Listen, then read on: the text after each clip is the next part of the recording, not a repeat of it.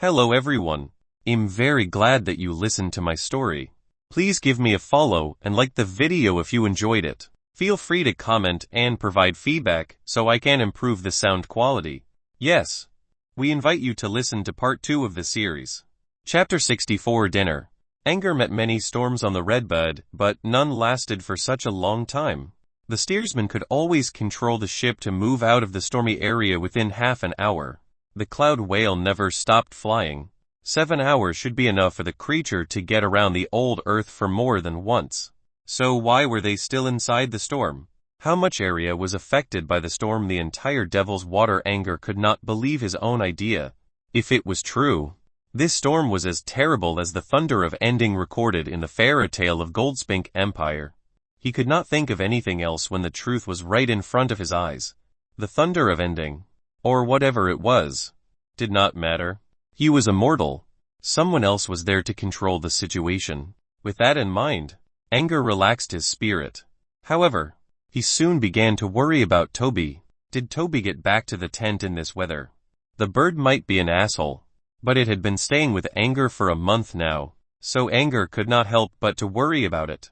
As Angor was lost in his thoughts, someone knocked on the door of the library. "Come in." Angor put away his worry and revealed his usual indifferent expression. A man wearing a black robe and a mask decorated with bright totems walked in. He bowed towards Angor politely, then spoke in a muffled voice. "Mr. Pat, the dinner is ready, and the master is asking you to join him." There were many robed, masked men like him on the Cloud Whale. They appeared to be Sunder's servants. They were in charge of bringing Angor's meals and would leave immediately. Angor did not know where they stayed or what they usually did. He could not even tell their genders clearly. "The teacher asks me to have dinner," Angor doubted. The robed man confirmed in the muffled voice. He stepped aside and made a "this way please" gesture. Angor nodded and followed behind in a casual manner. However, he did not feel casual. He always ate alone. Why did Sunders suddenly ask him to eat together? Maybe Sunders could not wait for an answer any longer. Angor decided to go to the Nightmare Realm.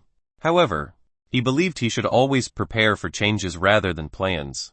So he was waiting for the last day, in case Sunders changed his attitude, which could allow Angor to amend his decision.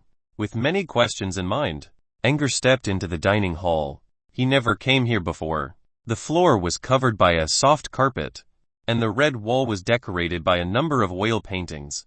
A square, open-center dining table sat in the middle. The hall was brightly illuminated by candles.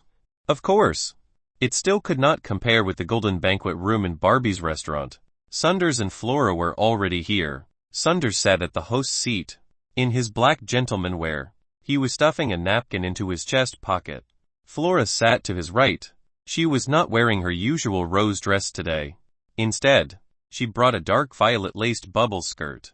She had been cutting something with her knife. Little Red clung on her back as always. When it noticed Angor, the flames in its eye sockets turned into the shape of a crescent moon. It reached out a skeletal arm and bowed towards Angor. Angor returned the gesture with a smile. "This way." Sunders pointed at the seat on his left. Angor walked towards the seat, nodded to Flora, and finally sat down. Flora giggled at him. Her eerie tone ringed around in the hall. "Angor, from now on, if you don't have other plans, come here for your meals. Good will show you the way." Sunders arranged his tableware as he spoke to Angor. Good Angor was puzzled until Flora pointed a finger at the robed, masked figure. He finally realized there was a fourth man in the room. So his name was Good. Angor threw a curious look at him. He was wearing a full mask, so Angor could not see any facial features. Even his eyes were hidden. Good is the leader of all phantom servants, and teacher's butler, Flora explained. She added, "His mask has those red and yellow bloodspell lines on it while the other servants do not. Don't get the wrong guy." He. Without Flora's hint, Angor would not have noticed the difference between Good's mask and those of the other servants. The meal was served in individual shares, with sweet corn and egg as the main dish, sided with seafood stew and roasted meat of some unknown creature. The taste was good, but Angor still missed John's Chinese cooking. He would not enjoy them again anytime soon. Angor felt sad in his mind. Then he recalled seeing many recipes in his tablet. With those, maybe he could try to cook them himself. Everyone ate in silence. Even Flora maintained her table manner. After they were finished, no one spoke. The embarrassing quietness lasted for another 10 minutes. Angor glimpsed at Sunders, who was wearing his usual cold look. Then at Flora, who had been thinking about her own business. Angor felt his heart shaking. Maybe they are waiting for me to speak first. But what could he say his final choice? Of course. Angor hesitated. Well, he had to give them an answer in 10 days anyway. In the end, Angor chose to break the silence. Teacher, I've been thinking in the last night. And I'll choose the third. Before Sunders could reply, Flora spoke first. Third? What third? She sounded puzzled. Then she followed by another eerie giggle. Hee. Are you doing some shady business in private? Angor did not quite understand Flora. She did not know about the options Sunders gave him. Then what was with the silence? They were not waiting for anything. Sunders' response confirmed Angor's idea. Made up your mind so soon? I warned you to think carefully. Sunders raised an eyebrow and spoke doubtfully. Seeing how Sunders was a little unsatisfied, Angor felt like crying. He thought they were waiting for his answer. So it was not the case at all. Well, he already spoke that out. Now he must go with it. Angor looked at Sunders and nodded firmly. Yes. I thought this through. PSH. As if. Sunders paused for a moment. Okay then. Wait for me to come back. And I shall prepare to enter the nightmare realm. To the nightmare realm, said Flora. She looked between Sunders and Angor with widened eyes. Sunders nodded. That channeling method book should give him a good starting point.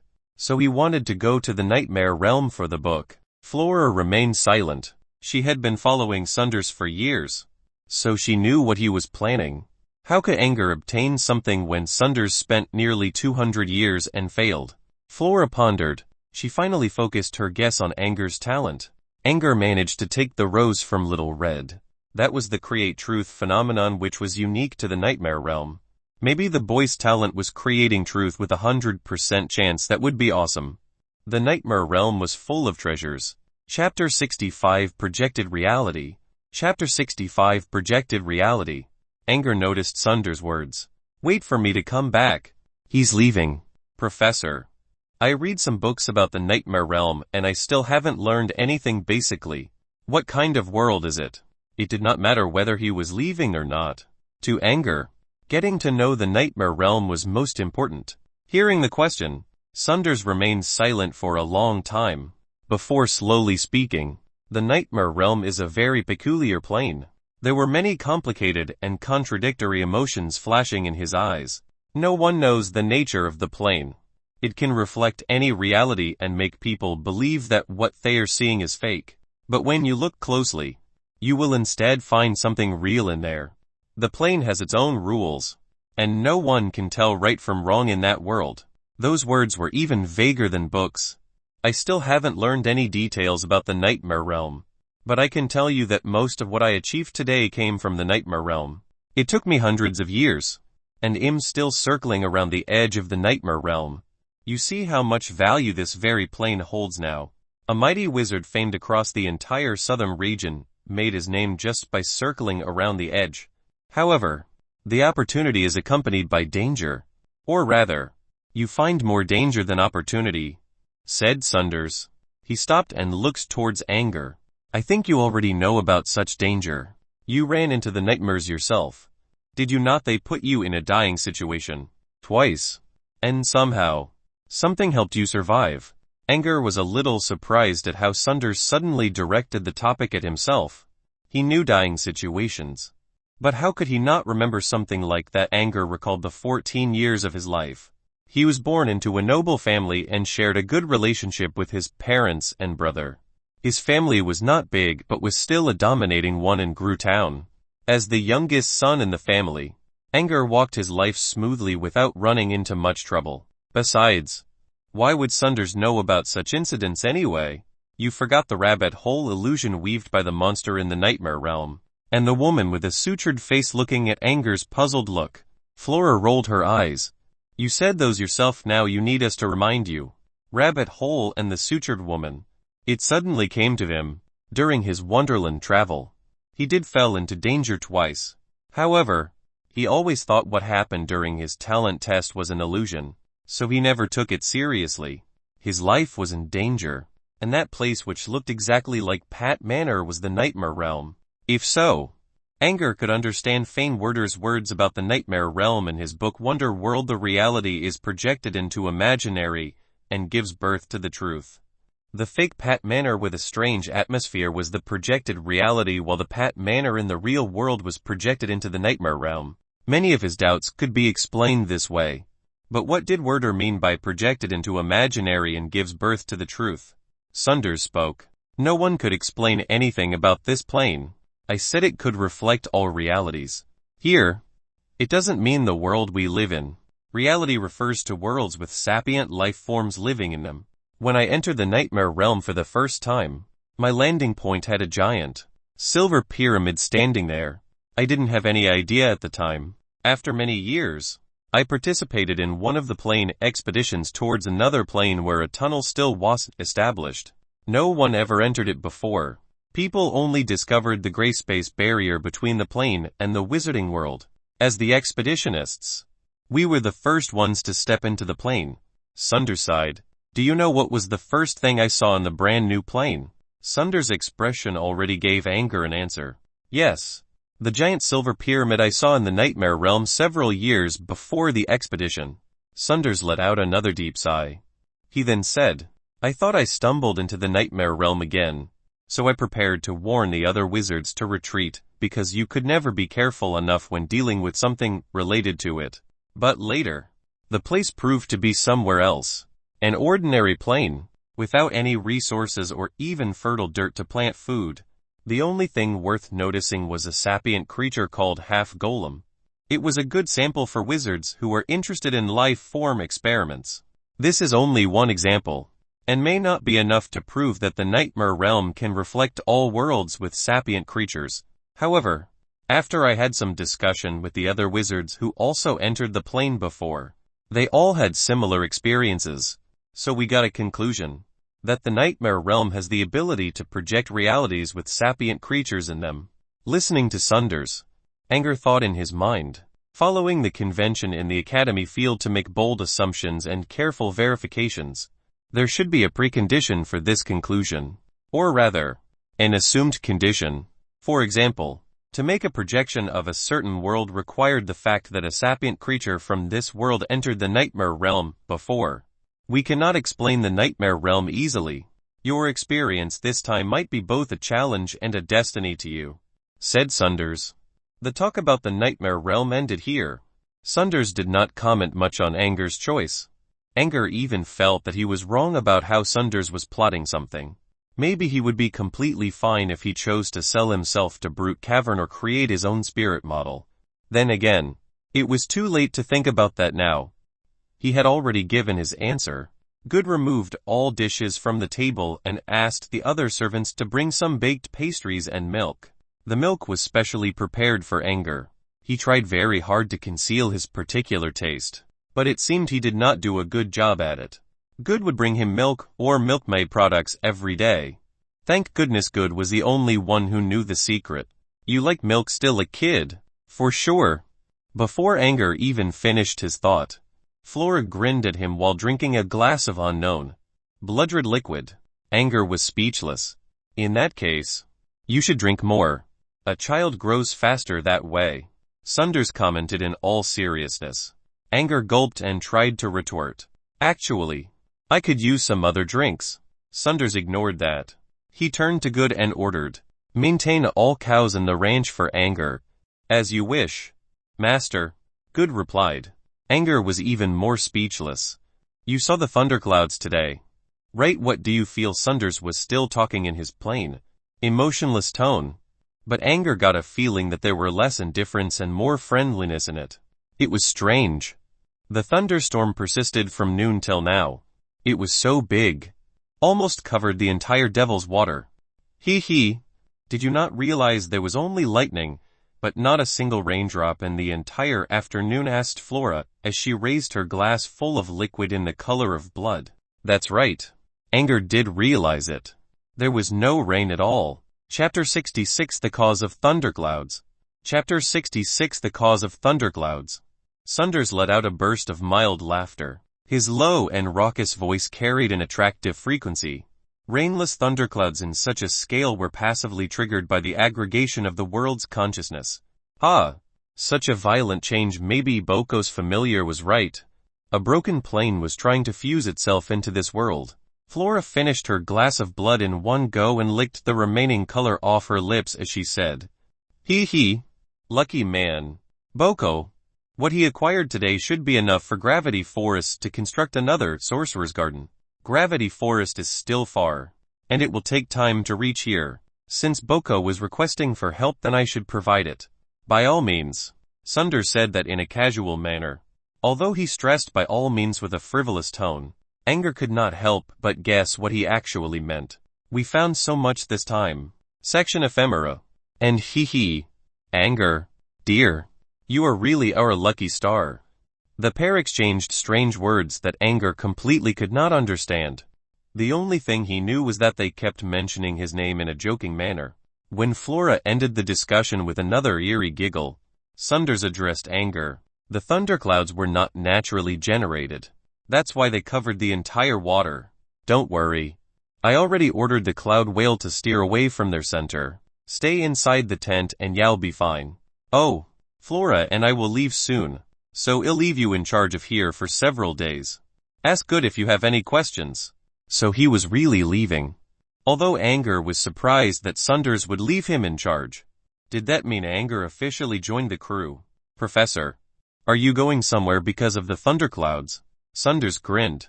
There's some connection, but it's not the main reason. You will understand once you become a wizard. But for now, the knowledge may do you harm instead.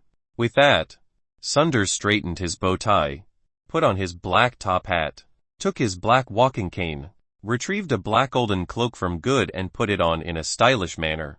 Before he finally left the tent, Flora floated by. Angor, sweetie, if you feel lonely, you can let those kiddies out to play with you. Hee. Then she followed behind Sunders. She even turned to wave goodbye at Angor while not forgetting her eerie smile. Of course, the kiddies she talked about referred to the winners from the death matches. There was no way Angor would let those ruffians out. Those people had been harassing him with their stares every time Angor was outside his tent. Who knew what would happen if they cut loose? Angor did not even dare to release Nausicaa from her tent, although she had been relatively friendly to him. For one, the other winners might get jealous. Secondly, Angor did not believe that Nausicaa was someone easygoing. Letting her out probably was not a good idea. Angor knew he was inexperienced in this world. He only read a lot from books. Being in a strange place, staying cautious was always wiser. With the pair no longer here, Good was the only one with Angor. If Good did not make any movement, Angor could not notice his presence at all. Angor was becoming curious and asked, "Good, Mr. Butler, are you a wizard too? Why are you wearing a mask?"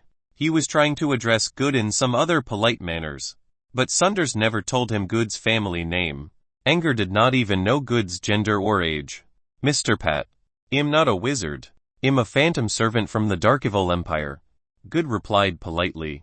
"The mask is an alchemy item the master gifted me. It could strengthen my natural ability." The Darkevil Empire was a nation built by an underground race. The place never saw the light, so most residents living there had chaotic and evil natures. Many criminals would flee into that place as well. The Phantom Servant was a native race in Darkevil Empire, so they were usually leaders because of their natural power. Angor asked Good to go away after having some casual talks with him. The thunderclouds were still gathering outside. Worrying about Toby's safety, Angor requested Good to bring the bird to him. Good had been taking care of both Angor's and Toby's meals during the month, so Toby knew him well. Good fulfilled his order soon. He even brought Toby's tiny wooden bed. Toby was standing on Good's shoulder proudly with raised head and puffed up chest. When it saw Angor, Toby tweeted something Angor could not understand. Seeing the spirited Toby in perfect shape, Angor shook his head and expressed a bitter smile. As Lady Grace said, he should not worry about Toby at all. With Toby safe with him, Angor spaced out while looking at the thunderous weather. When will it stop? Hope everything will be fine. Angor asked Good to put some blanket on the floor of the book room. He was going to sleep here tonight. Lightning bolts would still flash past the window now and then, so the book room did not feel dark even without candles. Usually, roaring thunders would make people restless. However, hearing the occasional explosions under the soft blanket while surrounded by the fragrant smell of fine ink, Angor felt exceptionally relaxed. Enjoying calmness in such weather helped Angor think more clearly instead. Angor went through Sunder's words during dinner. So he did enter the nightmare realm during his talent test. And that Such-Reface woman nearly killed him. What troubled Angor most was that even though the woman failed to kill him, she still left a wound on his back. The wound was just as strange as the special channeling method mentioned by Sunders. Angor clearly remembered how the wound was bleeding while in the nightmare realm. Yet when he came back to reality, nothing was there. Another thing was that how did he end up in the nightmare realm in the first place if his body went to another world? Mara must have noticed it. If not, how did he travel through worlds? His spirit went there, or was it his soul? Would the sutured woman kill him for real if she succeeded? Angor knew no answer to those questions. He could only wait for Sunders and ask him. There was no real wound where the women hurt him, but in several cases, he felt the itchiness was telling him that something was definitely wrong. When Angor tried to ask Gray about it in Barbie's restaurant, Sunders had barged in and interrupted him. Now Angor thought about it. Maybe that was exactly what Sunders tried to prevent his question. That might have something to do with why Sunders accepted him as a student. Many things came about Angor's mind. In the next moment, he remembered his brother Leon and his teacher John far away at the old Earth. What were they doing now? Was his teacher well? Did his brother successfully inherit his title in Waterford? By the way, Leon agreed to take him to the Ocean Theatre in Waterford and join Master Medjev's solo concert. He might never have the chance again. Chapter 67 Gathering of Mites. Chapter 67 Gathering of Mites. Such an exceptional occurrence of thunderclouds quickly attracted the attention of various major organizations. In the sky above a small town in the south of Gaman Kingdom, there was a group of wizards in green robes flying by. They flashed through the trees swiftly. Each step in the air made they advance hundreds of meters. The extreme movements would break the law of space now and then while creating great sonic barriers. An old woman with white hair was in the lead.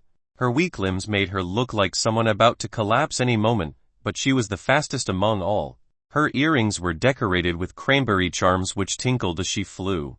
The thunderclouds are getting too vast, and we can't hide it any longer, said the old woman suddenly. Spells flashed in her eyes. The situation on the sea from dozens of kilometers away was clear for her to see. Rampaging lightning bolts had already occupied the entire place. We need to hurry. Gosh. Let's hope Boko can get a hold of this situation. The group following behind heard her words and nodded. Boko was too greedy. If he didn't try to seize all the profit for himself and break the balance earlier, there wouldn't be such a drastic disaster. He should have notified our organization in advance and wait for us before initiating the fusion. Then we can prevent the incident from getting known by the entire world, said a man with black hair. He complained. Lady Danny. Boko is too reckless this time. He should get punished for not caring for Gravity Forest standing. Lady Dani was the old woman in the front of the group, and the only level 2 wizard in Gravity Forest. Enough. Seipan. If you were the one in Boko's shoes, would you tell the organization about it first? Lady Dani sneered.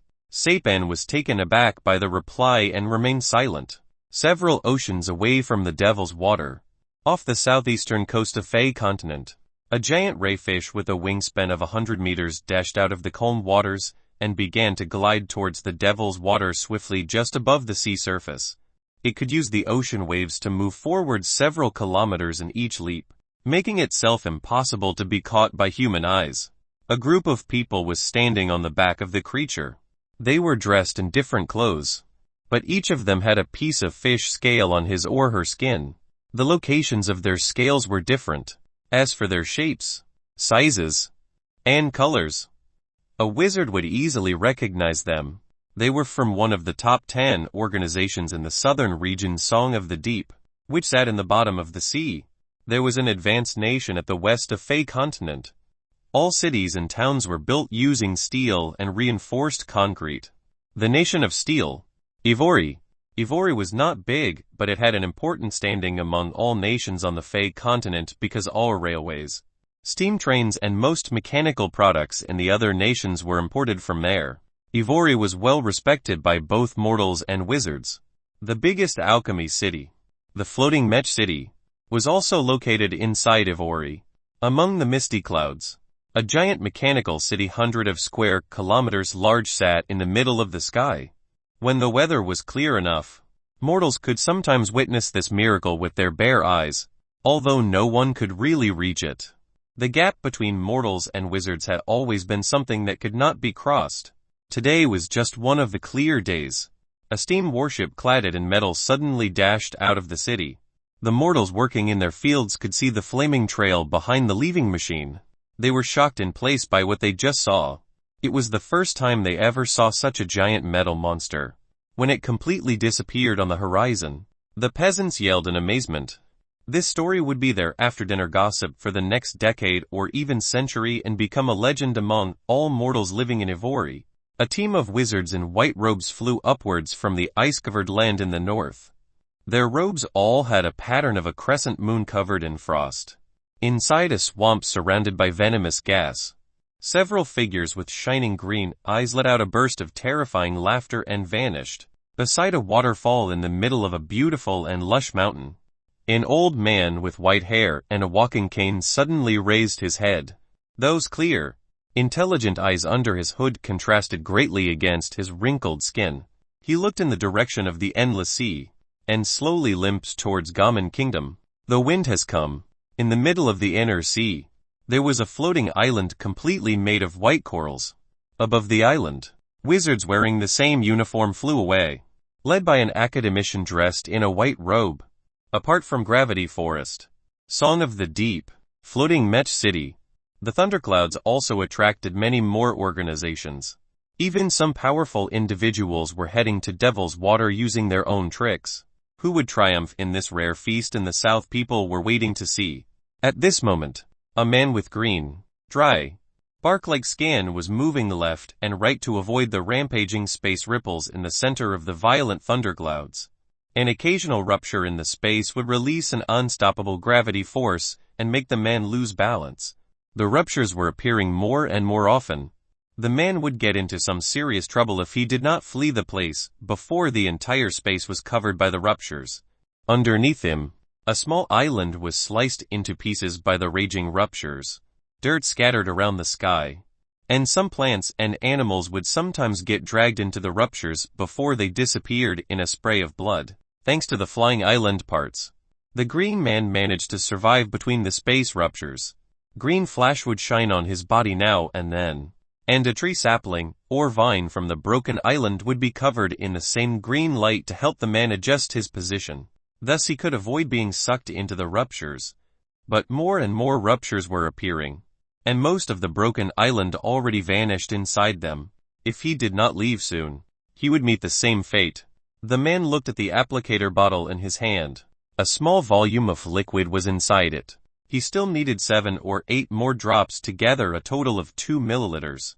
Greed showed up on his face. Another rupture appeared nearby. In the first split second, a light dot almost invisible to human eyes came out of the rupture. The man covered his hands in white light and beckoned at the light dot. And as if being dragged by a string, the dot quickly landed inside the man's palm. The light dot was placed into the bottle and became another drop of a transparent liquid, slowly flowing down along the wall of the bottle.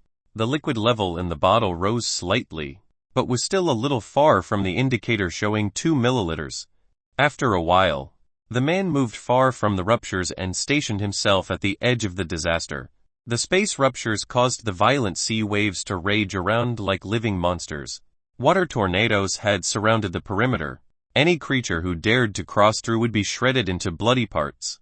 Another group of space ruptures appeared near the edge with a lot more light dots being thrown out. The dots would release a brief brilliance before it quickly vanished. If one did not catch the dots while they were still shining, the dots would fuse into the gray space barrier of the wizarding world and never to be found again. The man clenched his teeth and decided something. He fixed another piece of the broken island outside the edge and pulled a vine from it. He then wrapped the vine around his feet, lunged himself between the space ruptures, and headed into the danger again. Chapter 68 Fragment of Eternity. Chapter 68 Fragment of Eternity. In the center of the disaster, the ruptures had joined as one, forming a giant space hole. Absolute darkness and endless dragging force came out of the hole. Not a single trace of light could escape from it. The hole was like a starving monster, waiting to devour anything into its magnificent horror. The fusion between two planes was both good and bad for a world. The outcome was unpredictable. Once the fusion began, the world's consciousness would repair and suppress the affected area.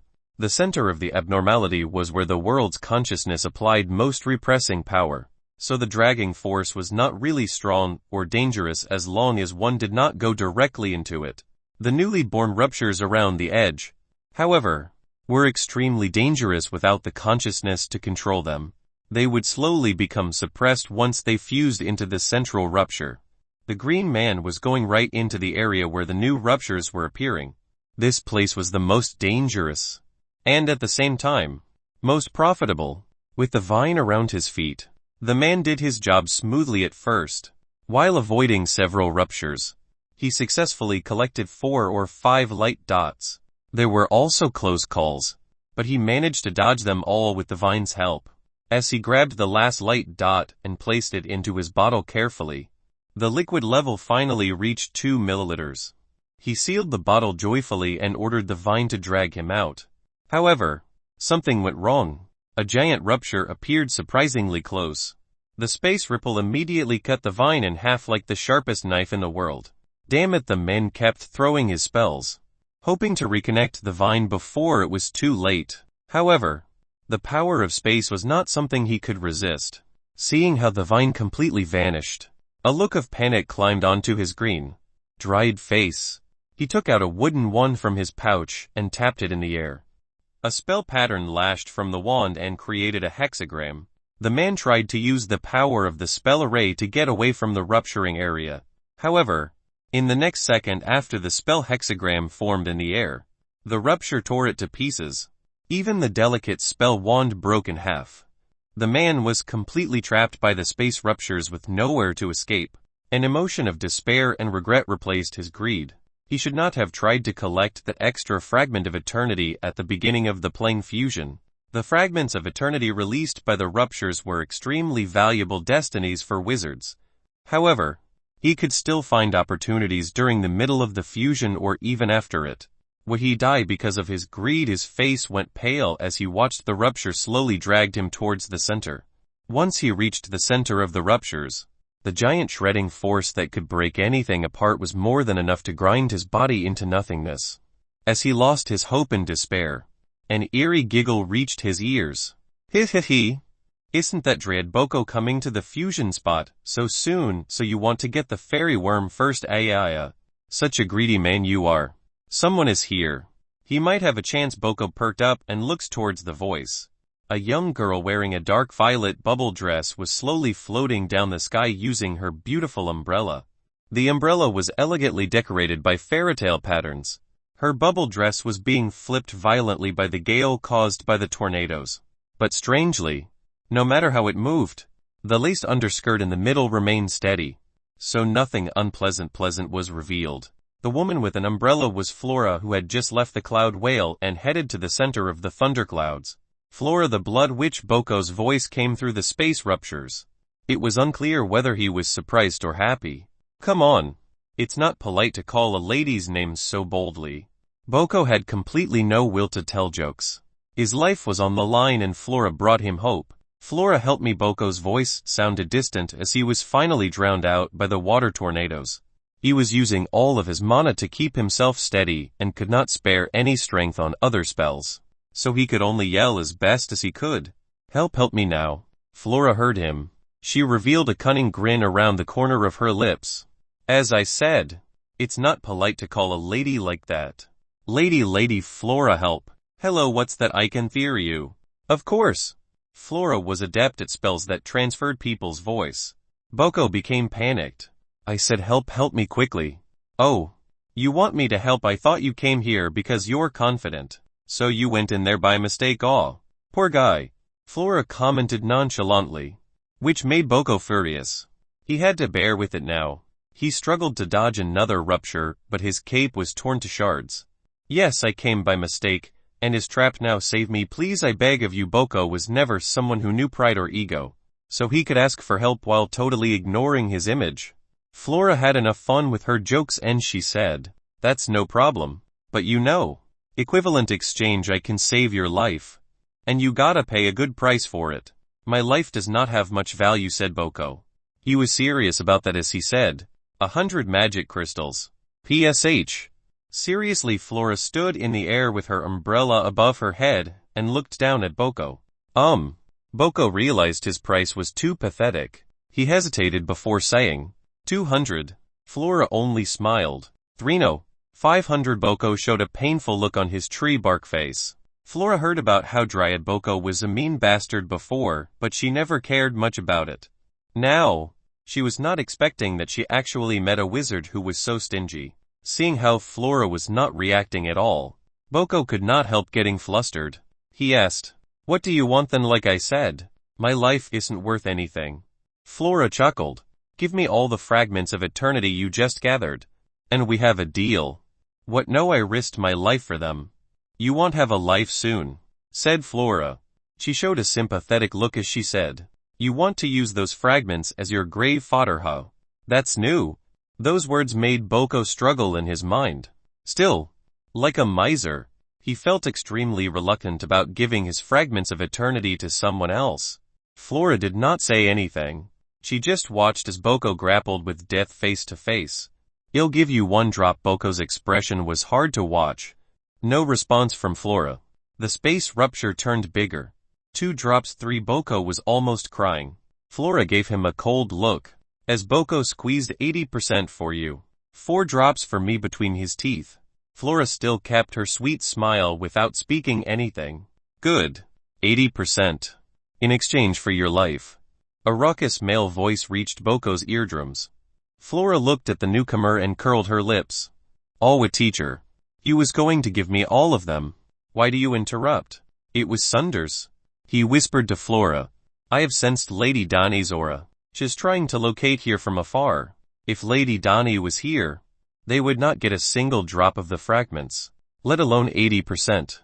That was why Sunders chose such timing to show up." Chapter 69. So close. Chapter 69. So close. Surrounded by powerful space ruptures, it was impossible for Boko to escape by himself now. Flora negotiated with Boko as if she was confident.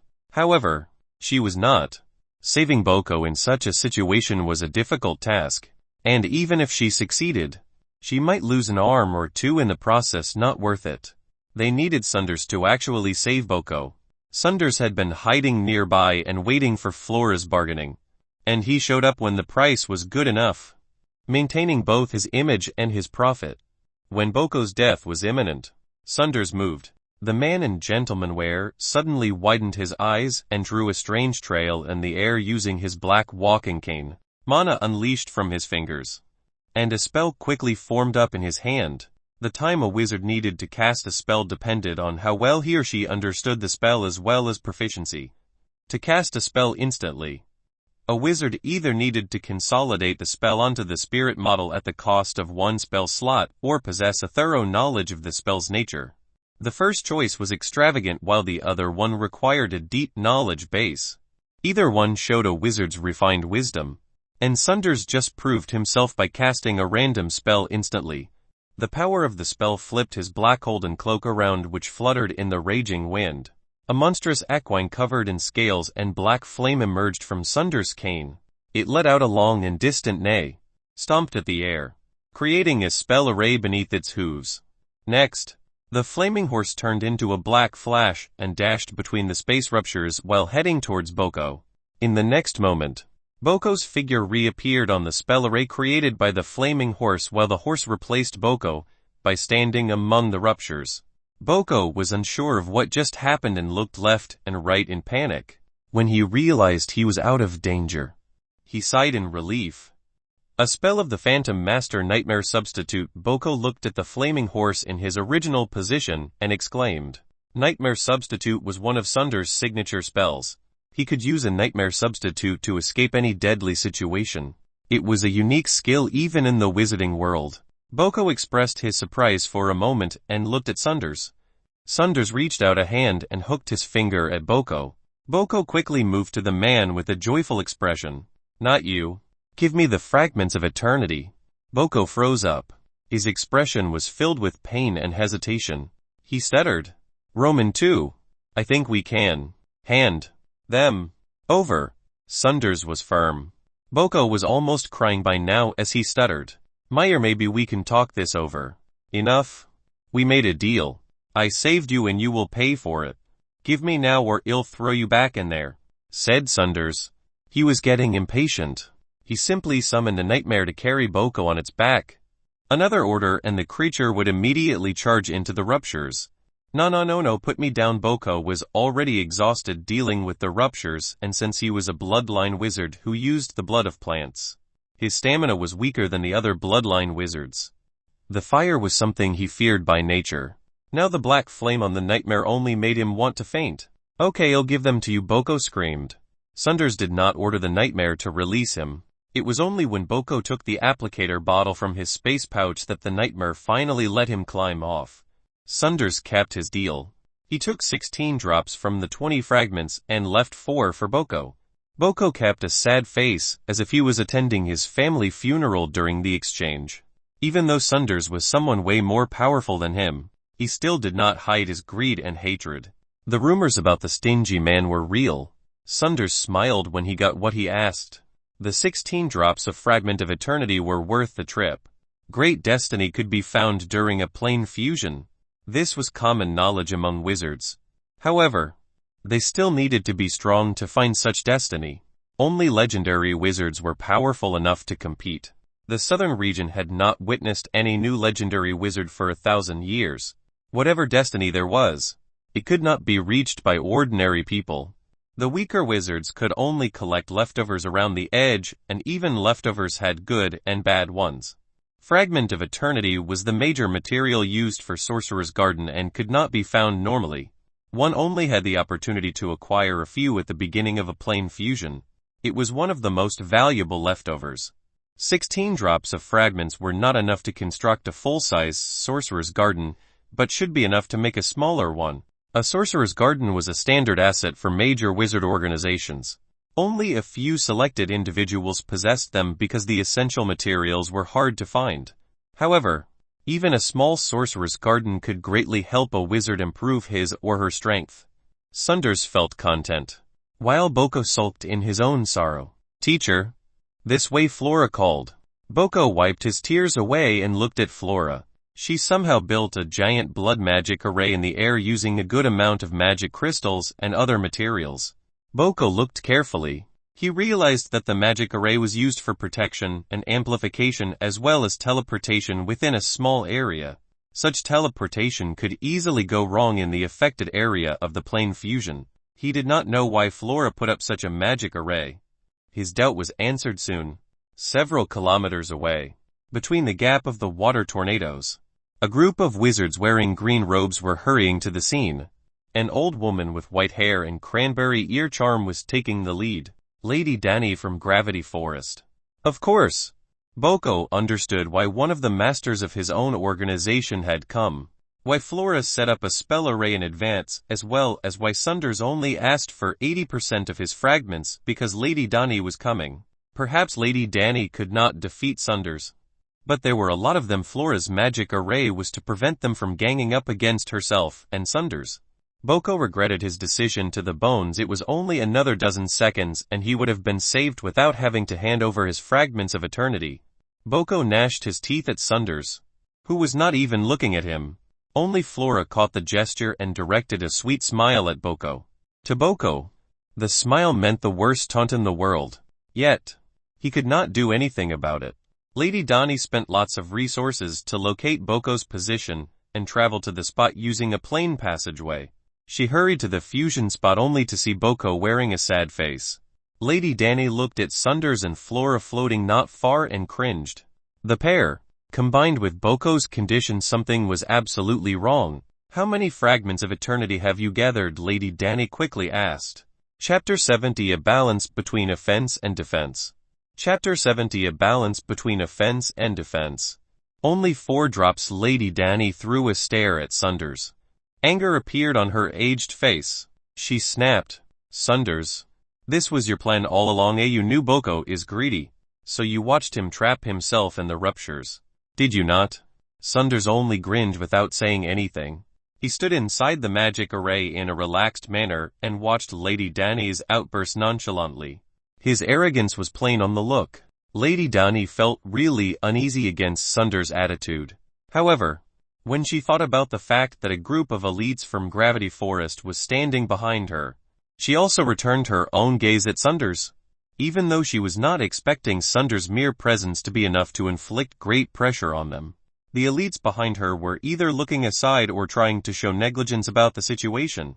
The black-haired man, Saipan, was the only one who was seemingly supporting Danny by keeping his own angered gaze on Sunders. Lady Danny, that was wrong of you. Boko was already inside the ruptures when we arrived. Flora spoke in her usual smiley manner. No one could tell whether she was telling the truth. Even Boko was not exactly sure when Sunders arrived to save him. There aren't many such coincidences in the world. Lady Danny humphed. Saipan spoke to her. My lady, should we? He placed his hand on his neck and made a slitting gesture. Lady Danny only grumbled at him. You see that spell array at their feet? It's capable of both offense and defense. A perfect protection and a teleportation effect in a small area. It's an intermediate spell array.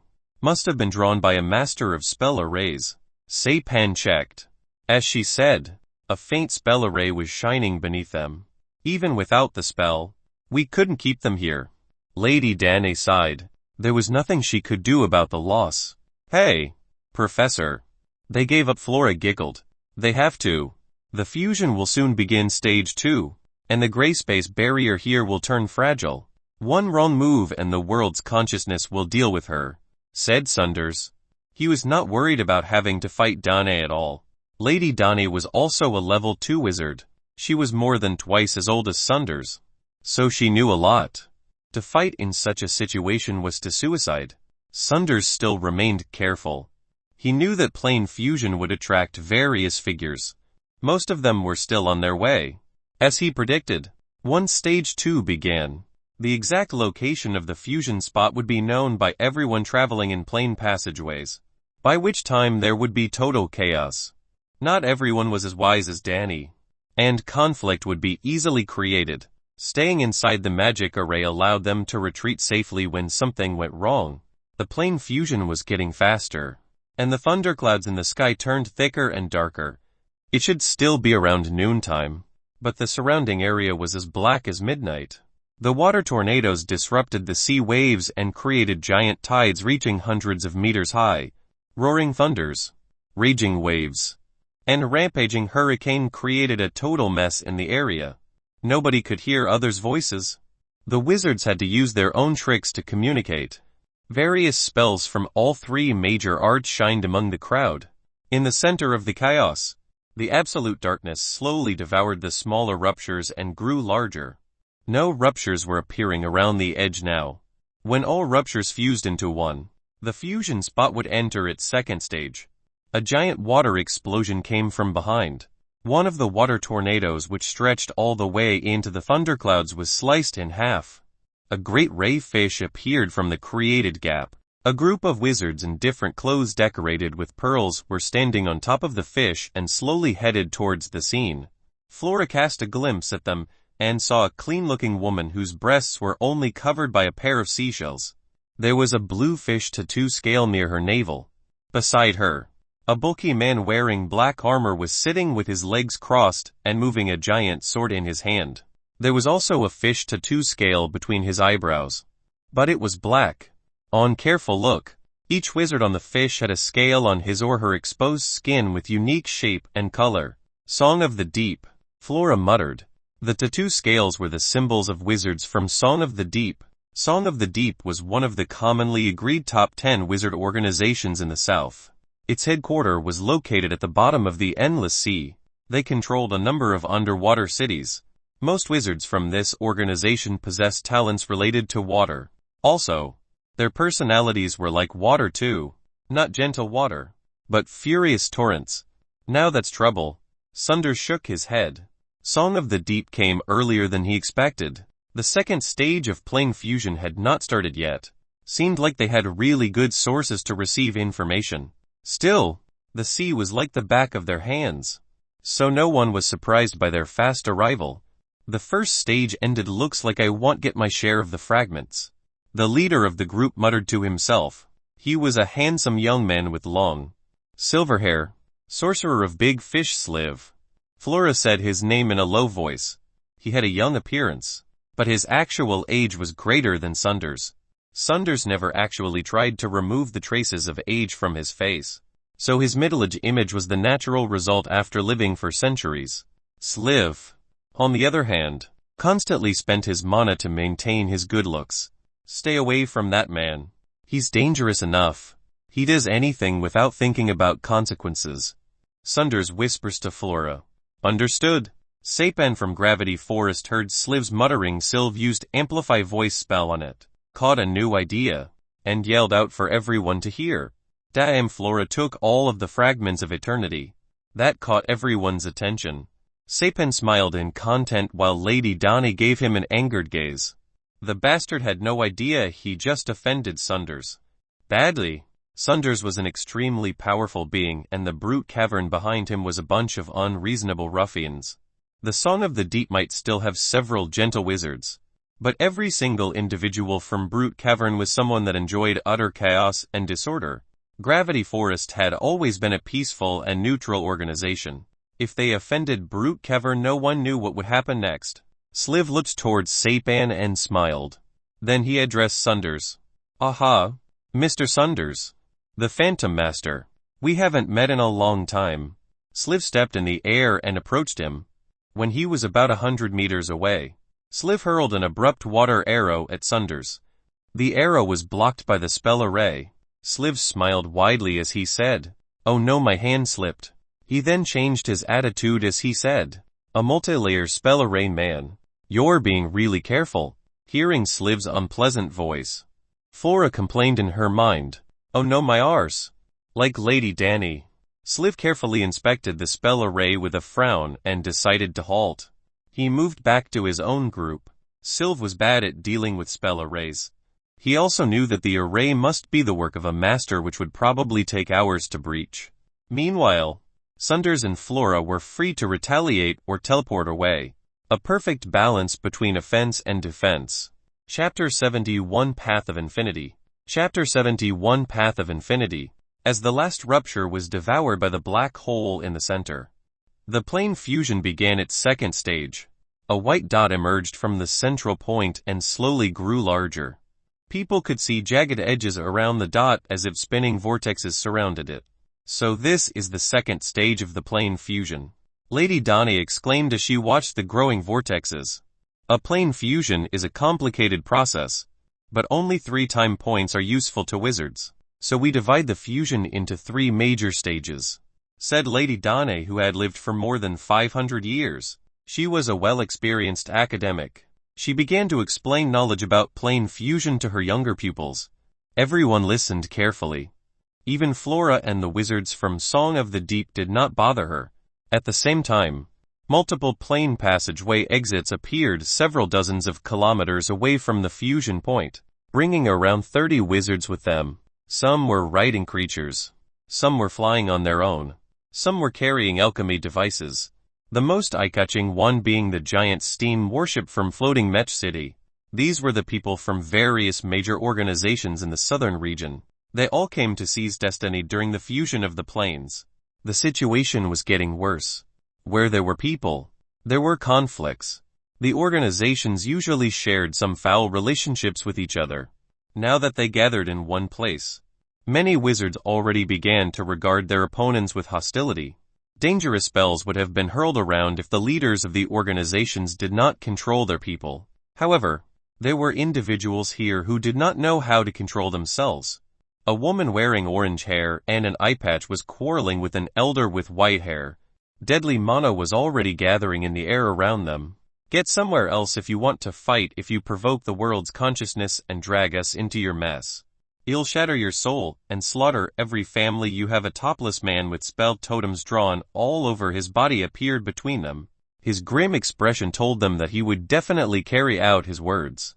The eye patch woman and the old man were both famous loner wizards in the south. They retracted a little under the totem man's threatening, but the spell ripples were still around them. The totem man half shut his eyes. Before the fusion began its third stage, he should either stay put or move to kill them fast and clean. If any of the attacks dragged too long and affected the blackness in the center, the world's consciousness would mark the offender and the consequence would be beyond bad. Suddenly, Lady Dani's voice was heard by everyone. The first stage of plane fusion was when countless space ruptures appear. We name this stage as Garden Aquarius because of what we can get from it, said Lady Dani. She seemed to be explaining to the other wizards from Gravity Forest, but she used a spell to transmit her voice to everyone at the scene this time, intending to remind people of something. Fragments of eternity were thrown out of the ruptures. These fragments are the major materials to construct Sorcerer's Garden. Thus wizards call the first stage Garden Aquarius. So fragments of eternity originate from here. One of the solo wizards standing in a corner perked up. Sorcerer's Garden was always a standard structure for major organizations. For newly established or smaller groups, having such a garden determined whether they could live on in history. Lady Dani, did you collect the fragments from the fusion spot? Can you sell them to us? Asked a wizard of the smaller organization. He did not hide his transmission spell. Many wizards began to complain that they failed to be the first to propose the idea. We're buying too, someone else yelled. Gravity Forest already has a Sorcerer's Garden. You can spare some fragments for us. We'll give you a reasonable price. Hand them over. Or else. A group of wizards in black robes and shining green eyes looked at Lady Dani up and down. Everyone's attention was attracted by the talk of fragments. Flora grimaced. She and Sunders took most of the fragments. Things are going wrong, Professor. Should we prepare? She whispered to Sunders. In his mind, Sunders was also accusing Dani of speaking too much. He was confident to take on any wizard on the spot. But there were 2 level 2 wizards here. He could win in a one-on-one or even one-on-2 fight. But battling the whole lot of them could be troublesome. He glanced at the fusion spot already going into the second stage and put on a serious expression. Sunders took out an object from his pocket shaped like a crystal ball, and pumped in some mana from his fingers. The crystal ball changed color, and an image showed up inside it. Inside the crystal ball, the cloud whale was cruising the sky slowly. It headed towards Gammon Kingdom, completely oblivious of the thick thunderclouds above it. Sunders grinned. Give me the core of reversal spell array. Flora quickly took out a scroll. Sunders placed the crystal ball and the spell core together. Some of the patterns on the spell array changed shape. Once completed, the crystal ball shattered to pieces. The Nightmare Crystal is a treasure I obtained in the Nightmare Realm 100 years ago. Too bad it's only for one-time usage. Sunders looked at the broken pieces and showed a painful look. Still, since they earned a large number of fragments of eternity, the cost was acceptable. Sunders returned the scroll with a different spell pattern to Flora as he said, now the teleportation effect is no longer limited in a small area. I have set the target on the cloud whale. Well, get there instantly if something happens. The cloud whale was another treasure from Brute Cavern.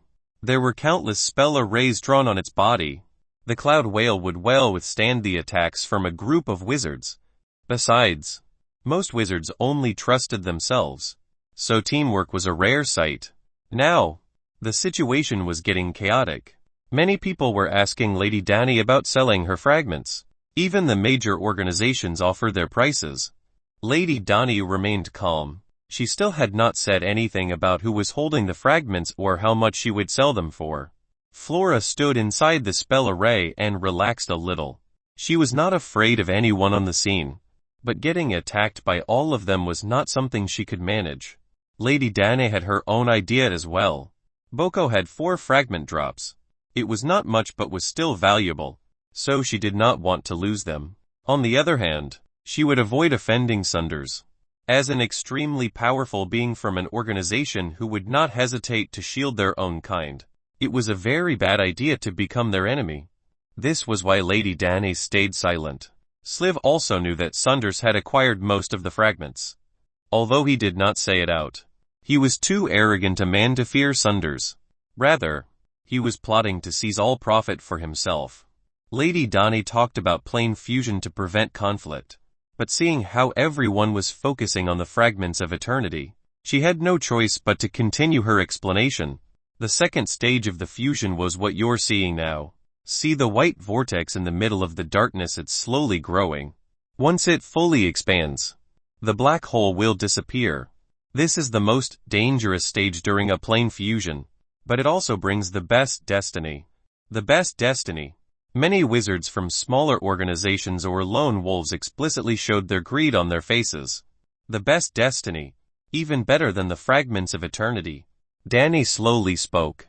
We wizards call the second stage as the Path of Infinity. Chapter 72 Plunder. Chapter 72 Plunder. Many of you must have read about the Book of Worlds before. The book says there's a giant aggregation of consciousnesses in the wizarding world. It's both real and not real. It does not think. It has no emotion. It follows the primal rule. Someone call it nature. Others call it the origin. But all in all, it's a great being that keeps the world stable. Plane fusion means two worlds are joining each other. It's a destiny for wizards. But it's also a double-edged sword for our world. A joining new world means the original limit of our own world will be expanded. But at the same time, much origin power will be lost. It both improves the future and costs something at present. Which is better or worse? We cannot say. The Path of Infinity is a tunnel between two worlds that are slowly established after the world's consciousness stops the black hole from expanding. By using its own origin power. That white vortex is the tunnel itself. They say this is the biggest destiny for wizards, because the two-way tunnel created using the origin power of the consciousness contains many wonders you can see, such as a distant plane, or the coordinate of a plane. You can even locate one of the worlds by using a small scent it leaves behind. The path connects to a large number of worlds and extends beyond any boundary. Thus its name Path of Infinity. Now everyone understood why the second stage was the biggest destiny. With the help of the original power of the wizarding world, looking for unknown planes and new expeditions meant limitless profit. Also, Lady Danae mentioned the coordinate or a plane, which meant they could spend materials to build a stable tunnel in the path that led to the coordinate. Even Sunder showed a hint of desire in his expression. If he could go into the Path of Infinity and look for the coordinate of the Nightmare Realm, could he make a stable tunnel towards it? Some people were getting restless while those who already knew these sneered at them. But it's not easy to enter the Path of Infinity. You must be a level 5 wizard or stronger. In other words, only legendary wizards can go inside. Anyone else will be forcefully shaped into an emotionless part of the origin by the world's consciousness, and never to come out again. Those words silenced everyone. Ever since Barzil the Great Twisted Wizard left 1,000 years ago, there was no other legendary wizard in the southern region. Even level 3 wizards were scarce. Legendary only. What should we do then? Just watch, asked someone. The same person yelled. Unacceptable. Lady Danae glanced at the speaker. Of course you can force your way in, but as I said, the world's consciousness will use its origin power to build the Path of Infinity. If someone goes in there or intervenes the process because of a fight, the consciousness will turn you into a small shard of origin power and use you as another stepping stone to build the path. You all be careful about your behaviors, so you don't drag us all into oblivion. Dryad Boko had been wearing a sad face ever since Lady Danae was here. His workmates were angry at him for losing most fragments of eternity to Sunders, and no one spoke to him. Yet, when he heard Lady Danae speaking about the impossibility to seize profit during the second stage, his greedy nature made him step up to ask, what about the third stage? Lady Danae. Danae looked at Boko and felt both angry and powerless. He made the right choice by paying something for his life. That was the common rule among wizards. Secondly, Boko discovered the plane fusion by chance and did something to quicken the process. Boko did nothing wrong. He even helped people notice the incident. Yet, every time Danny thought about the fragments which should have been the property of Gravity Forest, she could not help but to cast a cold eye at Boko. Danny let out a sigh. She was about to explain the third stage anyway. The third stage was the final stage of plane fusion. The tunnel between two planes will become fixed, but there's a time limit for it, during which we can go through the tunnel to retrieve resources from the other world. When the time ends, the other world will fuse itself onto the wizarding world as an appendage, and it will be difficult to find its entrance again. Wizards call this stage as the time of plunder. Are you saying we can find destiny by plundering? Someone asked. Lady Danny nodded. Correct. The disaster caused by the fusion will eliminate most powerful beings in the other world, and it's a perfect chance for us to seize their resources, without powerful locals. Plundering resources was an easier and safer task compared to the plane expedition. That was why many wizard organizations sent their people here. Of course, there were both good and bad resources. They did not know anything about the other plane. Like Stinger's cat, nobody could tell what was inside until they opened the box. Jaja, who was the first one to discover the plane fusion, you can see the other world at the beginning of the fusion. Tell us what you saw. Or Jaja. The speaker was the team leader of Floating Mech City, Puppet Master Bogula, one of the 3 level 2 wizards on the scene. He was a man with red hair and full cover soft armor which released a dark violet glimmer. Bogula spoke with his head tilted to one side. His stylish red hair hid half of his face, and he was licking at his lips with a slim, snake-like tongue, combined with his occasional, terrible laughter. His handsome face was totally ruined. Everyone went silent when Bogula spoke. Every wizard in the south more or less heard about his terrible endeavors. The man adored beautiful women because beauty could help him get new innovations. There was a rumor that every puppet he ever made was once his lover. Hearing Bogula asking for the first witness of the fusion spot, Boko tried to hide behind others. Who knew whether Bogula would suddenly see him as another beauty and do something terrible? Lady Danny would not want Boko to become the center of the attention either. She was angry at him, but Boko was still on her side. Sunders and Flora knew who was the witness. When Boko found the trace of the plane fusion, he immediately sent a familiar to Gravity Forest to contact them. But the familiar was intercepted by Sunders. That was why he and Flora arrived before everyone else, saved Boko, and earned a big share of the fragments of eternity. Too bad the familiar was not Boko's only way to convey the message. So Lady Danny still made it in time. Otherwise, Flora would totally get all of the fragments by blackmailing Boko. They chose not to reveal Boko's name. Lady Danny sighed in relief. If Sunders would not do it, then no one else would sell Boko out. However, in the next second, a sharp male voice came up aloud. Boko, you were the first one to see the fusion.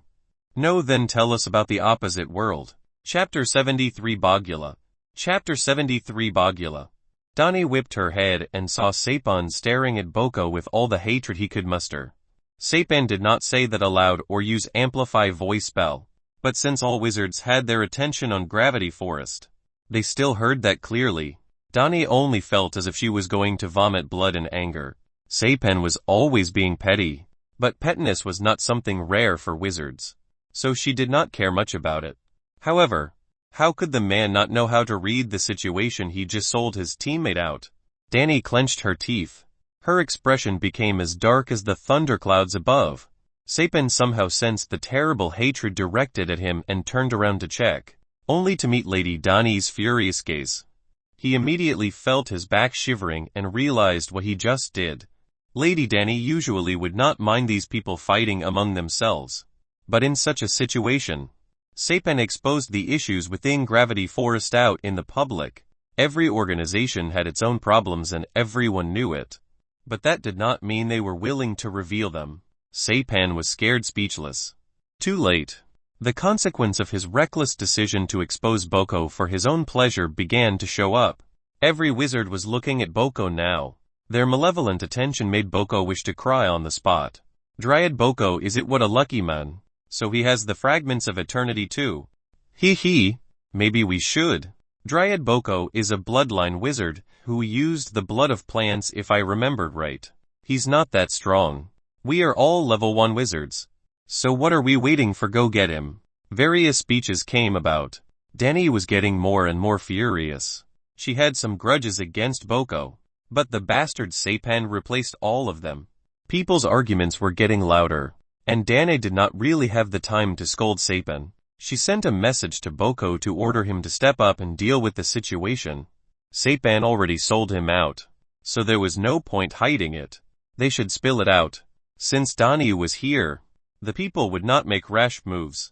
Besides, Dani was curious about how Boko caused so much ruckus as well. In his message earlier, Boko only said he caused a plane fusion by accident. He did not tell any details. Even the wizards from Gravity Forest wanted to know. Upon Lady Dani's order, Boko hesitated a bit before he finally stood out. Before he showed his face, however, he rubbed his own face into a mess. His bark-like face looked even more terrible now. His eyes and mouth were not in their correct places. Dani frowned. "What's up with your face?" Boko whispered while looking side to side. "I need to keep low so Bogula doesn't take me with him." Dani nearly vomited again. Why were her men so stupid? They were either brainless, stingy bastards, or greedy, shameless fools. He should get a mirror. Bogula adored beauties, not someone with an ugly tree face. Dani took a deep breath and swallowed her curse words back down. She managed to nod towards Boko to let him speak.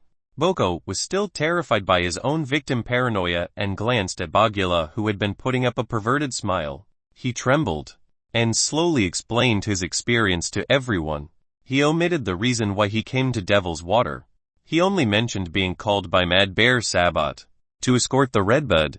On his way to the ship, he discovered a small island with glowing velvet grass growing on it. The grass was a magical plant from another plane and a major material for brewing glowing velvet potion. It was not an expensive material, but there was no record of it being domesticated or transplanted in the wizarding world. Boko did not know much about potions, but he had plant blood inside his body, so his natural bond with plants helped him grow lots of magical plants, and he used them to barter with the other wizards. He was experienced. Boko did not manage to transplant glowing velvet to the wizarding world either. He was much surprised when he found a good number of the grass growing on a random island on Devil's Water. He did not know if the grass was naturally here or was brought by someone else. He decided to stay on the island right away to observe its growing condition, so he could learn how to transplant glowing velvet to his own garden. He kept watch on the island for over a month and recorded everything he needed, including soil conditions, water, wind, humidity. In the end, he decided to begin transplanting the grass. However, his first attempt to dig at the plant's root caused a disaster in the atmosphere, which stunned him for a while. When he came to, he saw another world in front of him, a world full of green, lush vegetation. He was looking at a grassland. Shiny glowing velvet in the shape of dandelion fluffs covered the entire earth. He only caught a brief glimpse before the view vanished from his sight. Then, thunderclouds gathered, lightning bolts rained down, and space ruptures appeared. When he finished talking, it was clear for everyone that the world full of green plants was the plane being fused into the wizarding world. A grassland covered by glowing velvet. People took their wild guesses. Glowing velvet was a low-level magic plant. There were stable supply sources. Many wizard organizations resold them across planes for profit. It did not hold much value. However, an entire grassland covered in glowing velvet was something else, considering the common price in the wizarding world. One glowing velvet plant cost 5 magic crystals. A full field of glowing velvet would cost a fortune. Not to mention what Boko saw was only a tiny part of the world. The plane might be a big or small one, but even a small plane could be at least millions of square kilometers large. A small site contained big money. What about the remaining areas? Were there better materials? People's imaginations went wild. Getting the glowing velvet alone was still a decent income. Boko completed his explanation and prepared to step back into Gravity Forest's group. The glowing velvet field attracted all attention, so fewer people were thinking about Fragment of Eternity or Boko himself now. In other words, whether the first witness was holding the fragments were no longer the center of the attention. Just as Boko was about to return to his people, Bogula called out, Stop. Boko halted with a start. He quickly went through all possible reasons why Bogula called him. First, he thought, damn, and I still couldn't hide my beautiful face. It then quickly became, fine, as long as he doesn't turn me into a puppet. He'll do whatever he asks, even if I have to. 2. Boko's ideas were completely useless as Bogula did not call him for his beauty. In fact, Bogula was not even looking at him. Sabat asked you to escort the redbud, asked Bogula. Since Boko mentioned Sabat's name, Bogula was speaking in a gentler tone this time. Sabat is in Devil's Water too, why isn't he here? Bogula might be a weirdo, but someone could still deal with him. His mentor Mithra. Mithra happened to be the mentor of Sabat as well. The two pupils shared completely different standings and starting points, but they were still schoolfellows. Boko, who was immersed in his own beauty ideas, realized Bogula asked him for a completely different reason. Somehow, Boko felt disappointed. Sabat is currently escorting a group of talents to the southern region. He can't leave the redbud. Boko did not know the situation on the ship, so he took a guess. I see. So you failed to join the escort. Did you apologize to Sabat? Boko was stumped. Why would he apologize still?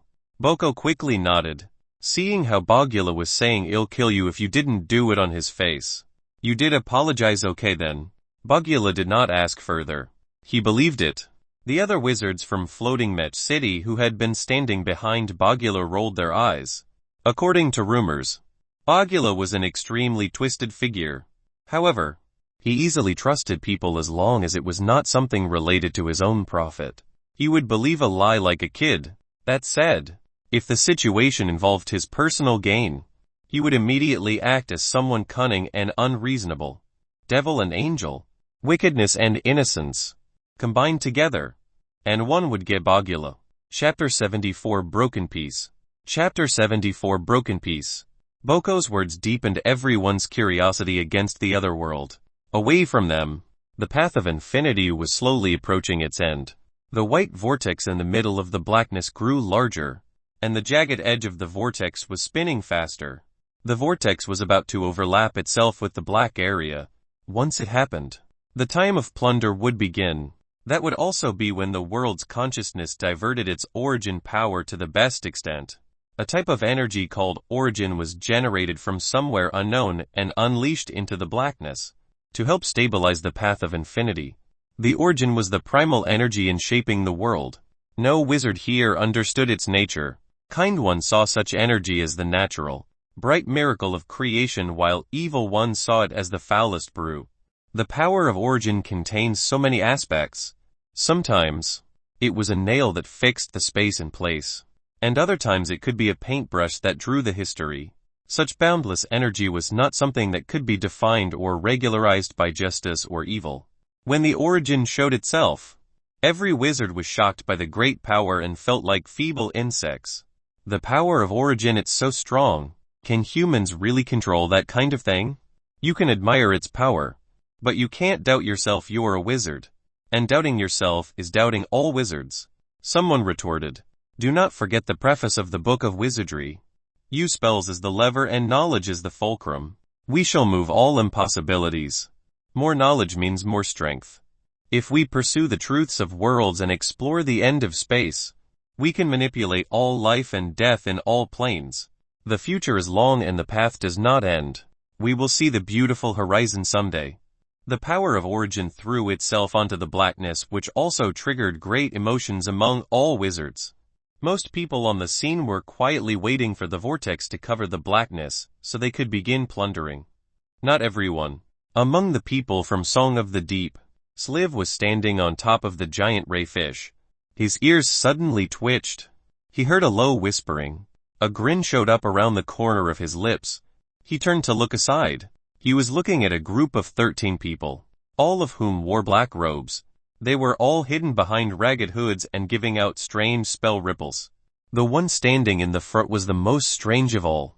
His aura was sometimes thin as mortals and sometimes dark as the abyss. The leader of the group exchanged a glimpse with Sliv. When Sliv gestured at him in secret, he hesitated for a second before he nodded. Seeing his order went through, Sliv grinned bigger. As everyone else was focusing on the magnificent sight of the origin energy, he yelled in a low voice, "Do it." With that, every member from Song of the Deep unleashed water ripples from their bodies. A number of waterfalls appeared from the sky and dropped down, separating all organizations. The waterfalls blocked people's view and caused chaos among them. "What are you doing? Sliv. Song of the Deep, how dare you? You wish to fight with us?"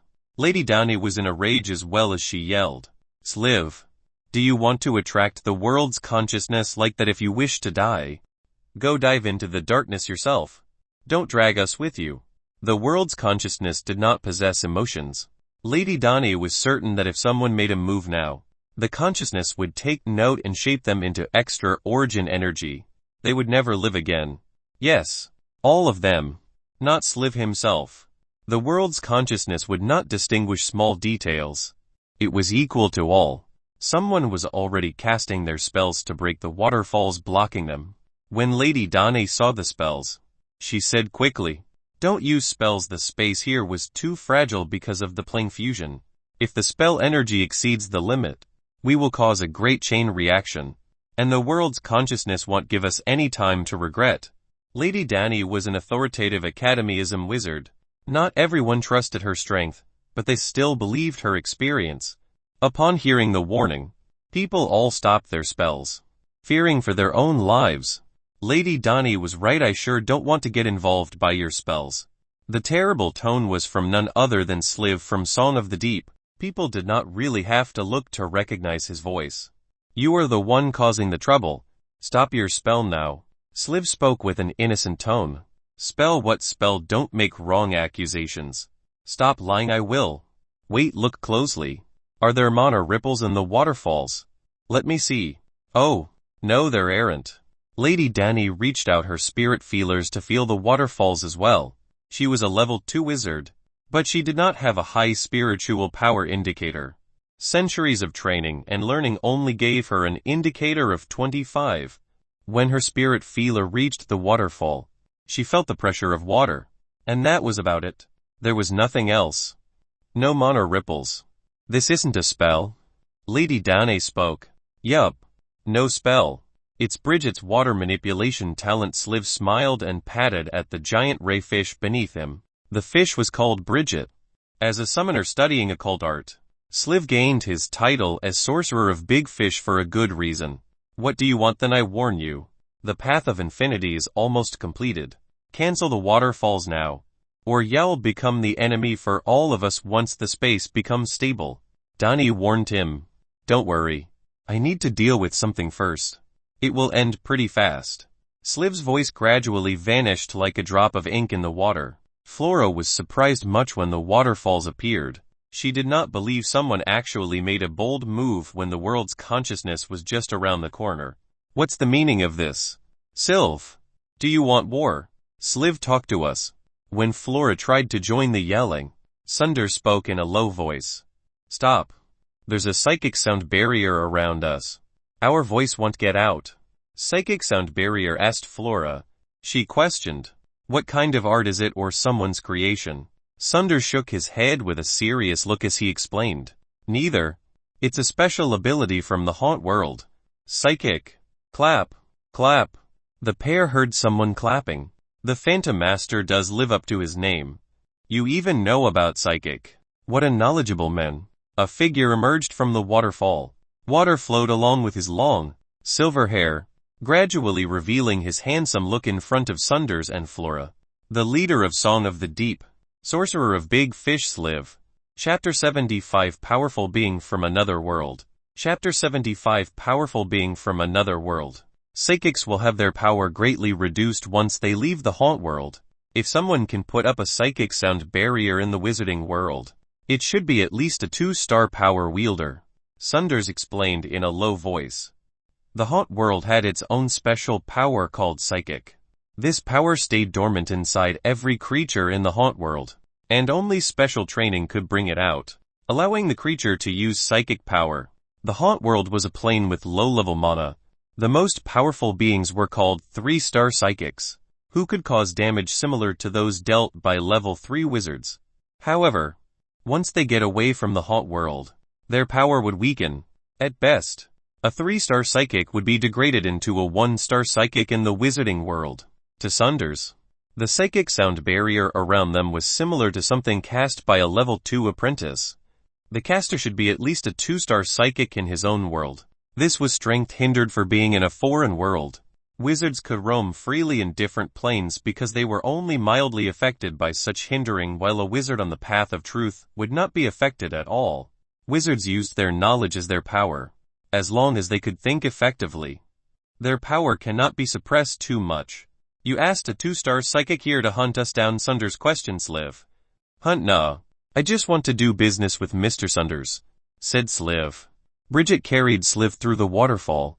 The man's silver hair was flowing in the wind, giving him an outstanding look. Business? You asked for a company from a foreign world just to do business, Sunders expressed sarcasm. He. You were still thinking about the fragments of eternity, Flora spoke. That's correct. Lady Flora, read my mind. I simply want to buy some fragments. Sliv revealed a tight-lipped smile. Forget it. Who are you to? Flora tried to taunt, but Sunders stopped her. If it's business, let's hear your price. I'll gladly sell you some fragments if the price is good enough. Sunders was calm as he spoke, but Professor Flora complained upon hearing Sunders' words. The man only waved his hand at her. His gesture hid a message. Stall. We can't fight him now. Flora caught the idea and shut her mouth. She slowly stepped behind Sunders. My price? Sliv grinned. He revealed a cruel look. How about your lives? Sunders and Flora grimaced. Looking to die? Aren't you? Flora yelled. Our lives? Huh, you sure you can kill us? Sunders sneered. Sliv did not back down in one bit. I certainly can't. But the world's consciousness can. If you make one move, or if I make a move, hehe, you know what will happen. Flora thought Sliv brought some kind of ace card. When she heard these, she only rolled her eyes in disdain. You're crazy. No matter who moves first, no one will escape here. Do you think you can survive? No dragging. I know what you're trying to do. Sliv clapped his hands. Several shadowy figures appeared around them. The leader of them was a slim man who was giving out a strange aura. Edic family from the haunt world. Of course. Mr. Sunders knows about them. Right, Sliv spoke. Edic Sunders looked at the leader of the group in surprise. He asked, You're flying crow Edic. The slim man laughed in a low voice and spoke in a foreign accent. Indeed. Crow Edic. Crow removed his hood and revealed the face of an elder wearing white hair. He looked mostly like a human, but a pair of beast ears covered in black and white stripes stuck out of his head. This proved that he was not human, but a sapient humanoid creature. Sunders' expression changed upon hearing his name. This man was one of the 5 strongest 3-star psychics from the haunt world. The nature of his psychic power was prime. His power was unparalleled at his homeland. It could even affect the entire world itself. The power could create something from an element as a prime point. With fire, it could unleash a boundless sea of fire. With water, it could produce an ocean. It was not limited to creating solid elements. The power could also use time and space as prime points. Away from the haunt world, Crow could not do whatever he wished. But still, if he used his power properly and used stable space as a prime point, he could create a safe area in which a crumbling space would not harm them. That was why Sliv acted so arrogant. With Crow here, they did not need to be afraid of provoking the world's consciousness. Nice plan. Sunders put on a dark expression. If Sunders attacked them and damaged the space, the world's consciousness would mark them all as threats, while Sliv could survive with the help of Crow's power. When the incident was over, the other organizations would definitely blame Sunders for this too. If he stayed put, Sliv would ask Crow to attack. Crow could at least unleash attacks as powerful as level 1 wizards in this world, which was enough to deal with Sunders and Flora, who could not use spells at will. To fight or not, their situation would not look good. Sunders was trying to figure out Sliv's situation as well. Sliv could have used spells to trigger the world's consciousness and kill everyone by turning them into energy shards. He could seize all profit during the 3rd stage of the plane fusion that way. Yet he did not. There must be a reason. So either Crow's psychic power was not enough to protect everyone from Song of the Deep, or Sliv was plotting something else and did not want to offend every organization on the spot. More importantly, what made Sylv so confident? Your answer, as I said. No stalling, SHT. I give you 1 more minute to answer. Then I'll attack. Fragments of eternity for your lives. Sliv looked really confident, as if he already knew Sunder's answer. For wizards, their lives were still more important than anything. Moral. Virtue.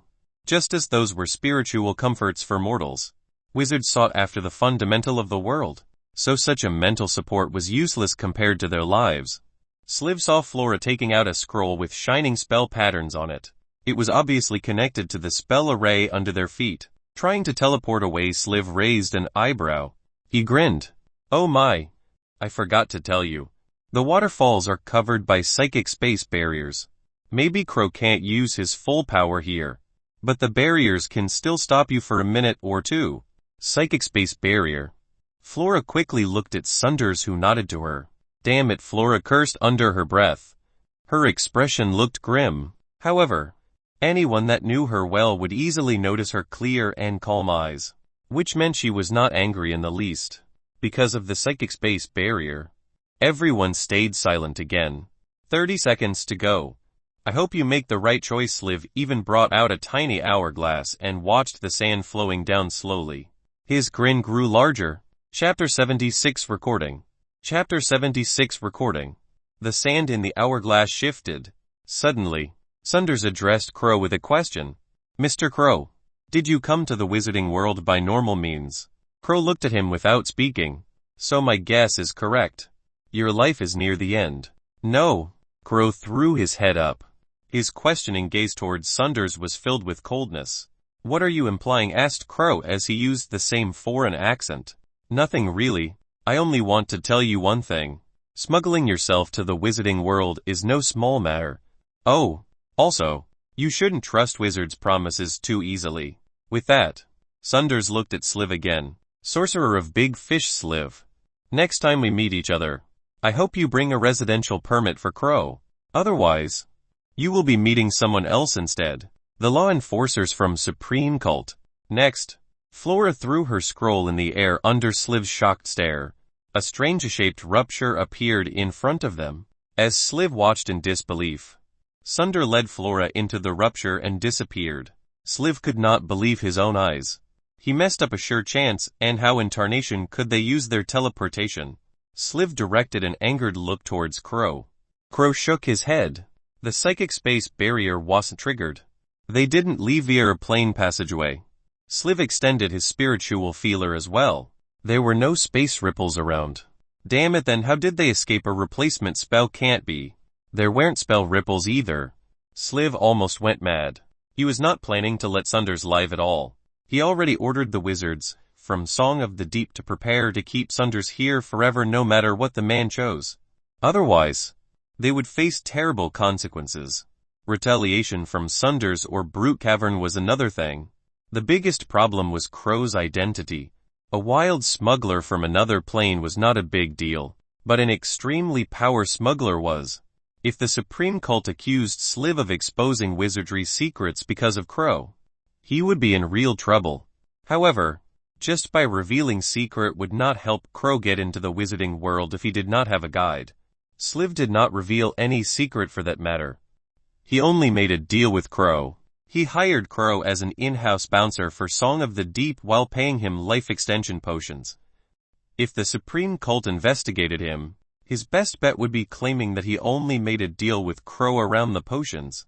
However, if something went wrong, the cult could accuse him of revealing secrets about alchemy potions to a smuggler from another world. That would be disastrous. Damn it all. Sliv clenched his fists with nowhere to vent his anger. His bold move did not earn him anything besides grudge from Sunders. To prevent being investigated by the Supreme Cult, he must do something about Crow as well. Everything went wrong. What Sliv was not expecting was that something even worse was waiting for him. The cloud whale glided leisurely under the thunderclouds. After being showered by the lightning bolt several days ago, the ranch outside was in a bad shape. Thank goodness the weather turned better. The thunderclouds were still there, but the lightning grew weaker. Angor moved back to his own small tent. Today, Angor took a nap at noon and left the tent with a great spirit. Without Sunders and Flora around, he felt relaxed. Even Toby did not disrupt his good mood by tweeting on top of his head. He strolled into Sunders' beautiful tent. Toby launched itself from Angor's hair, circled around, and flew towards the dining hall. Butler Good made a small compartment for Toby. There were all kinds of food and toys for the bird in there. Angor went straight to the book room and shut the door and curtain. After making sure he did not miss out anything, he took out a bronze pocket watch from his clothes. Aline gave him the watch when he left the red bed. The pocket watch had an oval-shaped flip cover, which was decorated by an embossed flower pattern. Opening the cover would reveal a white and clean dial inside. Angor did not open the cover. Instead, he screwed the back cover open and revealed the delicate gears and springs behind it. He carefully picked up a square crystal as thin as insect wings from the side of one of the gears. The thin crystal was a valuable gift left by John's hologram tablet. To keep it safe, Angor never took it out while Sunders and Flora were still on the Cloud Whale. Since they left, Angor would well use the tablet as best as he could. Sunders said that Angor was free to read all books in the library before they reached Fey Continent. There were a lot of books here. More than 100,000 paper books were placed on the bookshelves in good order. Angor could not remember them all, so he only chose a few to read before reaching Gummin Kingdom, and he only finished about 100 of them. Now that Sunders was away, Angor got a new idea. The tablet could record images, so he could keep all the books in it. On the second day after Sunders left, Angor became a cameraman and spent most of his time photographing the books. This was the 5th day of his career. He had finished recording 99% of the books. There were only a few leather collections left. It went smoothly. When the oil lamp on the desk dimmed, he finished the last book. Angor checked the time. It was still too early for dinner, so he activated the tablet to arrange all the pictures he took. He did not check the content of the books during these days, but he still had a vague idea about the distribution of books in Sunders' collection room. All the books seemed to be collected by Sunders personally. There were 11 double-sided bookshelves, all of which were 4 meters high. There were about more than 100,000 books on them. The first 2 bookshelves mainly contained books related to apprentices and common wizardry knowledge. Starting from the 3rd bookshelf were books about formal wizards. The 3rd shelf was mostly aged leather books. Most of the leather covers were cracked. The books mainly contained traveling stories of wizards in ancient times or anecdotes. There were also some ancient spells. The book Initial Glory, which recorded the creation of the very first meditation method, was also here. The 4th held more books about wizards, but there were more biographies and tips on wizard training than spell books. The 5th to the 10th shelf were most attractive for Angor. There were many miscellaneous arts, such as drawing spell patterns, basic alchemy, material extraction, illustration manual for monsters in Abyss Plane. They were only elementary books though. Sunders' book room did not contain anything about in-depth content. Angor guessed that Sunders arranged the books before letting him in, to make him find his own path by reading about various knowledge. Chapter 77 All was received. Chapter 77 All was received. Sunders' book collections were hard to find elsewhere. Some of them were even unique copies. Just like Flora warned, all books he could actually understand were mostly intended for apprentices. These did not have much value. Still, there were a lot of priceless books in the room. Sunders let Angor into his book room because the mortal kid did not have enough knowledge to understand the more important books. Angor might try to memorize them, but how much could he remember? There were more than 100,000 books here.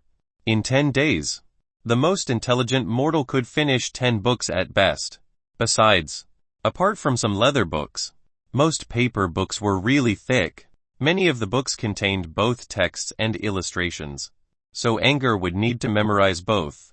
It was way too hard. Considering these, Sunders had no problem letting Angor into his library, which contained knowledge valuable to most formal wizards. Sunders was unaware that Angor had something to record all of his valuable collections. These books cost Sunders huge amount of magic crystals, favors from other wizards, and effort over several centuries. Now Angor got them all without much trouble. This was a big destiny for him. Reading these books would help Angor build up a decent foundation, as well as make his path towards wizardry smoother. The first 10 bookshelves all contained something he could use. When recording the last bookshelf, he found many books he could not understand. He could not even read the characters. The last bookshelf held a great variety of books as well as some research notes, such as records about organ transplant and life form alteration. Sunders left his own notes in many of them. There were books written in strange letters or symbols. Several books even released a seducing aura when Angor took them in his hands.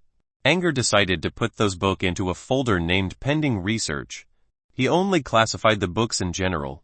He needed to read them before going into details. It was 8 in the evening.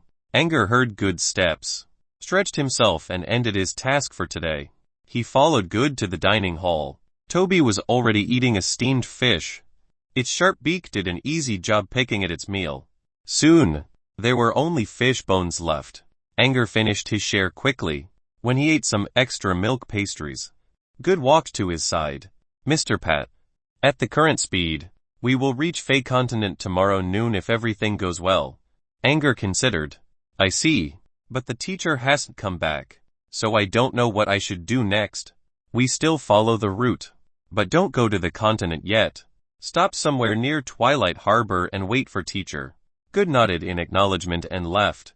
Angor had his own reasons for this decision. The cloud whale was as powerful as a wizard. It was talented to manipulate the sea and could exchange air with the atmosphere and fly in the sky. The creature was one of the best mounts on the sea, but there was a drawback to it. It could not fly on land where there was nowhere to draw energy from the ocean, so it had to find energy from elsewhere or use its own. The cloud whale was humongous, so it would be troublesome if it runs out of fuel on the land with no place to park itself. That was why the cloud whale usually did not get ashore. The sea was its home, maybe because they were out of Devil's Water. The thunderclouds above were getting thinner, and there were fewer lightning bolts. Starlight could be seen through the clouds now. Angor filled himself up and left the tent with Toby flying above him. Without the lightning, cows had returned to their grass field. Everything was peaceful except some occasional insults coming from around him. The curtain of a tent not far was flipped open, and a tall man with short gray shock hair leaned on the tent's pillar. He was taunting Angor. Hey kid, is it fun playing bird all day? How about coming in here and play with my bird? Angor looked at him. He was wearing a short wool sweater and buckskin pants. His exposed arms had veins pulsing on them which gave him an imposing look. Angor curled his lips. He could not win in a fight, but since that man could not leave his tent, so a yelling contest, bring it on. Angor prepared his own insults. Shut your trap. Ebony. This isn't Blackberry where you can do whatever you want. Do you want to play bird when we reach our place?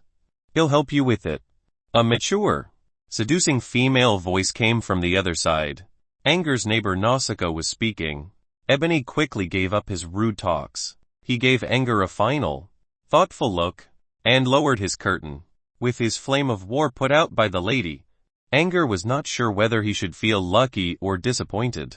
That's Ebony. He used to be a swordsman under my command. Don't mind him, said Nausicaa. She released smoke from her pipe before saying, he's all talks. No one knows how much trouble he ever created, and he won't change that attitude in the wizarding world. Swordsman under command. Angor looked at Nausicaa's armor and tried to guess who she was. She won in the death matches using her raw strength, and she had a swordsman who was also a winner. Nausicaa said that there were only 2 individuals who won by strength, Nausicaa and Balba. Ebony was not one of them. So how did he make it by insulting people? Angor was more interested in Nausicaa now. She was really strong and had a follower like Ebony. Could she be the military general of a country, a female general? Amazing. Nausicaa was just as curious about Angor's identity. When she saw the masked weirdo who had been serving the great wizard was now being very polite to Angor, her curiosity deepened. Maybe Angor was a bastard son of the great wizard and was just brought back. It was only a wild guess. Nevertheless, the wizard must have regarded Angor as someone important. Ebony used to be her underling. The man might have some problems with his attitude, but they fought on battlefields together for many years. She should prevent him from offending Angor, who may have a big background behind him. Her scolding was more like a warning to Ebony. The next early morning, Angor was sleeping on his bed. It was a bit hot, so he kicked his blanket off and lay on his side. Toby slept on its own tiny bed, its wings and legs spread open in 4 directions. The bird definitely did not look like a bird. As the strange pair was sound asleep, the cloud whale suddenly stopped in its tracks and stared at something using its giant eyes. A deep rupture slowly opened up in the air. When the rupture appeared, all light within hundreds of kilometers was sucked into it. Even the moonlight which shone through the thunderclouds clearly changed course and flowed into the rupture. On the cloud whale, Good was standing in a dark hall while giving orders to his phantom servants. The fires on the candles in the hall abruptly shifted and dimmed. Good realized something and vanished from the hall quickly. Nausicaa was sleeping, but she woke up for some reason she did not know. She could not fall asleep again, so she took out her pipe and tried to get some smoking done. When she brought up her lighter, the orange fire on it blinked and turned into a dark blue ember. The same situation happened in several places. It was barely past midnight and the sky was still dark, so only a few people noticed the strange sight. Chapter 78 Strange Energy. Chapter 78 Strange Energy. Above the wavering ocean waves, the rupture slowly grew larger and began to draw more and more light. When it became about 3 meters high, it seemed to have reached its limit. All light that was drawn in suddenly came back out, illuminating the area bright as day. 2 figures, a man with strong, stable steps and a woman walking in a graceful manner, appeared from the rupture under the cover of light. Sunders and his student Flora, who were forced away from the plane fusion, had returned. Sunders stood in front of the rupture in his usual black gentleman wear, while Flora followed behind, with a grim expression, as if she really wanted to fight someone. Sliv, that arrogant bastard, I'll skin him alive the next time I see him, Flora shouted. She continued, thank goodness the nightmare crystal can open a passage under light and shadow. Or that smuggler would have trapped us, and who knows what Sliv would do to us. Shit. I should have used my blood surge before we left. So the world's consciousness claims them all. Sunders shook his head. Someone will deal with Sliv. He will need to pay a great price to avoid the enforcers from now on. When talking about enforcers, Sunders expressed a mild sneer. He absolutely did not want to deal with those brutal wizards who colored themselves as the supreme cult. However, such a group was like an extremely sharp knife and could help one greatly if one knew how to use it. We already acquired the fragments of eternity. It's just a nightmare crystal. Still worth it, said Sunders. He smiled and put a hand on Flora's shoulder. Let's go. Don't keep Good waiting. Flora looked forward and saw Good waiting for them politely. He was also standing in the air. Flora pondered. It was such a pity that they could not go plunder resources from the other plane. However, as Sunders said, the fragments were already valuable enough. Flora decided to let it go. Such conflicts were very common among wizards. She calmed down and followed Sunders back to the cloud whale. After they left, the rupture in the air did not close up as it should. Instead, strange energy was unleashed from it. On the cloud whale, Angor was still sleeping and did not realize his teacher's return. The boy was biting his lips, probably dreaming about delicious food. A strong wind pushed the curtain open. Some light spots appeared from Angor's chest, which still did not wake him up. In the beginning, they appeared like fireflies scattered in the air, but soon, they fused into one as if something was trapping them to one spot, and they became a single dot. The relatively small light dot released an extreme brightness. The light dot moved around in the air and slowly vanished into Angor's chest. There was no apparent reason or cause why the light dot came. Later on, it would act like a newly opened tunnel, attracting something else to it. The wind outside grew stronger. The cover cloth on the tent flipped violently. Countless light spots suddenly showed up around Angor and gathered, like dancers coming up to the stage. Unlike the fused light dot earlier, these light spots rushed into Angor's chest like a swarm of bees. Where no one was looking, the tunnel created by the nightmare crystal remained there, and numerous energy rays came out of it. A legendary space wizard who studied occult would easily observe the flowing energy from a higher perspective. The scattered energy was slowly being released from the tunnel. Without a host, it would quickly dissipate in the air. However, for some reason, the energy all disappeared to another direction instead of vanishing on the spot. Next, a strange force gathered up all the energy rays spread in the air and pushed them to the direction together. The strange energy flow joined as one. More surprisingly, the tunnel which should have already disappeared slowly became stable. Energy flow rushed from the tunnel like crazy, as if a powerful water pump was drawing them out. Shining energy rays rushed through the air, leaving countless trails behind. Common wizards could see nothing because the energy flows were not traveling through reality. Sunders went back to his tent and was discussing Sorcerer's Garden with Flora. He suddenly paused his action and looked around. Puzzled. "What's wrong?" Teacher Flora asked. Sunders remained silent for a second and shook his head. "I sensed a strange ripple." "Strange ripple? What ripple?" Flora closed her eyes to sense the surroundings. However, she did not catch anything. After a while, Sunders mumbled in a small voice. It felt like the origin.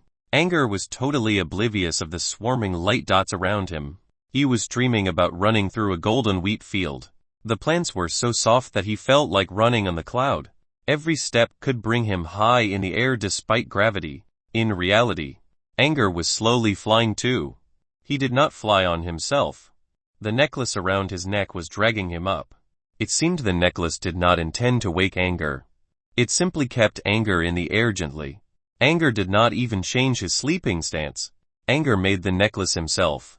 It was only a plain-looking charm, but the pendant on it contained the culprit that brought John from Earth to this world. The alien eye.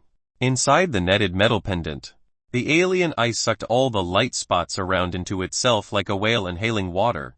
The originally transparent crystal put up a pale, golden shade. The alien eye absorbed all of the light dots. Their number was decreasing quickly, but more light dots surged inside from the window. A moment passed. The alien eye gradually returned to its original color while Angor slowly landed on his bed like a feather, gently and steadily. He only frowned a little when he felt the hard wooden floor beneath him again. At the same time, the remaining light dots vanished. With the energy flow gone, the space tunnel outside finally closed up. Chapter 79 Sliv's Misery. Chapter 79 Sliv's Misery. The disturbance on the cloud whale ended as the rupture disappeared. However, another incident far away had just begun. At the plane fusion spot dozens of thousands of kilometers away, Sliv stood on Bridget with a grim expression. He had not removed the waterfalls, but Sunders and Flora who were trapped here were gone. Sliv complained about the imperfect plan and tried to find a way to avoid the consequences. The other organizations outside also made their moves. An explosion indicated that the waterfalls were sliced open. Before Sliv could react, the waterfalls around him shattered. 3 agile figures flipped around in the air and landed on Bridget in a triangle formation, surrounding Sliv inside. Sliv looked at the 3 people in shock. They dared to use their spells in this situation. They were not afraid of getting dragged into the world's consciousness. Upon closer look, Sliv realized they were all beautiful ladies with really nice bodies. They had different hairstyles, but they all shared the same blonde hair color and blue eyes as well as 3 identical long swords which were almost as high as their body height. While Sliv was trying to figure out who they were, someone already exclaimed out their names. With the waterfalls broken, people could see the situation again. Of course, they saw Sliv being trapped by someone. "Those are Bogula's beauty puppets." Someone pointed to the 3 ladies standing on Bridget. The next second, the ladies moved. Their swords created an ear-piercing sound in a blink of an eye. Sliv quickly jumped up to avoid the deadly triangle slash. An intense close-quarter fight started in front of everyone. People were unsure of what had happened. Everything began too fast. Sliv created those waterfalls which were quickly broken down by 3 ladies, who then suddenly attacked Sliv. They were still thinking about what Sliv was up to. Now things really went out of control. When getting attacked by the beautiful women, Sliv finally understood why they could move. They were not using any mana at all. They fought with their raw muscle strength, so the world's consciousness would not be provoked. Sliv also heard people talking about the puppets. He could clearly see the different details on their stunningly pretty faces. Even the beauty spots on their cheeks seemed so real. However, their eyes gave out their secret. All of their eyeballs were black, with blood-red pupils in the middle. Also, Sliv could not find any human emotions in those eyes. Cold machines. So they are puppets. Sliv dodged another sword slash. Panic showed up on his face. Sliv was a summoner. At the plane fusion spot, he did not dare to use his summoning spells. He could not ask Crow to save him either. Sunders and Flora were the only ones that knew Crow's existence. So Sliv could still manage the situation. If Crow was exposed to the public, he could no longer control what would happen next. When dodging another 2 mighty slashes, Sliv considered himself lucky that he injected the bloodline of Mist Feline into himself. Due to his talent restriction, he never focused on training his bloodline art. He only spent 30 years on it and developed its power for about 10%. Still, a Mist Feline could bestow a wizard an agility boost. That was why he could avoid all of the attacks. He slipped away from their circle using another tactical doggerel. He realized that he did not survive because of his talent. Rather, the 3 ladies were giving him chances to evade each attack, and he must use all kinds of awkward moves to use those chances. They were fooling him around. Hey, Bogula, let's talk. No need for the pointy stuff. Sliv was furious, but he had to bear with it. Jejaja. Bogula tilted his head. He was not looking at Sliv at all. Instead, he was admiring his creations dancing around in the fight. He was licking his lips with that snake-like tongue to vent out his uncontrollable desire. Sliv gnashed his teeth in anger. He jumped away from another attack with his butts high in the air. He always maintained his image as an elegant handsome, but now he felt his face burning in embarrassment. Goddamn it. Level 2 wizards weren't pushovers. His plan was easily diffused by Sunders when he thought it was perfect. Now, Bogula's puppets slapped his face again by fighting him head-on when Sliv thought no one would dare to make a move when trapped in his waterfalls. The wizards around also realized Sliv's situation.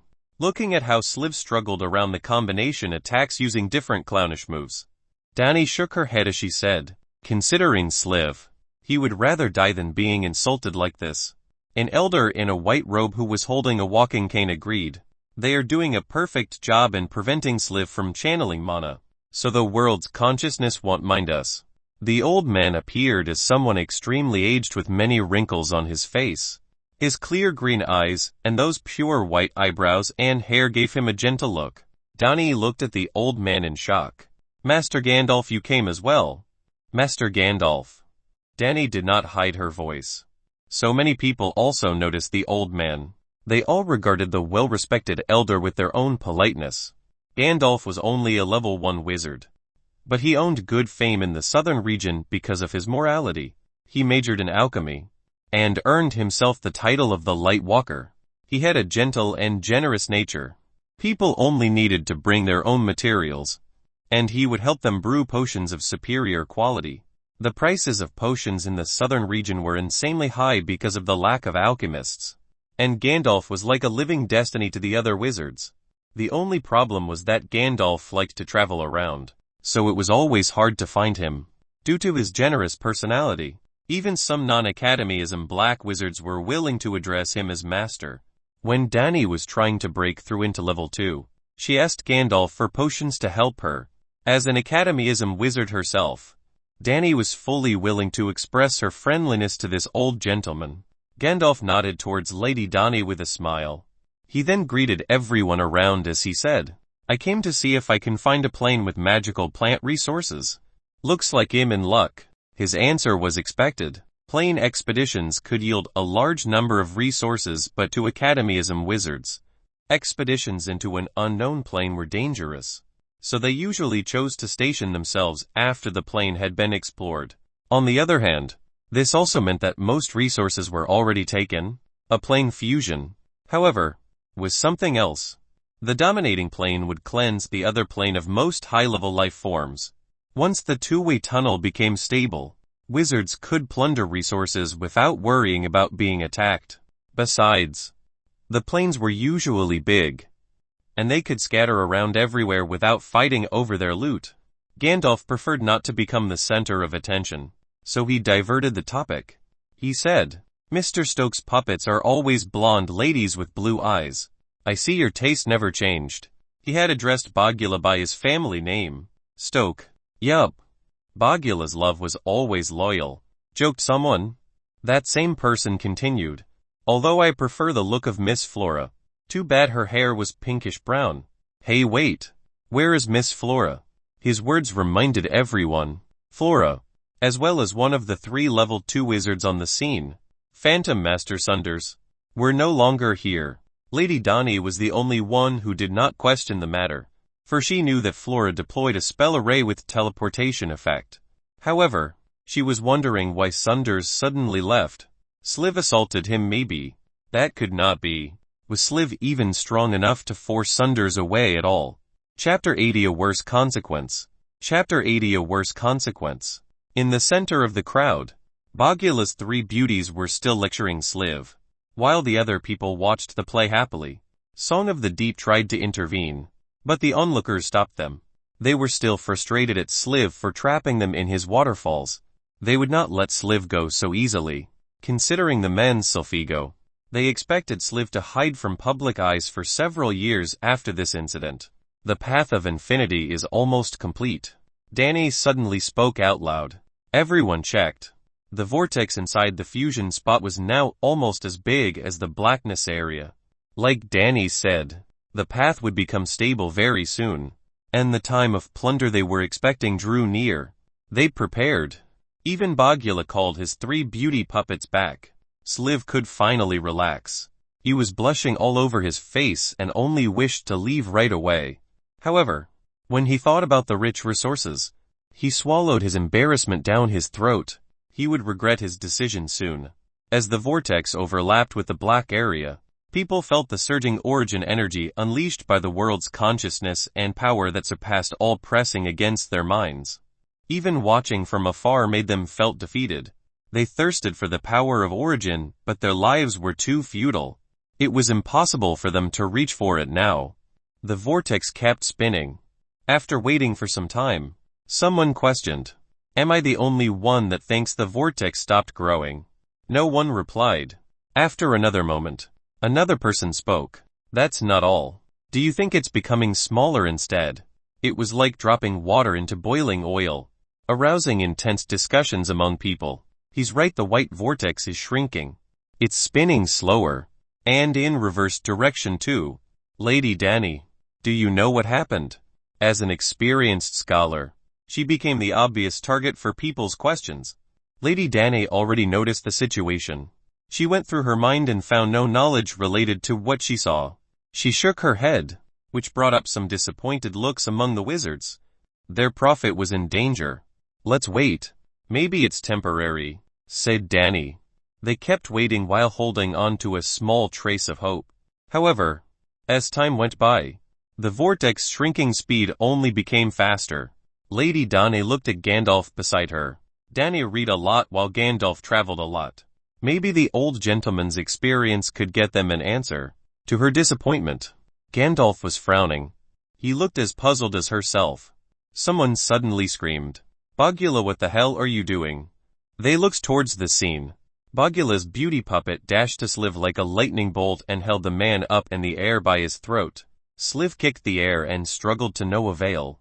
The beauty puppet was using a completely different strength level compared to the performance before. "Jajaja, I think you should explain what you just did in your waterfall." Bogula stared at Sliv with different-sized, bulging eyes. Sliv's panicked reflection appeared in those pupils. Of course, Sliv would not give in so easily. His face went red. Maybe he was choking, or because he was embarrassed, or both. Sliv clenched his fists. Rage built up in his eyes. "Let me go." Jaja was Bogula's answer. "Let me go, you son of a bitch," Sliv bellowed. A mighty mana aura came from his body. Countless spell patterns appeared behind him and assisted each other like spinning gears. "Shit.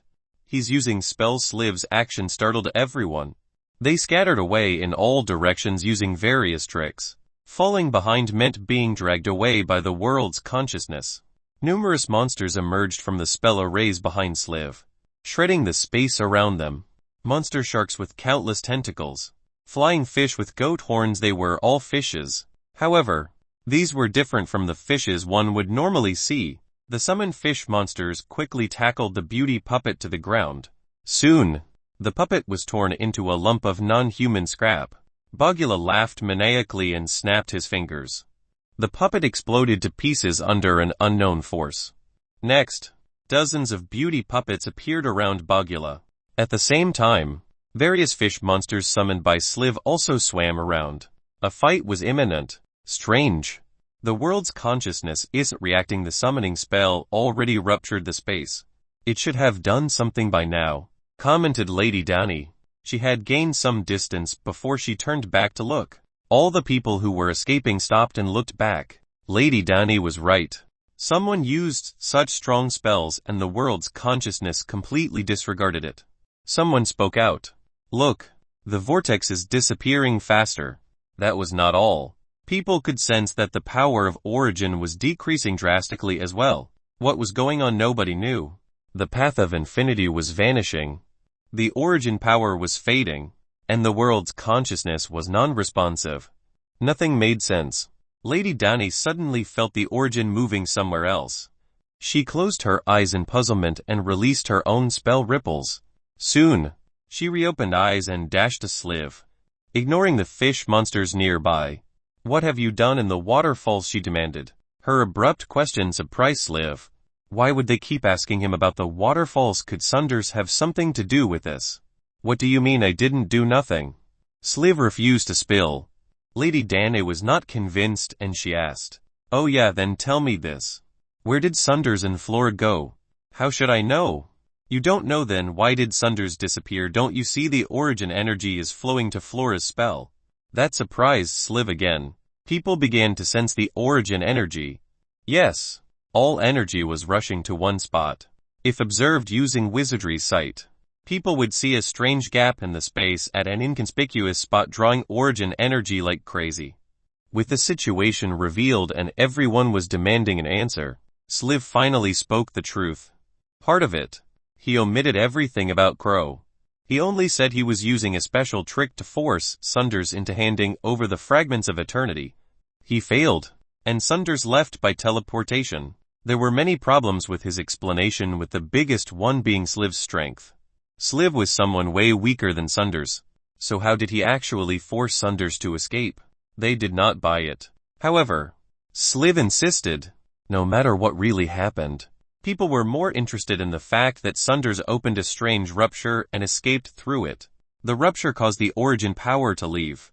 And the ultimate reason why all of these things happened was Sliv, who plotted to seize the fragments to satisfy his own greed. People gazed at him in anger. Even the wizards from Song of the Deep kept their distance. Sliv did not know if his situation could get worse now. It did. The strange rupture was drawing origin energy quickly. It took a long time, and when the process finished and the rupture disappeared, the plane fusion failed. A plane fusion was a double-edged sword for the wizarding world. The world's consciousness used lots of origin power. Even if the fusion was successful, the power was still lost. The world's consciousness acted like a scale. It absolutely would not allow its own world to suffer any loss. The scale should at least be balanced. This time, the consciousness decided to stop the fusion to maintain balance. Thus, the entrance to the other plane was cast away into the void, never to be found again. Chapter 81, Reaching the Land. Chapter 81, Reaching the Land. Angor considered himself lucky that he finished recording the books a day before Sunders' return. Other than that, nothing special happened. Angor was still tensed upon seeing Sunders, fearing that his teacher might have some ways to monitor his actions in the book room. His worry was soon proved to be unnecessary. Sunders was not interested in which books he read. The man only told him one thing. Once we get back to Brute Cavern, keep in mind that you won't receive anything easily. Angor was unsure about what he meant. Later, Flora explained to him in private. I was pulling your legs the other day. The books you read that are intended for apprentices aren't valuable to wizards in the least. But still, you need to obey the equivalent exchange rule. The teacher was telling you that if you want to find books to read in Brute Cavern, you must pay with magic crystals. So Flora exaggerated the book's value just to scare him. Flora did not realize that there was no need for Angor to understand the more valuable books at all. He already kept them all. If he really followed the rule of equivalent exchange, Angor would need to pay a lot. This if did not exist now. As for Angor, he knew he just earned himself a lot of profit by recording all the books. From now on, he would never reveal his secret about the hologram tablet so that people would not suspect him. They would reach the land in the afternoon. After saying goodbye to his teacher, Angor returned to his tent to pack up his and Toby's stuff. He did not have much to carry, but Toby's daily necessities took up a lot of space. Angor tried very hard to compact them, but he still had to carry a giant pack. It was a good thing that Sunders knew that Toby was Greya's pet. Even though Angor was the one taking care of it, Toby was still a guest of Brute Cavern as well. As such, they should be helping with the bird's luggage.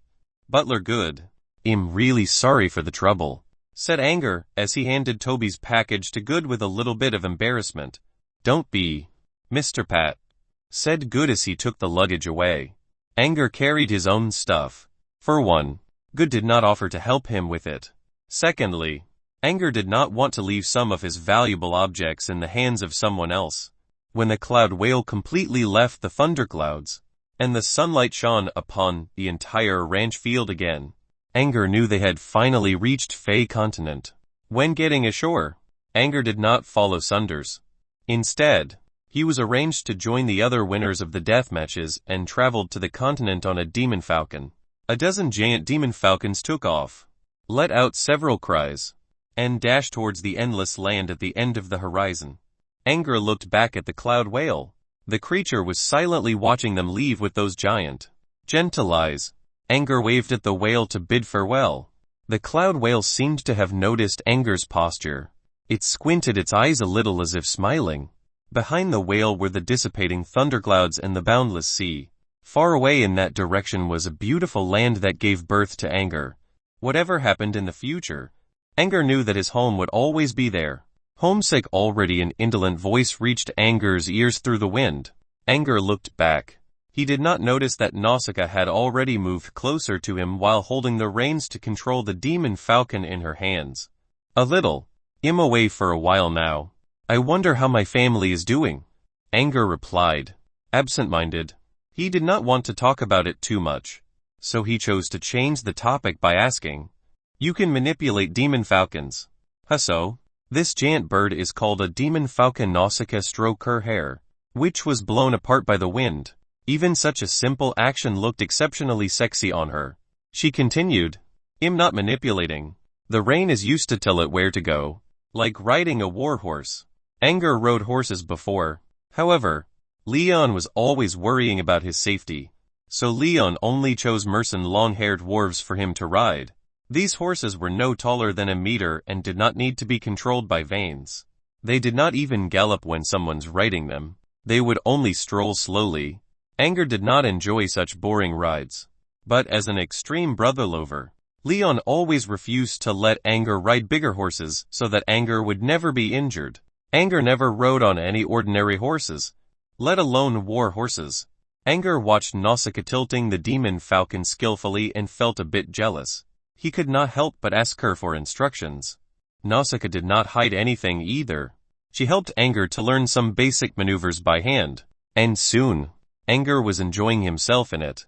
After a while, Nausicaa watched Angor steering the demon falcon around in joy and shook her head. "Sigh, kid," muttered Nausicaa.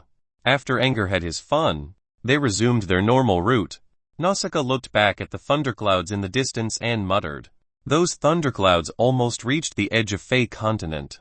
They weren't kidding about the extreme weathers on Devil's Water. Nausicaa seemed to be surprised by the weather. However, for some reason, Angor sensed the excitement in her words. Why was she excited at the extreme weather though Angor knew they were not really close friends? So he did not ask her. Looking at Fey Continent from the sky, they could only see an endless forest and occasional mountains in the distance. So this is Fey Continent. After journeying for 9 months, Angor finally found himself coming to the land of wizards. The demon falcon landed on the eastern coast of the Twilight Harbor. There was still some way towards Twilight Town. The other winners from the death matches reached the ground one after another. Angor usually observed these people when they were still in their tents. Now they were up close. Angor could feel the usual auras from them. Most of them looked tall and strong, and each person had some unique characteristics. For example, the first one Angor saw when he left the demon falcon was a young man wearing a black and white velvet hat crouching on the beach and fiddling around a crab. A knight's sword that was wrapped in cloth was placed behind him.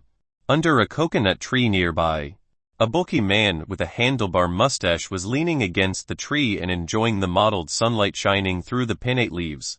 Chapter 82 Conflict. Chapter 82 Conflict.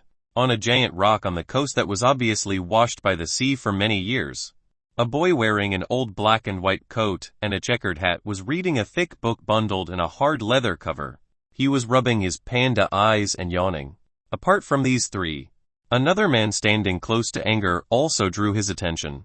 It was a bald young man with dark brown, almost blackish skin. He did not wear anything over his slim upper body, and though skin gave out a glimmer like a palm oil under the sun, his appearance would surely attract many ladies. A handsome face which hid an unbounded wildness and supreme might behind it. Angor paid attention to these four people because besides Nausicaa, they were the only ones who were not directing hostile attitude to him. Maybe it was because they were not interested in Angor at all. There were exceptions though. The boy sitting on the sea rock seemed curious about Angor. He threw secret glances at Angor many times. When Angor noticed him, the boy returned a smile instead of looking away. It was an innocent and kind smile, albeit a little reserved. Angor was curious as well. The boy looks like an ordinary naive boy to him. How did he survive from the deathmatch? Was that innocent look for deceiving others? All the other deathmatch winners more or less showed aggression to him. Even Nausicaa's subordinate Ebony kept looking down at him with unfriendliness, even after being scolded by his commander. Hey you, shorty, what's your problem? Walking in front of my tent every day, I can FC King kill you for that. You know, a man with punk hair and a beast skin loincloth walked to him on his bare feet. He was carrying a bloodthirsty look as he asked, I always wanted to ask this. What's your FC King business with dat wizard in the big tent? Angor looked at the man almost twice as tall as him and frowned. He smelled a strong sweat stink as well as a faint smell of blood. My business with them is none of your business, replied Angor. He was never someone to fear random punks. His instinct was telling him to detest the taller man's aura. Angor smelled blood from the young man with blackish-brown skin too. It was even stronger. Strangely though, while the young man gave him a more friendly feeling, the tall guy in front of him only disgusted him. Ha! Nice one. Do you know what happened to the last bastard who dared to talk shit to me like this? The loincloth man stared, his eyes wide. He sneered. I killed him. And several more. Hee. You know, every FC King time you walked in front of me, I want to tear your limbs down, put a stick through your ass and your mouth and hang you on a flagpole, just like what I did to the others. He moved. He grabbed Angor's collar and lifted Angor off the ground. The sharp stinky breath mixed with the smell of sweat and rotten flesh invaded Angor's nostrils. The boy sitting on the sea rock showed a trace of worry while all the other ones watched the play in a relaxed manner. Arg shito. It hurt. The man suddenly let go of Angor and yelled in pain. The sudden change attracted everyone's attention. When they checked what was going on, they saw a strange seabird wearing a tailcoat and a red bow tie assaulting the man madly. Toby followed behind Angor every day on the cloud whale, so most people knew that bird. However, they had not expected the bird to be so brave. It was fast. They could barely register the bird's flying trails. More amazingly, the bird only attacked the weak points on the human body, eyes and blood veins where the skin was thin. It did not take long for the loincloth man to start bleeding over multiple places. Angor was also shocked by Toby's attacks. He was expecting a good beat-up. Instead, Toby woke up from inside his hair and repelled the bulky man easily. Angor stepped back. He saw the man's neck had a giant hole pecked by Toby which was giving out blood quickly. Toby, come back. Angor did not want to cause any death, so he called for Toby. The bird did not let him down and complied. However, it did not land on his hair this time. Toby stood on Angor's shoulder, proudly, like a general who had just won a war. Angor's complimentary words boosted the bird's ego even further. Angor thought the loincloth man would know to stay back after the incident. However, when the man realized Toby stopped attacking, he bellowed in anger, took out a sharp bone knife from his waist, and dashed towards Angor. "Watch out," the boy on the rock called out. Angor saw it too. Toby lunged at the man again, but this time the loincloth man went straight for Angor with his knife. Completely ignoring Toby, Angor grimaced at the man's narrow-mindedness. He tried to step aside, but he was too slow. The instant before Angor was getting stabbed by the bone knife, a figure threw itself in between and kicked the loincloth man into the air. Angor looked up to see a graceful body wearing a brown leather coat and silver scale shoulder armor in front of him. "Nausicaa." Angor called out her name gently. He added, "Thank you. Get some training. Boy, if you can't avoid that, you won't live much longer here." Nausicaa gave Angor a side look. The sunlight shined at the side of her face and cast a golden rim on it, giving her a wild and carefree look. A woman just said he was weak. Angor felt terrible. "Hooktick. Now you're only good at bullying kids, what a disappointment." Nausicaa stepped a foot on the loincloth man's face. She looked at his terrified expression before she kicked him away. "Do not show mercy to anyone aggressive to you. That will make you live longer," Nausicaa told Angor. Angor nodded in shame. He knew he would be in great trouble if not for Nausicaa's quick move. Maybe he really needed to change his way of addressing matters. Nausicaa kept explaining. "That man is Hookik, a chieftain of a remote tribe from Faron Land, and quite a killer. Maybe he was lucky or something, but he was found to be a talent." Chapter 83 Communicate. Chapter 83 Communicate. After receiving a mighty kick and a stomp to the face from Nausicaa, Hookik fainted. Also, the broken vein on his neck caused by Toby was still letting out blood. His life was in danger at this rate. Everyone just stayed watching for a long time without helping him.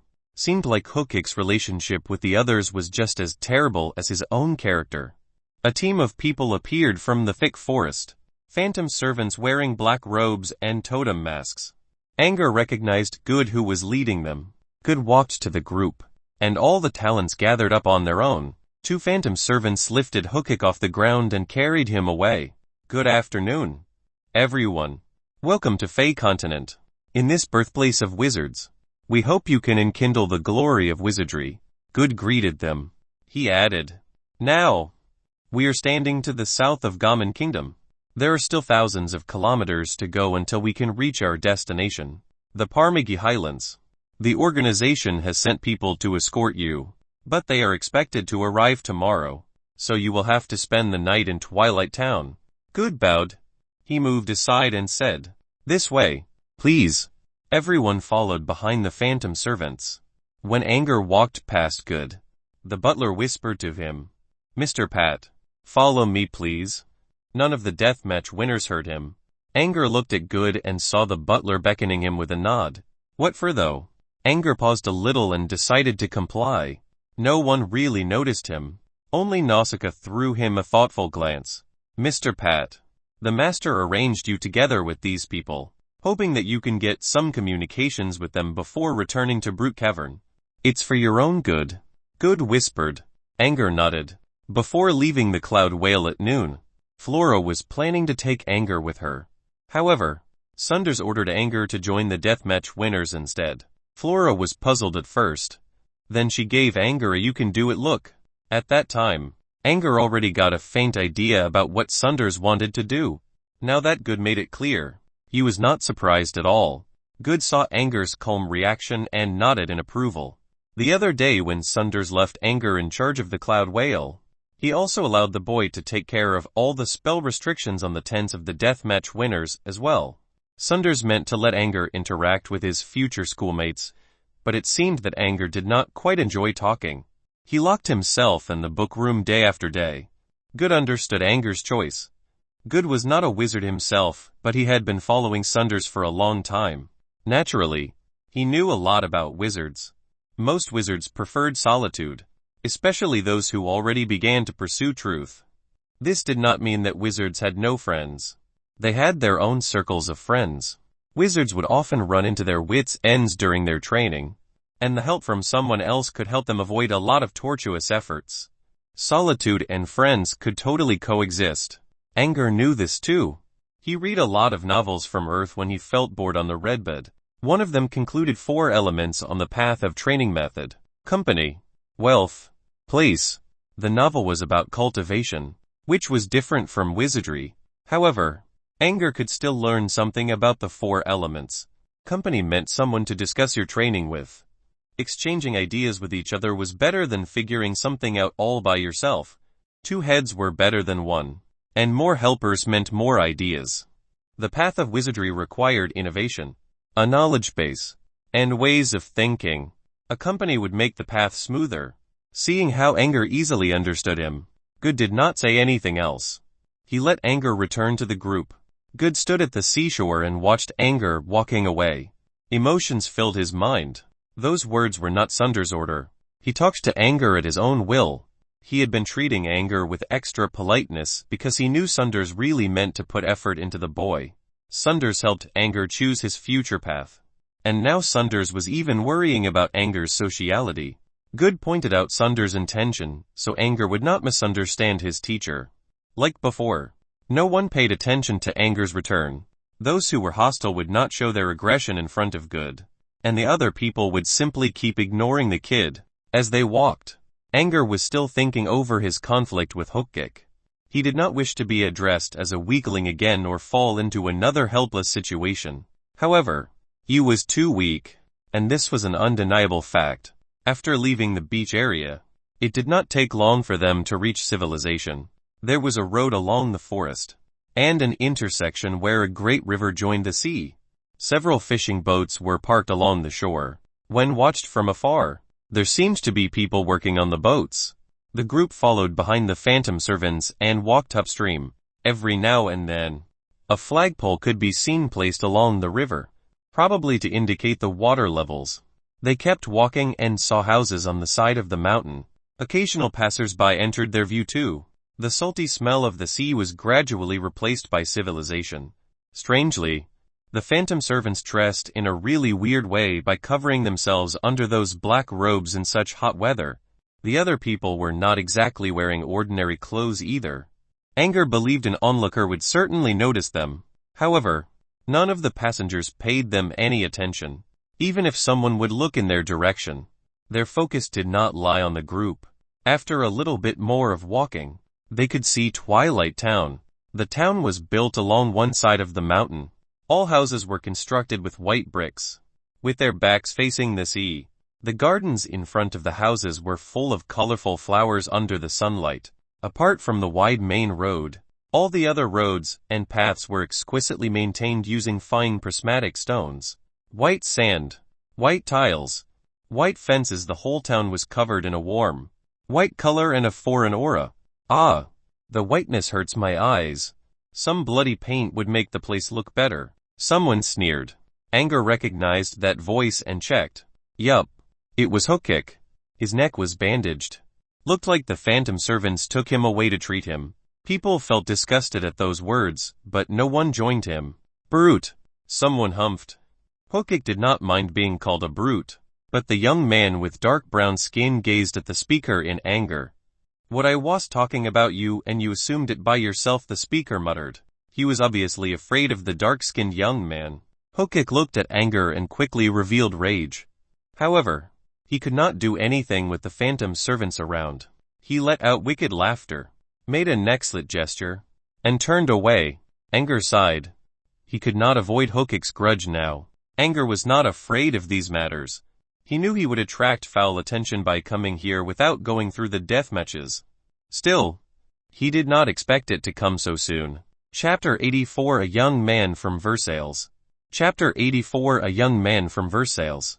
The phantom servants made many turns and did not lead them into the Twilight Town.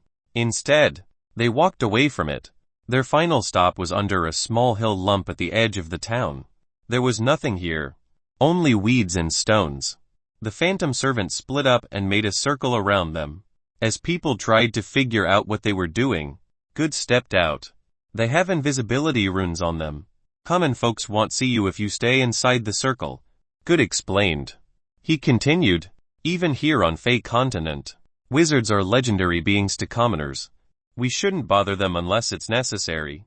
Now Angor understood why such an Eyesore walked in broad daylight without alerting anyone, so they were hidden behind the invisibility spell. Angor knew why they should stay away from the folks. Wizards were once common people too, so they knew how hard lives could be. There was no need to add to that hardship. Good walked to the hill lump and threw an object into the air. When the object, which looked like a token, dropped back down, people saw the atmosphere blurred, and a cave opened up in the middle of the hill. There were stairs behind the entrance, leading to somewhere unknown. The cave was not dark. There was wavering light coming from the candles in it. This is a temporary shelter of Brute Cavern. You stay here for the night, and leave tomorrow, said Good as he made a this way motion towards the cave. People walked down the stairs, while Angor stayed at the end of the line. Once he came in, Good and the other phantom servants followed behind. Mr. Pat, I have placed Sir Toby's luggage in your room. A phantom servant will come and take them before we leave tomorrow. Good walked to Angor and whispered to him. Angor nodded. Maybe the fight earlier was too tiring as Toby had curled itself inside Angor's hair to sleep. There were paths leading everywhere underground, and the walls were occupied by various doors. The deeper they went, the wider were the space, and the more rooms they could see. The rooms were not far from the surface and were mostly beside each other. Each big room was intended for 2 people, consisting of a small living room and 2 separate bedrooms on the sides. Angor went into his room and arranged his belongings. He heard faint noises coming from outside. When he opened the door, he saw a boy cleaning the long desk in the living room with a wet towel. The boy wiped the desk over and over with so much concentration that he did not see Angor opening the door. The boy's old coat and black pants indicated that he was the boy sitting on the rock near the sea. Angor remembered the boy warning him about Hookik's ambush. It did not really help, but at least the boy meant good. That meant apart from Nausicaa, the boy showed the best attitude towards Angor among all the deathmatch winners. He needed to get some friends, and the boy seemed to be a good choice. Still, Angor was hesitating. Was the boy really as kind as he looked? Angor observed him quietly. The boy was still cleaning the desk over and over again. Maybe he was obsessive still. That could not determine his nature. The boy finally stopped after Angor already lost count of how many times the desk was washed. Next, Angor was surprised to see the boy sitting down right away. That bench was still covered in a thick layer of dust. An obsessive cleaner would never do that, so why did he clean the desks so carefully? Angor had an answer soon.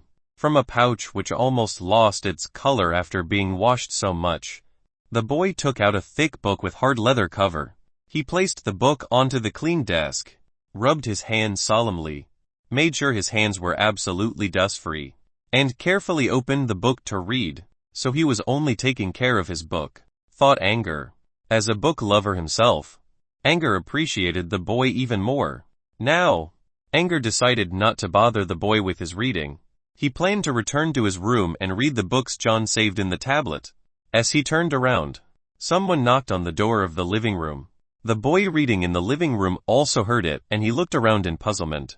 He was surprised a little when he saw Angor and nodded to Angor politely. There was still knocking. The boy realized what was going on and stood up to open the door. He moved too hastily and kicked the bench over. Nausicaa was standing outside. Hey, kid. Good afternoon. Nausicaa raised an eyebrow when she saw the boy. Then she looked at Angor. Oh my. The 2 youngest kids in the group were appointed to the same room. She introduced herself. Nausicaa. By the way, what's your name? Nausicaa flipped her long hair and lolled against the side of the door as she asked, Aren't you going to invite me inside? The boy nodded and let Nausicaa in, a bit reserved. Salem Puston. From Versailles Principality on Land of Revelation. Salem replied in a small voice. He continued, It's a small place, so you probably never heard of it. Nausicaa swayed a finger in front of Salem as she said, Don't be so sure. I've been to Versailles Principality before. Your rose gardens are best of the kind and I still miss your rainbow rose cakes.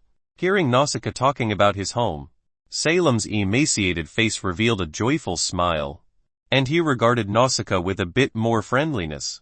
Nausicaa noticed Salem's change of attitude just because she knew Versailles' principality, and sighed in her mind. Another kid. Was she destined to bump into kids ever since she left Blackberry? Angor. From the old earth. Angor smiled to Salem and took a seat across from him. Salem returned a smile, although he was still being cautious.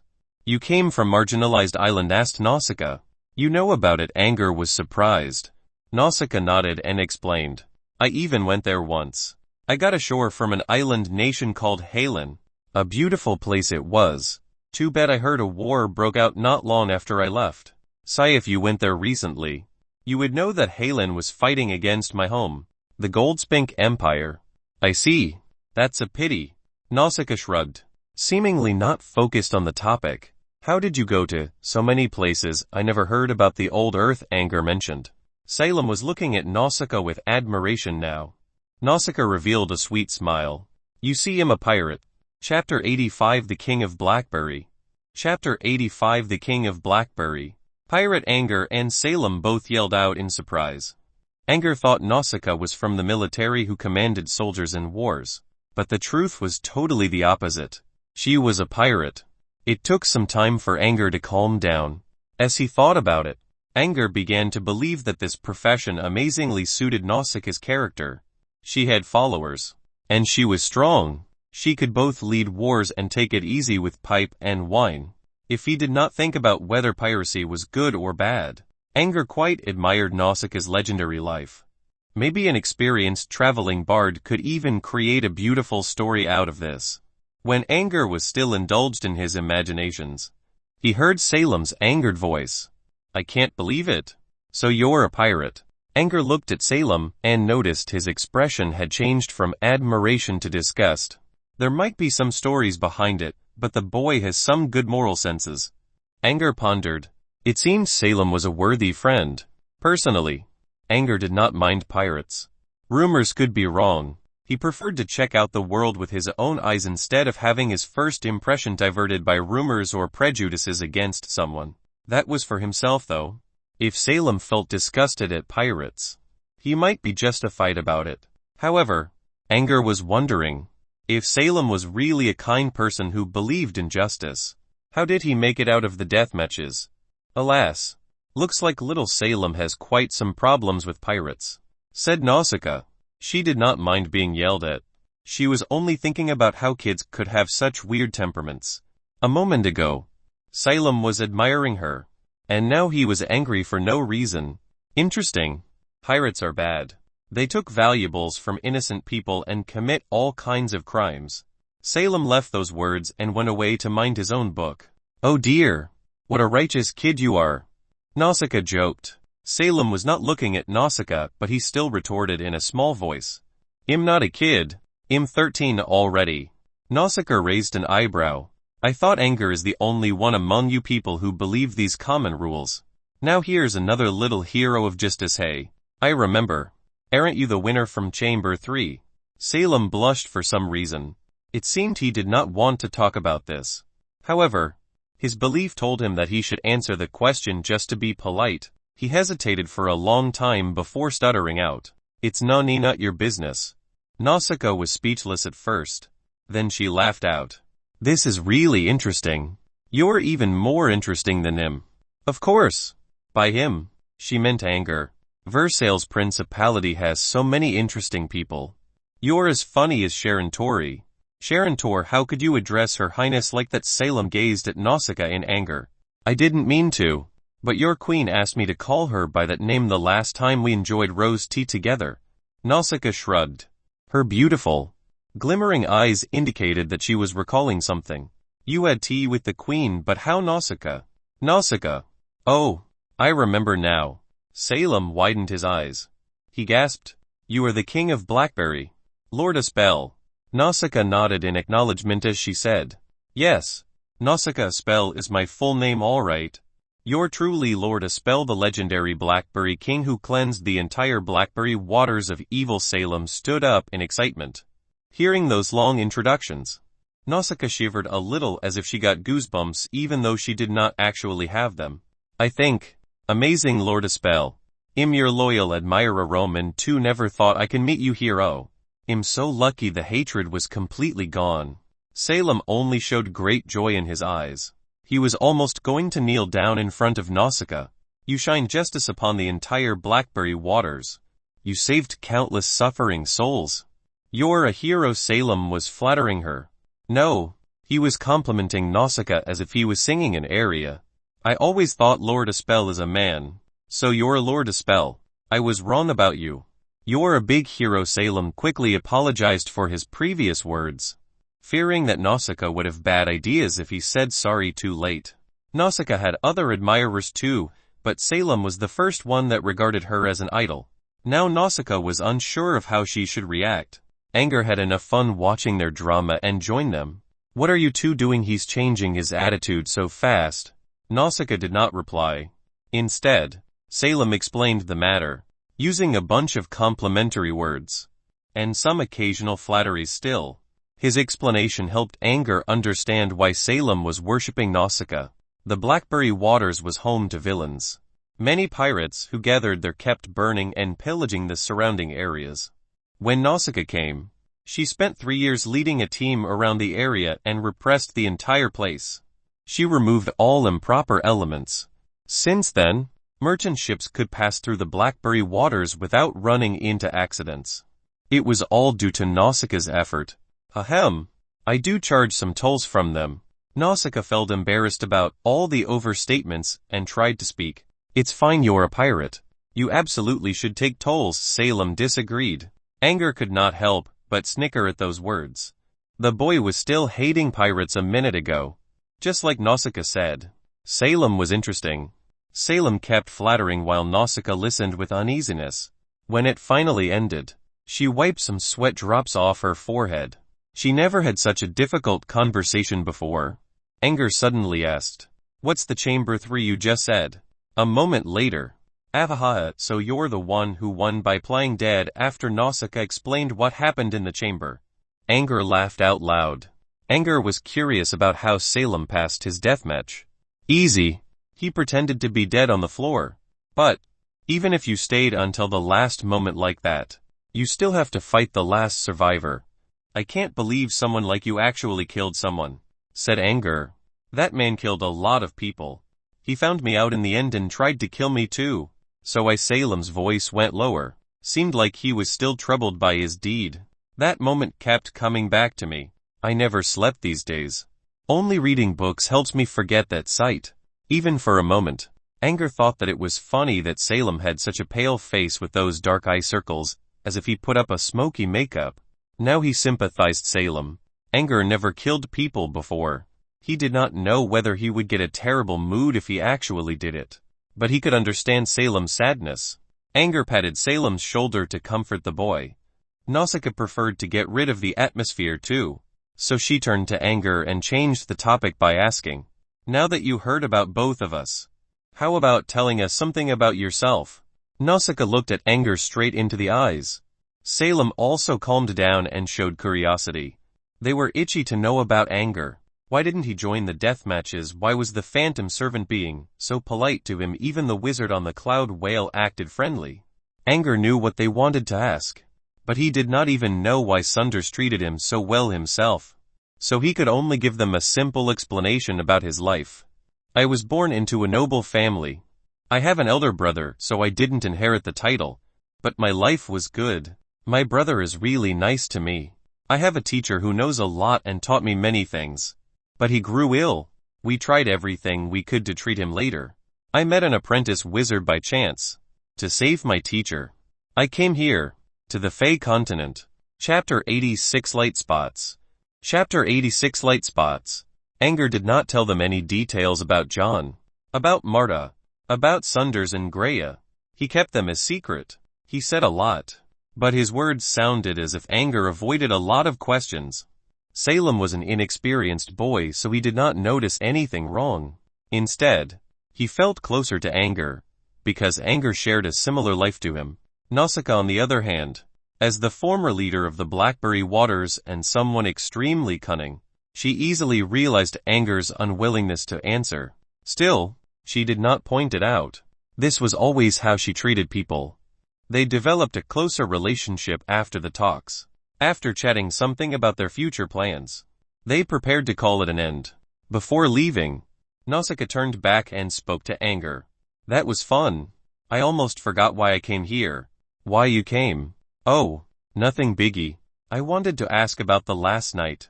It's totally fine if you don't want to talk about it. Last night what happened? Angor was puzzled. He slept well on the Cloud Whale.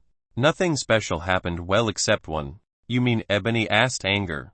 The only thing Angor could remember was getting into a small conflict with Ebony. However, Ebony was forced back into his tent by Nausicaa before they could start yelling. That disappointment of mine, nah. In the early morning, why were there a bunch of light spots like fireflies in your tent? Light spots like fireflies my tent early morning. Angor had no idea what she was talking about.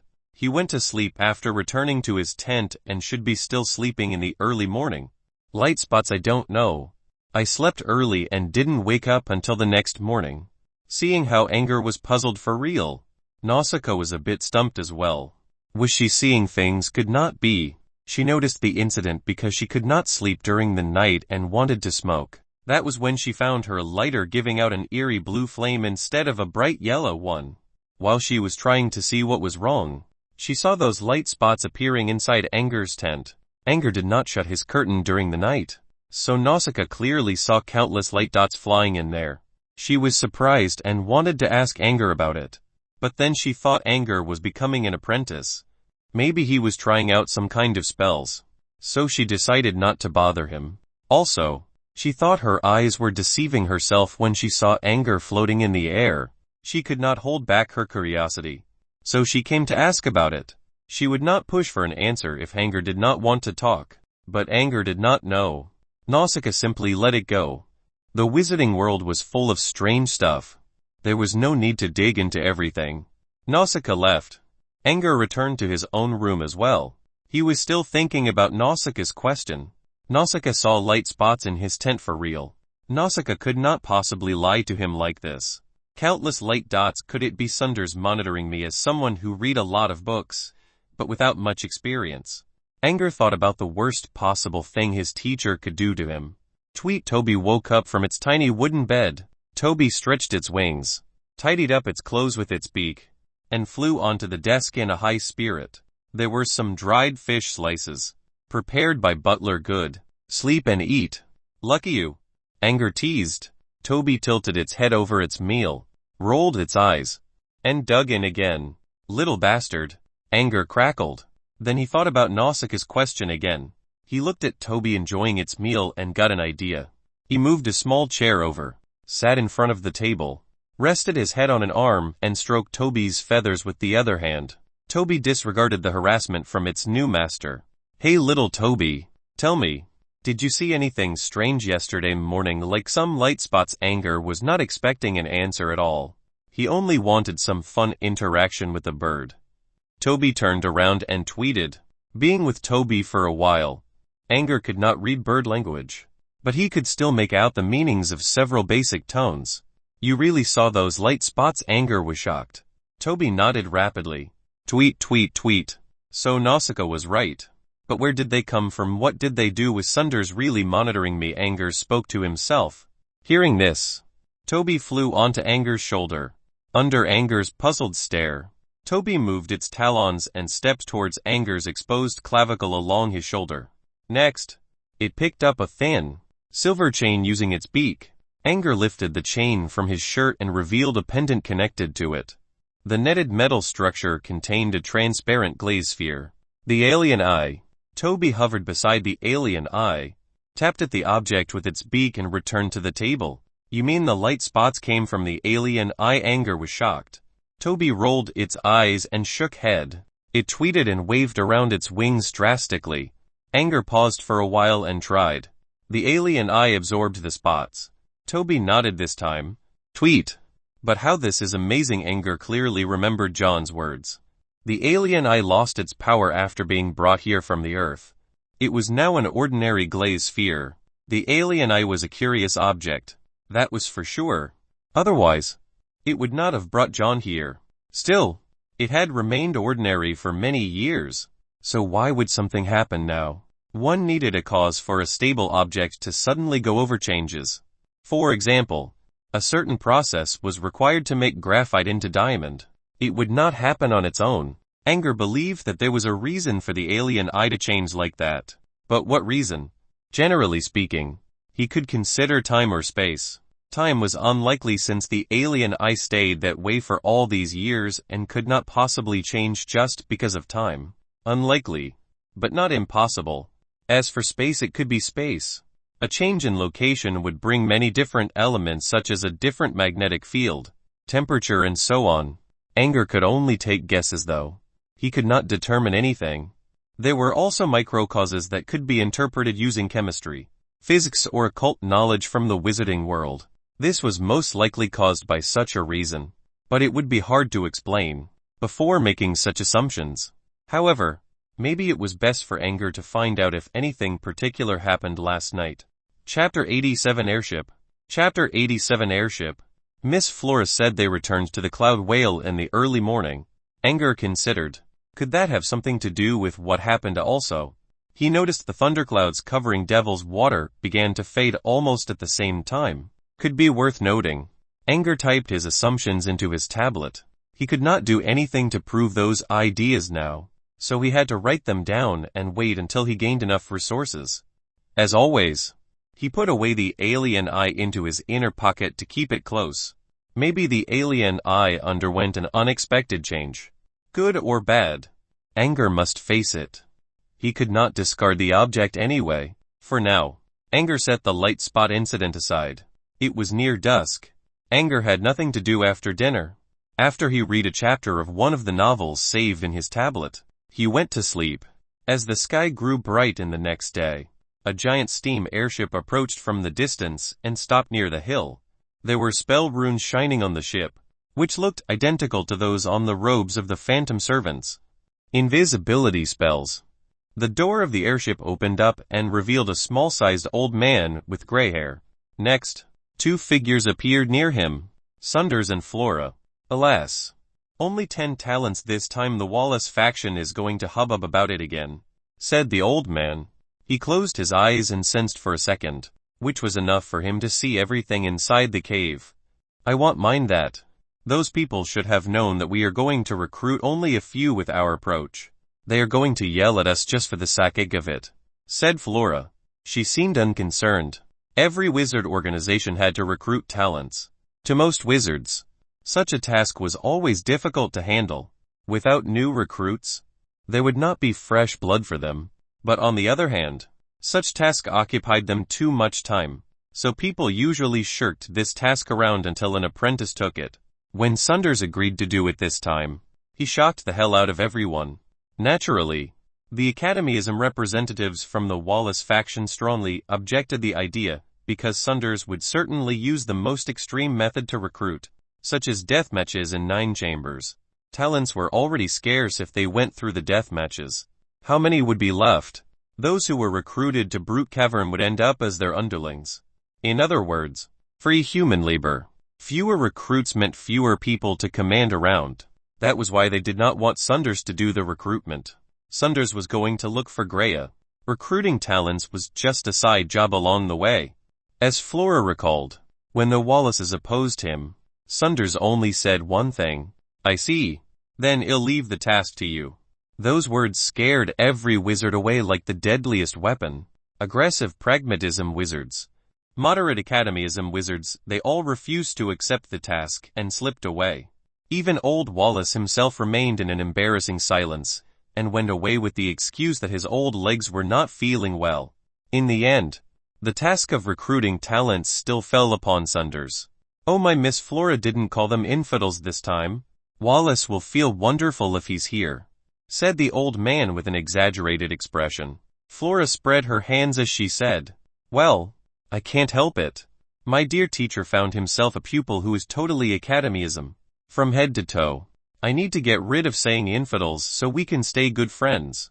Oh, I almost forgot. Mr. Ness. You were wrong. We didn't find 10 recruits. Only 8. Flora pointed to Angor's room and said, "That's teacher's new student. Angor. He's not considered one of the recruits." Then she pointed to another direction and said, "That mixed-blood from another world isn't one either." The old shorty Ness did not care whether they found 10 or 8 talents. Instead, he gaped at Sunders, who was still wearing his cold and calm expression. Mr. Sunders found a student in academyism unbelievable. Am I dreaming? Sunders glanced at Ness. The simple gesture instantly removed Ness' exaggerated attitude and replaced it with fear. Don't waste time now. Let's move, said Sunders. Ness nodded quickly. Ahem, since the savage has arrived, let's get those talents aboard. Angor followed all the talents onto the savage, probably because they felt restrained in their tents all these days. The talents gathered on the deck of the airship to enjoy the cold air in the sky, as well as the temporary freedom. Most people witnessed an airship for their first time. They began to discuss how the ship flew in the air. Someone said it used spells. Others believed it was alchemy or special magic arrays. The discussion became quite heated. I think none of them is the answer. Salem spoke in a serious tone with his beloved book in his arms. So what's your opinion? Asked Nausicaa, who was leaning against the safety bar on the deck and was smoking her pipe. The cold wind brought her long hair up and created clanking noises on her scale shoulder armor.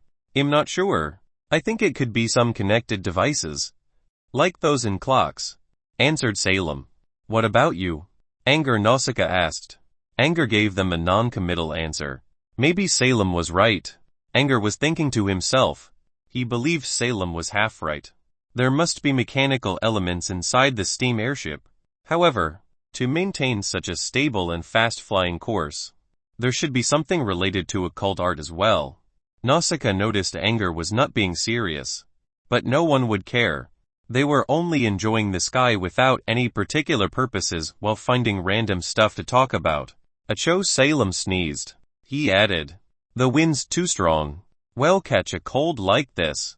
Nausicaa looked at Salem's running nose and shook her head as she said, "You also need to get some training." Angor felt chilly as well. When he heard Nausicaa, he felt a bit embarrassed. He took out a handkerchief with his family emblem, a lion heart in it, and handed it to Salem. Use this. It sure is cold. Let's head down. Salem nodded. He would rather read his book than feeling the wind. Same for Angor. Compared to the cold wind, the occasional attention from the talents around him made him feel worse regardless of whether they meant good or bad. Not me. I haven't enjoyed the fresh air like this for a long time. Got to seize the chance, said Nausicaa. Angor and Salem went through the hallways full of mechanical elements. Brute Cavern usually put several people in one room.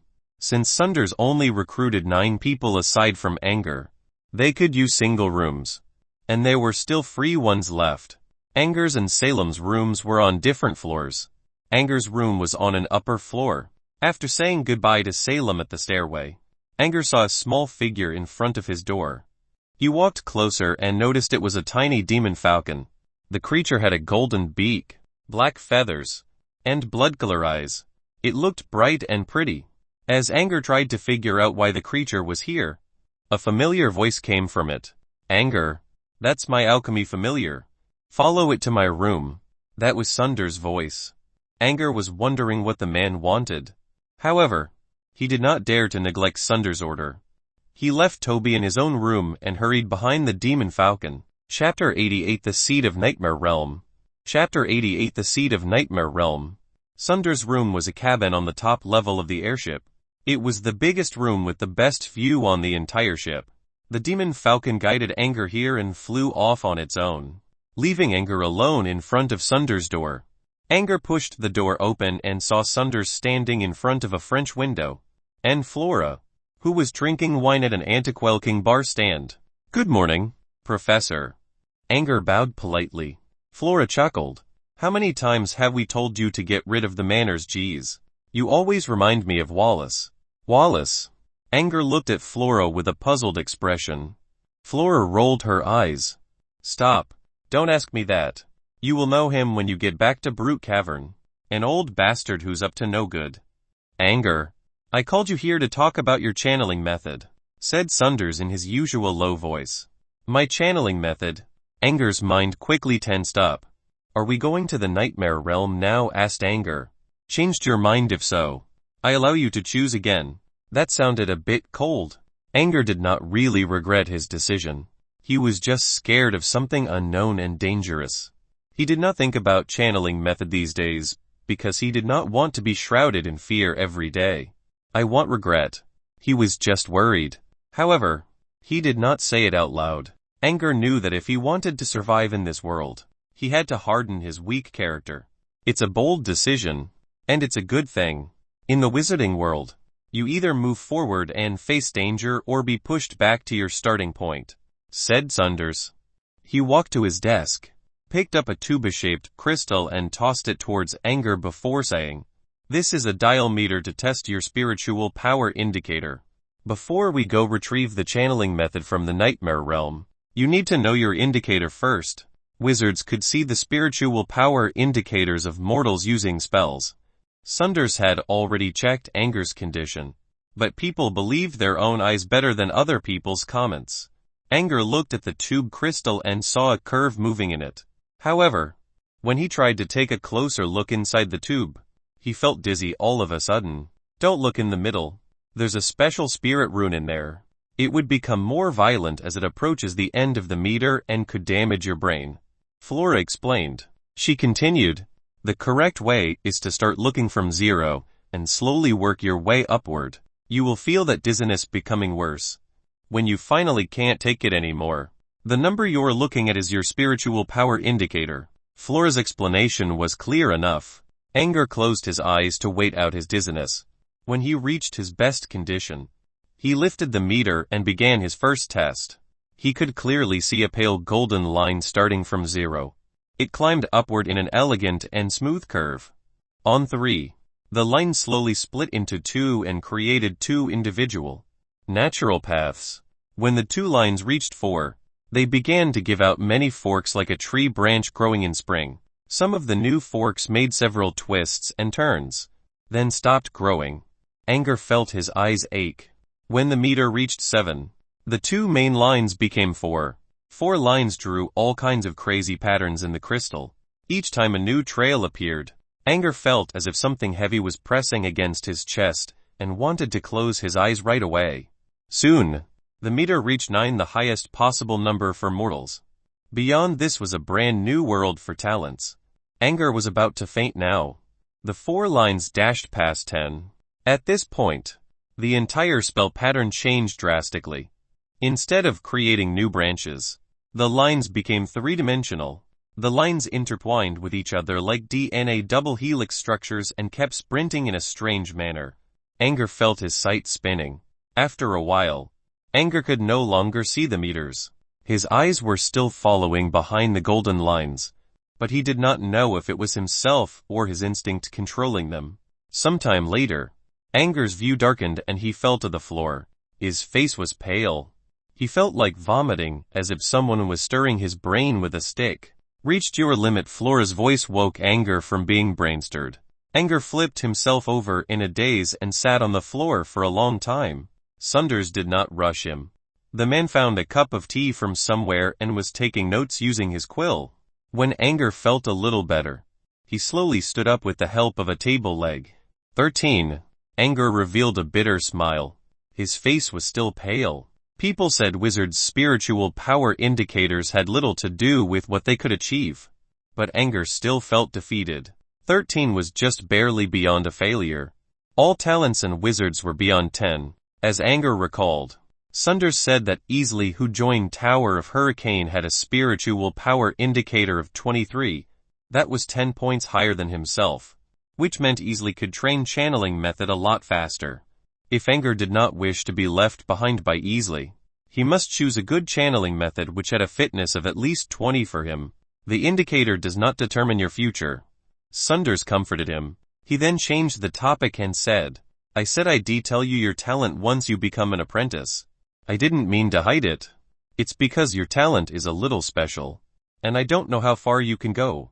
Still, I'm certain that your talent is related to the nightmare realm. Maybe we can find an answer over there. Angor noticed his wording. You're going too? Teacher asked Angor. Sunders nodded. How can you find the channeling method book if I'm not with you? Oh, yes. Sunders smiled. The nightmare realm is a particular world. It projects a reality and sends it into an imaginary form. This means that if we enter the place from here, we may appear in the sky, inside the same airship. To avoid something like that, and find the exact location of the book, we must possess a seed. A seed? Angor asked. Sunders walked to Angor and put a broad hand on Angor's blade bone. This is the seed.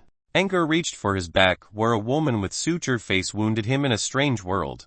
The wound on your soul is a seed. It can guide us to the place where you received that wound.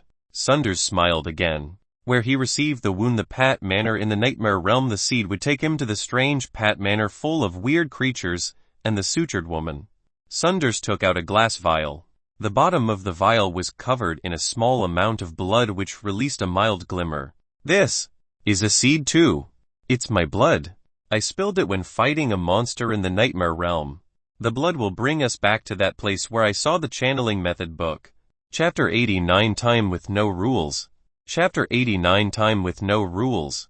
Angor understood most of what Sunders said. So something that had the smell of nightmare realm on it could be used as a seed and guided them to the original spot in the plane where the seed was found.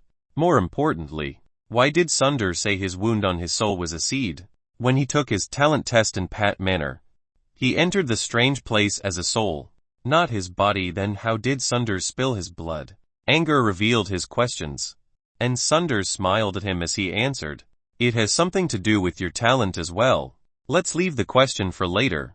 When we get into the nightmare realm, I need to confirm something before telling you that. Now, I'll tell you about our destination for this journey. Sunders took out a transparent crystal ball and placed it on the desk. He stroked the surface of the object, and a light shone from it. Sunders signaled Angor to look inside the ball. Angor walked in front of the desk and saw images appearing inside the crystal, just like those recorded images shown in the tablet. They showed a number of abandoned ruins.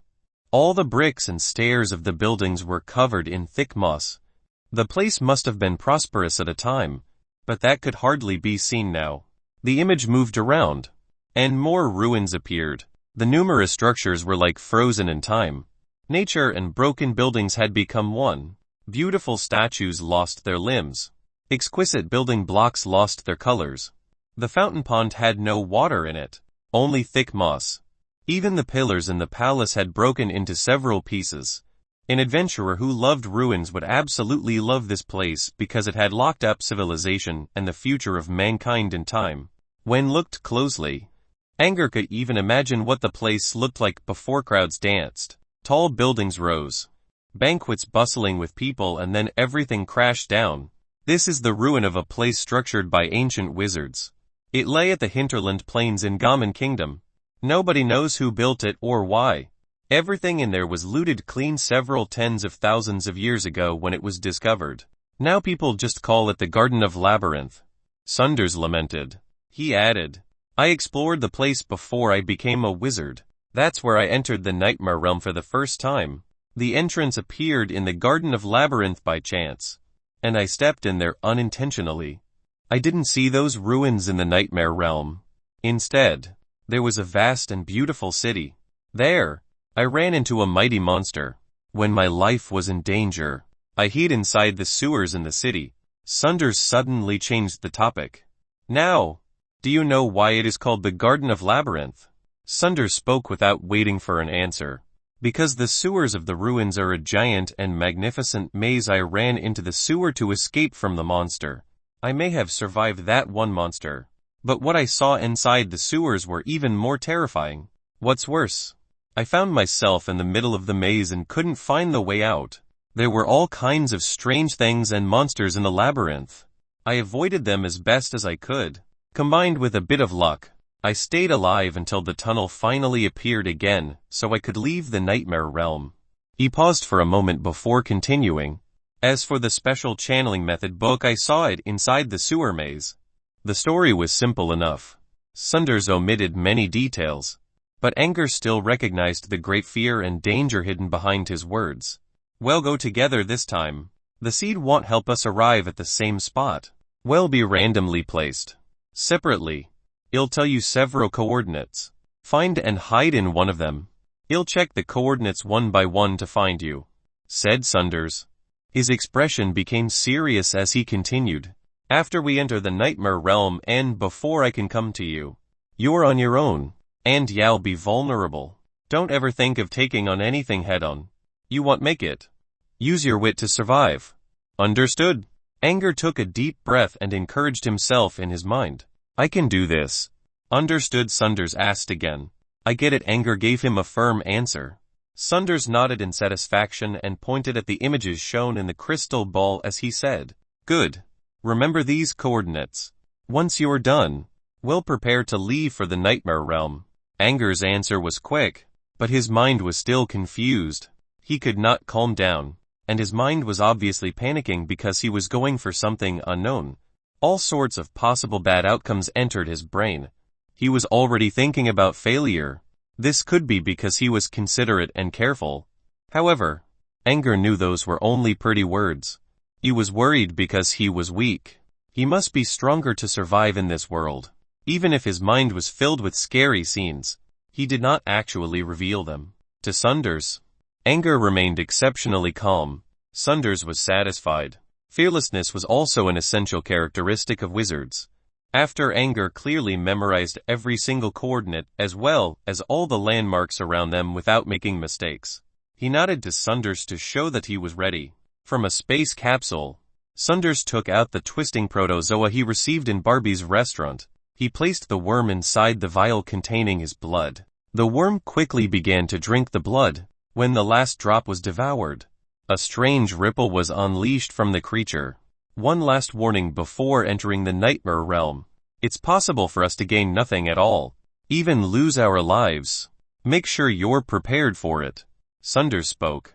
Angor clenched his teeth. I am prepared. Angor suddenly asked a question. Teacher, if we go into the nightmare realm here, will we come out in the same place? I mean, the airship is flying, but the tunnel remains in one place. Could we appear in midair when we get out? Sunders chuckled at the question. You don't have to worry about that. There's one more thing that's special in the nightmare realm. Time flows differently. In that world, the flow of time obeys no rules. The time had no rules. Everything could come and go in an instant. Chapter 91st Venture into the Nightmare Realm. Chapter 91st Venture into the Nightmare Realm. Was it possible to stop time? Angor did not know. However, he read something about time being completely static when certain conditions were met. Still, if the time in Nightmare Realm flowed like normal while the reality stopped moving, Angor's knowledge about physics would be busted. Could it be that the Nightmare Realm uses different physics laws? Or is it located on a different timeline? Angor only had several seconds to think these over. The twisting protozoa on the desk kept releasing ripples until they formed up a spider net structure which continued to spread. It looked as if someone just shattered a non-existent glass with a hammer. Sunders squinted his eyes. He took out a sharp blade from his pocket and sliced the twisting protozoa in half. He then threw one to Angor while keeping the other to himself. It's time. Run into the space rupture, said Sunders. He dashed towards the center of ripples as he continued. Keep the protozoa safe. It's our passport to get back here. If we lose it, we'll be lost in the nightmare realm forever. Half of his body already disappeared inside the spider web when he said, Remember to wait in the cord. Angor panicked. Time flowed differently in the nightmare realm and in reality. Angor feared that he would be separated from Sunders farther if he went in too late.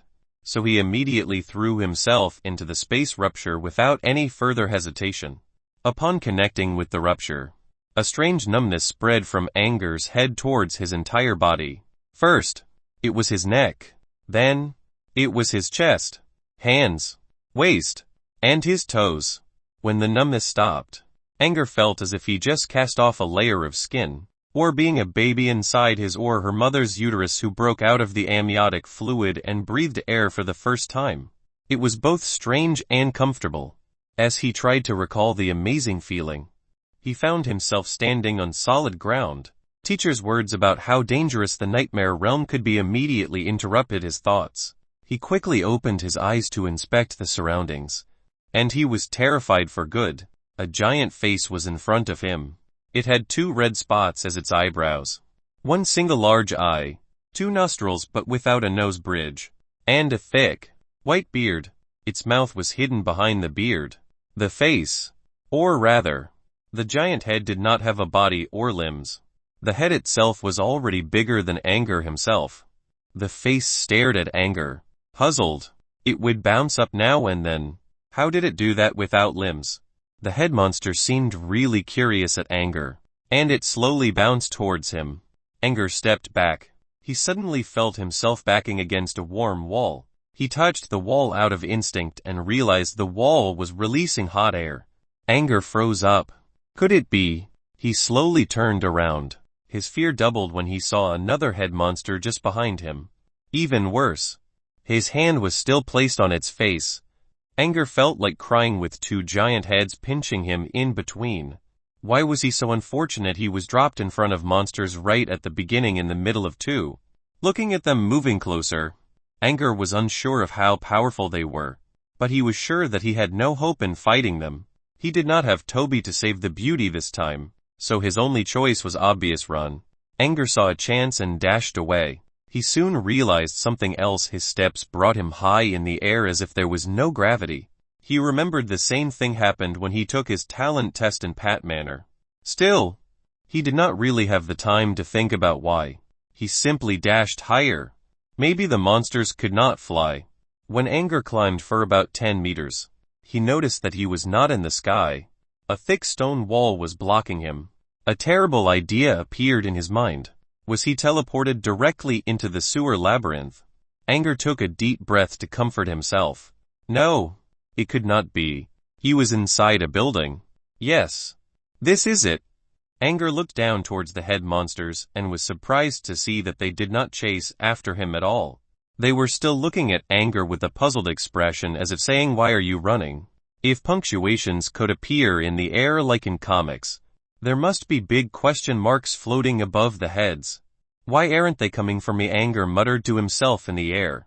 Sunders told him that all creatures in the nightmare realm would hunt outsiders like mad. So what was going on now? The heads did not seem interested in him at all. Was it a trap? Well, since they did not chase Angor, he gave up on figuring out the reason. Angor began checking around the environment and looking for landmarks, so he could arrive at one of the coordinates quicker. Angor looked around in the air. He was disappointed when he only saw stone walls. There were stone walls around him. Above him, beneath him, there was only one single path leading to 2 directions. The landscape made him doubt that he really was teleported inside the maze. Well, jackpot. Sunders left him 7 coordinates, 6 of which were above the ground and were easy to find because there were obvious landmark buildings around them. The last one was inside the underground maze, which was located at the center of the maze. It happened to be the exit, as well as where the channeling method book was seen. The paths inside the maze were unpredictable, and they were populated with monsters. Sunders could force his way through, but Angor could not. Sunders told Angor about the coordinate in the maze just in case, but the man never considered that Angor could be so unfortunate as to get himself placed inside the maze right away. Angor moved towards the opposite direction from the head monsters. Soon, there was no light in the area and Angor could no longer see his own hands. He stopped in the air for a moment and realized he could not even tell the direction now. Which way was forward? His heart raced.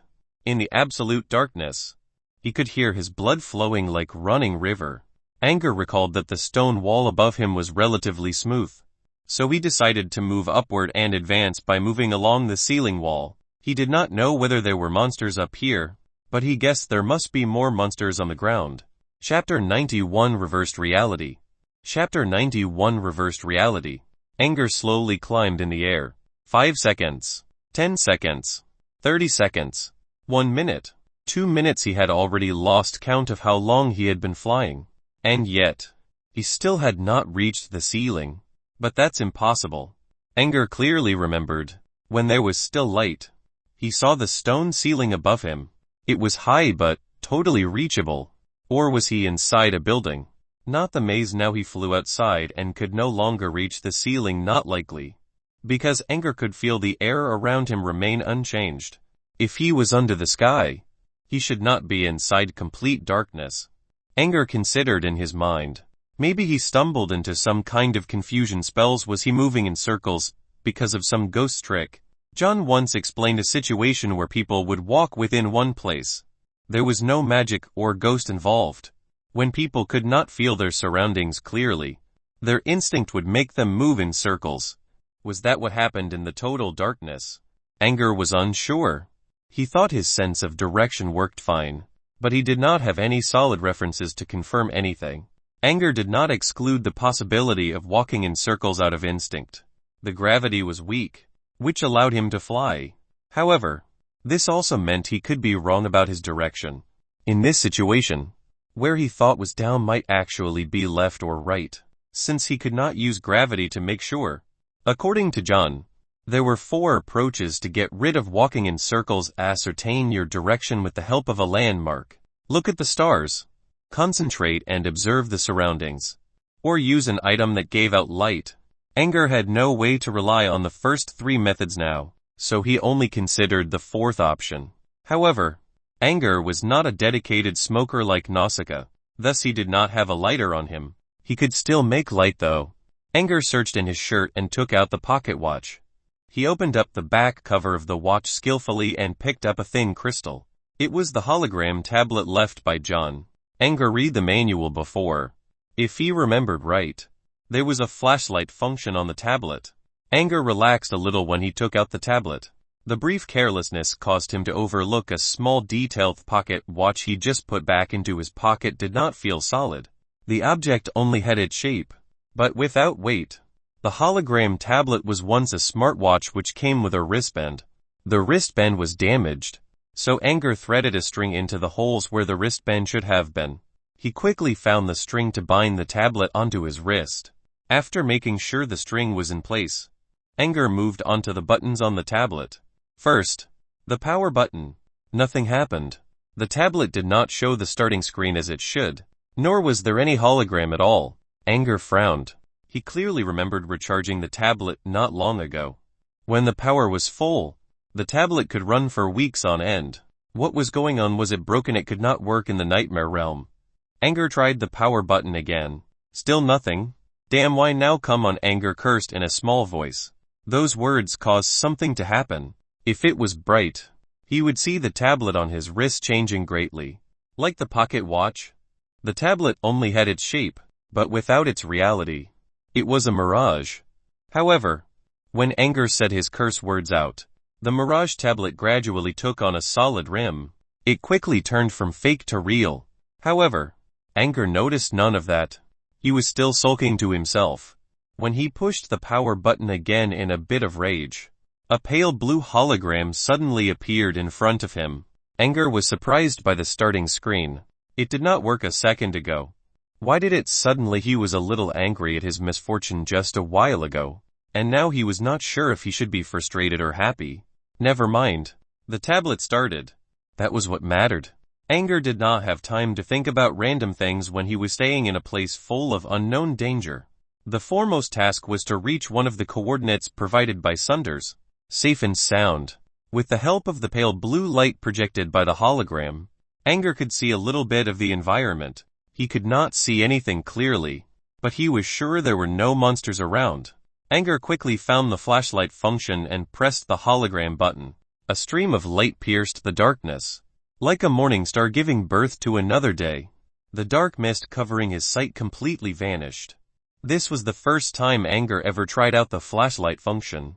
He was not expecting such a strong light, so he was surprised by how much area could be illuminated. He looked along the light stream and could not see its end. Amazing. Angor brightened up. Ever since he solved John's puzzles and started using the tablet, he had never made any research about the other functions of the tablet. He only knew their names, such as the flashlight. It sounded like something to illuminate one's way during the night, like oil lamps, torches, and candles. So he did not try to use it. He was shocked to find out that the flashlight lightened up his path like the sun.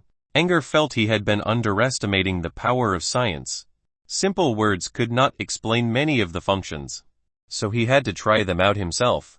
With the flashlight, Angor more or less got a hold of his situation.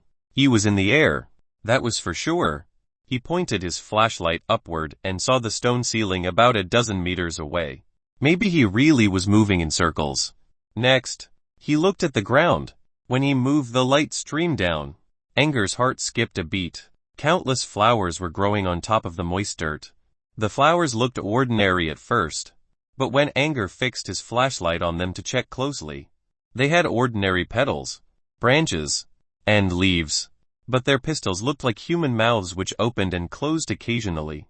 And Angor was sure he saw lips and tongues in there. Countless flowers, countless mouths. At first, they were just chilling, like normal flowers. However, when the light stream went over them, the dormant flowers suddenly changed. Strange noises came from their mouths.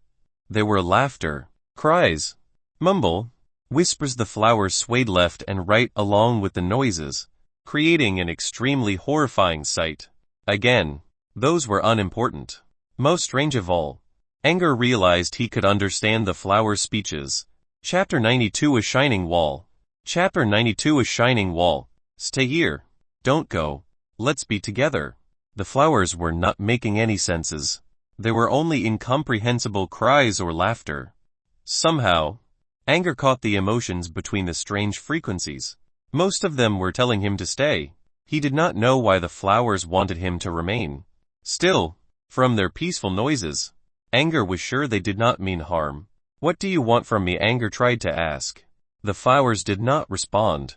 They kept releasing their emotions, asking Angor to stay. Angor sensed something else as well. It was a complicated, regretful idea. We could've kept him if there is no light, so he could not reach the ceiling before because of the flowers. Angor was unsure of whether he should call these things monsters or strange plants. Nevertheless, he had better leave. He did not sense hostility, but only God knew whether they were just pretending to be harmless so that they could draw him into a trap. Angor knew about a certain type of flower called Rafflesia in Goldspink Empire, which drew creatures near using a sweet scent, then devoured them. Angor lifted his flashlight and checked both directions. He did not know which way to go, or which way he came from, so he simply chose a random one and kept flying. He kept hearing the emotions from the flowers on the ground, combined with an occasional sweet smell which caused him to daze a little and lose his direction for a second. That must be what made him move in circles. With the help of the flashlight, even if he would be affected by the traps, he could still move towards one direction. Why are there so many of them? Angor pondered. He was interrupted by the smells several times when he barely moved half a kilometer, as if the flowers really wanted to stop him. After an hour or two, Angor still did not reach the end of the path, and he did not see anything else besides the endless flower bed beneath him. He kept thinking along the way. Was this the underground maze or not? Where was his teacher? Why did the flowers want to stop him still? He knew thinking about the questions was useless. He would only be stressing himself out. After flying for a long time, Angor finally reached the end. However, this probably was not a piece of good news, because the end of the path was a wall, with no detours around it. In other words, he chose the wrong direction. When he was several hundred meters away from the wall, Angor thought he saw a light in front of him when his flashlight shined on the wall. He moved the flashlight towards where he saw the strange light. Maybe something on the wall was shining. Angor was planning to go back, but the sudden light spot aroused his curiosity. Anyway, he did not know where he was going. Maybe it was a treasure. Sunders mentioned that all wizards who left the Nightmare Realm all showed greed towards the place. So this world might have more treasures compared to the other places, even if it might take some effort to find them. Angor slowly approached the wall with his beautiful idea in mind. About 100 meters away from the wall, Angor saw faint light moving along it. So the wall was shining. Luminous stones. Maybe those were not really valuable. Angor kept moving forward for a dozen meters until a strange frequency invaded his mind. At first, the wave hummed in his mind. Soon, it grew stronger and became many times worse in a matter of seconds. The frequency acted like a deadly soundwave weapon, which instantly pierced Angor's eardrums and hit his brain. Before he could react, Angor felt the pain building up in his head as if it was going to explode. The wave was torturing his mind. It felt similar to what he went through during Sunder's spiritual power test. But this one was 10 times harder. No, even worse. Angor felt his brain fluid boiling like water which was about to release smoke. He neither had the correct words nor any time to describe such pain. Like raging waves, each sharp pain was followed by an even stronger one. Ag! Angor screamed. He could no longer control himself due to the boundless agony. He fell from the air.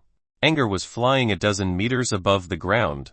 Even if the gravity was weak, his body would not make it if he hit the earth like this. When peril was imminent, several green vines suddenly appeared below him. They broke out of the dirt and twisted in shape. In a matter of seconds, they created a net. Angor fell straight into the net made by the vines. With the cushion to damp most of the momentum, Angor reached the ground unharmed. As Angor struggled and rolled on the ground in pain, the vines changed again. They became ropes, wrapped themselves around Angor's limbs, and dragged him away from the wall until he was 100 meters away from it again. When he was far enough, the pain inside his brain began to fade. Angor regained his breath. He thought he was dying. He saw his past life flashing in front of his eyes, which indicated he was almost gone for good. He was in his top condition merely several seconds ago, and now he felt weak all over his body. His spirit almost crashed. That was close. When everything quieted down, Angor was sure he lived through the incident. However, he used up his strength to stay alive. Now he could not even lift a finger. He was in pain, but he still remembered being saved by some plant vines. Angor did not know if the vines meant to save him or had other ideas.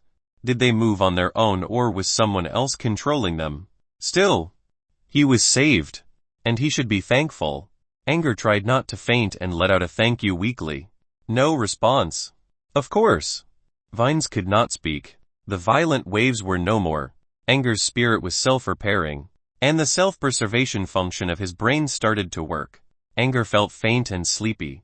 His vision blurred. Before falling into a deep sleep, Angor saw a flower appearing in front of him. It also had a mouth on it, but its petals were shiny like stars. Chapter 93 Search. Chapter 93 Search. At the same time, Sunders had been to this projected garden in the Nightmare Realm for many times. He clearly knew the structures and monster distribution in this area. When he arrived here, instead of going for Angor right away, he began going through his memory first. The Nightmare Realm was a special place for many reasons. One of them was that this world could affect your brain. Sometimes the place removed certain memories from you or added something into your brain. It could also block certain emotions. In worst cases, you would no longer remember who you were. However, such things did not happen often. What the Nightmare Realm deleted from your mind was random. It did not matter if the plane took away trivial memories. Sometimes you would not even notice that something was taken away, such as the meals you ate during childhood, paths you walked, flowers you smelled, or what kind of bed you slept on. Losing a memory would not have any effect on you if you were lucky. Besides, you would not lose those memories forever. Once someone returned to the wizarding world, the memory would come back as well. Losing a random memory could be considered lucky. Sunders went over his memory. As a wizard, he had superior memorizing skills. From his childhood, his prudent present, to the experience he accumulated over centuries, he could remember them all. The memories slowly opened up in his mind like a spreading scroll, revealing his past life in chronological order. In a second, Sunders saw the moment when he turned from an innocent child to an immature teenager. This was when he suddenly noticed blankness. Memory when he just became an adult was gone. I forgot how I came to the Garden of Labyrinth for the first time. Sunders tried to remember.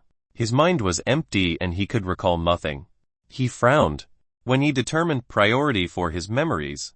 This memory was not an important one, but he lost a memory related to the Nightmare Realm. About this place, Sunders felt strange. He had a feeling that losing that memory would cost him something. After checking his memories, Sunders quickly moved. His new pupil had nothing to defend himself. Something terrible would certainly happen if Sunders did not find him soon. He cast a wind walk spell which allowed him to run several times faster. He dashed through the building swiftly. Instead of running on roads, Sunders chose to leap on top of the buildings. His landing point was not far from one of the coordinates. He did not go straight for it. Sunders slowly approached the coordinate by circling his way around. So there was a bigger chance of catching Angor. If he switched coordinates too quick, they would probably miss each other on the way. The first coordinate was a statue of a goddess who was planting flowers while holding a water pot in her hand. There were few monsters nearby, and the most powerful of them was about as strong as an elementary apprentice. Sunders did not find any traces of human here. There were only a bunch of monsters swarming up towards him. Sunders killed some monsters with a simple spell and immediately went for the next point without looking back. He chose his path carefully. He was familiar with the Garden of Labyrinth, and he only chose paths that helped him avoid stronger monsters. This projected garden was relatively moderate compared to other areas in Nightmare Realm Sunders ever been to. There were a lot of monsters here, but they were not strong. The pyramid area was way deadlier compared to here. However, this did not mean Sunders could roam around freely. There were at least several dozens of places in the entire Garden of Labyrinth where Sunders would never approach. For example, the Central Palace was home to a monster who called itself the Queen of the Net. Even legendary wizards did not dare to face her. There was an amusement park ahead of him to the left which was full of invisible baby wraiths. He could fight one or two of them, but millions of those wraiths would be impossible to deal with. Also, there was a tunnel full of glutton flowers in the sewers, where he would stay away at all times. There were a lot more areas about which he should be careful. The monsters in these red zones usually did not leave their territories. Usually, even if Sunders kept away from these places, he still remained cautious without causing too much noise. Sunders went to the second coordinate by sweeping all surrounding monsters clean. No sign of Angor. The third, the fourth until the sixth. Sunders spent 2 days and nights to sweep through the 6 coordinates in the city area, without finding Angor. Next, Sunders searched the city again. To no avail. There were 3 possibilities. 1. Angor was dead. Still, at least there should be traces left. Sunders found no such traces in the entire city. Unless Angor was so unfortunate that he spawned inside the middle of monsters and was devoured alive. 2. Angor could have appeared inside one of the danger zones. This was unlikely either. Sunders observed from vantage points and did not see anything in those places. The third possibility, Angor directly appeared inside the sewer maze. This was the best bet. About 70 probability. According to Sunders' speculation, Sunders sighed upon thinking about the idea. How could his new student be so unlucky? The danger of underground maze was not the only problem. The maze changed and shifted randomly. Sunders needed some serious luck to bump into Angor in the maze. Or his only choice was to meet Angor at the last coordinate in the center of the maze. But could the little boy make it all the way there? The answer to that question was obvious. And it was not positive. Nevertheless, Sunders liked his new pupil, and he still needed to find him. Sunders spent another day looking over ground and made sure Angor was not here, whether alive or dead. Then he found the entrance to the sewers and jumped down. Water, please. Angor did not know how long he had been walking in the desert. He lifted his head weakly, only to see boundless sand reaching the horizon. Angor dragged himself on. He did not know why he was here, but he had no choice. After traversing the desert for several months, he used up all food and water. What should I do? Water, I need water. Angor mumbled in a weak voice. A drop of water suddenly hit his lips. It released a sweet scent. Angor eagerly licked at the water when another drop came down. More, please, I need more, Angor yelled. He opened his eyes with a start. His vision was all blurry. A dream. Angor wiped some wet stuff off his lips and muttered to himself. Dream wet? Angor realized something and quickly looked upward. A flower with a mouth on it was floating above him. It looked beautiful.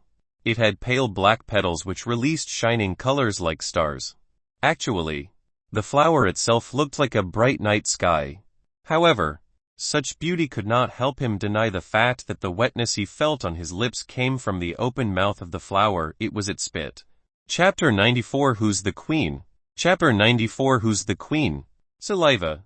Angor sensed something sweet in his own mouth. Then he recalled drinking drops of water that landed on his lips. It actually tasted good and refreshing. But it was still something's spit. Angor felt nauseated and quickly sat up.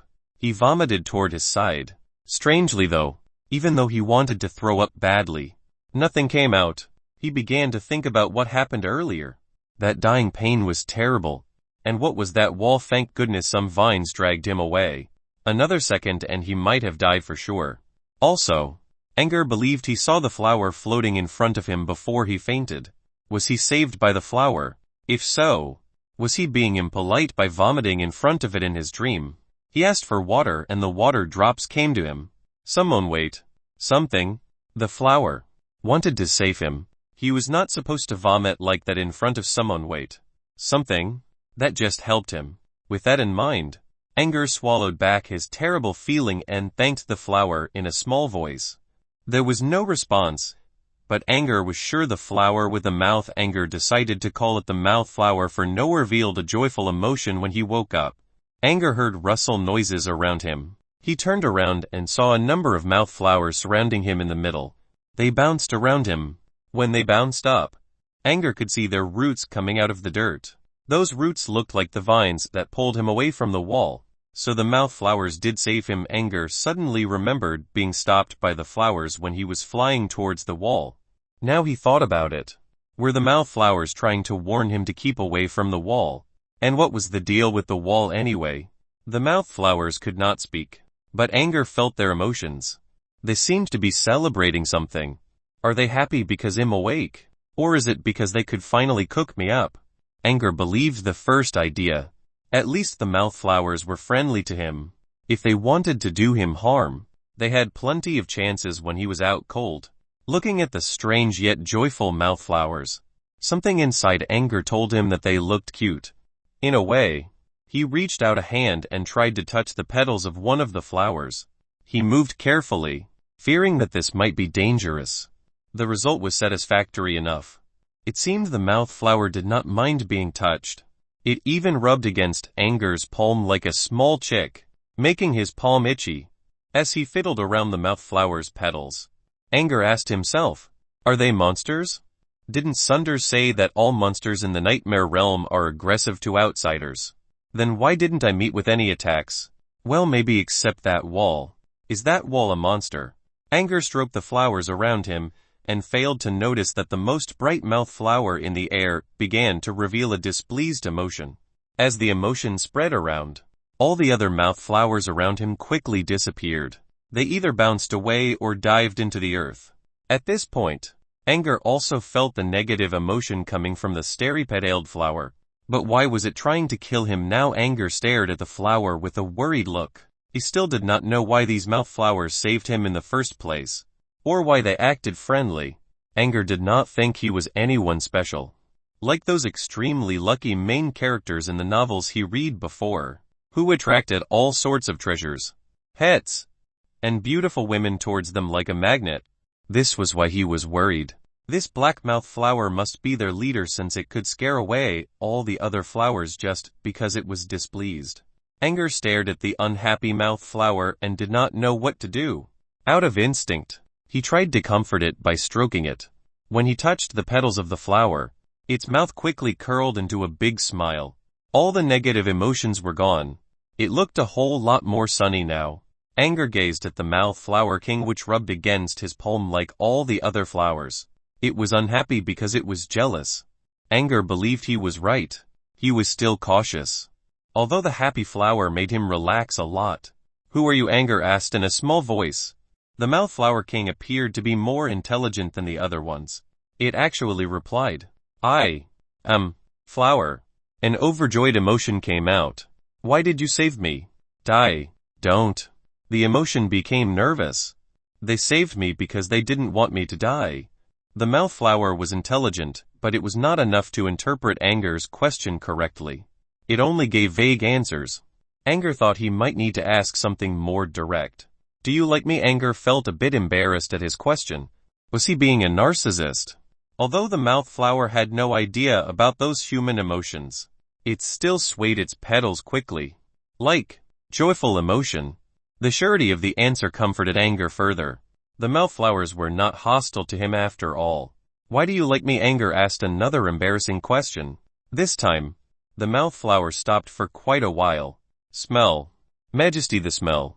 The emotion carried some respect as well as admiration.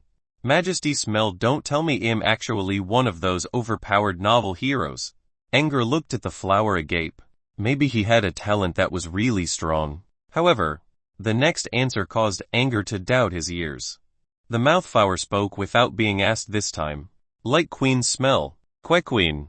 Whatever did that mean? "Who's the queen?" he asked.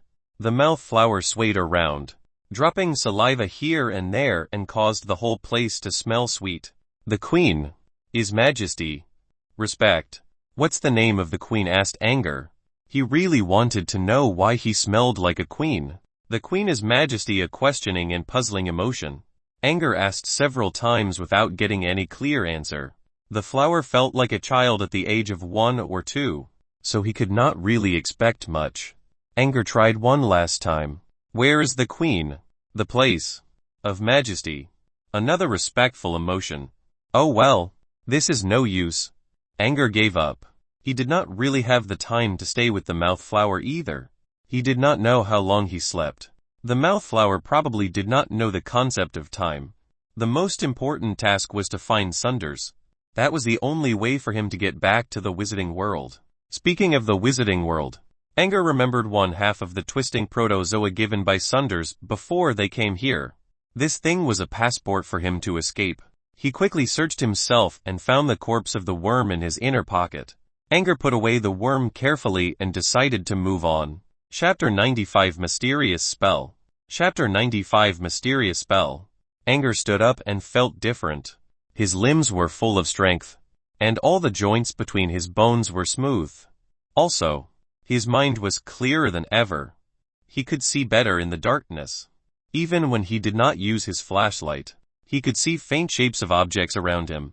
These changes all happened after he woke up. He was surprised too. Maybe the great pain that did not kill him made him stronger instead when thinking about this.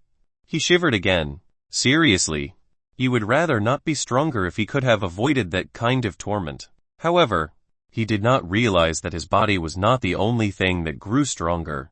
Angor was not a wizard yet, so he could not possibly know what he just gained from the incident. Before leaving, Angor looked towards the giant wall again. He was still curious about the wall that brought him terrible agony, but he did not dare to approach it again. He was standing about 100 meters away from the wall. He clearly saw something shining on it, but he could not tell what. Every time he tried to focus his gaze on the wall, he would feel dizzy again. Angor asked the mouthflower, which had been floating in the air, "Do you know what's that wall?" "Danger. Do not go." A terrifying emotion. Even the locals think that the wall is dangerous. Angor was even more curious now. Still, he knew better than to risk his life again. Angor glanced at the wall one last time. Maybe he would know something about it after becoming a wizard. And how much time had passed? Angor prepared to move towards where he came from. He was worried that he and Sunders might miss each other. He looked at the hologram tablet on his wrist. Wait, the tablet could show him time. How did he forget this? Angor quickly triggered the tablet and checked the time display on the bottom left of the hologram. August 21st. 1633. It was the Earth calendar. But this would not prevent him from determining the current time. He remembered they came to the Nightmare Realm on the 3rd day of the month of harvest. That should be August 18th according to the Earth calendar. Did he faint for 3 days? Angor's heart raced. He wasted 3 days doing nothing. He had to find the nearest coordinate. Now, before turning off the tablet, Angor looked at the recording function on the desktop and got a new idea. He saw a zoom in button in the record function before. He could not go to the strange wall, but he could use a zoomed camera to check it out from afar. as someone who never hesitated to try out new ideas. Angor started the camera right away and began recording. He returned to the safe spot and pointed his camera while zoomed in. Then he looked at the image on the tablet. Thanks to the amazing science, something 100 meters away was clearly displayed as if observed up close. The wall looked ordinary at first. However, when carefully inspected, Angor could see inconspicuous pits on it, which had streams of light flowing in them. The entire wall was covered in such pits. It seemed they formed into a giant and functional pattern on the wall. Is that a spell array? Angor wondered. He tried to memorize the pattern in his mind. However, he had barely begun to draw the pattern in his head when an unknown horror suddenly surrounded him, followed by sharp pain. Angor quickly stopped his train of thought. The pain slowly faded. So it is a spell array after all. But didn't it need to be complete to have an effect? I only sketched a fragment. And it probably wasn't even the starting point, and it already affected me. Angor was frightened by the horrific sense earlier. That was probably a really special spell. He could not possibly think about the spell pattern again, fearing that the great pain would come once more. The tablet did its job pretty fast. Angor checked his recordings hastily without going into any details to avoid strange things. He made sure the camera caught the entire pattern and turned to leave. The wall was horrible. Better to stay away for now. Angor did not shut down the camera on his way back. The tablet had plenty of charges left, so he hoped he could record his journey. He flew fast. He already knew there were only harmless mouth flowers along the way, so he moved at full speed. Aren't you going back? When he was about halfway to his starting point, he asked the mouth flower, which followed him closely. The flower shifted its petals and revealed an emotion mixed with joy and admiration. Majesty, I like. Angor still could not understand it, but he did not really mind. Frankly speaking, having someone, or something, to talk to in this dark place provided him a bit of comfort, even if this something could only speak nonsense. Is this the underground maze? Angor asked. This underground, a plain emotion. That confirmed his idea that he was inside the sewer maze. He still felt terrible for appearing directly in here, but at least he knew where he was now. Do you know how to go to the center of the maze? Center is mouth. The flower opened up its mouth wide and revealed a prideful emotion. Not your center, Angor complained in his mind. He changed his question and asked, how to leave the underground? Angor believed he must use simple words instead of complicated adjuncts. Dig. The emotion was simple this time. The flower even moved its roots to make it clearer. Angor was speechless. He forgot the flower could simply move inside the ground. Angor kept asking questions, and only received a few satisfying answers. However, he still reckoned a lot of information. For example, the mouth flower flying in front of him was the boss of all the flowers he saw along the way. Also, the mouth flowers were here to protect that wall. About half an hour later, the darkness was replaced by light. Angor found himself back at the place where the two head monsters were. They were not here though. Angor realized that the light came from some objects that looked like electrical fluorescent tubes above him. The place was bright as day, with light in the environment. Angor turned off the flashlight. Are you going back? Angor asked the mouth flower again. They already left the flower field. The mouth flower gave him an ordinary answer this time, which was rare. I want to follow the Majesty. Angor felt somewhat happy about it. The flower did not look strong, but it should be stronger than him anyway. If he teamed up with it, he might survive longer. The flower quickly spoke something else and interrupted his thought. But I need to protect the wall. Angor curled his lips. They barely knew each other, and the mouth flower already learned how to withhold information. So the flower was saying that it must go back to the wall instead of following him. Angor did not say anything further. The mouth flower saved his life. There were many monsters in the underground maze. The flower might be more powerful than him, but they probably would not stand a chance against something like the head monsters. Maybe his lifesaver would be better without him. With that in mind, Angor waved goodbye to the flower and flew away on himself. The mouth flower stayed to watch Angor leave. When Angor finally disappeared from its view, it slowly returned to its territory with a sad emotion. It released a green aura. Countless thick vines dug their ways out of the dirt and completely sealed off the tunnel in the proximity. The thick vines easily shattered some of the stone walls blocking them. If Angor was here, he would never think that the flowers were weak. Even Sunders was not powerful enough to pierce the walls. After the mouth flower left, a head monster, which could completely defeat the mouth flower according to Angor, slipped out of a small cave and let out a sigh. It looked at the sealed tunnel and showed great fear on its face. Chapter 96 Stranger. Chapter 96 Stranger. Angor kept flying for about 10 minutes and reached a junction connecting 3 other paths. He then facepalmed himself. Which way what was beyond them were their monsters he did not know. Did not matter now. Angor chose a random one, made a mark, and moved on. Another 10 minutes went by. Angor reached another fork, a 5-way one this time. Like before, he left a mark and moved into a randomly chosen one. About more than an hour later, Angor reached a dead end, so he had to go back and choose another path. He went on like this and ran into several stops until he finally entered a path which seemed to be working. Still, he had a question. He did not stumble upon anything on his way. No monsters. No stuff. No nothing. According to Sunders, the underground maze should have been way more chaotic than this. Maybe he was just lucky. Well, he should be thankful. The truth was that after he drank the saliva of the mouth flower, he carried its scent as well. Such scent was extremely terrifying for the monsters living in the maze. Weaker monsters escaped right away when they smelled it. This was why nothing stopped Angor. But he did not know this himself. The scent only repelled weaker monsters. Stronger ones would not run away because of it. After flying for about 3 hours, Angor finally saw a monster. He hid behind a corner and peeked at a hall ahead. There were not only tunnels in the underground maze. There were other structures, such as halls, gardens, and deserts. Angor was now looking at a giant underground hall. The ceiling of the hall was about 12 meters from the ground, and 30 meters in circumference.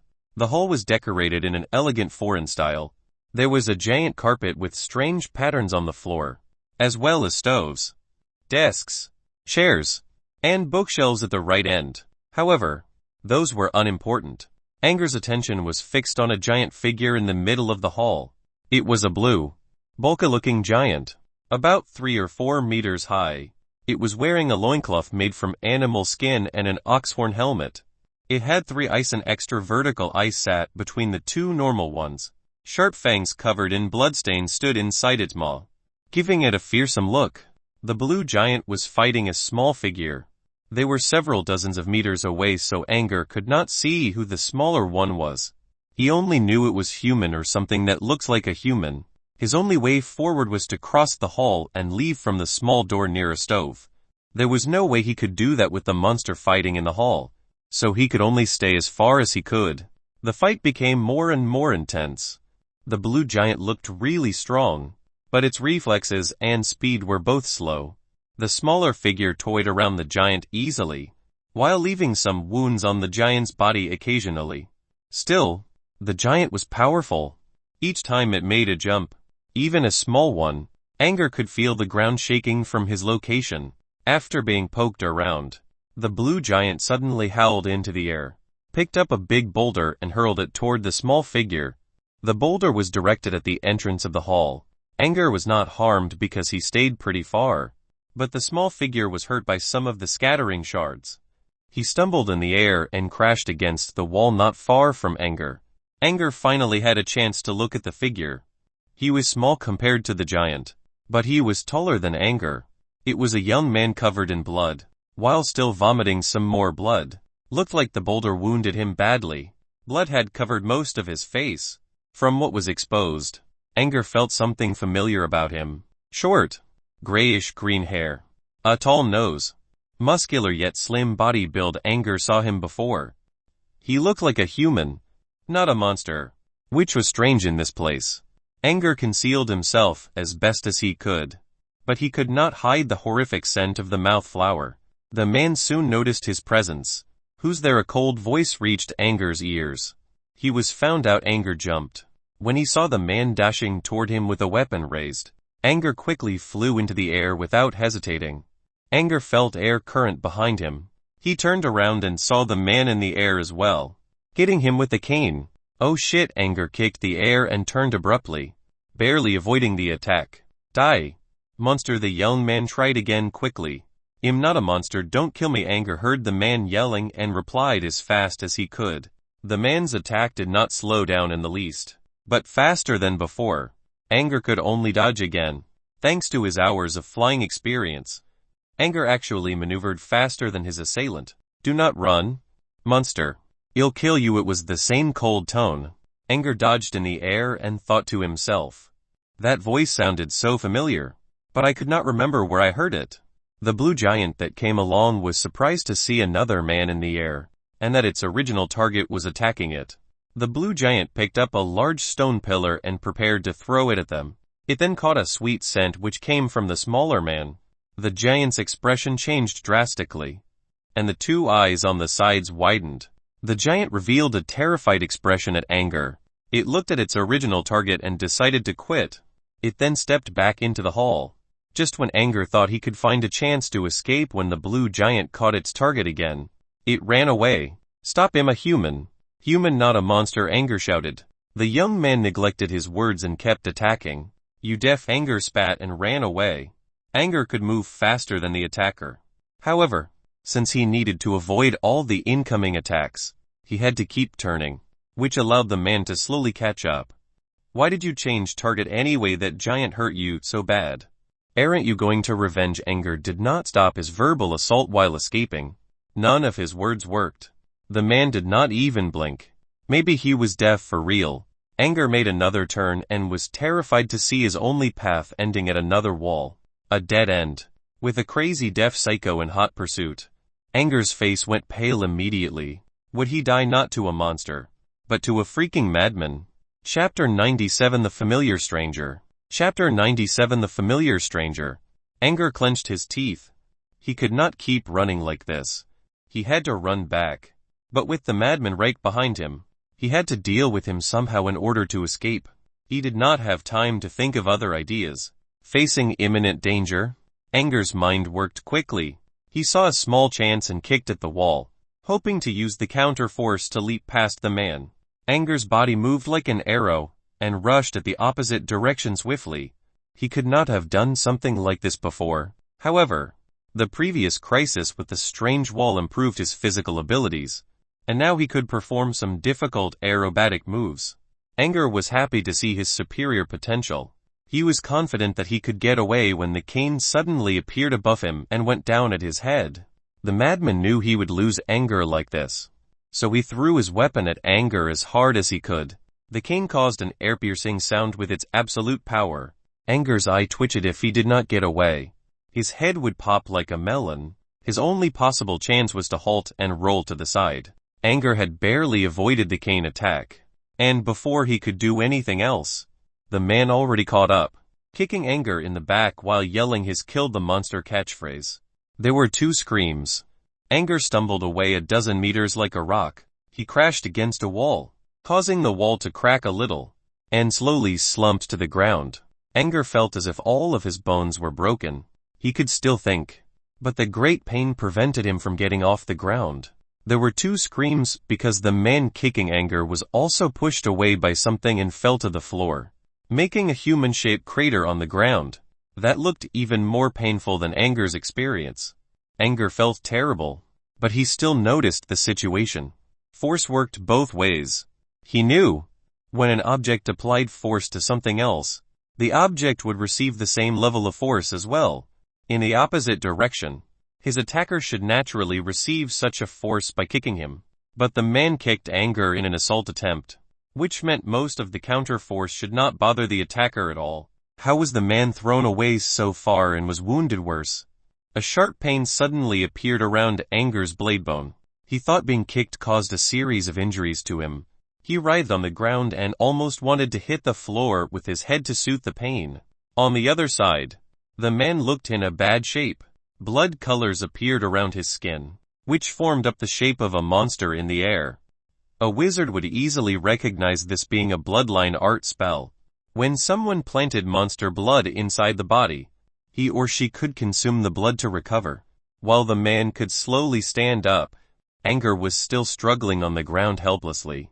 The man saw the humanoid monster releasing light spots from his back. There was a dot around its blade bone, and shiny green lines were spreading towards its body from it. They looked like plant vines, covering the monster's body in a matter of seconds. The lines released a terrifying aura. It felt worse than the sweet scent. Yes, the sweet scent made the man believe that Angor was a monster. No man could possess such a scent that carried irresistible despair. Now, something else came from the monster. The green line stressed him so much that he wanted to turn tail right away. Any other monsters, strong ones or weak ones, would already have slumped to the ground and trembled in fear. The man was sent flying because of those lines too. However, as an intelligent human, or so he thought, the man would not back down. The monster was obviously a whelp, and it was injured too. If he could resist his fear, he could go there and finish it off. The man suppressed his will to shiver or escape, dragged his legs which could barely move, and slowly approached Angor. Angor saw this too and panicked.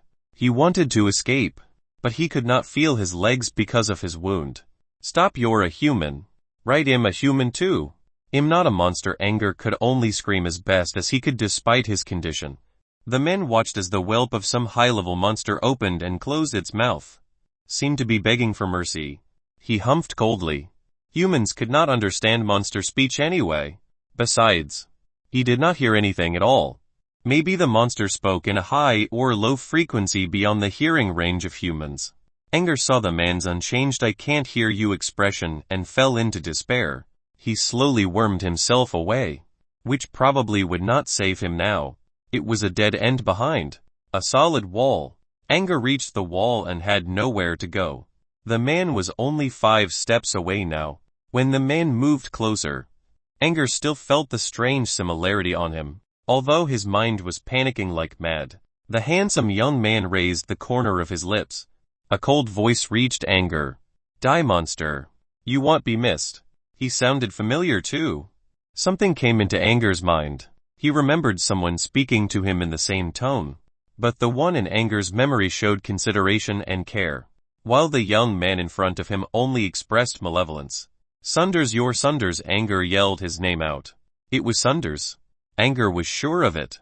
The same short grayish-green hair, the same eyes, the same handsome look, and the same body build. This man was a younger Sunders. The young Sunders was still wearing the same hateful expression despite being called. Is it really him? Why did he become younger? He was a lot weaker than my teacher too. Like an apprentice. Angor pondered. Maybe it was some kind of monster that was good at disguise. But could monsters talk? It was speaking the universal tongue too.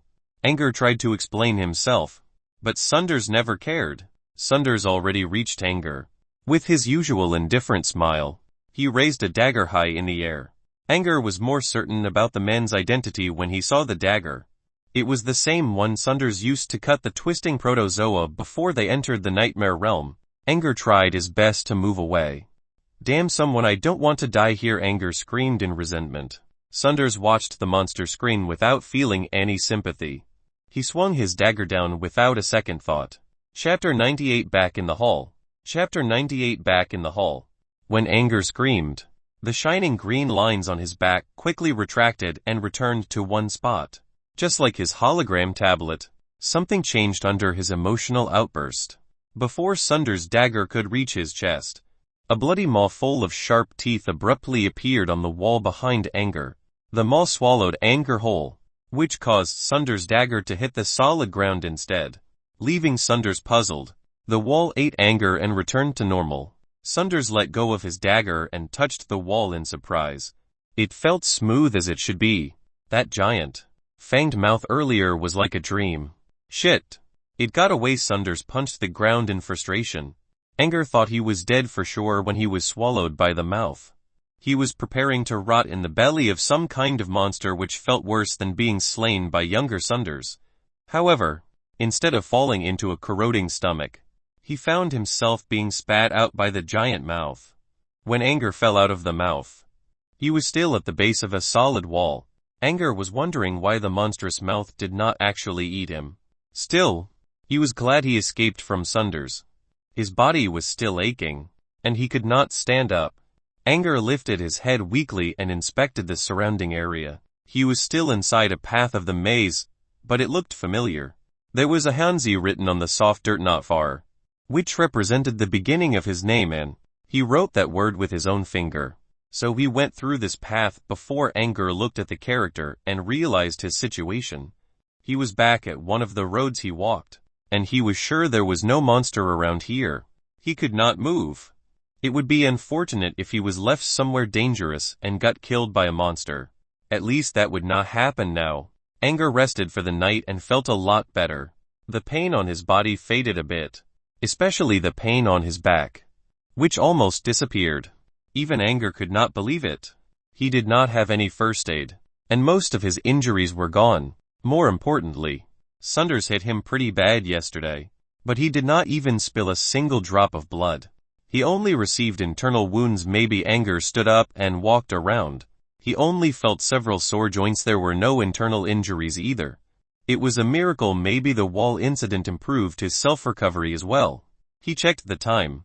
It was 8 in the morning. Angor decided to move on. There was only one way for him to go, and it was one of the paths he walked yesterday. He needed to get past the hall with a blue giant in it to advance. All the other paths led to dead ends. Angor moved while still thinking about the younger Sunders.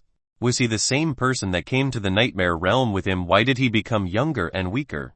If he was not the same one, then who was he? Angor was sure the man was Sunders, since too many elements on him proved that. Still, would Sunders attack him like that? Angor was unsure. He never knew Sunders' true intention. Angor inclined to the idea that young Sunders was some sort of projection inside the nightmare realm. Maybe projected reality included projecting humans too. He might even find his own projection somewhere. If young Sunders was not the real Sunders, then he should follow his original task, get to the center of the maze. He still needed Sunders to bring him back to reality. I hope that's not him, otherwise he would be trapped in this nightmare cage forever. Angor clung to his hope and flew toward the hall he saw yesterday. It was peaceful. He heard occasional rustle noises, but he never saw any monster. When he was 2 turns away from the hall, he slowed down. Angor did not know if young Sunders was still there, or what the blue giant was up to.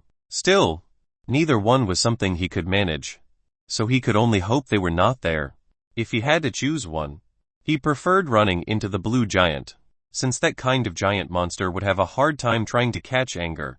Sunders could fly, so he was a bigger threat. Angor knew that most creatures did not look above them much, so he moved to the ceiling and slowly went for the hall along the ceiling wall. There was nothing beyond the first corner except some traces left by the fight yesterday. The hall was just around the next corner.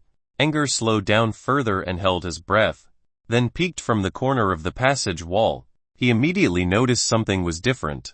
The hall looked messy. The blue giant was nowhere to be found, and lots of bloodstains scattered on the beautiful carpet.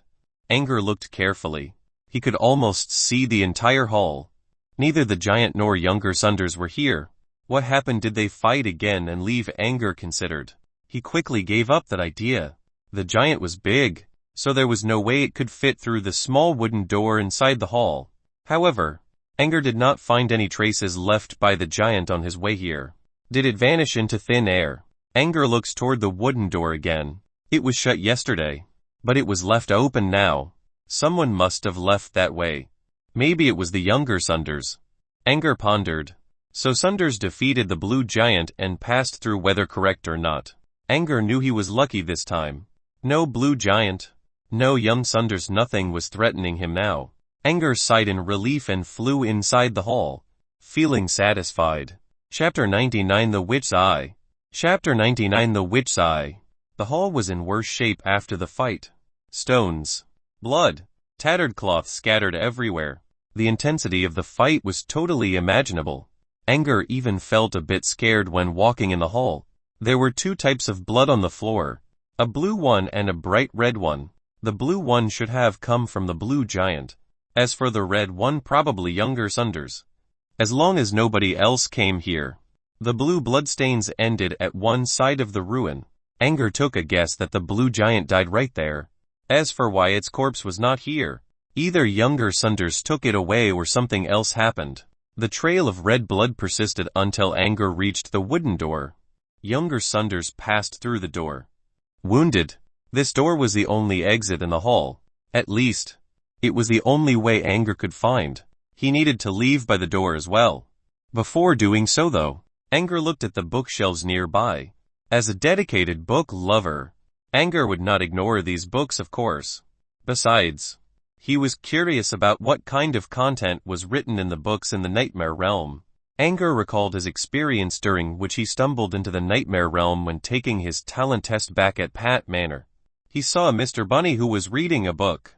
When Angor peeked at the book from behind the bunny, he saw a fairy tale which seemed to be able to put people to sleep. Unconsciously, Angor became the heroine in the story and was manipulated by Mr. Bunny. He made it out in the end, but he went through many close calls. The incident with the book caused Angor to hold great interest in the books in this hall. He walked to the bookshelves and realized that the books were messed up after the fight. Many scattered on the ground. He saw red fingerprints on the edges of some of the books. Maybe younger Sunders read them before leaving. Only a part of the books had fingerprints on them, so young Sunders only read a few. But why did younger Sunders think that these books were worthless and lost his patience? With that in mind, Angor picked up one of the books Sunders read. The cover was blank. It recorded an elementary alchemy technique and a common one at that. Angor saw it in Sunders' collection room. He had even recorded it in his tablet. Angor started up the hologram tablet and found the alchemy technique to compare. Yup, totally the same, down to every single word. He read several more books, with or without younger Sunders traces on them. They were all about basic wizardry knowledge, and Angor saw many of the same copies from Sunders' collection. It was only natural that younger Sunders disregarded them and left quickly. Angor, on the other hand, gladly accepted them. There were some books that were not collected by Sunders because they were too simple. Angor spent half an hour to record all of the books that he had not seen before. These basic wizard books would not cost much at all, but Angor wanted to save up as much as he could. He only had a small number of magic crystals that Greya gave him, so he needed to make the best use of them before he found a way to earn money.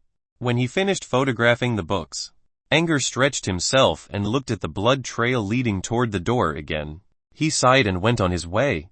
Behind the door, there was another maze path with occasional drainage ditches on the sides. This was the sewer of a city after all, so they should totally be here. Angor was wondering why did the ancient wizards make this sewer into a maze. He followed the bloodstains and reached the first fork road beyond the hall. It led to 3 different directions, 2 of which had blood trails. Angor crouched down and inspected the patterns of the trails. The path on the right had 2 trails in it, which meant younger Sunders walked to the right side first, but came back for some reason. The path in the middle had a single trail, so younger Sunders walked here next. Considering the color of the blood, he had left for a long time and never came back. Either he died to a monster, or the middle path was the correct choice. Angor needed to make a decision too. The right path was an obvious no, so Angor should go to the left or middle. The left path was unknown since no one explored it. Unpredictable. The middle path might be the right one or a deadly monster nest. Either way could be dangerous. Angor hesitated for a while and finally chose the middle one. He had no particular reason. Just that even though the younger Sunders was weaker than middle-aged Sunders, he was still a lot stronger than a mortal. Correct or not, the middle path was cleared up by someone else, so Angor might as well enjoy the free piece. With this mindset, Angor stayed on the trails left by younger Sunders. Angor did not know how long he traveled or how many forks he went past. When he began to question his decision, he saw a picture on a wall which illustrated the figure of a misty ghost shadow who had a single eye growing on its body. Instead of fear, Angor felt joy. The monster in the picture was a witch's eye. Before coming to the Nightmare Realm, Sunders mentioned that these monsters roamed around the center of the underground maze, which meant Angor was close to the exit. However, Sunders said something else too. Witch's eyes were vicious and cunning creatures. They tend to stick in groups. If you meet any of those things, you will become a pile of bones in the first second. Sunders was half joking. He did not think Angor had any chance of encountering a witch's eye on his own. Even if the boy was somehow teleported into the underground maze, he would never make it to the central area. Of course, Sunders would never expect that Angor not only reached the center. He only ran into a single fight, not with a monster, but a younger version of Sunders himself. As a matter of course, Angor believed his path was free of monsters thanks to younger Sunders' effort. When he reached another fork, Angor went to the one with younger Sunders' traces without hesitation. He was already inside the central area. Maybe he could make it to the exit with someone clearing monsters for him. Before he could finish that thought though, Angor heard someone screaming behind the next corner. He looked ahead and saw younger Sunders. The man was fighting several dozens of black shadows floating in the air. One of the shadows went through Sunders' chest, who shrieked in pain again, vomited some substance mixed with blood and guts, and collapsed on the ground, unconscious. Angor was startled by the scene and quickly prepared to run away. At this moment, he heard the black shadows giving out sharp noises like screams. Next, they scattered away, as if something frightened them for good. When they ran about, Angor saw they all had those big, single eyes in the middle of their bodies. Those were witch eyes. Chapter 100 Destination. Chapter 100 Destination. As the witch eyes disappeared for no reason, Angor wanted to escape too. However, a second thought stopped him. Where could he go to? He had to reach the center of the maze anyway. The witch's eyes were completely gone. Angor took a guess that younger Sunders used some kind of ace card move before getting hit, which scared all of the monsters away. If so, this path might be the safest. Angor took a deep breath, then released the breath along with his frustration for being weak. He walked forward with a firm but steady steps. He slowed down a bit when approaching younger Sunders. It was only a day, and younger Sunders had all kinds of injuries on his body. He looked a lot worse compared to yesterday when fighting the blue giant. Angor felt a tiny bit of guiltiness. He did not run into any monsters, all thanks to Sunders, who had been securing the front line. Angor shook his head. Still, he was not planning to save Sunders. The man almost killed him yesterday. Angor felt guilty due to his kind nature, but he did not intend to get sympathetic. Younger Sunders had his eyes closed tight. His cane was left on the floor, along with the dagger which proved his identity to Angor. Fearing that the man might be feigning his condition, Angor tiptoed his way carefully and snatched the cane and dagger as fast as he could. Angor still could not defeat younger Sunders with these weapons, but at least he had a bigger chance of running away, even if the man was really pretending. After grabbing the weapons, Angor looked at younger Sunders again. He was not moving. Angor realized his chest was not rising at all. He's dead. Angor held the weapons while putting a finger under Sunders' nose. No breath. He was dead for real. Angor looked at the giant hole located on the man's heart. Well, with that kind of wound, he should be dead. Angor finally relaxed his nerves a little. He was always fearing younger Sunders, but the man was dead now, so no more being chased. Angor was still worrying about something. Where did he come from? Did he have anything to do with the real Sunders, or could this man be the real Sunders instead? Then would Angor be trapped in the nightmare realm forever, without his help? If this man was a fake, why did he have exactly the same look, voice and belongings as Sunders? Angor could not get an answer. It was not like the younger Sunders would tell him anything, even if he was still alive. Being deaf and all, Angor decided to give up. He would see the man as Sunders' projection for now. This way, he could still go to the center of the maze and wait for the real Sunders. Otherwise, he had to surrender his life in the nightmare realm. Angor did not leave right away. He crouched beside the corpse and searched younger Sunders' body. A dead man had no need for his things, so he might as well take them. Angor searched thoroughly, including inside the man's underpants. Without finding anything useful, Angor shrugged it off. He already gained 2 weapons. Angor cast one last glance at the corpse, let out a deep sigh, and left the scene. Not long after Angor's departure, the corpse of younger Sunders changed. The body slowly faded, starting from its rim, became mist, and vanished, as if it never existed. Angor's travel was smooth and uneventful. After passing through several turns, He saw an important landmark in the distance, a fountain with a child statue peeing into the water pool. Angor could not believe he actually survived all the way toward his destination without running into a single monster. Angor checked the environment. It was empty. No sign of monsters. Where did all the witch eyes go? They were fighting younger Sunders. Maybe the man scared them off with his last resort move. However, those were social creatures. So why would none of them show up? There were no monsters and no danger around. However, Angor felt something amiss, and he did not think he was safe. He stepped toward the peeing statue. The last walk was peaceful as well. Now that he reached the fountain safely, he could clearly see the expression of the statue and the wavering water in the pool. Did he succeed when the mouth flower told him that he was inside the underground maze? Angor never thought he could make it to the center and rejoin Sunders. But he did. He even arrived earlier than his teacher. Angor looked around. There were no monsters. But he still had to get familiar with the landscape, so he could do a better job running or hiding in case something showed up. The place was not big, so Angor could see everything, apart from the fountain in the middle. There were 4 long benches. He did not see the special channeling method book or the exit to leave the maze. Weird. Where's the book? Maybe it's hidden somewhere, but there's only flat ground. Angor saw no place to hide stuff. With the questions in mind, Angor walked around the place and still found nothing. The only thing that stood out was the peeing statue. Angor inspected it carefully. As someone born in a noble family, Angor knew how to size up pieces of art. This statue looked really vivid. Absolutely the work of a master. The naked child was happily peeing a stream of water into the fountain while holding his small stuff.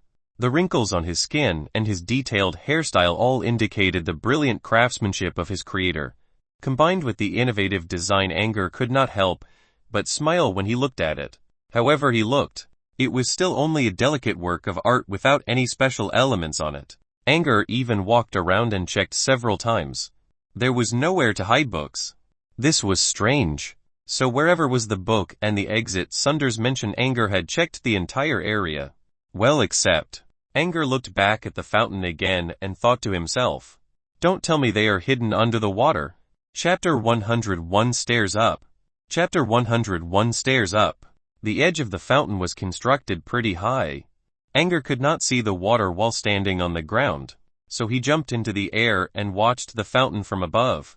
There was not much water in there. It barely covered the base of the fountain. Misty vapor rose from the surface. The pee of the statue rushed into the water, bringing up sprays of water and some shifting waves. Angor did not see anything special on first look. The water seemed water, and the fountain base was made of clean, white bricks, which was clear to observe. Angor slowly moved around to the other side of the fountain and noticed something. At the back of the peeing statue, on the pedestal, there was something that looked like a door handle. Is there something hidden inside the pedestal? With that question, Angor moved to the base of the statue and pulled the handle-like object. As he pulled it out, a cave entrance about 1.5 meters high appeared in front of Angor, just beyond the water level. The cave was totally dark. Angor used his flashlight and saw stairs inside. He widened his eyes when he realized the stairs were leading upward instead of down. Imagine a moderate-sized statue with stairs under it, which pointed up. There should be a way up there. But Angor circled around the statue without finding such a way. The space above the statue was empty. The stairs led into an unknown space. A road to heaven and beyond, not bounded to anything. Angor would have questioned his sanity if he was still the boy who believed in John's science education. However, after being nurtured by Sunders' books, Angor began to understand certain mysteries. Space manipulation. A tunnel between spaces. Maybe, Angor considered. He stared at the unknown passage and wondered if he should go inside. This was the only thing worth exploring now. And of course, Angor itched to check it out. But he was alone, and he did not know if it was the exit toward the Wizarding World. If he went in there now, he might miss Sunders. However, if he stayed here, he had to suppress his curiosity as best as he could. Angor saw many things during the days in the Nightmare Realm. If the channeling method book was beyond this path, he could go for it and record the book using his tablet. Sunders mentioned that the book was something special that one would not be able to memorize. Leaving the nightmare realm meant forgetting the content of the book. If Angor could record it now, he did not have to worry about that. If Sunders came, Angor could no longer use his tablet or record the book.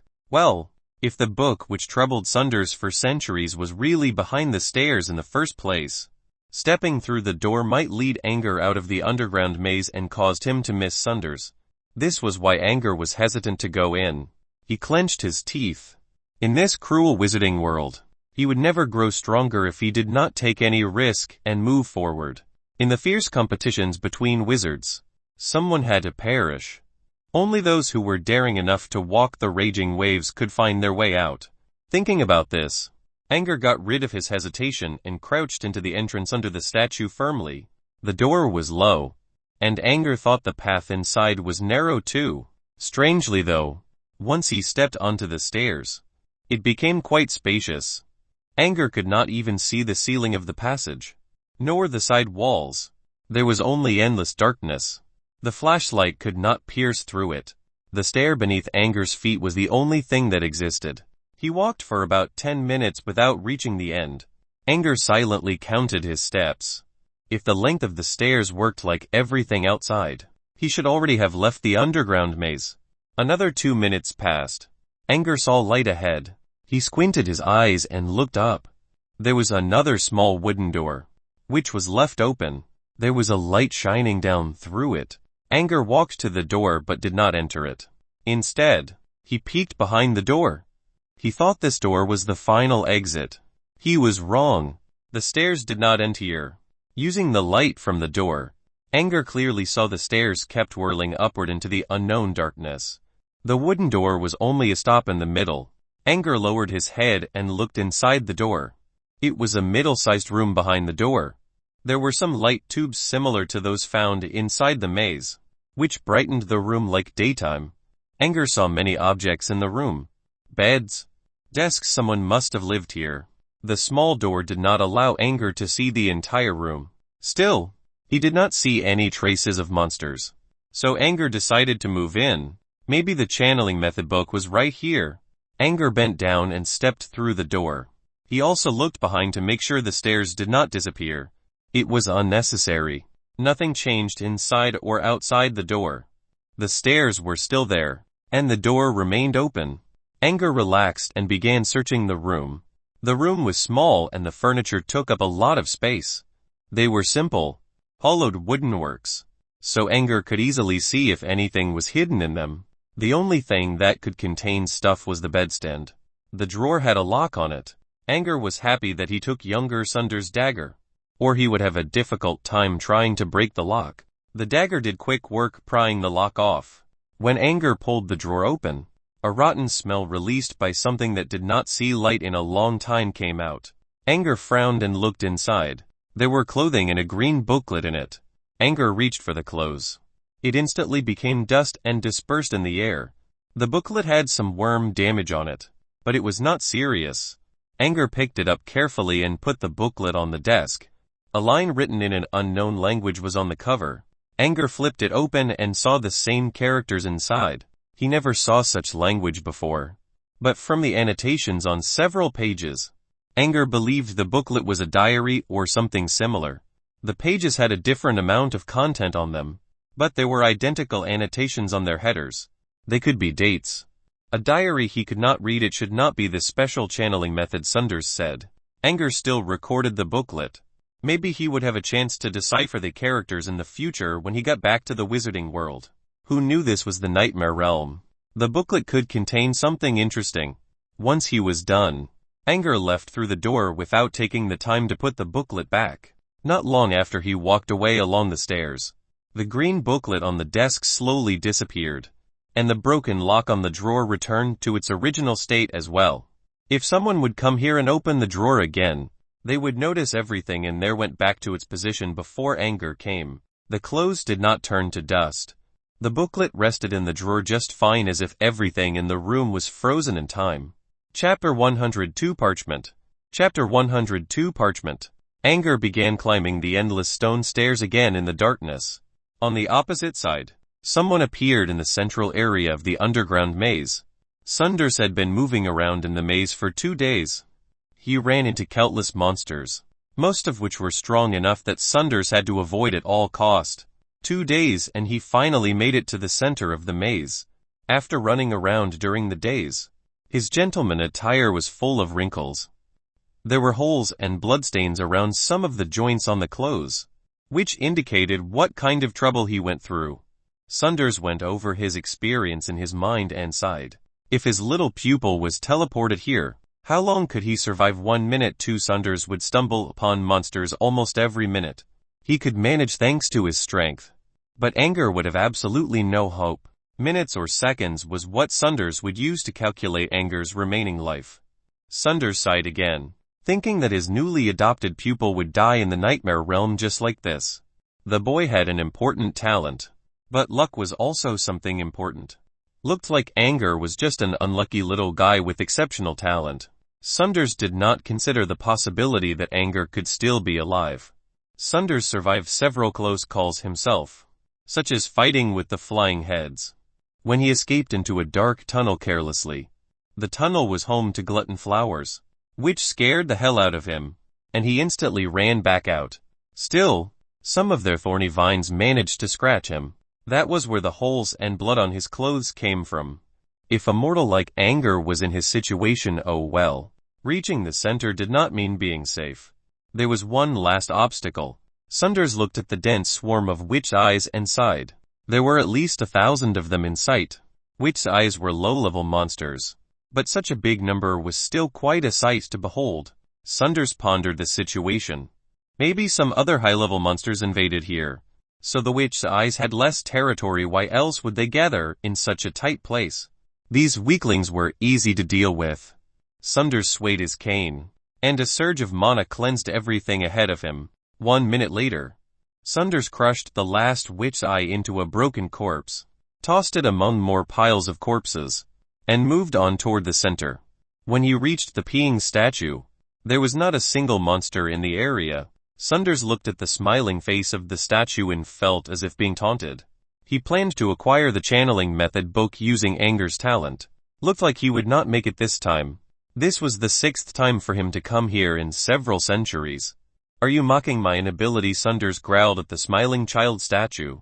Sunders let out another sigh for repeating his failure and leaped to the back of the fountain. He was prepared to go to the place where he saw the book, even if he would return empty-handed. He would like to see the book again. Who knew whether some kind of miracle would come and allow him to remember the book? But he stopped his action. The wooden door at the base of the statue was open. Sunders could not believe his eyes. All structures in the nightmare realm were mystical, that no matter how you broke them apart, they would always recover. Sunders wanted to simply punch the peeing statue to pieces, but he did not, because he knew the statue would mend itself soon. There was no point wasting stamina like that. Just like the door on the pedestal. If someone opened it, it would close on its own quickly.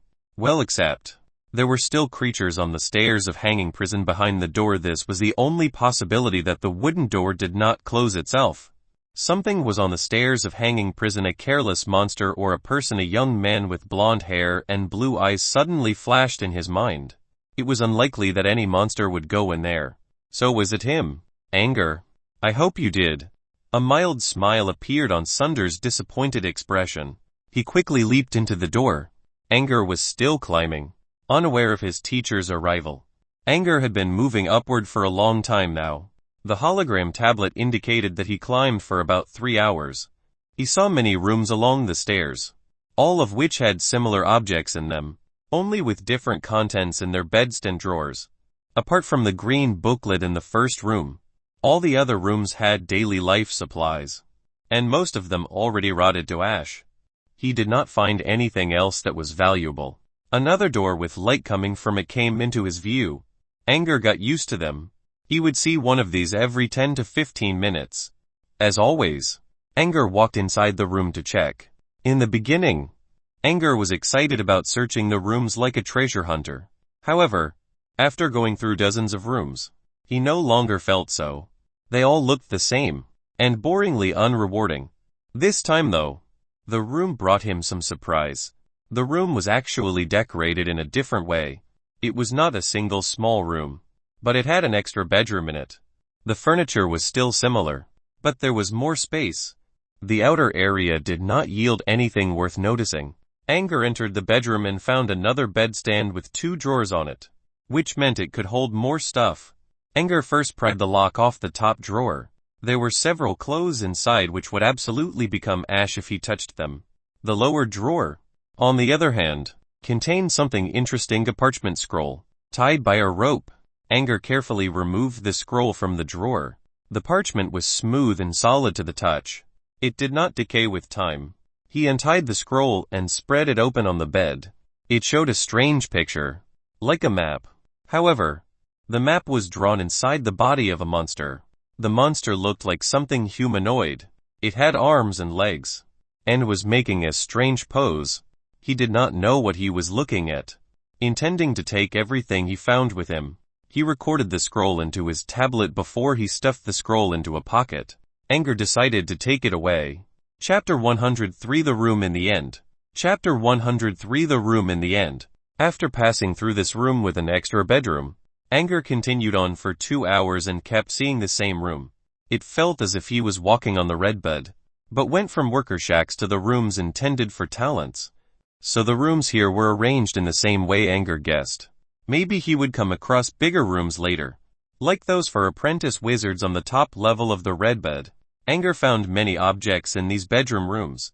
There were weapons, glasses with unknown contents, several alchemy items. However, they all disappeared not long after Angor took them from their rooms. The same thing happened to the parchment scroll. Angor did not know what was going on. Still, the items vanished before his eyes, and he could only accept the fact in frustration, believing that such strange things should happen in the nightmare realm. After walking for another hour, his idea was proved. He found a bigger room along the stairs. This room had a bedroom and 2 extra compartments.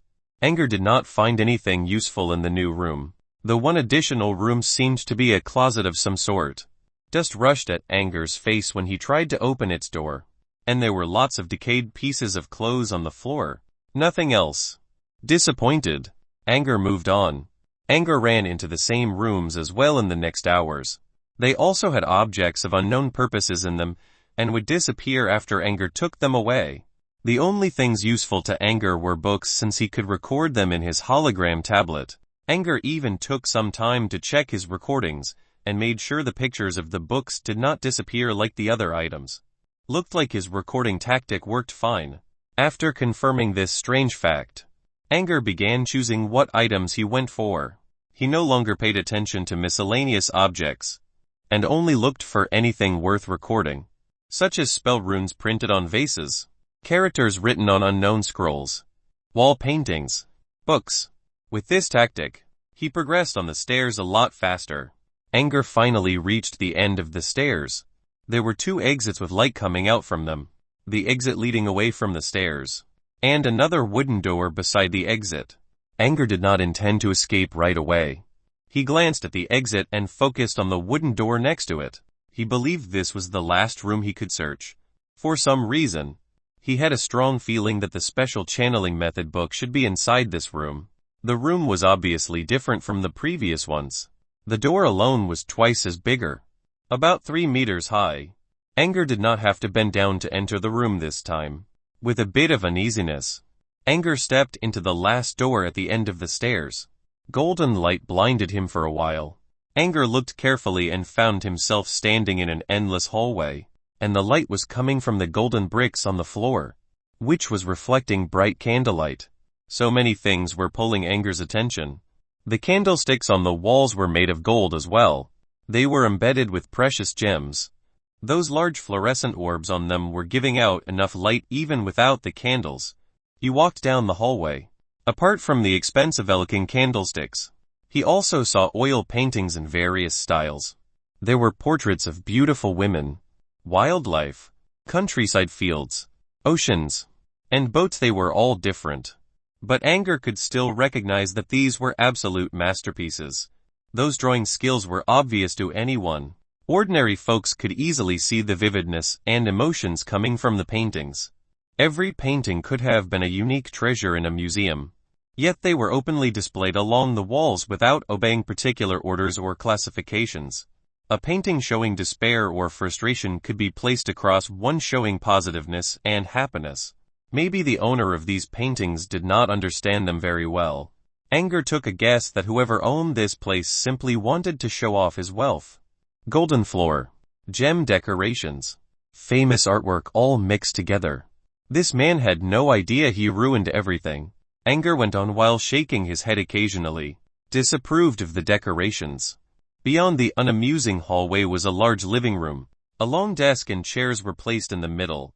There were 2 other hallways on the sides and a pair of stairs leading to the second floor, behind the main seat. The living room was decorated in the same luxurious manner. There were many rooms around, and exits in different directions. Angor walked around the living room without finding anything particular, so he went straight to the second floor. According to his experience, the hallways on 2 sides should lead to the rooms for servants, kitchens, and bathrooms, so he did not go there first. Owners usually lived on higher levels. However, he was not 100% sure. He had already seen those bizarre decorations, so there might be something weirder. There were 3 rooms on the second floor, 2 of which were bedrooms. Telling from the interiors of the rooms, one of them seemed to be the owner's room, and the other belonged to the owner's daughter. Angor found some notes in a small drawer in the girl's room. More importantly, he could read these notes. They were written in the universal tongue. Dear Margaret, oh how I miss you. The foul air in the forest, the vicious guards in the city, and spreading sins in the stairs of hanging prison, they cannot prevent me from longing for you. As I miss you, flowers bloom, birds sing, wind chants, hearts pound. Oh, Margaret, you are so beautiful, like the bright moon at the end of the month, illuminating my hollowed heart. Angor only read a small part of it and already got goosebumps. It was just a sickening love letter. So the owner of this girl's room was called Margaret, and the notes were from her admirer. Angor checked several more notes and realized they were from the same individual since they all had the same handwriting. Angor did not find any useful information between those disgusting lines. One sentence was enough to conclude these notes: I know you don't love me, but I love you, and that matters. The love letters from a one-sided lover. Angor soon reached the last piece of note, which only had one hastily written line on it. Oh, Margaret, the disaster is coming. We have to leave. I love you, sweetheart. Disaster. Angor looked at the word and recalled seeing the garden ruins in Sunder's crystal ball. Did the Garden of Labyrinth become ruins because of this disaster? Another line was written below, but in different handwriting. This line was written in prettier, ornamental penmanship. I love you too, dear August and Noah. Chapter 104 Alchemist Scripts. Chapter 104 Alchemist Scripts. This beautiful line was probably done by Miss Margaret. It seemed the note was never sent out, so this Augustin did not know that Margaret loved him too. The unspoken love was buried here forever, never to see light again. An image appeared in Angor's mind. 2 lovers, who adored each other, could not express their love for some reason. In the end, a disaster came and separated them forever, leaving no fruit, but a wilted and priceless sentiment behind. These notes told the brief, but romantic story of 2 secret lovers. Unfortunately, the story did not have a happy ending. Angor commented how destinies fool people around and put the notes back. Angor was an outsider. The Nether City one was discovered tens of thousands of years ago, so the lover's story had to come from that age as well, if not earlier. There was no point minding the grand finale of such an old story. Nothing else worth noting in these letters. He needed to search the other places. Angor checked around Margaret's room again. He did not find anything, but he had a question about some details in the room. Ever since he walked the stairs and explored the rooms, most objects rotted away or decayed over time, apart from some special items. However, he did not find anything like that in this room. The surface of the desk was bright and clean like new, and the silk blanket on the bed was smooth and comforting to the touch, which still released a mild fragrance. Even the more fragile items like clothing and makeup powders were in good condition, as if Margaret was caring for herself just a moment ago. Did time show mercy here, or did the nightmare realm projected the place like this? He would never figure these out now. Angor left Margaret's room and entered the other bedroom, telling from the decorations. This belonged to the original owner of the house. Angor searched the room for quite a while without finding anything. Being someone who lived in a noble family for many years, he believed the bedroom of a big family should have somewhere to hide things. His deceased father had such a secret section in his bedroom to place valuables. This was why Angor did not stop looking despite not finding anything in his first attempt. In the end, he did find a secret passage. It was located under the bed, hidden under a square cover. A deep and dark tunnel. Angor crouched into the tunnel and reached a concealed place soon. It was narrow, about 3 or 4 square meters. There were a bookshelf and some unknown items inside. This had to be a hidden stash of the owner. With a bit of excitement, Angor went to the bookshelf first. There were 3 levels on the bookshelf, full of books. Angor picked up a random one called Comments on How to Extract Valuable Materials 1. An alchemy book teacher didn't have this one. Angor thought to himself and read several pages. There was deep alchemy knowledge in the book, intended for experienced wizards. Angor took out some more books, which were all alchemy ones. Most of them were valuable, unique copies which could not be found in Sunder's collection. He was filled with joy. Now, this was an unexpected treasure. After recording all of the books, Angor realized they were more valuable than he thought. Some of the alchemy theories were only applicable to legendary wizards or someone in higher ranks. He was sure these books were beyond priceless. Whoever could have collected these. After finishing the books, Angor walked to the other items with a happy mood. He did not know what these were before, but after seeing some of the alchemy information in the books, he recognized that these things were mostly related to alchemy applications. High-quality ones. It was a pity that he could not take them away. For one, they might just disappear like all the other previous items.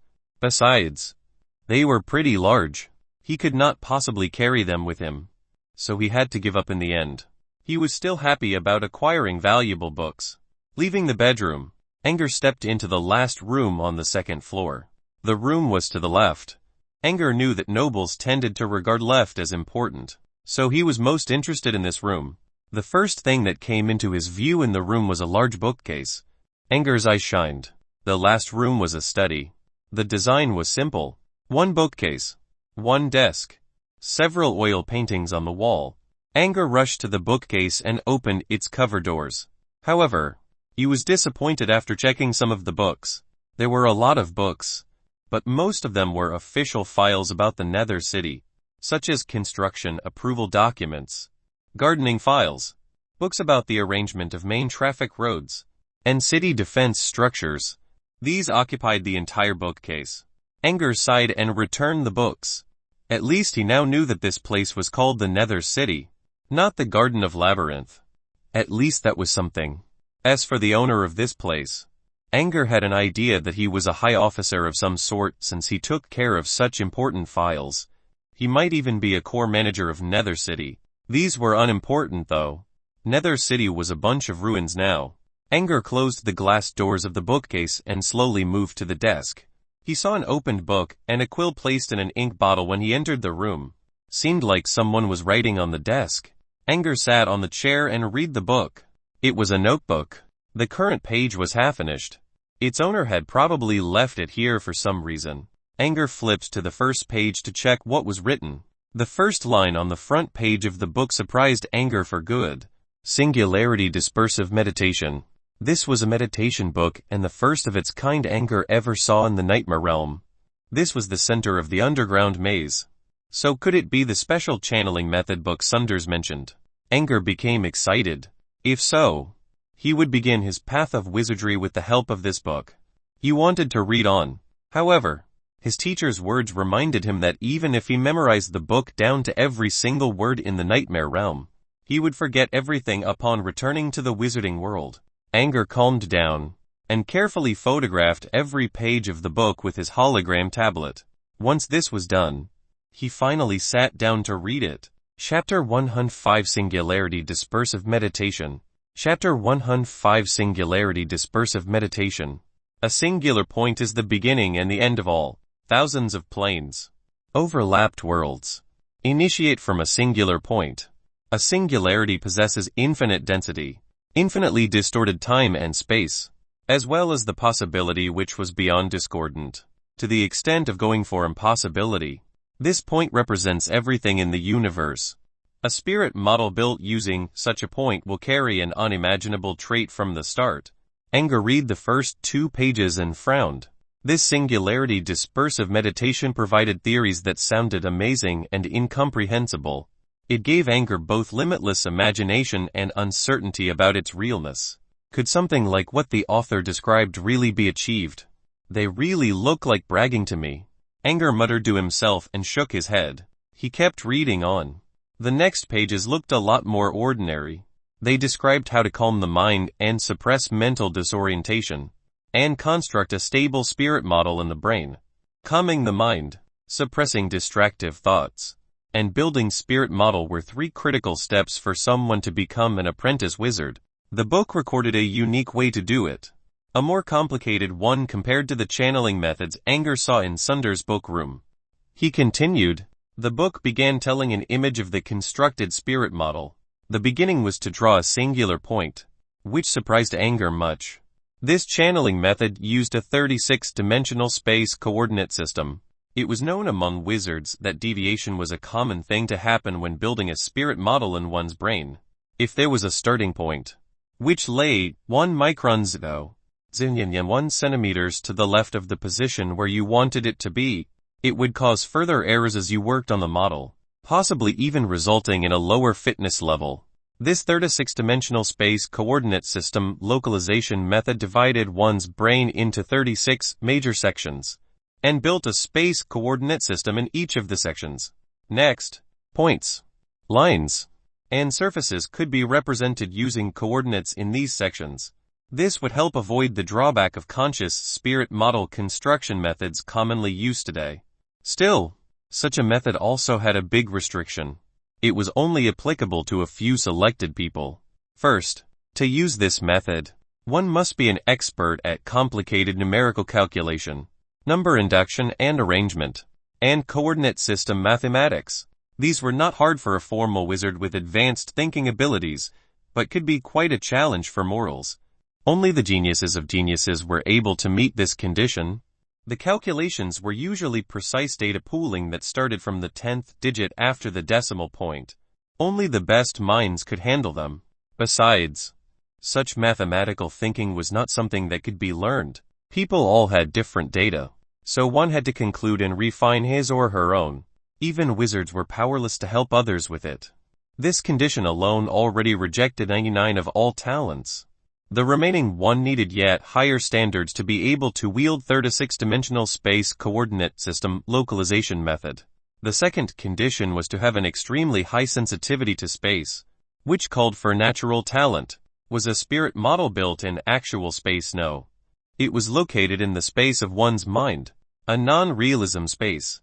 One would then construct the model from another dimension. This was why one must have a good sensitivity to space to meet this condition, since one's ability to think in different dimensions could not be represented. It required talent. Someone with high mathematical thinking abilities and a talent for spatial cognition was able to use the 36-dimensional space coordinate system localization method. However, since this method had few suitable users, it was abandoned long ago and had since lost in history. Angor was surprised he could find something like this here. This channeling method did not seem too hard for Angor. He already was good at data analyzing. He might not be an expert at spatial thinking, but some of the applications in the hologram tablet could help him build the model. He was sure that by using the tablet, he had 80 probability or more to learn the channeling method successfully. Angor kept reading the notebook and saw some data on coordinate quadrant points in an existing spirit model.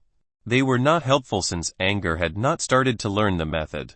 As Angor enjoyed himself in reading the book, the scripts halted abruptly.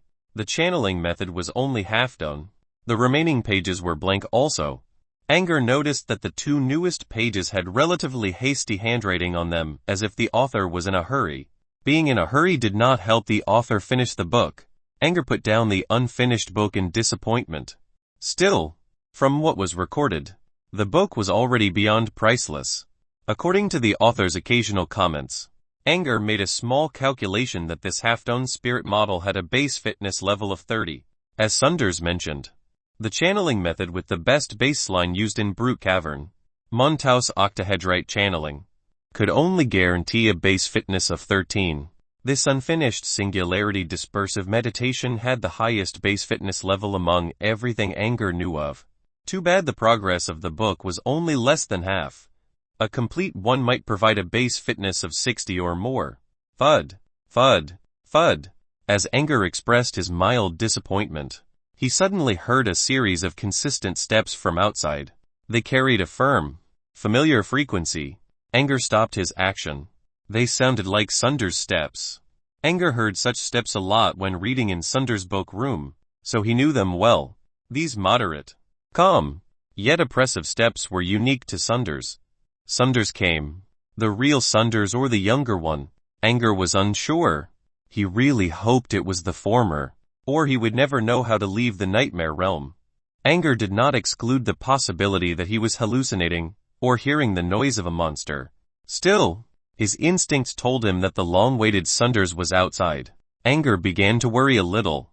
He was expecting Sunders, but also fearing that he was hearing things. Angor turned off the recording function of his tablet. He left it on after the incident with the strange wall. After turning off the camera, Angor thought something over and decided to take the tablet off his wrist and hide it inside the pocket watch. If Sunders was really out there, as a wizard, the man was very likely to notice the new object on Angor's wrist. Angor put it away in advance so as not to expose it. Chapter 106 Reunion. Chapter 106 Reunion. Angor's mind became more agitated as the sound of footsteps got louder. The owner of the steps did not enter the study. He went into another room first. Angor considered and decided to go check it out on his own. If it was a monster, Angor could escape better in the living room, which had more space. With that in mind, Angor stood up quickly. The chair he was sitting on was pushed backward by his legs along with his action. It knocked into the wall and created a bam. The small noise sounded loud and clear in the absolute silence. Even Angor himself was startled by the sudden sound. Who was it? A low, raucous voice came from the neighboring room. The familiar voice reminded Angor of Sunders' image immediately. Unlike the younger Sunders' voice, this one carried less immaturity and more calmness. Is it really Sunders? Is that Angor? The man left the next room and walked toward Angor's position. Angor was happy upon hearing his own name. Professor, he tried to call out. The door to the study was pushed open, revealing a handsome gentleman wearing formal attire. He looked at Angor, who had been standing in front of the reading desk, and raised an eyebrow as he said, "I didn't think that it would really be you." Angor. Angor's worry somehow disappeared completely when he saw the figure at the door. It was Sunders. The real Sunders that came to the nightmare realm together with him. Not the younger version that tried to slaughter him without listening to reason. Sunders approached him. When he saw the notebook lying on the desk, he smiled and asked, "It looks like you found it before me. Did you read it? How does it look?" Seeing the only man he knew in this totally strange world, Angor could not hide his excitement. His lips uncontrollably curled upward while speaking. "I did. It was really good, but too bad there's only half of it." Sunders did not comment. He picked up the notebook and took a brief peek, and all the memories hidden by the nightmare realm all came back flowing into his mind, along with the memory about this channeling method book. One simple look was enough for him to remember all of it. 30% baseline. The highest one among all channeling methods I ever know of. It isn't complete, but the first half was already a priceless treasure. Sunders exclaimed. "But enough with the book for now. Let's talk about you," said Sunders as he then put down the notebook and stared at Angor straight into the eyes. "About me?" Angor was taken aback, not knowing what Sunders meant. Looking at the boy's puzzled look, Sunders smiled again. He then flipped the fringe of Angor's hair aside as he said, "As I expected, you entered the nightmare realm as a solo. Wait, what is this?" Sunders' expression changed greatly and he leaped several meters away from Angor. He sized up Angor with a doubtful attitude. "Who are you?" Angor was completely puzzled now and he replied, "I'm Angor." Angor. Sunders sneered. He added, Angor would never make it here with his current strength. Sir, I sense an aura deep like the sea from your body. May I ask why would you disguise as Angor? I have an aura deep like the sea, why would I disguise as myself? Angor's mind was in chaos. What was Sunders talking about? Professor. But Angor, I was teleported to the underground maze from the beginning. It was really difficult to get here. Angor spoke with a wronged look. The distrust in Sunders' eyes did not falter. Angor explained himself again and again. He almost cried in the end. Looking at his eagerness to prove himself, Sunders was wondering as well. Those expressions did not look like pretending. But why was the boy releasing such a strong aura? Even the mighty being behind Greya never gave Sunders such an oppressive impression. Apart from the terrifying aura, Sunders also noticed a faint sweet smell reaching his nose. Where did that come from? The terrifying aura was not obvious when Sunders kept his distance. However, if he tried to approach Angor, the aura immediately coiled itself around the boy and released a boundless pressure against any creature, forcing invaders to run away. Your Angor? Asked Sunders. He was still doubtful, but his words sounded more certain this time. I am Angor, nodded hard. He took out the half of the twisting protozoa from his pocket to prove his identity. Sunders looked at the worm corpse. He then gave Angor another thoughtful look and decided to believe him. The man tried to suppress his instinct, which kept telling him something was dangerous. He then sat down on a chair beside Angor. Tell me what happened in the nightmare realm. How did you find this place? Asked Sunders as he knocked on the desk with a finger. The consistent rhythm contained an amazing strength, which quickly calmed Angor's panicked mind. When I entered the nightmare realm, I found myself inside the underground maze. You had some tough luck, Angor, said Sunders. He crossed his legs and relaxed his expression before he said, at the same time, you were very lucky since you came here successfully. Angor continued, my starting position had 2 monsters. They only had heads, red eyebrows, big single eyes, nostrils but without noses, and thick, white beard. They looked really scary. I was afraid they would attack me, so I flew into the air to hide. But I don't think they wanted to attack at all. Sunders considered it for a moment before saying, heads with single eyes? You must be talking about hoverheads. They are low-level monsters. But they are strong. Here, the man snickered a little as he said, you won't get away by flying. Hoverheads are good flyers as well. Although it was strange that they let you away, so they can fly too, Angor muttered. He added, Professor, I can fly when I'm in the nightmare realm. What's going on? That's your talent, I meant to tell you. You came here as your soul, not your solid body. You have all the right to fly. I'm here as my soul? Asked Angor as he looked at Sunders. Correct. Your soul. Let's talk about your talent later. Please continue your story. Angor nodded. However, he still had questions. If he was a soul now, then what was with his hologram tablet? All the images he recorded were not real. They would disappear when he got back to the wizarding world. Angor did not reveal his questions on his expression. He remained calm when talking to Sunders, and slowly explained everything during his journey. He told him all the truths while omitting any information relating to his tablet. The hoverheads didn't chase me to find where I was and go to the coordinates you gave me. I picked a random direction and made my way from there. The tunnel was strange. I flew for a moment and arrived somewhere completely dark. I couldn't see anything in there. You entered a tunnel void of light? Asked Sunders as he looked at Angor with a weird look. Yes. I saw nothing in the darkness, so I could only feel my way around. Angor hid the fact that he used his flashlight on the tablet. He continued, I kept flying until I reached another strange place. You kept flying, no monsters stopped you? Asked Sunders. He was so surprised that his voice was several pitches higher as he continued, such as vines of some plants. Vines? Do you mean the mouth flowers? Oh, wait. Mouth flower was a name I made myself.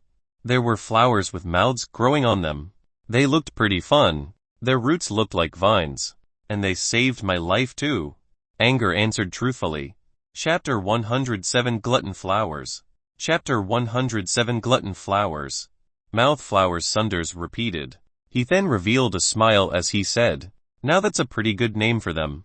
Sunders crossed his arms and stared at Angor with a questioning look again as he asked, Tell me more about these mouth flowers.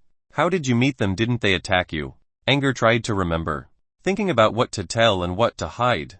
He took some time before speaking. I couldn't see anything in the darkness, so I flew in one direction along the ceiling wall. I felt a strange emotion on my way. Yes, I felt it, not heard it. I don't know, it was a weird feeling. There were a lot of emotions mixed together, but most of them told me to stay, or don't go forward. I didn't listen to them because I was afraid, and I didn't know where they came from. I kept flying ahead, and something went wrong. I saw a shining wall. Angor told Sunders everything about running into the wall, including the pain which almost killed him, and being dragged away from the wall by a plant and the mouth flower that was floating above him when he woke up. A strange wall end. The glutton flowers saved you. Sunders' expression was weirder now. Glutton flowers, that's how you call the mouth flowers? Angor asked. Sunders nodded but did not explain further. The man kept asking his questions. Well, talk about the flowers later. Tell me about the wall. The glutton flower tunnel was the most terrible place in this part of the nightmare realm. Sunders never tried to go there. Now his new pupil just went there, and he even reached the end of it. Sunders was really curious now.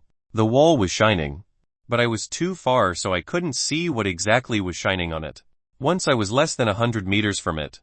I felt unbearable pain, so I couldn't make out many things about the wall, said Angor.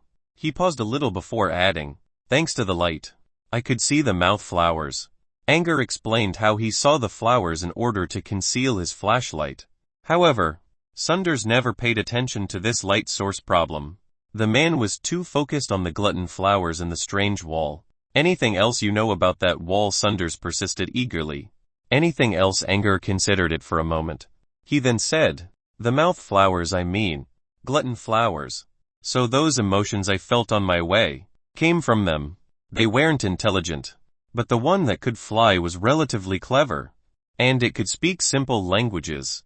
It told me that they were planted there by their master to protect the wall. Angor's description immediately confirmed Sunders' idea that the particular glutton flower was the glutton flower lord, a legendary monster, or maybe even stronger. I asked who their master was, or what was that wall. It didn't tell me, or didn't want to tell me. I think it didn't understand my question, Angor explained. Sunders nodded and thought to himself, the wall must be a really valuable treasure, perhaps the best treasure in these parts. Anything else yet? Angor already told him everything, but Sunders did not give up. Angor shook his head and hesitated. No. Sunders raised his eyebrows and said, you are holding something back. Angor, tell me what's on your mind. The boy thought for a while before saying, there is something, but I don't know if it has anything to do with the wall. After surviving the near-death situation and being saved by the glutton flower, I lost consciousness and slept for a long time. When I woke up, I felt my body in an amazing condition, and I felt so refreshed. I can move faster, and I can see better in the dark. I don't know if it was the wall that improved my body, or was it because the flying glutton flower put its spit into my mouth. Speaking of this, Angor vomited a little, but nothing came out. Again, Sunders smiled at Angor's failed vomit attempt and explained, you can't do that. You're a soul now. Any physiological reaction on you won't affect your soul. Just think, did you eat anything these days? No. Your soul does not feel hunger. Angor understood now. He was a soul, so he did not need to eat, and could not throw up also. He was badly hurt after being attacked by younger Sunders, but he did not bleed at all. That was because he did not have a body. Sunders remained silent for some time before he said, you felt your physical abilities improved. It was because your soul became more condensed. It might be the wall's doing. Looks like you found a pretty good destiny this time. Once we leave, take the spiritual power test again, and you will see a better result. Wizards could not cast spells easily in the nightmare realm, so Sunders did not waste his mana to observe Angor's spiritual power indicator now. Seeing how Angor's soul was condensed, the man could already deduct his conclusion. To improve one's spiritual power was a really rare destiny. Even Sunders was a bit jealous. The wall did this to me, not glutton flowers spit, asked Angor. He was puzzled. What you consumed wasn't glutton flowers spit. It was the essence of Glutton Flower Lord, said Sunders. He failed to hold back his laughter as he said, "Now I know how you come all the way here in one piece. You have the aura of the Glutton Flower Lord on you, and all weaker monsters will never approach you now. So that's where the sweet smell came from." "I have a sweet smell." Angor sniffed his arm and did notice a faint fragrance. "When will this wear off? Can it follow me back to the wizarding world?" asked Angor. He revealed a sad face as he did not want to carry the smell at all times. "I don't know about that. Maybe it will, and maybe not," answered Sunders. He spread his hands and said, "Don't worry too much. Flora will certainly envy you. Besides, the essence of Glutton Flower Lord was an extremely valuable treasure. It mends one's soul and can keep the user in a high spirit for a short while. Don't complain now. The small side effect will go away in time. It seems the wall is a curious artifact. It put you in great pain, but it also improved your spiritual power. If it could keep doing that, its value is beyond anyone's imagination. Once you become stronger, let's come here and check out that wall together. Maybe we can learn something from it," said Sunders. He patted the boy's shoulder as he added, "Of course this is on the condition that those glutton flowers are still friendly to you. Otherwise, within the first minute when we step into the flower tunnel, we will become their fertilizer." Chapter 108 Sunders. In the past. Chapter 108 Sunders. In the past. Fur become fertilizer in a minute. Angor stuttered. He was shocked and he asked, "Are glutton flowers that powerful?"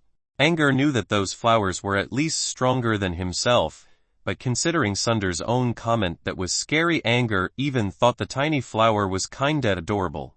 "There are at least 20 forbidden zones in this part of the nightmare realm. Even I cannot approach them with my current strength. And the glutton flower tunnel is the most horrible one among all. This tunnel was the dark passage you mentioned earlier. The place was full of glutton flowers. Glutton flowers were mid-level monsters. If you compare them to wizards, they have similar strength to high apprentices. I can manage 100 or so. However, just so you know, there are millions of them in that tunnel. There is no way I would ever want to face them. Also, there is a glutton flower lord. The one floating in the air. Its mirror aura allowed you to reach this place safely. Can you see how powerful it is now?" Sunders only briefly explained the glutton flower lord. Such legendary monsters could be attracted when someone mentioned their names. "Glutton flowers are such deadly monsters," Angor exclaimed. He still had a question and he asked, "I've been thinking. Why did I sense their emotions?" Sunders did not mind explaining this one. Because they wanted to communicate and opened up their minds to you. Otherwise, they wouldn't mind you at all. This tells us the fact that you're quite welcomed among glutton flowers. Now I think about it. Why didn't the hoverheads attack you also? The friendliness of glutton flowers. Apart from these monsters, the others shouldn't trouble you since you carry the aura of glutton flower lord. But it was very strange that the hoverheads you meet at the beginning let you run away. Angor was thinking about this question too. Angor had been believing that he avoided the monsters thanks to his luck. Now it seemed something else was behind all this. "I asked the flower lord too, but it gave me a weird answer." "A weird answer? What kind of answer?" Angor blushed a little as he answered. "It said I have the scent of the queen." The scent of the queen? Sunders was shocked. The man had taken several guesses about Angor's condition, but he had never expected such a strange answer. Sunders walked around Angor for a while. He even sniffed at the boy's body. "I'm sure the deep aura on you came from the essence of glutton flower lord." "I don't sense anything else," said Sunders. He was puzzled. Where did the queen's scent come from then? Did the hoverheads and glutton flowers disregarded or showed friendliness to Angor because of this strange scent? Sunders could not think of anything to answer that question, so he only concluded that Angor's special talent helped the boy. "Let's put this aside," said Sunders. He then said, "So, after you left the glutton flower tunnel, you found this place smoothly without running into anything?" Angor shook head. It was not smooth at all. Sunders was surprised by the boy's response. "It can't be. With the aura of glutton flower lord, no low level of mid-level monsters would bother you at all. Don't tell me you met high-level monsters." Angor looked at his teacher's face. It was a charming and handsome one, showing great experience and prudence. However, In Angor's mind, he was thinking about another Sunders. The younger Sunders did not look much different, but he did not have the calm temperament. Instead, younger Sunders revealed an unstoppable arrogance. The two Sunders were not similar at all. Well, except the fact that they both did not talk much. "What's on your mind?" Angor Sunders asked. Angor woke up from his thoughts. His eyes were wavering a little as if he was in a trance. "There weren't high-level monsters, but I met someone. Someone who was it." Instead of speaking, Angor took out a dagger and a black cane from his waist and placed them in front of Sunders. Sunders' irises shrank upon seeing the objects. He picked up the dagger and inspected its fine, undamaged blade, the white bandage around its handle, and the familiar carvings. He froze. A picture was carved on the sheath of the dagger. A flying sword with a pair of wings, sticking inside a thorny rose. Sunders unsheathed the dagger and saw a line of small words embedded on the back of the blade, "Unbeaten Rose. Eternal glory." "The dagger of thorned rose," Sunders mumbled in a small voice. The dagger was not an alchemy weapon. It came from his family when Sunders was still a mortal. The picture on the dagger was his family emblem, and the words were his family motto. As a weapon made by mortals, the dagger of thorned rose was quite sharp. However, ever since he became a wizard, he never had much use for it. Sunders kept it on him as a memento. With the dagger in his hand, Sunders took out another dagger from his clothes. When the two weapons were placed together, it could be seen that they had exactly the same look, material and size. Only that one of them was a bit worn out. Two identical daggers. Sunders was astonished. He put down the dagger and picked up the black cane. He was carrying an alchemy cane as well. However, his own cane was crafted by a master alchemist from Floating Mech City and was longer and more powerful than the one Angor showed him. The black cane in his hand, which had the image of burning flame at one side, was only a basic alchemy cane. The Totem of Brute Cavern. This was a standard magic cane issued by Brute Cavern. Anyone could exchange for this item by spending points. It was one of the most common magic canes. To Sunders, however, this cane that was brought by Angor looked very familiar. Those scratch marks reminded him of something 2 centuries ago. Before he became a wizard, as an apprentice without much background and support, Sunders seized everything using his own hands.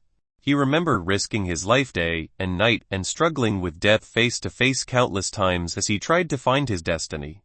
This magic cane accompanied him for a long time until it was broken when he was fighting someone in an incident. This was a memorial artifact to Sunders. He already recycled its broken parts and annihilated the remains 200 years ago. He did not think he could ever see it again. With great emotion whirling in his mind, Sunders put down the magic cane. He then looked at Angor and asked, "Who was it?" Chapter 109 Nightmare Form. Chapter 109 Nightmare Form. "You saw me." Sunders was shocked. Angor nodded. He explained everything about encountering younger Sunders. From seeing the blue giant to fighting with younger Sunders, and being saved by some kind of giant mouth. Sunders already speculated something like this when he saw the dagger and cane. Angor's words proved it to him. Sunders took a deep breath before he said, "I always believed the Nightmare Realm can only project dead objects, so it can create living ones as well." He went through his experience exploring the Nightmare Realm. He only encountered monsters before. There were no humans. That was why he thought this world only projected something non-organic, from a certain time period.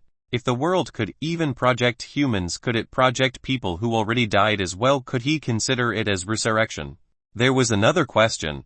If the witch eyes did not kill younger Sunders, would they meet each other, and would this cause some sort of time paradox? Sunders realized many new ideas about the Nightmare Realm. He had just gained a lot more knowledge about this place. This was only the outer area of the Nightmare Realm, and he already saw such amazing things. So what could happen in its inner area or core area? Could dead people live on somewhere in the Nightmare Realm in other forms? Angor did not interrupt his professor's train of thought. The man indulged himself in his ideas for a long time before letting out a deep sigh. The Nightmare Realm is such a wonderful place. The deeper I go inside, the less I know about it. Angor agreed. He was only here for the second time. And yet, every corner of the place was full of strangeness that made him shudder. "Professor, when I was fighting with a younger you, and was about to get killed. A big mouth ate me. Was that a monster too? Angor asked. Sunders shook his head. I have no idea. It might be. But it saved you instead of letting you die. So either you have an extraordinary talent, or you might be. Sunders did not finish, but Angor understood what he meant. The boy had been believing that his luck kept him alive. However, from all kinds of small details happening around himself, Angor realized there was something unknown helping him in secret. Younger Sunders fought his way in the nightmare realm while Angor strolled around like he was sightseeing. Even when endangered by younger Sunders, a big mouth still saved him. Furthermore, the witch's eyes only screamed and ran away upon seeing him. Apart from the strange wall, Angor did not meet any real danger at all. Sunders suddenly recalled something and looked at Angor again. You saw me flying, right? I mean the younger one. Angor nodded. Younger Sunders was chasing him in the air. However, Angor felt that the man's flying skills were somewhat clumsy since younger Sunders did not catch him easily. Sunders fell into silence when hearing the answer. He thought in his mind, strange. I lost my memory about how I came to the nightmare realm for the first time. Then Angor met a younger version of myself, who could fly. Sunders considered and seemed to have an idea. So you must have been seeing me when I entered Nightmare Realm for my first time. The professor who came here for the first time. Angor repeated those words. He did not understand. I have two reasons for that conclusion, said Sunders. He paused a little before he explained. Firstly, a strange power will affect our brains temporarily when we enter the Nightmare Realm. It sometimes blocks a certain memory from us or adds an additional one. Also, you may lose a certain type of emotion, or have an emotion amplified. There are many possibilities. This time, I lost a piece of memory. Angor quickly asked. You lost the memory in which you came to Nightmare Realm for the first time? Sunders nodded. Correct. I don't think the Nightmare Realm can create someone out of thin air. The man you encountered must have been me. At least, he was the me from the piece of memory I lost. That sounds weird, but I get the idea. So some power affects our brains. How come I didn't feel anything? Sunders shrugged. Maybe you only lost an unimportant memory, such as what you ate during dinner at a random date, the dream you had in a night, or how strong the wind was blowing some time ago. Losing these trivial memories won't affect you at all. Oh, Angor was still puzzled, but he understood Sunders' explanation. Back to the topic. As for why I'm sure you met another me from the time when I first came here. I have another proof, said Sunders. He paused again before saying, and I'm going to tell you about your talent now. My talent? Weren't they talking about younger Sunders? Angor was surprised. You see, younger Sunders could fly. Just like you. Because when I first came here, I entered as my soul as well. Angor quickly looked at Sunders. I know you're always thinking why I took you in, said Sunders. He put a hand on the boy's shoulder as he explained. It's quite simple. You have exactly the same talent as me when I was young. My talent was the same as the younger professor. Angor quickly noticed the other meaning hidden in those words. So the professor has a different talent now. Such talent is an extremely particular one. It isn't recorded in any books. There were many people with this talent throughout history, but none of them realized it themselves. Until several centuries ago when the Nightmare Realm was discovered, and I came here by accident, that I finally noticed why the talent was special. I call it Nightmare Form. The name Nightmare Form was created by Sunders himself. Nightmare forms were basically natives that lived inside the Nightmare Realm. There were no tunnels that connected the Nightmare Realm and the Wizarding World directly. To enter the Nightmare Realm required luck, rather than strength. Someone with the Nightmare Form talent could create a hemipassage toward the Nightmare Realm and could travel in or out of the place like natives. Entering the Nightmare Realm as a soul is a property unique to Nightmare forms. Souls can fly here. This is why when you talked about your talent test in Barbie's restaurant, I instantly knew that you were a Nightmare Form. I've been looking for a long time. You're looking for me, but isn't Professor a Nightmare Form too? Angor asked. You will know the reason to that soon, said Sunders. He then continued to explain about the hemipassage. When a soul enters the Nightmare Realm and establishes a connection with the world, It will be able to return to the nightmare realm anytime by using this connection. This is called a hemipassage. Angor felt those words familiar. Did he hear about it somewhere? The boy recollected his thoughts, and realized that Sunders mentioned something before coming to the nightmare realm. A seed into the nightmare realm. Oh, you remember, that's right. The hemipassage is a seed that helps you enter the nightmare realm. And the wound on the back of your soul is such a seed. An unfinished hemipassage. You mean, I can make a hemipassage by getting hurt in nightmare realm? Angor asked. That sounded so dangerous. That's one way to say it. However, the wound on your soul is only a coordinate in this realm. You need something else to create the passage. I'll tell you about those once you're strong enough. Chapter 110 Reciting. Chapter 110 Reciting. After talking about the nightmare form, Sunders stared at Angor again. Yet your talent seems a little different. Sunders thought about the scene when they were in Barbie's restaurant. At that time, Angor accepted a rose from Little Red, which surprised both him and Flora for good. Little Red did not exist in reality. It lived in a small fragment of severed nightmare realm. It was not really nightmare realm itself, but similar. The nightmare realm had three major properties: projecting a reality, painting it into imaginary, and creating truth. Creating truth meant it not only projects something from the reality into the nightmare realm, but it would also bring something the other way round. However, transferring objects in either direction required someone to be inside the nightmare realm. Angor was standing inside Barbie's restaurant, the reality. The boy recited in reality and managed to touch Little Red while taking a rose from Little Red's hands. That meant Angor's action affected the nightmare realm from reality. Even if Little Red did not actually stay in the nightmare realm, it still proved that Angor's talent was something special. Different, Angor mumbled, without knowing what exactly was different about him. Sunders continued, no matter what kind of world it is, once a civilization is created, it will not take long for the residents to establish social classes. I've been regarding nightmare forms as natives in the nightmare realm, because they can create hemipassages and travel to and from this place. And I thought that was the only thing they could do. Until I saw you. Angor, maybe nightmare forms also have social classes. Some can create hemipassages. Some can affect the reality. Some can create truths. These classes are strictly divided and cannot be crossed. And your class is higher than mine, said Sunders. He revealed an awkward smile at Angor as he continued. Let's say you're a queen while I'm a soldier. A queen? Angor curled his lips. Sunders was not really good at joking. Whether he believed them or not, the boy slowly began to take in Sunders' words. A moment passed and Angor was still wearing a puzzled look. Sunders chuckled at him. Don't worry too much. Those are all speculations. There is no record about nightmare forms, so you have to figure out everything on your own. I might be right, and I might be wrong. On my own, Professor can't help me. Sunders tidied his sleeves and removed his white glove, revealing a thin, white wrist with inconspicuous blood veins pulsing on it. Angor did not understand his action. Sunders put his exposed hand on the back of Angor's. Angor felt warmth, and a little bit wetness coming from his professor's skin.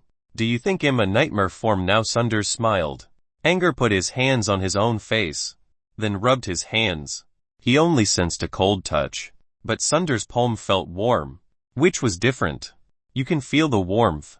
You're a soul and you can't give out body heat while I'm here as my body, so I appeared to be warm, said Sunders. He put on his glove again and expressed a somewhat regretful expression as he continued. In early years, I was greedy about entering a higher state and sacrificed my talent. Ever since, I could only come to the nightmare realm as an actual body, and could no longer work on hemipassages. This is why I must find Greya and ask for a twisting protozoa to come here. I accepted you as my pupil for two reasons. Your talent, and convenience. You know, I prefer not to run around looking for Greya all the time. Sunders revealed his true intention. The man wanted to benefit from Angor. True. But now that Sunders explained his idea openly, Angor felt relaxed. At least he no longer had to worry about whether Sunders held some kind of evil plot day and night.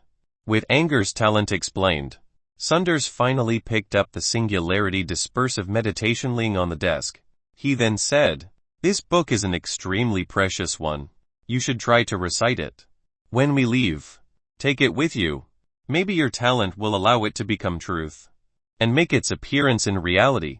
Angor nodded in acknowledgement.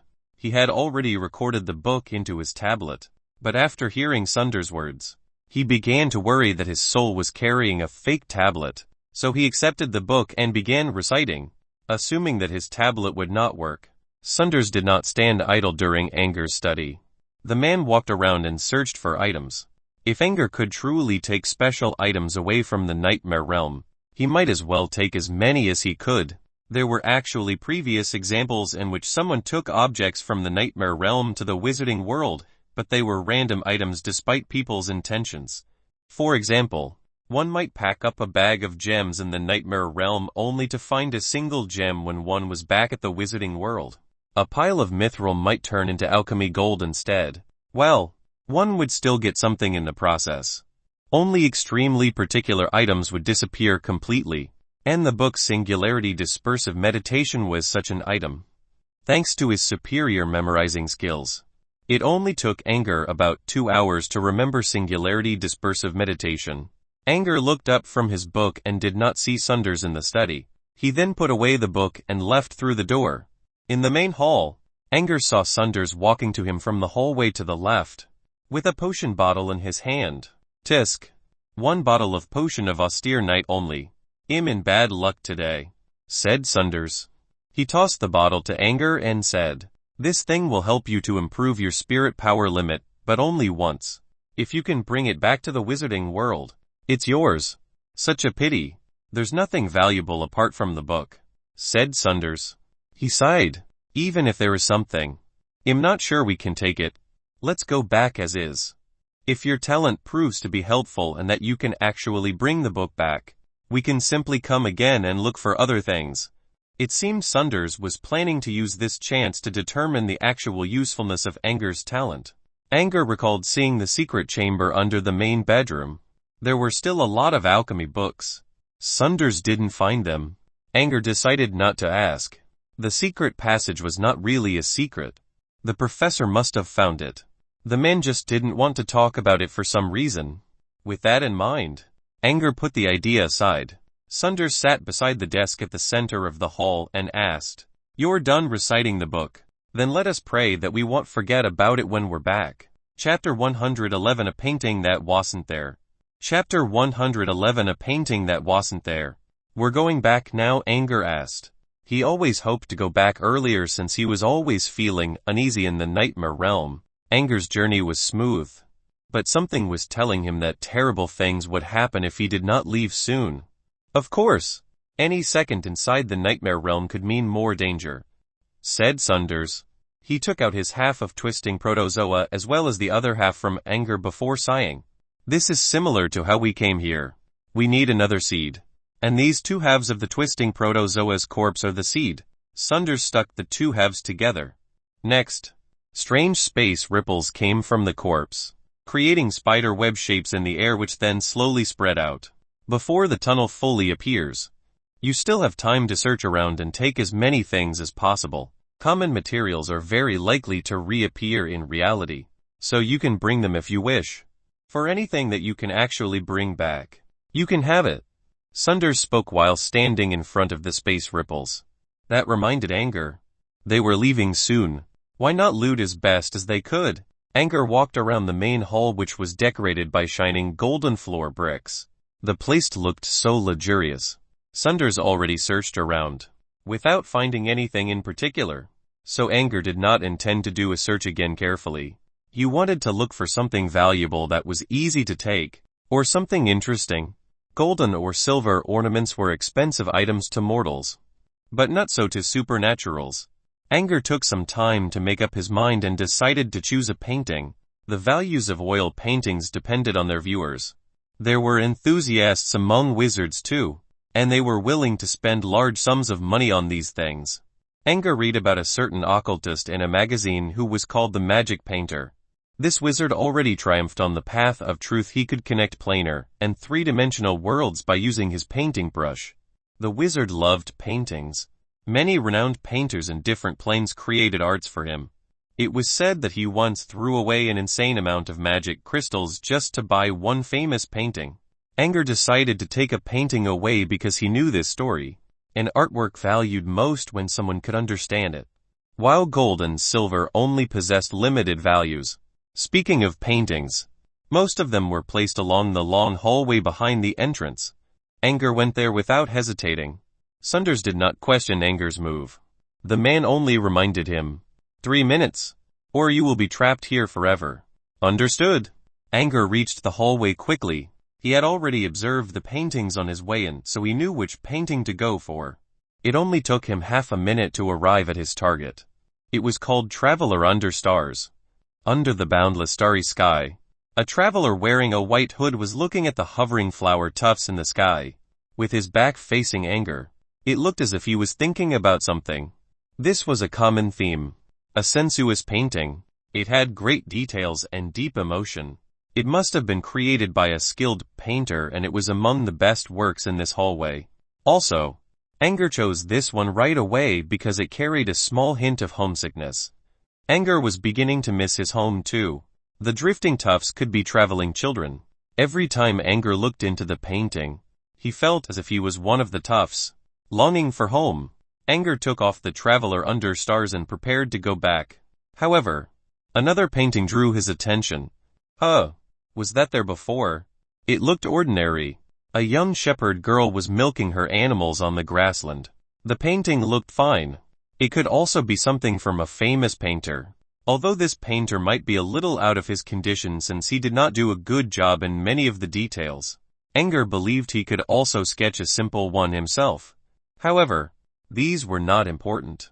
The point was, Angor did not recall seeing this one when he came in. He went through his memories carefully and failed to recognize the painting. He recorded them in his hologram tablet, so if he took the time to check, he could confirm his idea. However, time was a little tight for him now. Besides, he could not take his tablet out when Sunders was around. John always trained Angor to closely observe the small details around him. This skill would help Angor to capture those details and combine them with reality, to acquire innovation and opportunity from anything and everything. Angor was always good at catching such small details, and he more or less believed that this one was not here before even though there was no proof. Of course, Angor did not know why a painting appeared out of nowhere. Could it be something about the Nightmare Realm again? But why would this place add another painting? Sunders' voice came from the distance. Angor, time is almost. Yes. I'm on my way. Angor looked at the milking shepherd again and decided to take it. He rushed back to the hall holding 2 paintings on his sides. Sunders glanced at Angor's prize. Smart choice.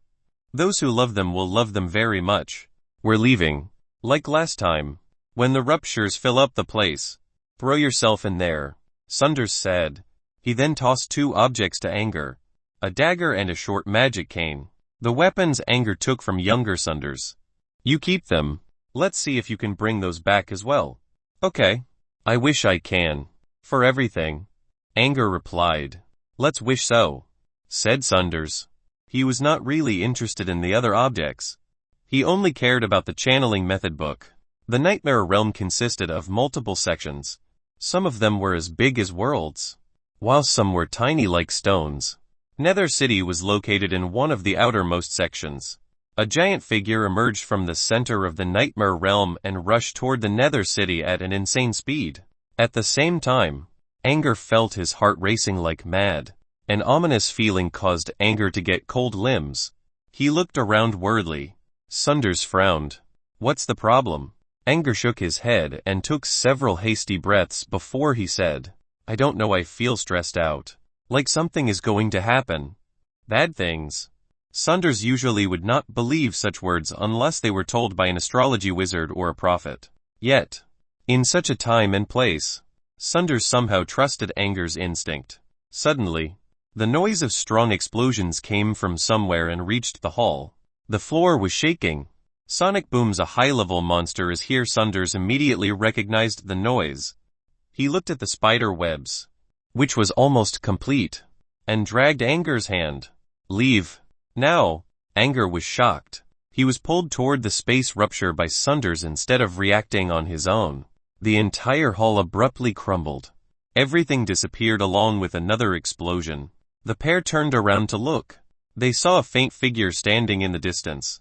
The attack came from somewhere that far, and it destroyed the whole hall. Both Sunders and Angor were surprised. The stairs of hanging prison is crashed. Who is that? Sunders questioned in astonishment. However, he could not care about that now. They rushed into the space rupture, with Angor behind Sunders. As most of Angor's body was submerged inside the rupture, a hand suddenly grabbed his left ankle. The nails on the hand were long and sharp and were curling in a weird curve. The nails had crimson polish on them, which looked really gloomy. Angor felt almost as if he was being dragged back when Sunders quickly held his body and hauled in the opposite direction fiercely. The instant support helped Angor shake off the strange hand. Next, Angor watched the entrance behind him close up. In the last blink second, he heard something bellowing in rage. Chapter 112 Back in the Wizarding World. Chapter 112 Back in the Wizarding World. After some weightlessness experience, Angor received a complicated feeling, which covered his entire body. Compared with the itchiness upon entering the nightmare realm, this one felt more muddy, as if mixing fresh water with dirt. All in all, Angor felt somewhat terrible. Angor took a guess that the itchiness was from when his soul left his body. When he was back here, his fresh soul was hurled back inside his muddy body. When his soul and body completely joined each other, Angor slowly opened his eyes. Oh my! Angor, sweetie, you have some pretty good tastes. You even brought 2 paintings back. Flora's clear yet seductive voice echoed in the room. Paintings? Angor lowered his head and found himself sitting on the floor with 2 paintings pinched under his arms. 2 exact ones he brought from the Golden Hallway Traveler under stars and Milking Shepherd. However, he did not have time to check on the paintings. His mind was filled up by the terrible hand that caught his ankle. Angor looked at Sunders. The man was standing beside Flora. He looked a bit tired, but he was fine except that his clothes were a little messed up. Professor, was that a monster? Asked Angor. He was eager for an answer. If so, why did that hand look more like a human hand? So was that a human or another projection of some wizard, like younger Sunders? Sunders considered, trying to think about the assault when they left the nightmare realm. After a while, Sunders slowly said, I don't know either. I didn't see its face, but it must be something very strong. Considering it can shatter the stairs of hanging prison from so far, might be a legendary being. What the stairs of hanging prison is shattered? Flora yelled. She had been to Garden of Labyrinth, or the Nether City, before, together with Sunders. She clearly knew what the stairs of hanging prison meant. Stairs of hanging prison, the staircase floating in the darkness. Angor was puzzled. Ooh, you don't know about this? Wait. So you didn't go to the stairs of hanging prison with the professor? Asked Flora, as she looked at Angor in disbelief. Did the boy get to the stairs on his own?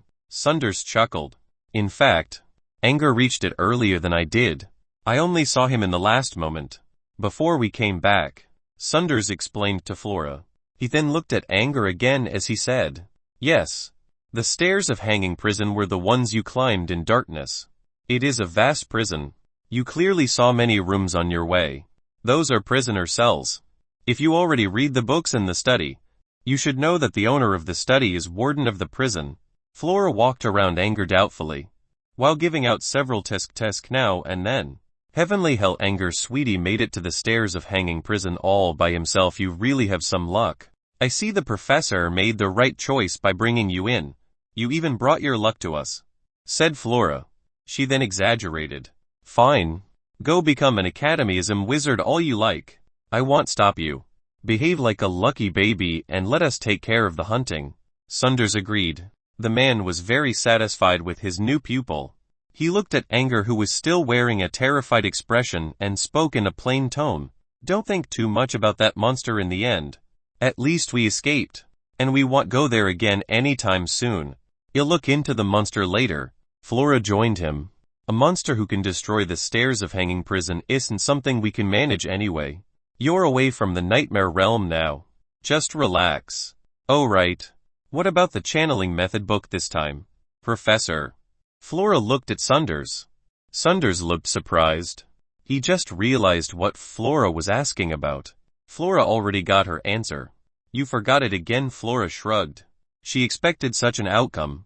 Indeed. Sunders sat back on his chair in front of his desk and pondered over his travel in the nightmare realm. He remembered his adolescent memory, which was hidden by the plane, and everything that happened inside the hall. Everything except the book. He could not even remember the name of the book. Next, Sunders watched Flora looking at the two paintings happily. He believed he asked Angor to take special items from the nightmare realm to test out the boy's talent. Surely the items included the book. Sunders noticed that Angor was still in a trance, so he decided not to bother the boy for now. He simply cast a spell to check the objects on Angor's body. With the help of true sight, everything carried by Angor was clear to see. Angor was carrying a lot of stuff apart from his clothing. The first thing that attracted Sunders was a glass sphere hanging on Angor's neck. It was only an ordinary glass ball, not something from the nightmare realm. Then, the potion glass in Angor's pocket. There was dark liquid wavering in the glass. When observed carefully, Sunders saw pale blue traces flowing inside. If anyone uncapped the bottle, they would feel a cold aura as if they were staying in winter. So Angor's nightmare form is truly special. Other than the paintings, he managed to bring back the potion of austere night. The potion of austere night reminded Sunders of the other objects. The man saw a bronze pocket watch in the same pocket as the potion glass. He did not pay much attention to it. Sunders saw Angor using the watch before. It was not a nightmare realm product either. He kept looking and saw the dagger and magic cane hanging on the boy's waist. Sunders waved a hand. The two weapons shook free from Angor and floated toward him. Flora saw the objects as well. Why is Angor carrying the dagger of thorned rose and the cane? I think I know it. Isn't that the issued magic cane from our organization? Sunders did not explain where the weapons came from. He continued checking Angor's possessions. The man scanned Angor from head to toe using true sight spell again. He did not find anything else. So Angor failed to take the book out. Sunders could only sigh in disappointment. It seemed he was destined to be separated from the book. Sunders did not conceal his action. So Flora realized what he was doing and scanned Angor herself. Tisk. Angor have a lot of stuff on him. Potion of austere night. How did you get that? Oh. Did Gray give it to you in that old pocket watch? You're still using it. Flora commented on Angor's items. She ended her words with another eerie chuckle. He. You're young, but you have a fine body. Angor's mind was not clear enough to realize that he just had himself looked thoroughly by someone else. Otherwise, Angor would be really relieved that neither Sunders nor Flora noticed his alien eye or hologram tablet. He didn't take the channeling method book here, so we need something else for Angor's channeling training, Flora exclaimed. Sunders did not speak. Angor's talent already surprised him much. The boy brought back two special objects from the nightmare realm. The potion of austere night and the magic cane. As for ordinary items, Angor took them all. This was way better than Sunders' previous attempts. He probably guessed right. If nightmare forms were really divided by classes, Angor definitely had a higher class than him. It's fine. This is our destiny too. Once we're back at Brute Cavern, Angor can apply for using Monthouse octahedrite channeling, Sunders commented. However, Angor interrupted them. Monthouse octahedrite channeling. I'm not going to use singularity dispersive meditation. Chapter 113 Writing the Book. Chapter 113 Writing the Book. Singularity dispersive meditation. They did not understand Angor's words. Flora remained puzzled for a moment before she asked, Singularity, what now? Is that a channeling method? I never heard of it. Did the professor teach you that in private? Sunders shook his head and denied Flora's idea.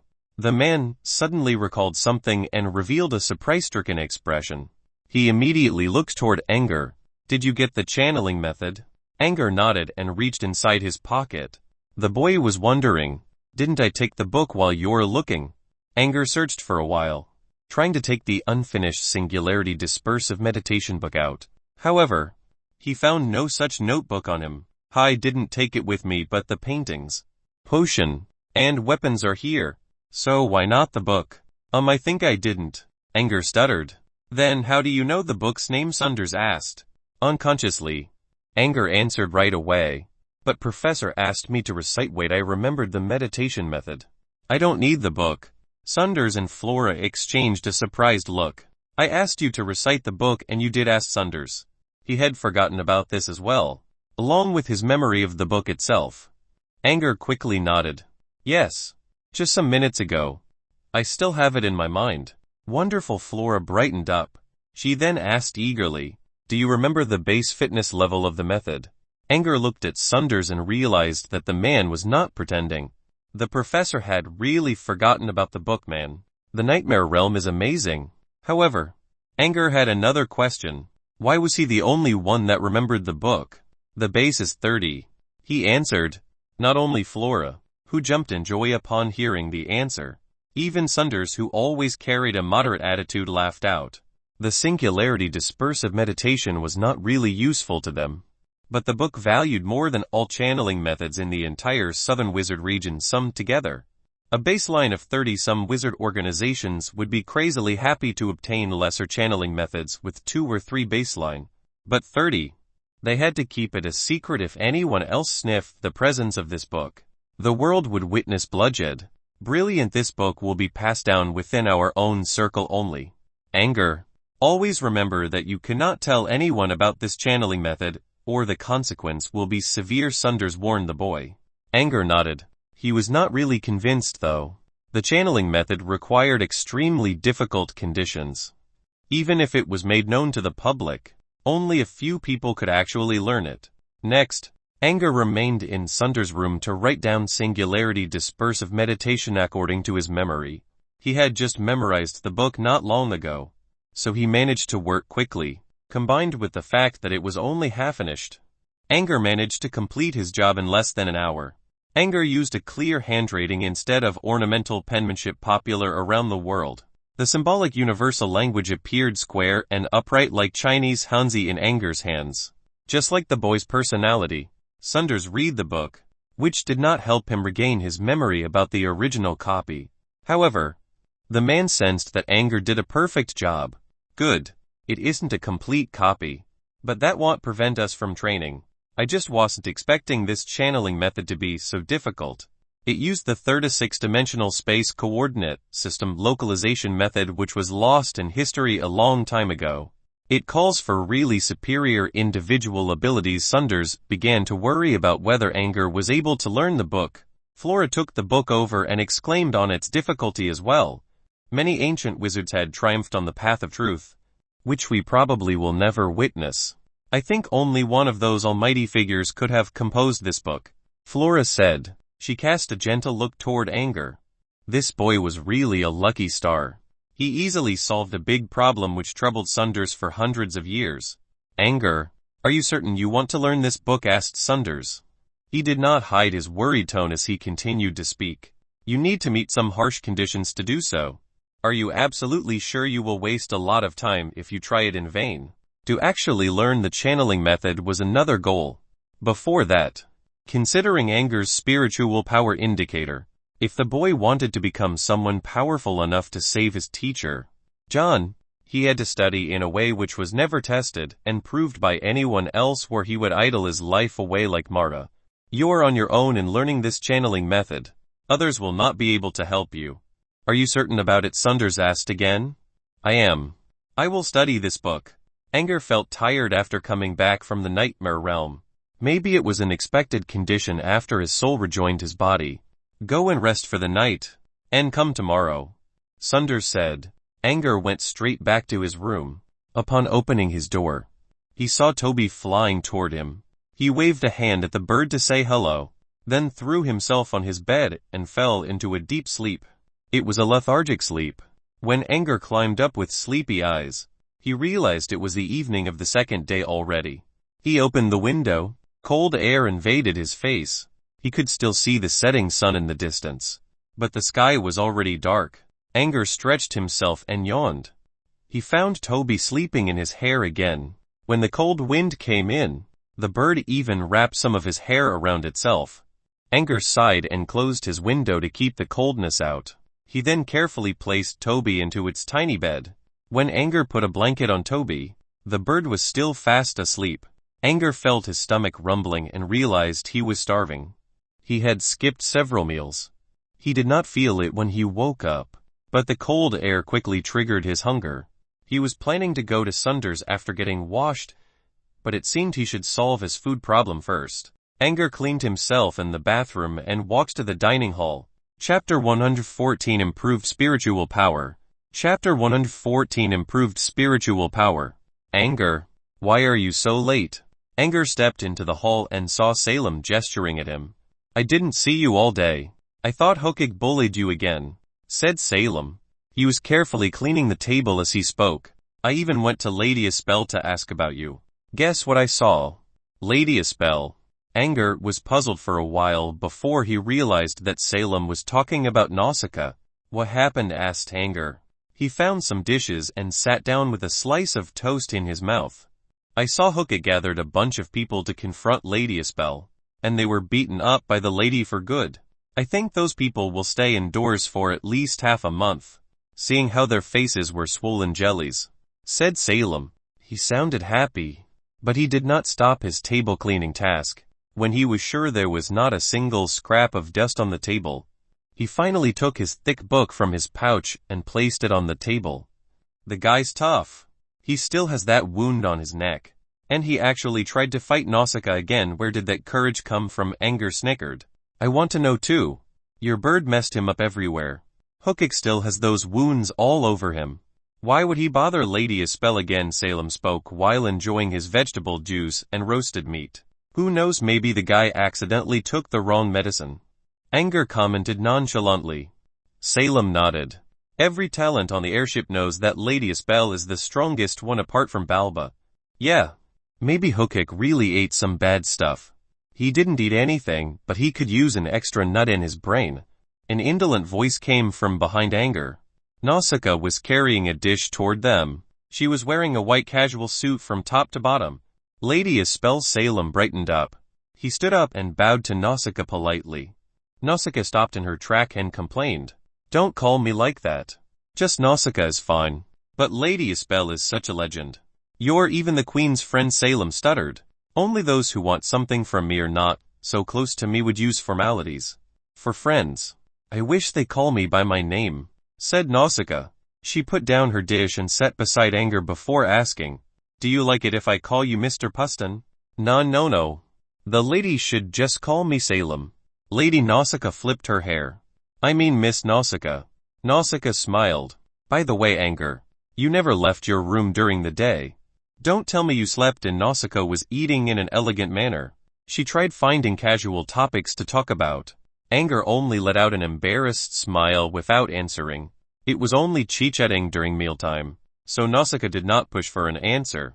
Instead, she picked up from Salem's conversation. I meant it when I said Hokig lacks some brain nuts. He's so confident and is sure he can become a formal wizard. He used his future achievement as an asset and proposed alliance with me. To go against little Angor here. Nausicaa shrugged. You know the rest. I kicked him in the face. Salem sneered. Seriously? Like Angor said. Where did he find his courage? Maybe he really has something up his sleeves. Angor spoke. Maybe. Nausicaa suddenly remembered seeing Hokig talking to an old shorty with gray hair during the last evening. She did not recognize the old man. Maybe he gave Hokig something. Salem, you carefully cleaned the table. I thought you were going to read your book, said Angor. He noticed that Salem had no intention to read his book at all during his meal. Then why did he clean up the table in the first place? Salem even took his book out already. Salem was taken aback a little. He looked at the book on the table and revealed a thoughtful look as if he was cherishing something dear. This book is really important to me. That was the only thing he said. Then, Salem remained silent. Angor took a guess that there was a story hidden behind all this. Since Salem did not want to talk about it, Angor decided not to ask. After downing his glass of veggie juice, Angor stood up. I'm going back now. You enjoy your meals. You have no other plans, right? How about coming to my room later and have a drink? Nausicaa asked. The laws in my home won't allow me to drink alcohol for another 3 years. So, sorry but no, replied Angor. He waved his hands and turned away. I do have something to do. So let's get together when we reach Brook Cavern tomorrow. Angor left the dining hall while Salem and Nausicaa exchanged a puzzled look. We're reaching Brook Cavern tomorrow, Nausicaa asked. Angor said so. But how did he know it? Salem wondered. Maybe he heard it from someone. You know. Considering his standing on the airship, Nausicaa did not finish her sentence. But Salem got her idea. Oh right. Did you smell something sweet from Angor? Asked Nausicaa. She was sitting beside Angor and she believed she caught a faint fragrance from the boy. The strange smell even put her in a high spirit somehow. Weird. Angor walked toward Sunder's room. There were guards along the way, but they did not stop him. Sunders must have ordered them so. Sunders was in his room by himself. When Angor came, the man was writing something rapidly while holding the Singularity Dispersive Meditation copied by Angor in the other hand. Take a seat for now, said Sunders. He did not even look up from his work. He only tossed a crystal tube at Angor before saying, You encountered a good destiny during the journey and had your spiritual power increased. Take the test again. You will find a surprise. Surprise. Angor stared at the crystal tube in his hand and only felt terror. He did not forget the terrible experience when taking the test yesterday. Angor sighed, but he proceeded with the test anyway. After another painful experience, Angor rested up for a long time and checked the meter while panting heavily. 15 points. That was 2 points higher. Not bad. Angor remembered the potion of austere night he brought back from the nightmare realm yesterday. Drinking the potion would increase his indicator to 17, which meant he would have greater efficiency when channeling mana. The test felt awful, but Angor was still happy about his result. Chapter 115 Potion of Austere Night Side Effect. Chapter 115 Potion of Austere Night Side Effect. Angor rested on the chair and wiped some sweat off his forehead. He was trying to get over the painful experience during the test. He took out the bottle of Potion of Austere Night from his pocket and wondered if he should drink it. This was an elementary potion, but it was actually harder to make than a medium-level one. It required some of the most valuable materials, and even expert alchemy wizards could still botch their work when brewing it. Only the best of the best, such as Jello the Mithril Innovator, could guarantee an acceptable success rate in making such potion. For this reason, the Potion of Austere Night was always rarely seen, even at the sky auction. Sunder stopped his work and saw Angor uncapping the bottle and sniffing the cold smell with a doubtful expression. The Potion of Austere Night increases your spiritual power indicator by 2. However, it does so by overworking your future potential. So I suggest that you don't use it for now, said Sunders. However, he added, of course, go ahead if you believe that you want ever further increase your spiritual power again. The potion won't do you any harm in this way. Otherwise, wait until you improve your spirit in other ways before taking the potion. The Potion of Austere Night would overwork my potential. Angor did not know this. There were books explaining that this potion would improve people's spirit limit for 2 points. However, they never said how the potion worked. If a wizard exhausted his or her potential, when the wizard found another destiny again which could improve spiritual power, it would no longer help. Still, such destinies were extremely hard to find. Hence, most supernaturals would drink the potion right away when they found one. If Angor possessed the potion before going to Nightmare Realm, Sunders would not stop him from using the potion. When the man thought about the strange wall in the Nightmare Realm, he decided to suggest otherwise. If the wall really could keep improving someone's spirit, using the potion now would be a worse choice. Angor also recalled the wall protected by the glutton flowers. Angor kept a lot of information to himself, such as the patterns drawn on the wall, and the fact that he recorded a lot using his tablet. Wait, tablet? He had almost forgotten about it. He went to the Nightmare Realm as his soul, so the hologram tablet should be something like an illusion. He was unsure if all the videos and images were brought back. Angor would be really sad if they were not. Apart from the patterns on the wall and the parchment he found along the stairs of Hanging Prison, he really wanted to keep the alchemy books found in the secret chamber in the warden's room. He decided to check his tablet once he got back to his room. Since Sunders meant to stop him from using the potion, Angor listened to him and carefully put the potion away. If he had the chance, he would give the potion to his brother Leon. This way, Maybe Leon could reach a spiritual power of 10, and the Pat family would have 2 supernaturals and enjoy greater status in Goldspink Empire. After pocketing the potion, Angor walked to Sunders politely. Professor, do you need me today? Have you started learning meditation? Angor shook his head in embarrassment. I was too tired yesterday and fell asleep right away. And I just woke up. I'm glad you didn't, said Sunders. He handed his notebook to Angor and said, I've made some speculations about the channeling method here, along with some points of caution while training at it. Take it and read when you studied the channeling method. Angor took the book and went over it briefly. Along with the texts on singularity dispersive meditation Angor wrote down. There were a lot of small, additional words explaining the experience summarized by Sunders during the men's own training. Angor immediately realized how valuable this was. With the experience, Angor could avoid lots of unnecessary effort on his way. In excitement, Angor thanked Sunders, who simply waved a hand. As your professor, I do hope you achieve something great, said Sunders. He paused a moment before saying, My experience was nothing compared to what you brought back.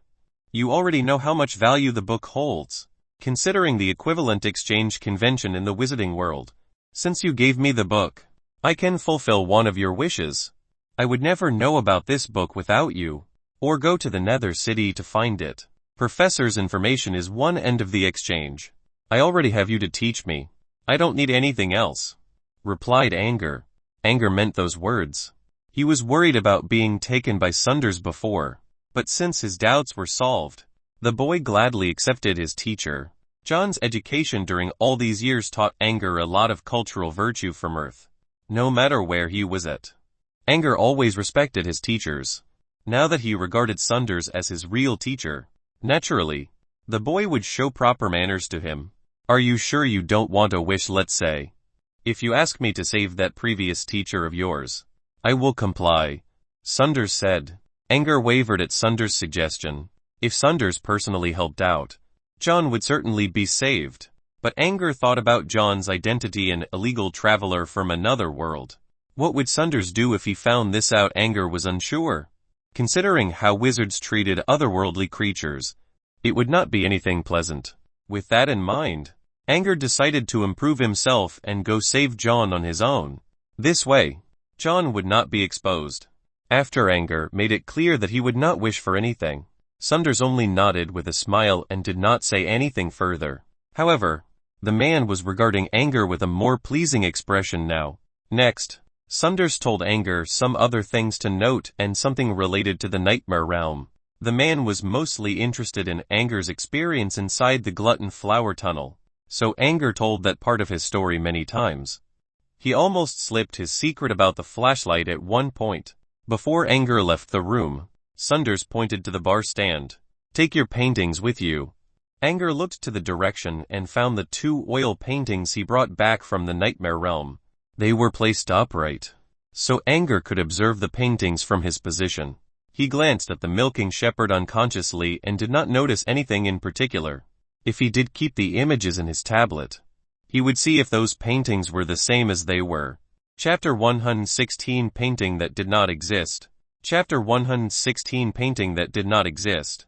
After leaving Sunders' room, Angor walked down the stairs and halted at a fork. The left led to the deck of the Savage airship while the right side would take him to the cabins.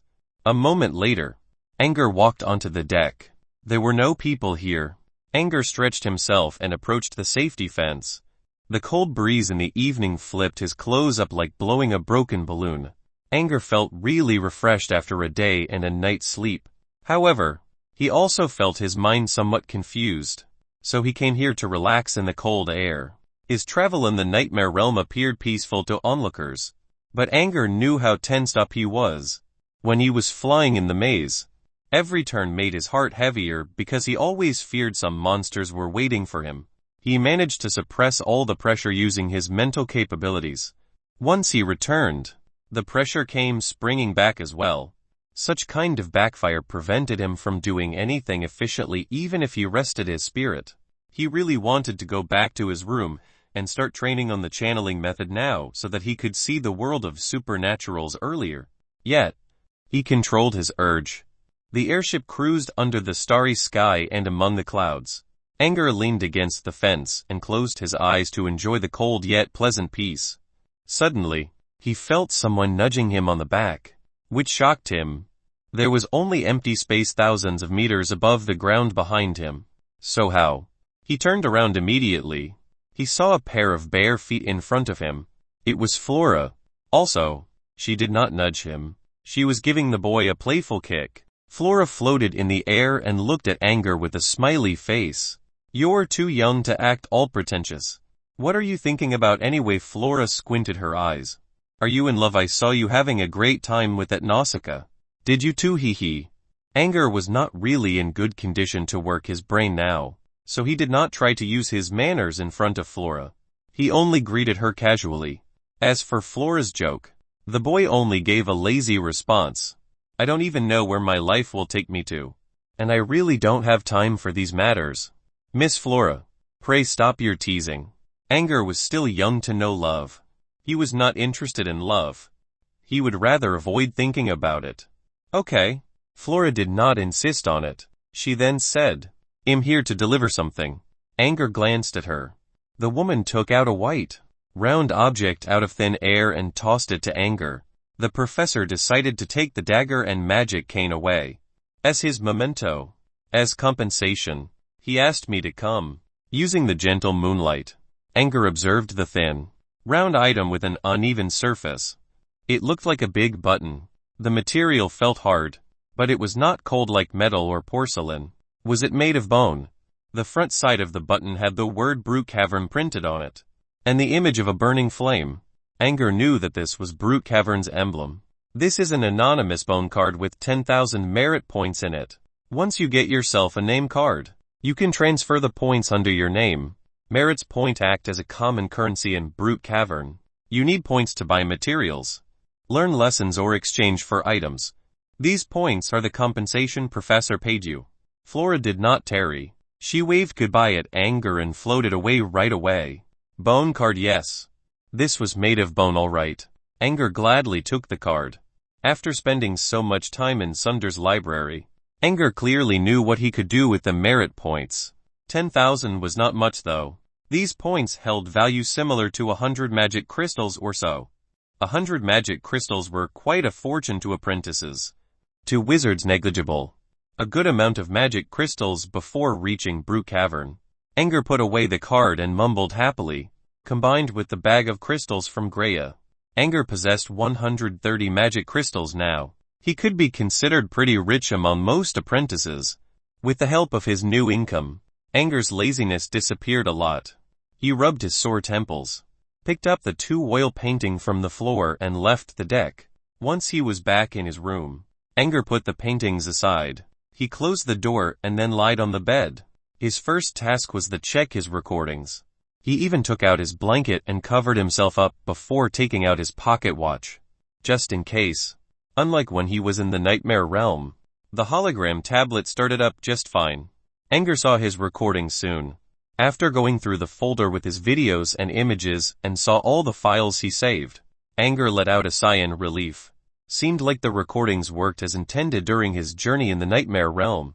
However, Angor could not help but wonder how did he manage to take the tablet with him. According to Sunders, the clothes on his soul were not real. Anything on him would not break at all, like how he did not bleed out under younger Sunders' attack. Then why didn't the hologram tablet obey such rules? The tablet went into the nightmare realm as a solid object. Angor did not know. He had to wait for another chance to prove his idea by going to that place again. Now that he knew his recordings were not lost, all was good. Otherwise, he would be really frustrated about it. Since the recordings were safe, Angor did not proceed to read the contents right away. He opened a video with the intention to check whether the milking shepherd was a false memory. He did not see such a painting when he stepped into the hallway for the first time. During the second trip though, the painting somehow appeared in front of him. He was unsure if he simply remembered wrongly, or if there was some other reason. He wanted to make sure now. The video was pretty long. Angor moved the progress bar to the point when he entered the warden's passageway. In the video, Angor was observing the oil paintings along the walls while walking in the golden hallway. The camera was not really stable, but Angor could still see the paintings when the camera went over them. Angor did not stop walking in the video. Soon, he saw Traveler Under Stars, and there when a black oil painting came into view, Angor pressed pause. Chapter 117 Arrival at Brute Cavern 1.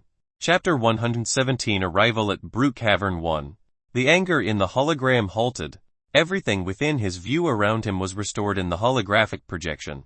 Angor was not interested in any of the oil paintings, except the one with a dark theme which drew all of his attention. It was a realistic portrait of two people, a man and a woman, beneath the black painting curtain. A middle-aged man with a handlebar mustache was sitting on a leather wing chair, positioned on the front of the painting. He was wearing a dark red vest with white laced edges.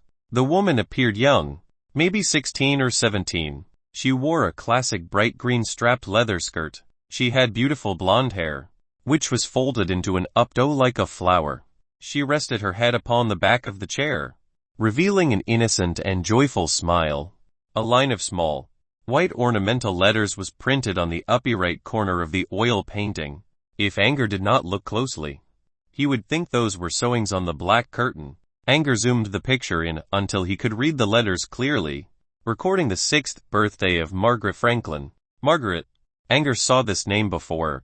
She was the daughter of the warden. Considering how Margaret was showing affection to the man in the painting, Angor took a guess that this man was the warden of Stairs of Hanging Prison. So Franklin must be his name, or was it referring to whoever created this painting? Angor shut down the tablet and confirmed his assumption. Just as he believed. The milking shepherd was not on the hallway wall before. Why did father and daughter become milking shepherd? Did someone replace it, or was there something else? Angor picked up the milking shepherd to look. It was only an ordinary artwork. So where did the father and daughter go if someone did replace the painting? Why was someone trying to hide the identities of the family? Angor could not figure out anything. He only believed it had something to do with the nightmare realm in the end. After a night's sleep, Angor woke up early, fed Toby, and began reading the training manual that Sunders gave him. He had barely progressed several minutes before someone started knocking on his door. Salem's excited voice came from outside. Angor. Hey Angor. Angor opened the door and saw Salem being all happy for some reason. You're up already then, why didn't you come out? The boy said. Come out? Why? Angor did not know what Salem was talking about. To the deck. I thought you already knew that we're arriving at Brute Cavern today, the first mate said. Well, get there in the morning. All talents are on the deck. Let's go. It's good and all, but why the deck? Angor looked at Salem up and down. The boy wrapped himself in thick clothes from head to toe. It's cold up there. You aren't afraid of catching a cold now? Salem took out his hands from his pockets, and Angor realized the boy was wearing thick cotton gloves as well. I have protection this time. Isn't this a memorial moment? Don't you want to watch Brute Cavern from up above? To observe the place he was going to live in for a long time? Angor thought about this idea and decided to comply. Following Salem's example, Angor armed himself up for good, took Toby with him and followed behind Salem.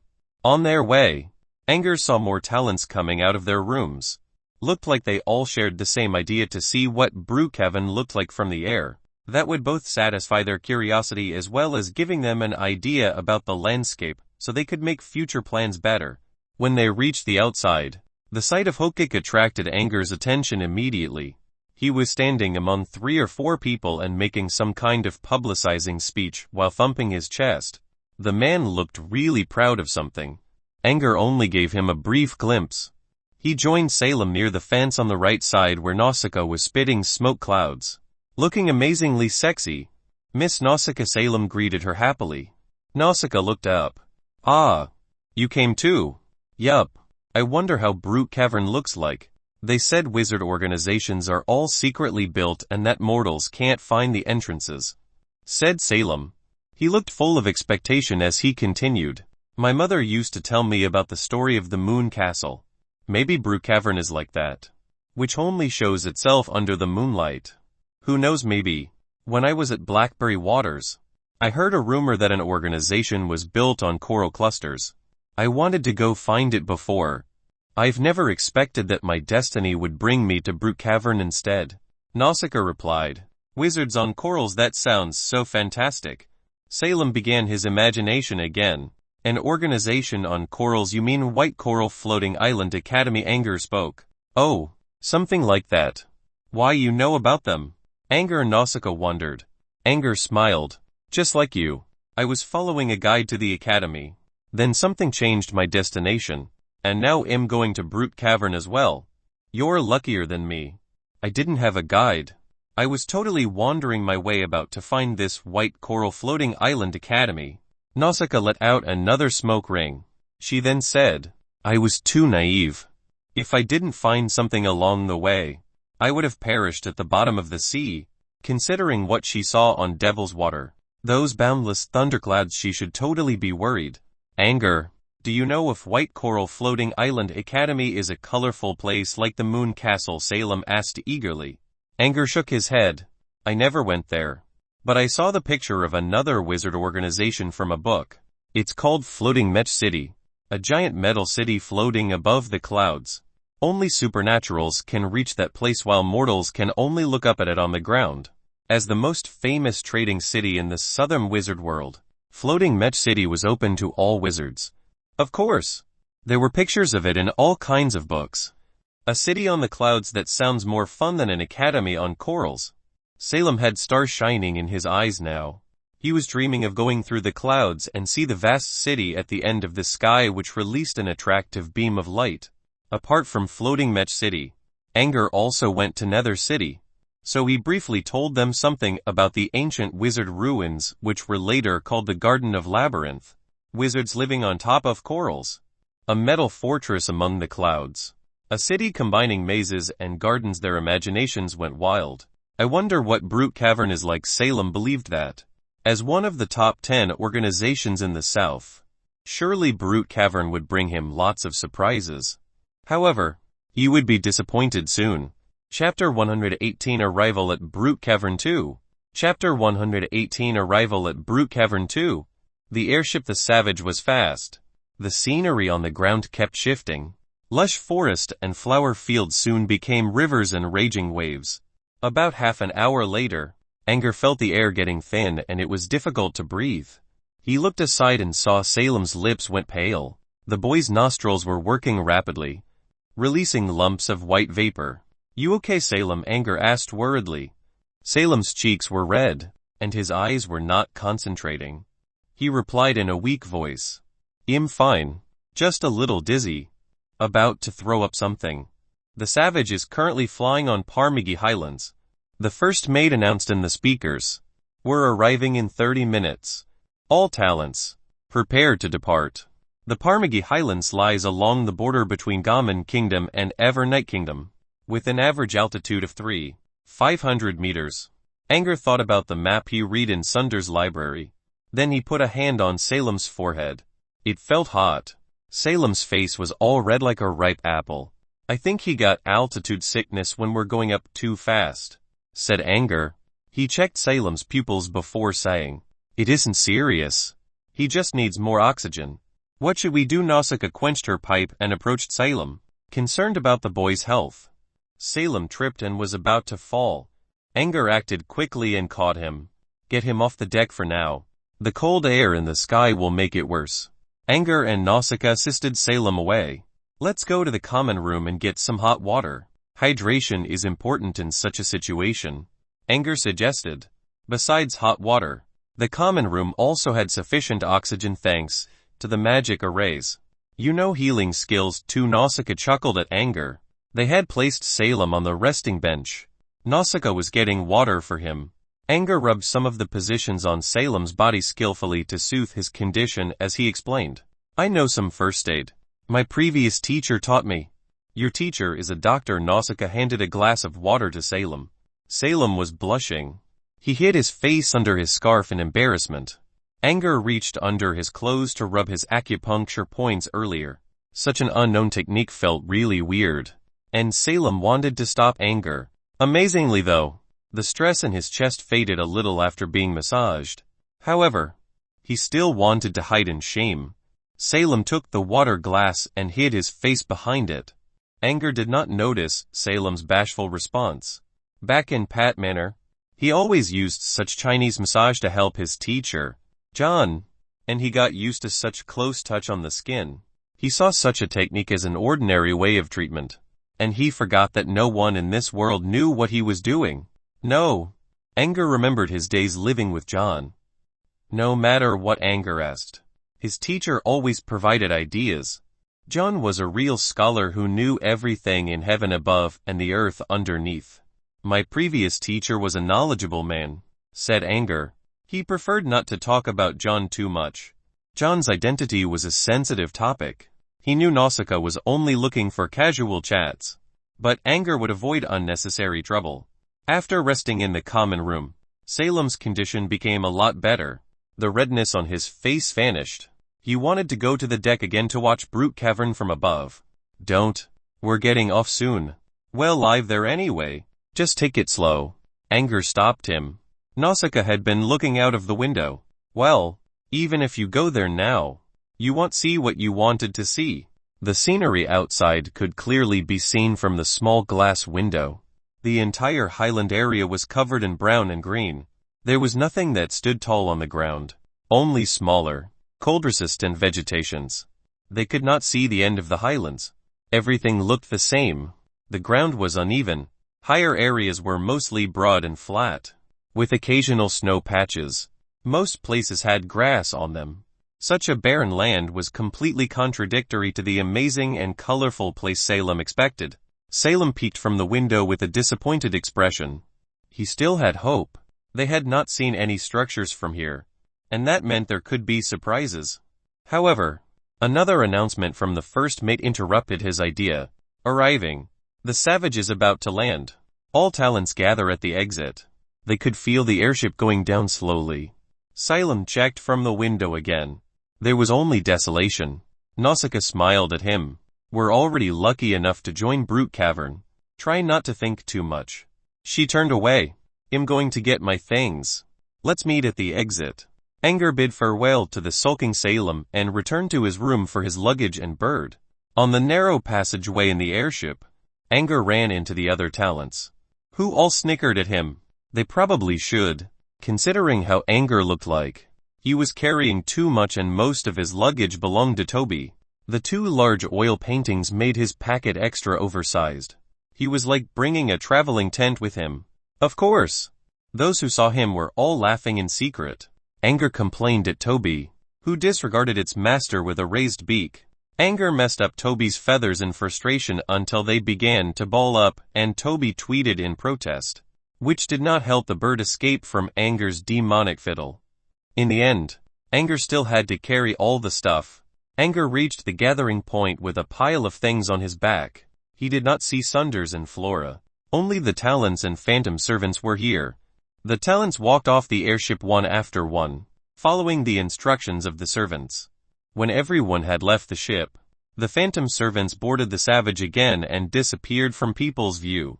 10 talents and a bird stood on the barren, brown earth. The cold wind on the highlands blew over, causing everyone to shiver. People looked around. They only saw endless grass fields. They were standing on the slope of a plateau, with a bottomless abyss about 100 meters away from their position. Every direction led to more wasteland. There were no traces of buildings. So where was Brute Cavern? Chapter 119 Arrival at Brute Cavern 3. Chapter 119 Arrival at Brute Cavern 3. The cold wind on the highlands removed heat from their bodies rapidly like sharp knives taking away blood. Today was the 6th day of the latter half of the month of harvest. They did not know Brute Cavern was located on highlands, so most people were wearing shorts and light clothing. Now, the cold air made them shiver like mad. Gods beyond. Not a single soul around. Are we abandoned? A young man wearing black and white striped cotton hat knelt down and yelled. He even went down sprawling as he cried. The knight sword wrapped in tattered cloth on his waist hit the ground along with his action, creating a loud and clear metal noise. Ah, it's so painful to be abandoned. How my heart pained. Oh no. I'm not going to make it. He rolled on the ground in an exaggerated manner. People around him slowly moved away while claiming that they did not know this man at all. A bulky man with handlebar mustache crouched beside him with a smile. Hey, I saw some winter flowers over there. We can make a good dish using ketchup and oxtail tenderloin. Then he nudged the young man on the ground. Orlando. Wanna have some for lunch? The young man named Orlando quickly brightened up and nodded rapidly. Yes. Yes, I'll eat it. Get up then. Orlando stood up like a good kid and moved behind the mustache man with admiration showed on his expression. The mustache man turned to the other people and silently revealed, and I got him using his lips. Angor was intrigued by their small interaction. Now he thought about it. There were only a few people among the talents of Brute Cavern who were not showing hostility to him. The mustache man and Orlando were two of them. Rafig, from Blackwing Continent, said the mustache man as he addressed everyone. Next, he pointed to the young man behind him and said, "This is Orlando, a close friend of mine. He's a little silly. Please excuse him." With that, Rafig dragged Orlando away and joined the crowd. Rafig and Orlando did not show up much in front of everyone. Previously, people thought they were arrogant. Looked like they were wrong. Salem pulled on Angor's clothes and whispered, "Orlando has a strange temperament, but he's the only one who's qualified as a formal knight among us. Don't underestimate him." The qualification as a knight was a dream to Salem before he heard about the wizarding world. So the boy was extra interested in this character who was carrying a knight sword. "What do we do now? Are we tricked? There's no one here." A pockmark-faced young man who often hung around Hookik spoke in discontentment. "Did they drop us in the middle of nowhere? Because they think we don't have enough talent?" A fatty standing beside the pockmark boy spoke this time. He sounded like he was about to cry as he said, "I want my mother. I want to go home." Despite the weeping tone, his eyes proved that he was not sad at all. Once he drew everyone's attention with his voice, the fatty immediately changed the topic. "I miss my mom. I miss home. I want to eat the ketchup ox tenderloin and the flower or something." "Idiot. The winter flower," the pockmark boy added. It was obvious that these two people were acting.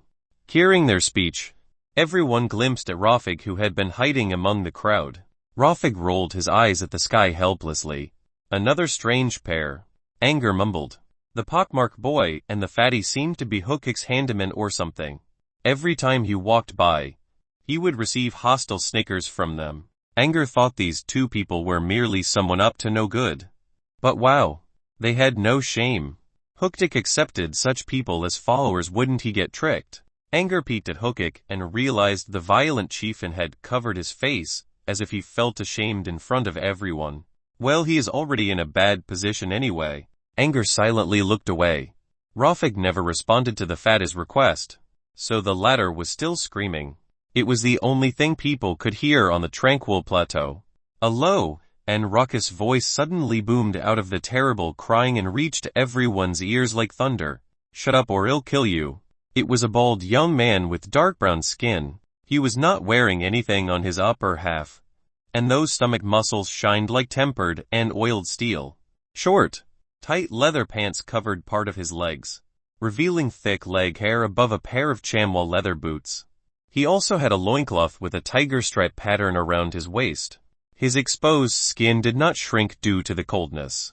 Instead, it gave out a glimmer like the palm oil under the strong ultraviolet light on the highlands, giving him a wild look. Balba. Everyone on the scene silently called his name in their minds. As the strongest being among the talents, Balba's warning instantly silenced the fatty. Hookik slowly lowered his head as he tried to hide his expression, which was mixed with disdain and fear. Even Nausicaa would avoid getting involved in Balba's anger.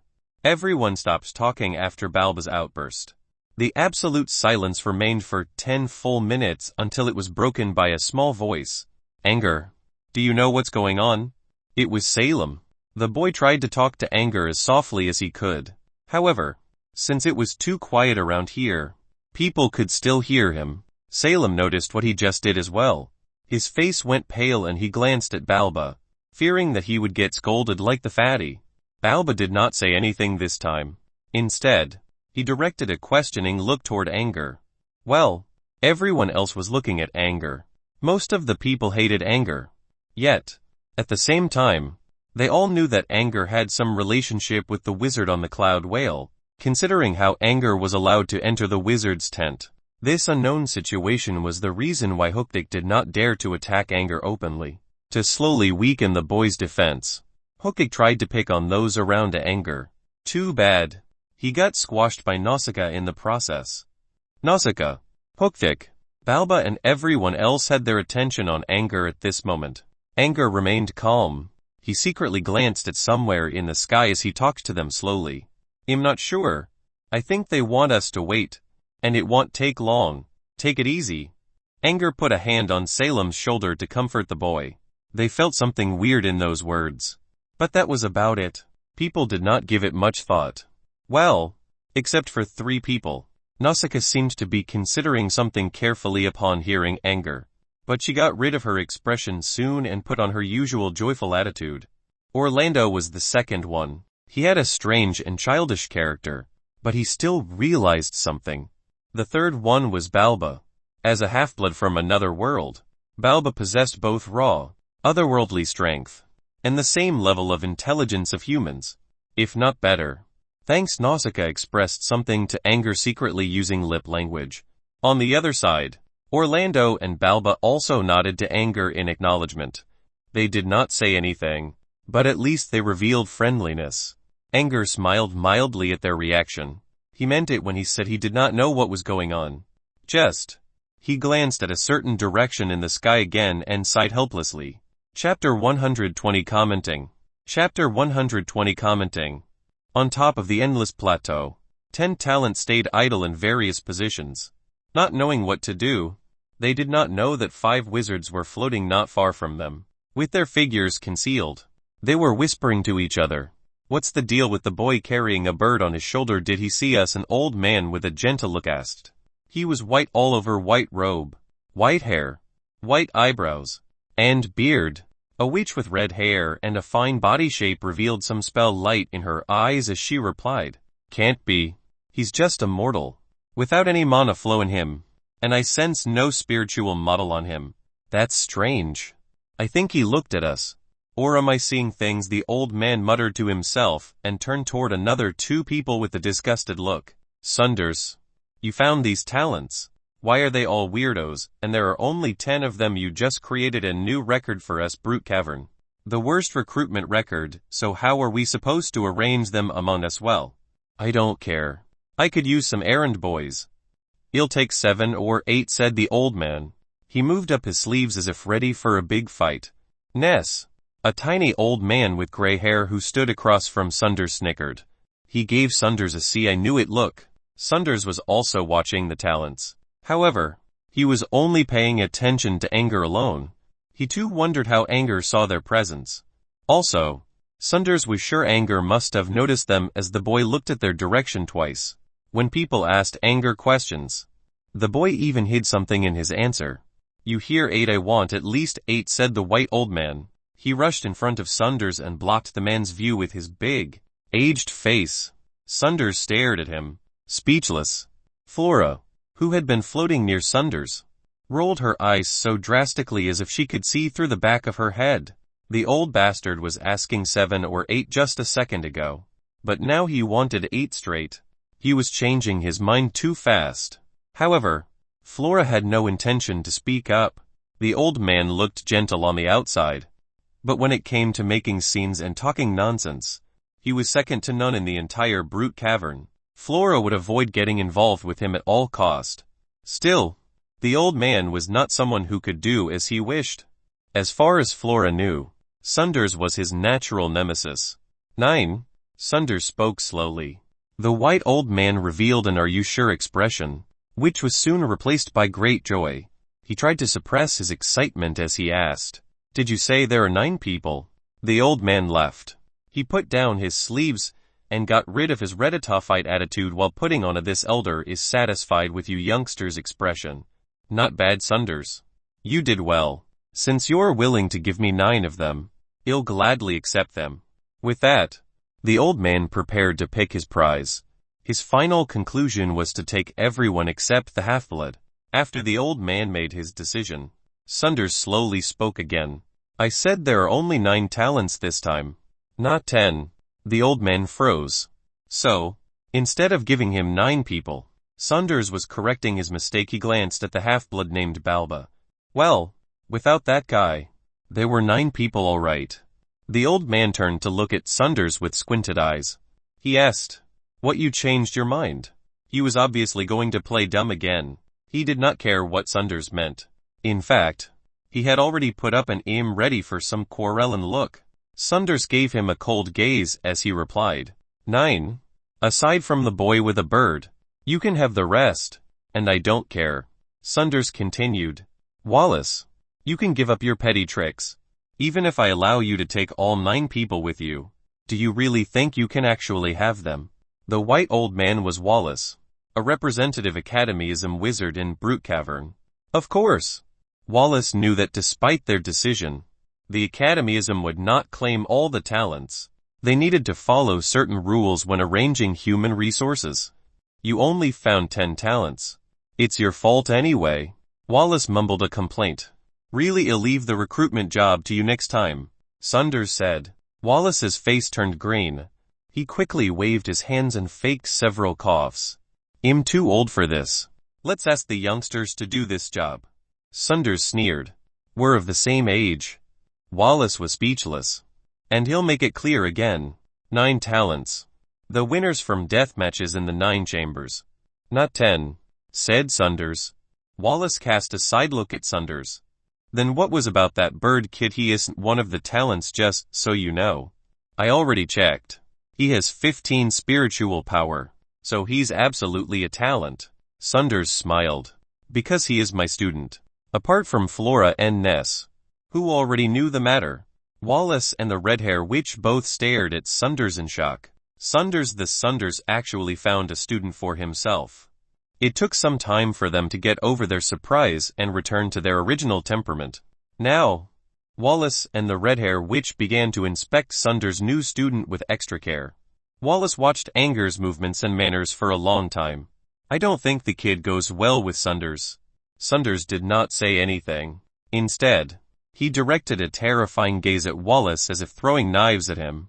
The talents have waited for quite a while now, and we already see their reactions in the situation. Let's start talking about our impressions, said the gray-haired old shorty. Ness. They dropped the talents on the plateau to test their psychological properties, which was the last test before they were admitted into Brute Cavern. Ness never showed up in front of the talents during their trip, but he had been recording their characteristics in secret. After finishing this final test, he would create personal profiles for them, and write down comments about these talents together with Saunders. The comments would be left on their profiles. Usually, wizards referred to these comments when they chose their apprentices. These comments were different from the messages used for students in mortal schools. Mortals usually described good virtues, such as kindness, friendliness, and generosity. These things were not important standards for wizards to determine apprentices. For wizards, selfishness, arrogance, cruelty, and irritability were sometimes better traits. Who's going first? Ness looked around. I'll do it, said the red-hair witch as she stepped up. Ness nodded. Well, start from Fiery Charm then. The witch called Fiery Charm reached out a hand and pointed to one of the talents. I'm interested in the young man called Orlando. He's willful, childish, and self-centered, but he knows how to control himself, and he has a sharp mind. When interacting with his friend, he had shown great loyalty. Chapter 121 A Good Boy. Chapter 121 A Good Boy. He's too impatient though. The savage only left several minutes ago and he started crying aloud. What an eyesore, said Fiery Charm. She suddenly switched her attitude as she said, bad patience. Can't get over loneliness. Someone like that would never be a wizard. Ness nodded. Orlando has been acting low profile on the airship and never committed any big mistakes. But that was thanks to his friend, a talent named Rafig. Rafig has been constraining him. Otherwise, that Orlando would have caused a lot more conflict with the other talents. If you put it like that, they might compensate each other if they stayed together. Fiery Charm smiled. Correct.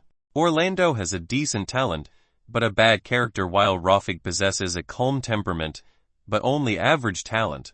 These two can make a fine combination, Ness explained. So Fiery Charm was going to make a conclusion when Wallace suddenly revealed a wicked smile. So they must be separated when we arrange apprentices. One of them should stay above the mirror while the other stays below. They won't get any teamwork in Brute Cavern, Wallace said. Fiery Charm and Ness were taken aback a little, but they nodded in the end instead of retorting. Ness said, "Let's do just that. Good teamwork is based on good individual properties. Otherwise, a team won't work out. These two will not see each other again before becoming high apprentices." Ness took out 2 bone cards, name cards for Orlando and Rafig. Ness used a special method to script the comment into their profiles. Next, Wallace looked at the pockmarked boy and the fatty. "Let's talk about the next pair." Ness followed his direction and explained in a low voice. "The one with the marked face is Laffit, and the fat one is called Fossa. They appeared more interesting than the previous combination. They know some really childish tricks, but they have potential. They neither compensate nor assist each other's faults. Let's just say, they are the ill kind who were drawn to each other. I'm curious to see what they can achieve." Ness nodded with his own assessment of them. He then continued, "They both have average talent. They regarded Hookik as their boss and proposed to become his underling. However, they are actually plotting something else. So they are only obeying Hookdik on the outside to satisfy his ego. They are still young, and they can keep developing like that." Ness took out bone cards for Laffit and Fossa and put their comments in them. "Hihihi. As a lady, I'll say something about that pirate boss." Flora's voice came. A female pirate Fiery Charm looked toward the beautiful woman who had been smoking her pipe with a calm expression. She was the only female talent. Fiery Charm was not expecting that she was actually a pirate. Nausicaa, renowned pirate on Blackberry Waters. Pirates usually have ugly names, but not this one. She oppressed and united all evil forces in the area and has a heart of justice. Common folks all regard her as a hero. Even if some of the authorities tried to discredit her name, people were never convinced, said Flora. Instead of commenting on Nausicaa herself, Flora talked about her background story first. She then added, "She's a natural leader, knows how to talk, she's sturdy, calm, and flexible when dealing with people, and has a good talent. I give her my best score among all the talents we recruited this time." It seemed Ness also regarded Nausicaa highly, and mostly wrote down positive comments. Good traits were not the only elements for wizards to choose apprentices, so Nausicaa still had to use her own effort and luck to forge her future. "I'll say something about Hookdik," said Ness as he finished Nausicaa's profile and pointed to the man full of arrogance written on the face. "This man is extremely narrow-minded. He used to be the chieftain of a tribe located on a primitive continent. He killed lots of people, and he even eats them," said Ness. Wallace and Fiery Charm revealed a disgusted expression upon hearing those words. Most wizards were cruel and selfish. True. However, they usually did not bother mortals. It was an unspoken rule among all wizards. Ness continued, "He has a good talent which is relatively close to my art. If you don't mind, I'm planning to accept him as my student." Wallace nodded. "Fine. You can make him into a good killer." With Hookik finished, there were 3 people remaining: Salem, Balba, and Ebony. Salem is the youngest talent in this batch. He's a dedicated book lover who is obsessed with keeping his book clean even if his own body goes dirty, said Ness. He told them several stories about how Salem was preoccupied with his books and made a conclusion. Wallace was quite fond of Salem's characteristic, as he said, "A good kid. He would make a fine academyism student." "Oh right.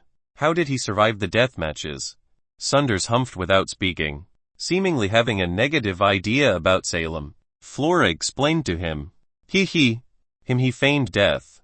Many tried to play dead in the death matches, but Salem was the only one who did that from the very beginning and stayed that way for an entire week. So that was why no wonder Sunders disdained Salem like that. Wallace did not mind Salem's method since playing dead was also a viable tactic. He even made it out in the end, which meant the boy had some superior patience, concentration, and luck. Fiery Charm pointed to Ebony. Compared to the others, this one is doing his best to find a way out. They looked. As she said, Ebony was looking about, either trying to find an exit or the entrance of Brute Cavern. He knows where to find edible plants. That's good survival skills. Those were about everything they could say about Ebony. Then there was silence. No one commented on the last talent. Balba, as a half-blood produced by a human and an otherworldly brute. No matter how good his talent was, his fate was sealed. Hey, Sunders, tell us something about your student, will ya? I checked over and didn't find anything special on him. A spiritual power of 15, which is moderate. The boy has nice patience though. He's all calm when tossed into the wild. But that's not very important to wizards. So whatever did you want from him? Asked Wallace. He was very curious about Angor. The old man had been observing him from the start. Also, he thought Angor already noticed their presence. Everything proved that Angor was a complete mortal with ordinary physical abilities. There was no way the boy could have seen them. But he is Sunder's new student. Why on earth would an almighty killing machine in the southern land accept a normal talent as his student? Wallace was not the only one wondering. Everyone was. Sunders did not answer most of Wallace's questions. He only said he's a good boy, and returned to being a man of few words. However, these simple words carried a lot of meanings. At the very least, Sunders himself was very satisfied with his new student. And this alone was a very strange matter. Perhaps the boy named Angor possessed some kind of talent not known to anyone else. Chapter 122 A World Beneath Abyss. Chapter 122 A World Beneath Abyss. They recruited only a few talents this time, so the time of commenting ended quickly. With that done, the wizards removed their camouflage and showed up. Their time was valuable. Most of them went away on their own instead of staying. The gray-haired shorty Ness was the only one that descended from the sky and landed in front of the talents. The sudden appearance of a wizard startled everyone. They all stared and wondered why a wizard had come. Was he hiding nearby to observe their reactions? Ness confirmed their idea. We concealed ourselves to watch your temperaments. And we have already recorded your performances into your profiles. I believe you all know how you acted, said Ness as he looked at the talents who were surprised by his appearance. Ness recalled Angor's words. The old man realized Angor already knew something like this would happen. I'm your guide this time. Follow behind, said Ness. The old man revealed a strange smile to them as he continued. But before that, let me give you a piece of advice. Follow me closely. Any stray lambs will find themselves buried under the dirt very soon. The Parmagi Highlands has no shortage of rotten bones. They did not understand the warning. None of the talents knew this place. Would someone actually wander off instead of following him? However, when they saw Ness walking toward the bottomless abyss, they realized something terrible. The great cliff reached beyond the horizons toward two directions, which cut off their path forward. They approached it and looked down, only to see endless darkness down there. The abyss sat there like a giant mouth, waiting to devour those who dared to go in. The terrifying sight caused everyone to shiver. Ness, who had been walking in the front, revealed another eerie smile at them as he said, Our goal is just ahead. Follow me. No stragglin'. Next, under everyone's shocked gaze, Ness leaped into the great chasm without looking back. The remaining people exchanged puzzled looks and did not know how to react. Cowards! That scared you? Then stay here and die, said Hookik. He stepped up first, sneered at the other people, and followed Ness. As his figure disappeared, Nausicaa let out a smoke ring. She then shook off some tobacco from her pipe and smiled at Angor as she said, I'm going first. Then she threw herself into the abyss as well. Angor looked at Salem beside him. He thought this 13-year-old boy would be afraid. However, there was no such emotion in Salem's eyes. Salem was simply holding onto his book pouch carefully. Let's go. The wizard asked us to follow closely. And we should listen to him, said Angor. He patted Salem's shoulder and jumped off, with several people taking lead already. The other talents all clenched their teeth and jumped despite their fear. Angor felt sharp wind hurting his face as he free fell. There were only stone walls on the sides and endless blackness ahead. He sensed a looming death. He kept falling down for about 2 minutes when he suddenly saw something shining down below. As the light appeared, Angor could sense himself going down slower. as if a convection current from beneath was pushing him upward. The current slowly grew stronger, allowing all the talents to descend gently like feathers. When Angor landed inside the light, he realized he was looking at the surface of a giant mirror which was giving out all the light. Or rather, the world inside the mirror was releasing the light.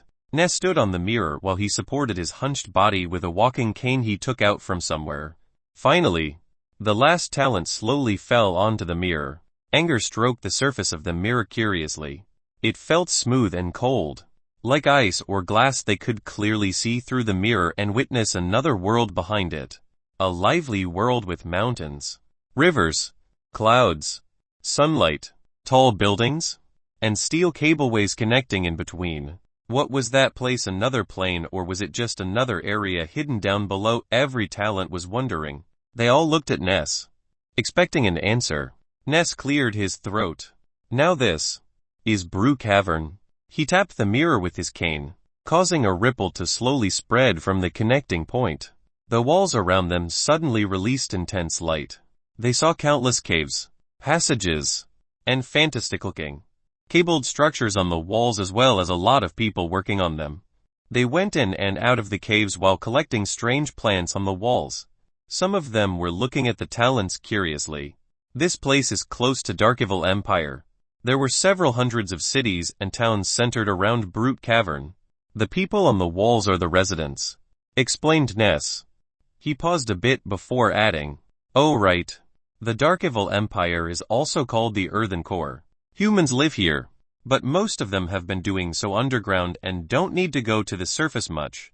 This is one of the many specificities of Darkeville Empire.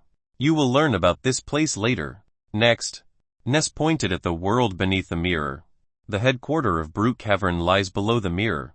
Most of you lot will be living there," said Ness. He tossed 10 round-shaped bone cards into the air, which then circled around and flew toward their respective owner. The bone card is your access token to go below. If you lose it, you'll never enter the mirror world again. The card carries your identification and comment, so you should always keep it with you while staying at Brute Cavern. Remember, once you're in there, take the card to Tree Spirit Ewell as soon as possible to register your information." Ness did not explain what kind of information exactly. The old man knocked at the mirror 3 times. A white, misty human figure emerged from it. "Who dares interrupt my sleep?" The mist formed up into the shape of a woman, but the details on her were still not clear.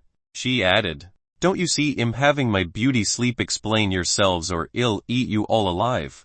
The mist woman screamed at the top of her lungs until Ness let out an embarrassing hum, which finally caught her attention.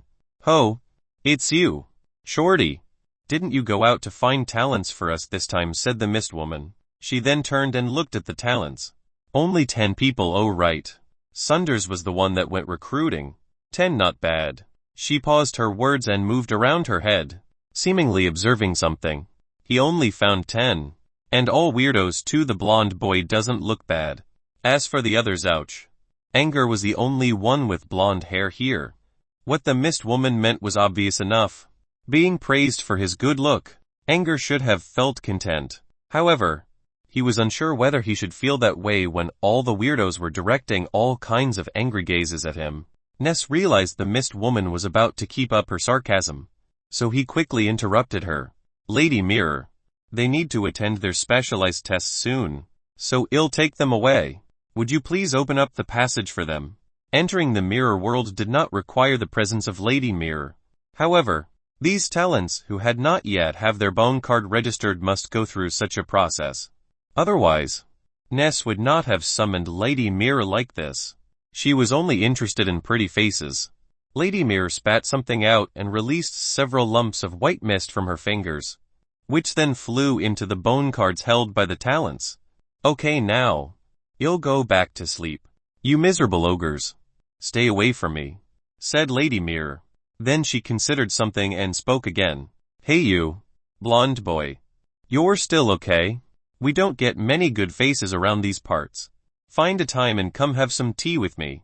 With that, Lady Mirror became a mist cloud again and disappeared into the mirror. Chapter 123 3 Ancestor Souls. Chapter 123 3 Ancestor Souls. Ness led everyone into the mirror. When they emerged from the mirror again, they arrived at the outer area of the mirror world, Tree Shade Garden. Ness explained to them while walking ahead. There are 3 ancestor souls in Brute Cavern. Lady Mirror at the entrance. The tree spirit here, and the Elder of Books hidden in the library. They have been alive for a very long time, and no one knows where they came from. These 3 souls protect Brute Cavern from falling. Mr. Wizard, how strong are they? Compared to you, Hookik asked Ness politely. Ness glanced at him and humphed. The might of ancestor souls cannot be described and certainly isn't something that can be explained by the likes of us. The only thing you need to know is that the ancestor souls are the guardians of Brute Cavern and no one should ever defy them. Ness halted a bit before continuing. The 3 ancestor souls all have different fancies and tastes, but they are usually gentle. As long as you don't cause trouble first, they will not bother you. You will learn more about them in the future. Their first impression upon coming into the mirror world was that this place was so large. And the second impression, wide. Before coming here, Angor thought the mirror world was like an underground hidden cave described in some of the novels from Earth. They could be several acres large at best. But now, he could not even see the edge of this place. According to Ness, the mirror world was as big as the entire marginalized island. However, most of the land here was unusable. Most creatures lived around the Tree of Eternity. The Tree of Eternity was the first landmark they saw when entering the mirror world. The tree had a diameter of at least several kilometers and an immeasurable height. Thick leaves reached all the way into the clouds, which prevented them from seeing higher. The tree spirit is the soul of Tree of Eternity, Ness exclaimed. The magnificence of the Tree of Eternity always astonished him when he saw it. Ness took them toward the Tree of Eternity while telling them the landscape of the mirror world. Generally, the mirror world was divided into 2 parts according to the rank of residents. Apprentices lived and studied on the ground area.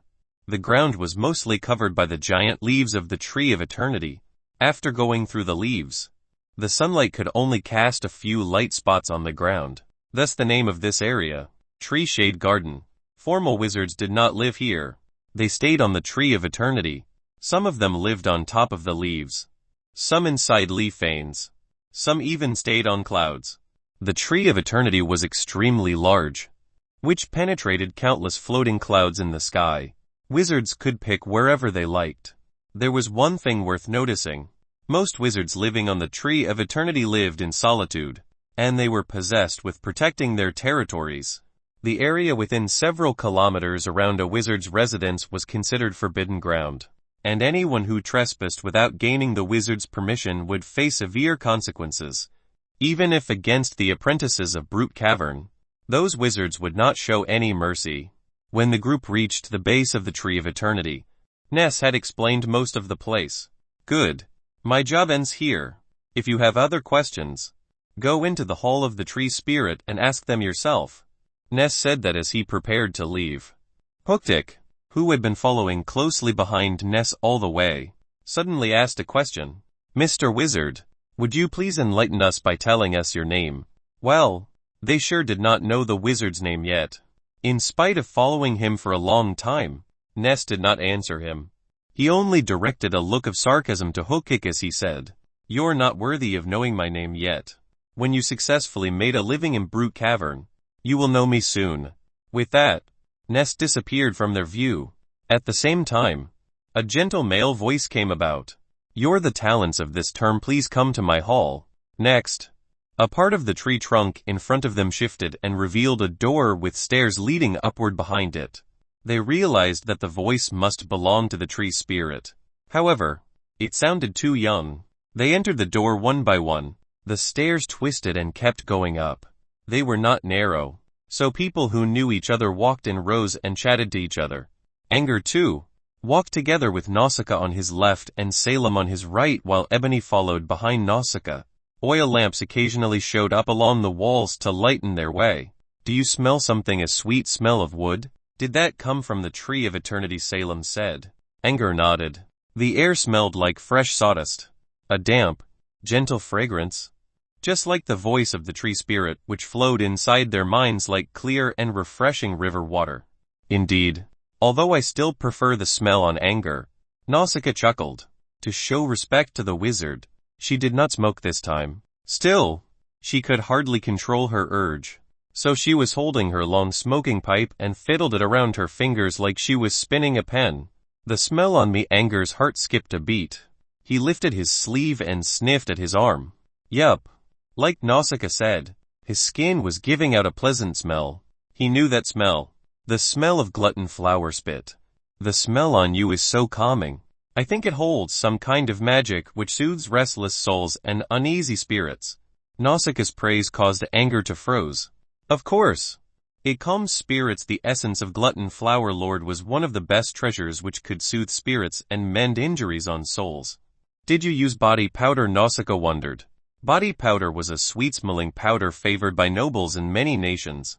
They applied the powder to their hair, behind their ears, on their necks and armpits, to fully spread the pleasant smell and improve their personal charm. There were different kinds of body powders for gentlemen, ladies, and even kids. Angor was from a noble family, so it was natural that Nausicaa mistook him. Oh, Angor stuttered. He neither confirmed Nausicaa's idea nor denied it. Of course, Angor could not say that he did not use powder. If Nausicaa believed he had some kind of body hormone, his manly image would be ruined yet. If he went along and admitted that he was using body powder, and Nausicaa wanted to know what brand he used, he would have a harder time trying to amend his lie. This was why Angor simply played deaf and pretended that he did not hear anything. Gods! The smell of the essence of glutton flower lord spread onto my body from my soul. How strong is this thing anyway? Angor prayed silently and hoped that the smell would leave as soon as possible. Before this happened, he had better stay alone. Nausicaa just smiled at him and did not insist to know. Instead, she came close and whispered something into Angor's ear. The wizard back there. The short old man with gray hair. You remembered him? No. I saw Hookik talking to him one night. They seemed to be chatting happily, but I'm not sure what they talked about. The next day, Hookik gathered his men and came to me, asking for an alliance. And you know what happened next? I beat him up. I was wondering why the man was so confident. Now, I think it has something to do with that wizard, said Nausicaa. She considered it for a moment before sighing. Watch your back. Hookik is an extremely narrow-minded figure. If you really gain something from the wizard, you might. Angor frowned. He did not expect that Hookik actually did some shady business with a wizard.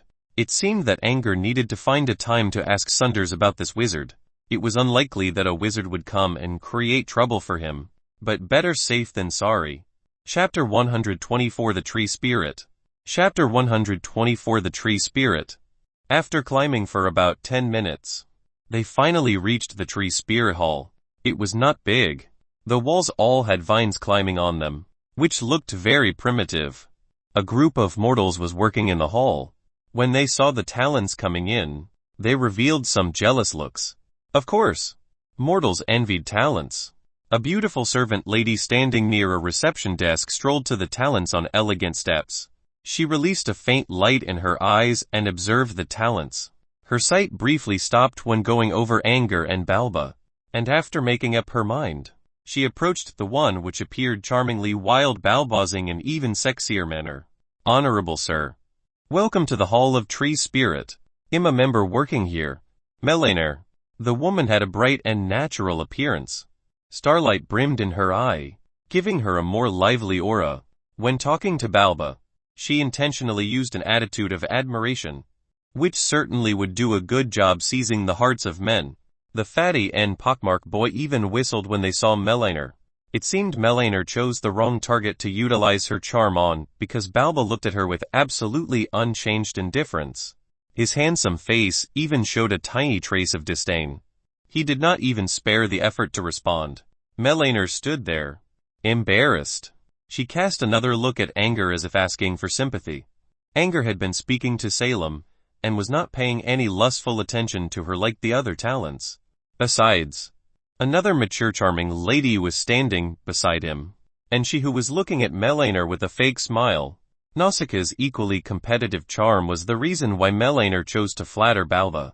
Although her effort was obviously denied, She quickly regained her spirit. Now that Angor and Balba were not paying her any attention, she went over the other talents. Those people looked a little less than Angor and Balba as far as their looks were concerned.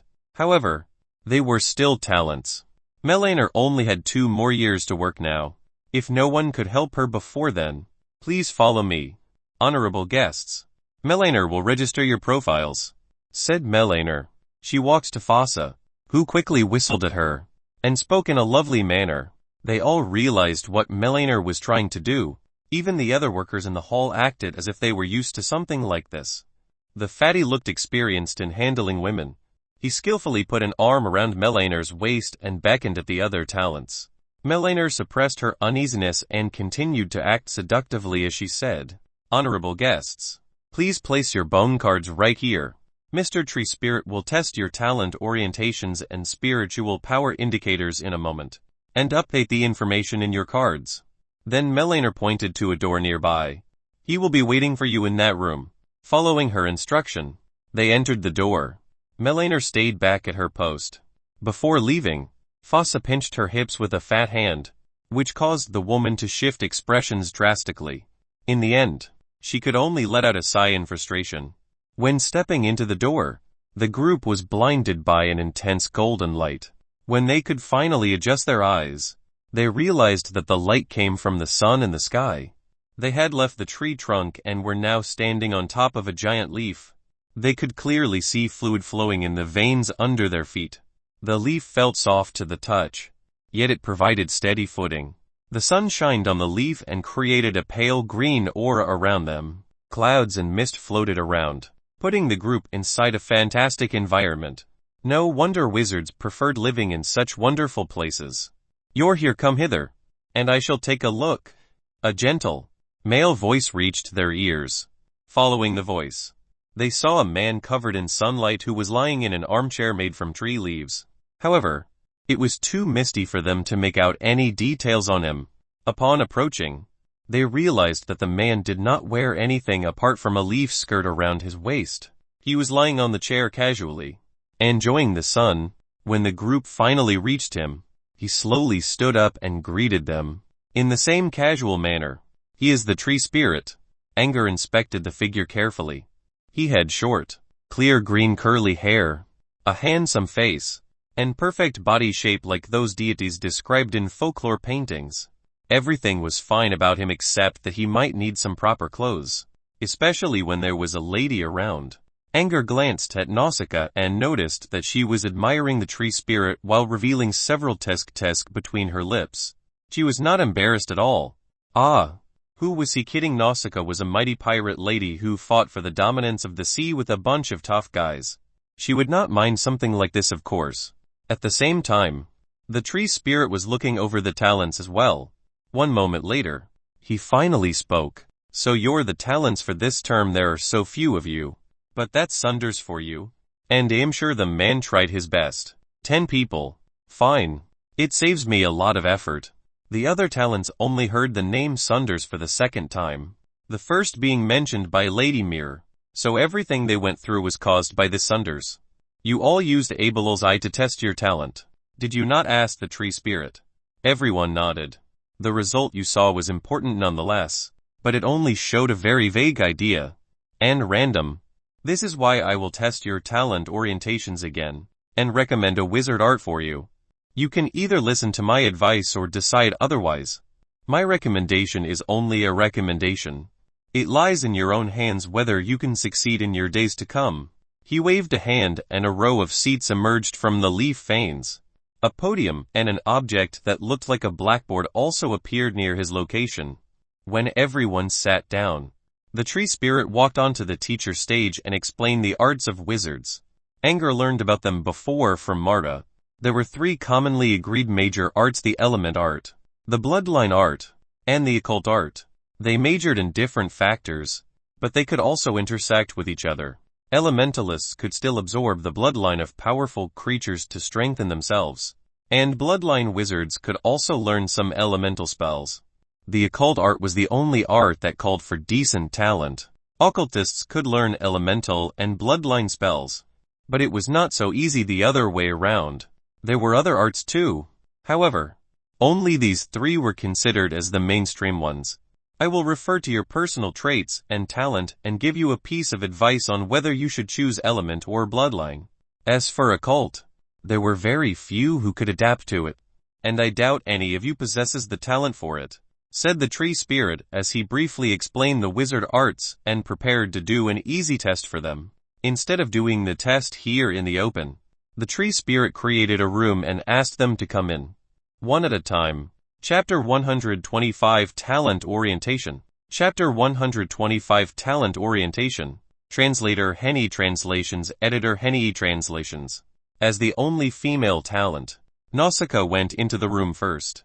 What could Miss Nausicaa's talent be, I want to know? Salem smiled widely. The boy was always showing great enthusiasm when talking about the hero he respected. So what is my orientation, Professor? Said in a nightmare form. Something like that, maybe, Angor thought to himself. It did not take long for Nausicaa to return. The beautiful lady seemed to be thinking about something. Miss Nausicaa, what did Mr. Tree Spirit recommend for you? Salem asked excitedly. Everyone else also perked up their ears at the question. As fellow talents, they still did not know who were the strong ones or who were weaker. People loved comparing each other. Nausicaa did not intend to hide her talent, so she answered straight away.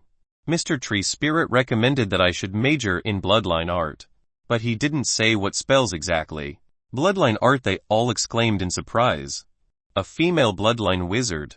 However, considering Nausicaa was one of the two people who survived from the death matches using raw strength, they managed to accept the fact quickly. She was so strong that being a lady certainly would not prevent her from going bloodline. Angor, on the other hand, was thinking about someone else who looked equally beautiful. As he recalled, Lady Heroline that he met in Barbie's restaurant was also a bloodline wizard. When he was on the Cloud Whale, Flora told him that Heroline was titled the Ocean Moray because she fused the blood of some kind of moray fish in her body. Angor stared at the carefree lady and wondered what kind of blood she would use. The next talent took the test. Then the third. They went to the tree spirit one by one. Most of them received advice to major in element art, although with different factors to focus on. The only different one was the fatty, Fossa, who according to his test, should study the bloodline art. Soon, it was Salem's turn. The boy came out from the room with a disappointed look. When Nausicaa asked him, the boy stuttered for a bit and finally squeezed out one single word: element. Element art is fine. What's wrong about it? You're not thinking that it's weaker than the other ones, right? Said Angor. He had read many books from Sunder's collection, so he clearly knew that the three major arts were equally powerful. The wizards who learned them forged their own paths. Salem shook his head. Not really. I don't hate element art, but Mr. Tree Spirit also said that I should focus on. He stopped talking. Angor and Nausicaa exchanged a puzzled look. Nausicaa whispered to Angor, Tree Spirit didn't say anything that I should focus on. I think Salem's talent is special, so focus on what Angor asked. Salem lowered his voice. He asked me to choose the darkness branch. Darkness. Angor raised an eyebrow in surprise. The darkness branch under element art, it was rare. Rarer than finding occultists. Why darkness? Fire, water, earth, or whatever would be fine. But darkness? Salem looked really depressed. I think you have the wrong idea about darkness. Very few wizards have the talent to learn it. Even fewer than occultists. Angor explained. But I hate darkness. Salem's mind was filled by the terrible scene. A dark night, a bloodstained sword, and the one who perished in the blood pool. In order to protect him, he remained in the darkness for a full week before seeing light again. Ever since then, he developed a natural hatred toward darkness, even though he did not really fear it. Salem did not tell them the reason, but the hatred written on his face was real. Angor was not sure how to comfort the boy, so he could only keep explaining. Different elements and powers are not divided into good or evil. There are people out there who wield dark powers for justice, or vice versa. It depends on the wizards themselves. And in this case, you. The tree spirit called Angor's name, interrupting his further words. Angor patted Salem's shoulder, nodded to everyone, and stepped into the room created by the tree spirit. When he came in, he saw the tree spirit looking up from his desk with a strange expression. The spirit's high nose bridge was twitching as if it was trying to smell something. "Hi, you smell like," the handsome spirit frowned and tried to arrange his wording. Angor's heart skipped a beat. Did the tree spirit smell the essence of glutton flower lord on him? "You smell good." "Very," said the spirit.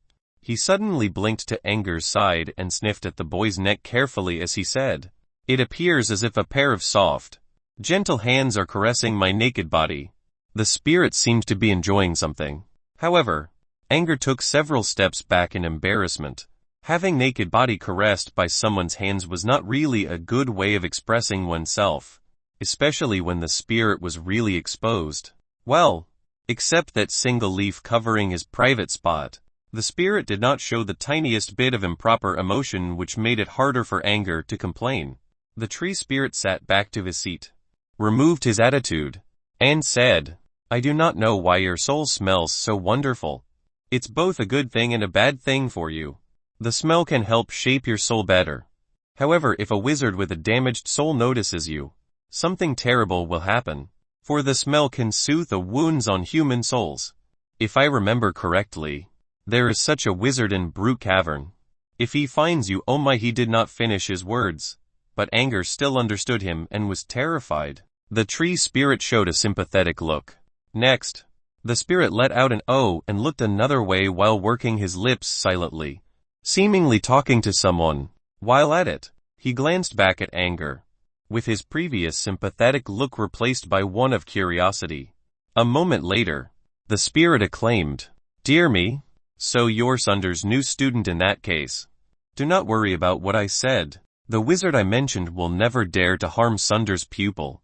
Here, you have Sunders to thank for, but once you leave Brute Cavern, you're very likely to become the prey of many wizards. Before the smell dissipates or until you're strong enough to defend yourself, I suggest not to leave the boundary of Brute Cavern. Sunders already told me about your talent. Come closer, and I shall give you a further test." So, Sunders was communicating with the tree spirit just now. Was he observing me the whole time? Angor wondered. When Angor approached, the spirit spoke in a plain tone. "Both Sunders and you are what they called a nightmare form. So I believe your talent belongs to one of the branches from occult illusionist as well. To make sure, you still have to take the test." Chapter 126 Occult Art. Chapter 126 Occult Art. The professor is an occult illusionist. Angor read about dozens of different branches from this art, such as the Mirage branch, which controlled the weather, the Sorcery Array branch, which combined alchemy knowledge, the Truth Manipulator branch that confused real with fake, and the Transform branch that could take on many different forms. So which branch could he study? The spirit reached out a hand which then released a green light. A tree branch slowly grew from his palm and moved toward Angor. Under the boy's surprised gaze, a fresh green sprout popped out from it. "Eat the leaf," said the spirit. Angor picked the newly grown leaf and swallowed it without a second thought. When the leaf reached his tongue, it turned into some cold and refreshing fluid, slowly flowing down his throat. Next, green light shone from Angor's body. He could almost see green blood flowing under his skin. Even his brain felt cool and comfortable. Angor closed his eyes unintentionally to enjoy the pleasant coldness. On the other side, the tree spirit quickly wrote down something on his notebook. Pure human form, 0 foreign bloodlines. Rating qualified. Spiritual power indicator 15. Rating qualified. Alignment. The spirit looked up and tapped the air. A small trace of green aura emerged from Angor's body and merged itself into the spirit's body. Not the slightest scent of blood, he muttered and resumed his penwork. Alignment none. Rating qualified. The spirit tapped again. The green aura inside Angor suddenly became wild. Angor frowned a little and revealed a painful look. However, the aura soon returned to a moderate state again.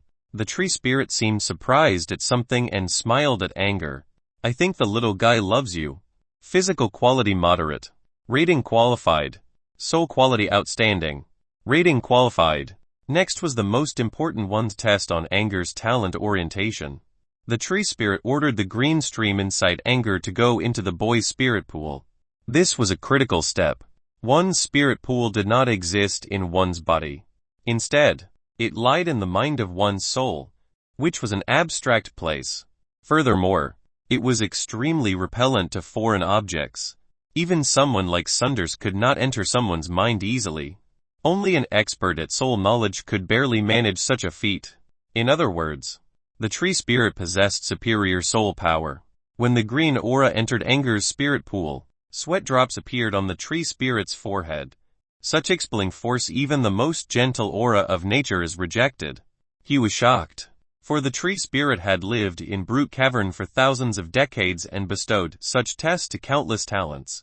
Yet the opposing force in Angor's mind was the strongest one he had ever encountered. When the aura of nature entered one's mind, it could acquire a vague idea of his or her talent orientation. However, it was only a vague idea such as whether the talent should choose element art or bloodline art as long as the aura only stayed in the outer area of the mind. If the tree spirit wished so, he could ask the aura to slowly spread itself around the entire mind pool, thus further determining the best choice for the talent, such as one of the branches in a certain art. Even though he had been doing so year after year, the tree spirit was actually the lazy kind. In most cases, he only reached his natural aura into someone's mind very briefly. This was why he only suggested among the three major arts for most of the talents. Unless he took a liking to someone, and that someone possessed a decent talent. In which case, the tree spirit would spend more effort on the test.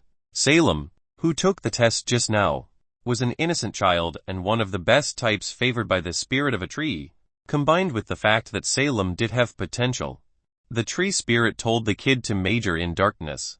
Element art. The spirit also liked Angor much. The pleasant scent on the boy's soul was one of the reasons. Plus, the little guy also favored Angor, which was all the more reason for the spirit to regard Angor better.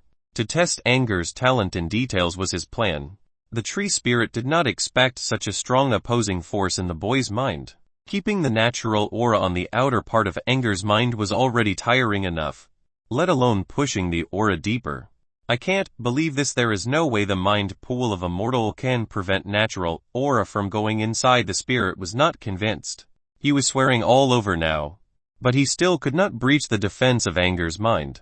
He could try infiltrating forcefully, but doing so would cause irreversible damage to Angor's brain. In the end, the spirit could only retrieve most of his aura, while leaving only a small part of it, and try to admit defeat to see if Angor's mind would decide to accept the aura. It worked. The small trace of aura approached a little deeper inside, but still a lot far away from the core. As the tree spirit asked his aura to move forward again, the intense force came once more and pushed the remaining aura out of Angor's mind. The mighty force caused the tree spirit himself to stumble back a little. Such strong power, he sighed deeply.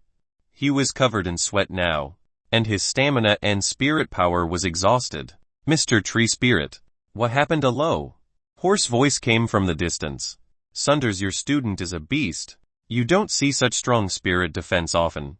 Formal wizards will have a hard time piquing his mind even if they forced their way in, answered the tree spirit. Naturally. He's my student after all, said Sunders. He appeared to be pretty proud, which was a rare reaction from the gentleman. The tree spirit rolled his eyes.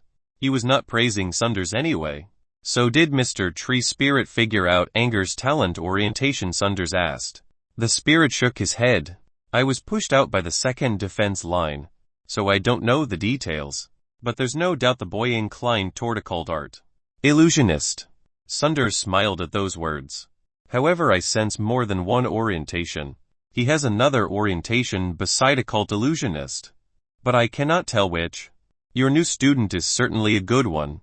I met many talents with two element orientations or someone with both element one and an occult one, but I don't recall seeing many talents who had two occult orientations. The last time I encountered someone like this was about 20,000 years ago. A talent who held orientations for occult summoner as well as occult prophet. Pity. That man abused his prophecy and died of divine punishment before he could become a wizard. Sunders remained silent for a moment before speaking. Quality beyond quantity. Don't mention this to him for now. Just tell the boy about the occult illusionist branch.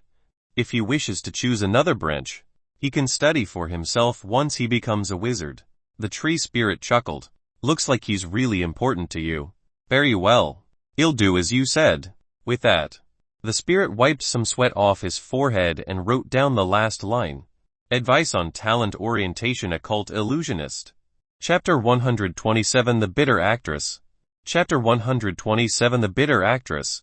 Occult Illusionist. Angor was expecting something like this. After bidding farewell to the tree spirit, he quickly left the room. Salem showed great jealousy when he heard Angor's test result. Angor was unsure of how to comfort the boy further. Different arts and branches were not divided into better or lesser ones. Everything depended on their users. An occult illusionist also had to work hard like everyone else. All the talents participated in the test one after another and received their orientations. Considering how occultists were scarce, Angor thought he was the only one.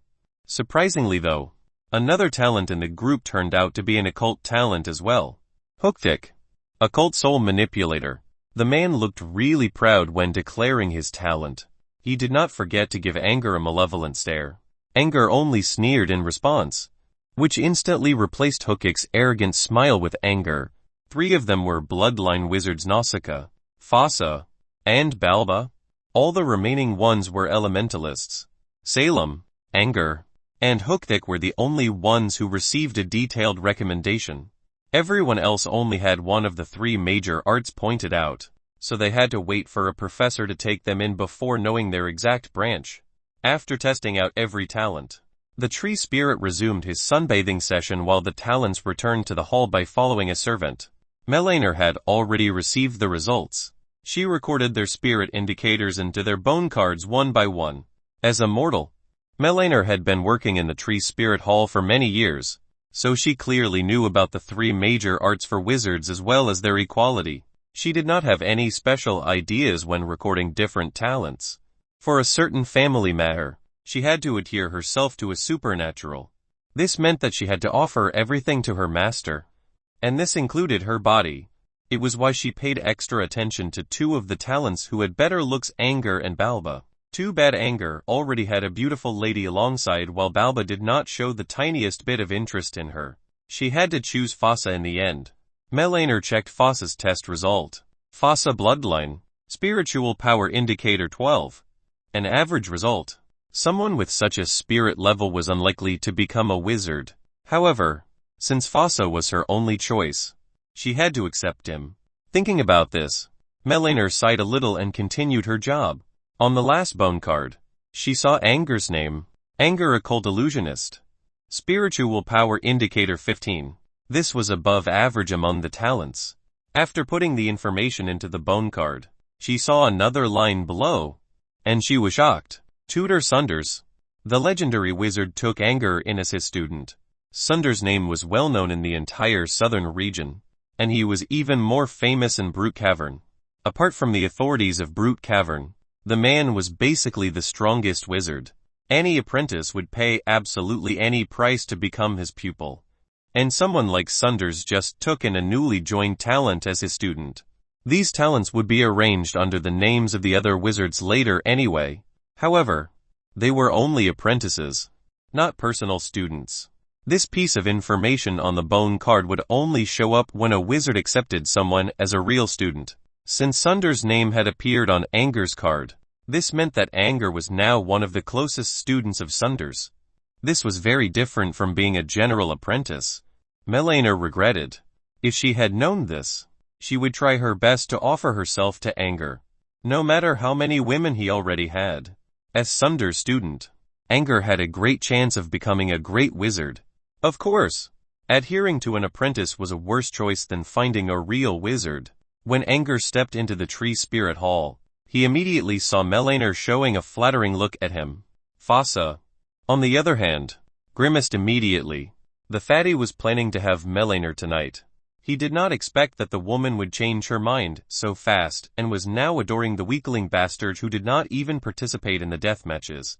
Fossa humphed coldly, which caused Melaner to feel fear. She tried to explain, but she did not in the end. Fossa took his bone card, threw a hateful gaze at Angor, and left the hall quickly. Angor did not understand what was going on. What was the deal with this woman seeing how she was trying to worm closer? Angor grew goosebumps instead of liking the pleasant gift. Angor thought Nausicaa would help him avoid this woman. To his surprise, Nausicaa kept her distance and looked at him with an "oh, I like drama" attitude. On the other side, when Melina realized Nausicaa just gave her a big opportunity, she began to reveal her sweet emotions more aggressively. As an educated gentleman, Angor did not voice out his disgust, which further enticed Melina. She was now staring at Angor timidly while reaching for Angor's arm with a hand. Before she could actually get Angor, he pushed her away. Melina tripped and fell. She looked totally embarrassed. However, when Angor looked at her, she quickly put up a weird expression which was mixed by desire and anxiety. Another office lady came and helped Melina up. Then she gave Angor a hostile look. Do you have any idea what kind of family Melina came from otherwise? She will not. Melina covered the lady's mouth and sobbed. Mira, stop, just let me bear it all alone. The lady called Mira looked at Melina with a sympathetic look. Oh Melina, you really don't have to. All the talents watched the play in puzzlement. So there was some kind of story behind all this. No wonder the woman crept up the second she saw the talents. Gods. These two women were really terrible actresses. Hey Angor. Maybe innocent boy Salem tried to tell Angor something, but he stopped halfway. What should he say? They did not even know what Melina wanted. His attempt worsened Angor's mood. Though, Angor had no idea who Melina was. A strange woman who suddenly flattered a guy for no reason. He was far from those horny pigs, who could not wait to penetrate every female creature they saw. He did not intend to accept a woman who did not know how to control herself. Melina had been using her "I have a good reason" expression as best as she could. And Angor did not care. There are lots of people out there with their own various reasons. Why should I devote myself to you? You have a sad story and you not my business. Angor ignored the two actresses and turned to leave without looking back. Chapter 128 Posters from Professors. Chapter 128 Posters from Professors. When outside the Tree Spirit Hall, Angor was still in a bad mood. That odd woman just gave him an extra enemy. Fossa. Oh, damn it. Still, Fossa already hated him, being Hookig's follower and all.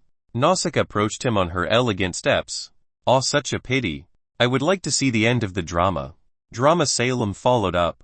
The boy looked unsure of what had just happened. Oh, you're too young to understand those women. Nausicaa revealed a sly smile as she explained to Salem. She continued, there's something called moral coercion. You will know it in the future. Angor was so firm. I thought he was going to lose it and accept that Melina girl. Nausicaa joked. Angor only humphed. To tell them that he heard it. All right. We don't have to talk about it. Let's discuss something else, said Nausicaa. She took out her bone card and read the information on it before asking, what's your spirit indicators? 15. Angor answered without using his card. 18. Salem said. Nausicaa glanced at Salem. My, you're the highest among us three. 17 by the way. So what does this thing do? Angor answered her question nonchalantly. A higher spirit power allows you to channel mana flow more efficiently. To make it simple, you train faster. Angor knew a lot of wizardry knowledge while the other two did not. Salem and Nausicaa already knew about Angor's decent knowledge base, so they were not surprised at getting the answer. I see.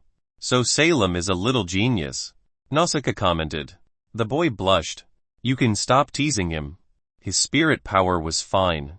But there are a lot more people with higher levels. I happen to know a talent who has a spirit indicator of 23, said Angor as he recalled a certain man's face in his mind. Man, you're only 1 year older than Salem, but you sound like an adult already. They chatted along the way until they joined everyone else who had gathered under the tree, as they were trying to figure out what to do next. A young woman wearing a miniskirt and big, black-rimmed glasses appeared in front of them while riding on a colorful animal. It was a deer of 3 different colors. Greetings everyone, a mouch aw. The glass girl introduced herself and jumped down from the triplicolored deer. She somehow crash-landed with her face hitting the ground first. They stared at her speechlessly. Another actress, but a comedian this time. The girl knelt on the ground and picked up her now shattered glasses.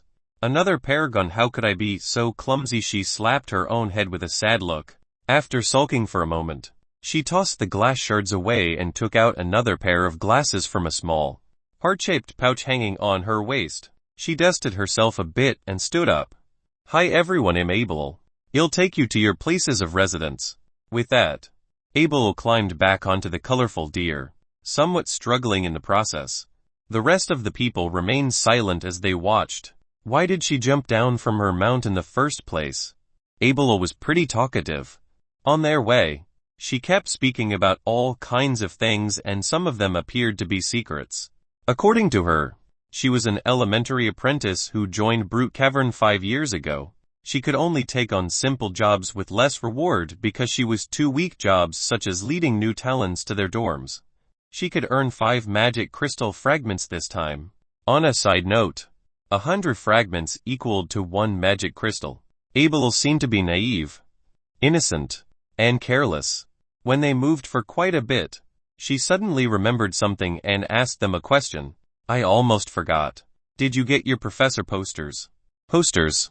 The talents exchanged puzzled looks, not knowing what she was talking about. Abel scratched her hair in embarrassment. Oh, my job is to take you to accept professor posters, then lead you to your accommodations, but I fell and forgot about the first half. Abel quickly ordered her deer to turn to another direction. Sorry, let's go to the posters now. Everyone remained silent. This girl was unreliable. Abel pointed to the center of the tree spirit garden and let out an onward joyfully. They were somewhat complaining about Abel's bizarre behaviors, but they did not point it out. Elementary apprentices were still supernaturals to them. However, Hookik's little group began to show some hostility toward Abel. All the wizards have received your information. The professor posters will determine whether they would accept you.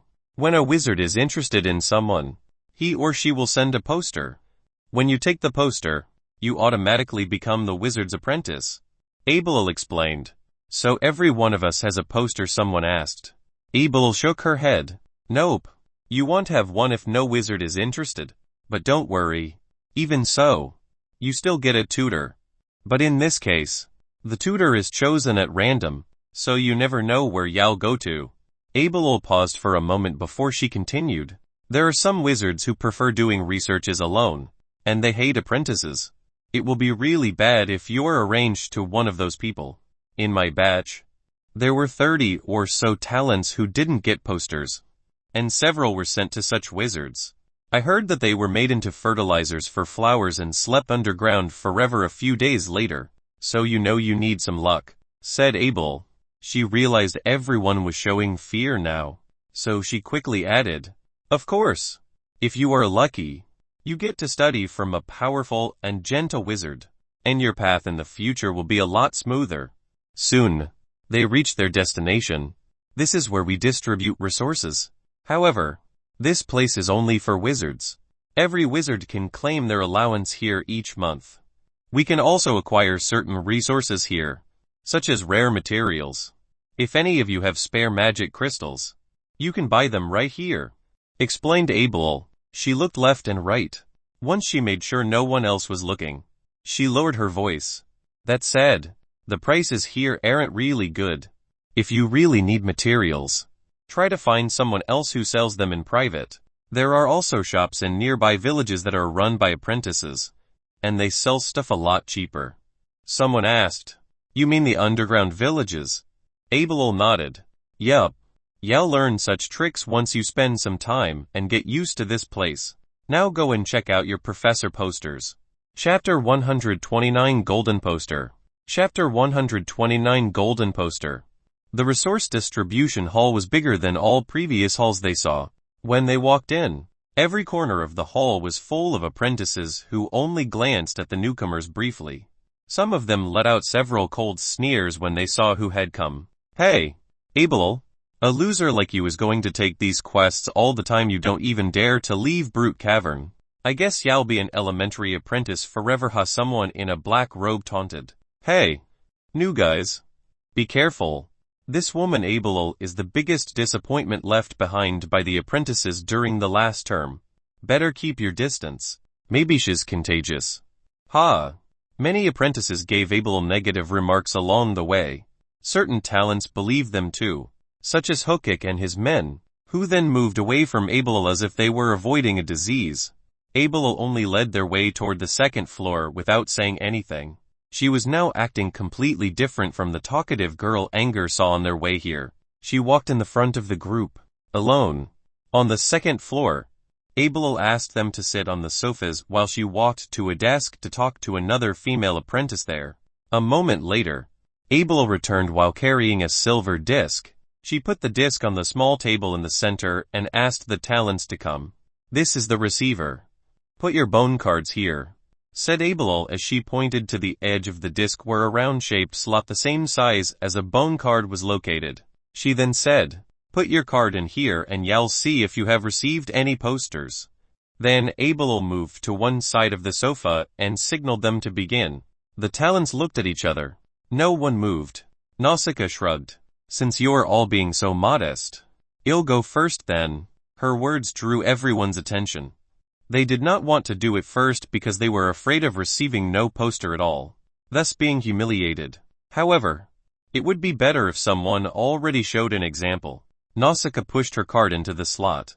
A second later, a faint light began to pulse from the center of the disc. Then, 2 cards with different shapes and pictures on them appeared inside the disc. "Oh, you're lucky. 2 tutors are interested in your profile. You're free to choose one of them," said Abel. With a jealous expression, she explained, "We have too few talents for this term, so the wizards are trying to get their share before it's too late. Maybe every one of you will receive posters this time." Everyone brightened up. "That would be wonderful." Nausicaa picked up her cards and looked. Different totems were drawn on them. One card was a green, square one with round stripes and a name Fantace Canada on it. The other card was a black, diamond-shaped one. The picture of a crimson rose piercing the ground was printed on it, along with a name written in ornamental style Flora. These should be the names of the tutors, but there's nothing else on the posters. How should I choose? Nausicaa thought to herself and looked at Abel for help. "Oh, introducing your tutors is also my job," said Abel as she took the cards from Nausicaa with a smile. "Whoa, grass snail Fantace, this man hadn't recruited any apprentices for more than 10 years," Abel exclaimed when she saw the name. She added, "He's a bloodline wizard who doesn't show up much in Brute Cavern, but he's strong before becoming a formal wizard. He fought in the Tower of Infinity in Floating Mech City and reached the 100th floor. If Mr. Tree Spirit told you to choose bloodline, then Fantace is your best choice." Abel picked up the second card and immediately stared with her eyes wide open when she saw the name on it. FF Flora, the Blood Witch. Abel's voice was even louder this time, and many apprentices in the hall heard her. Also, their pupils all shrank in fear. "Who is this? Is stronger than Mr. Fantace?" Nausicaa was puzzled at her reaction. Abel took a deep breath before speaking. "She is one of the most renowned wizards in the southern region. It has nothing to do with her beautiful look, but she was famous for her cruelty, bloodthirst, and brutal ways of slaughtering people. She had fought many battles which were written down in history. For example, Angor was also shocked at Abel's explanation. The playful woman in his memory possessed such terrible fame. As for the difference between her and Mr. Fantace, I don't know. I'm just a lowly apprentice." Nausicaa nodded. She had developed an admiration toward Flora. A woman made a name for herself which could scare everyone in the south. That sounded amazing. "Is Lady Flora a bloodline wizard too?" Nausicaa asked. "No. Lady Flora is an occultist, but I don't know which branch exactly," Abel answered. Nausicaa frowned. Her test suggested bloodline, and she hoped to receive teaching from a bloodline wizard. Still, as a woman, she also wished Flora to be her tutor. It was a hard choice. However, Nausicaa was never someone to be hesitant over such matters. She quickly went over it in her mind before she discarded unnecessary wishes and decided who to choose. Nausicaa put Flora's card back to the disc and left the table with Fantace's card.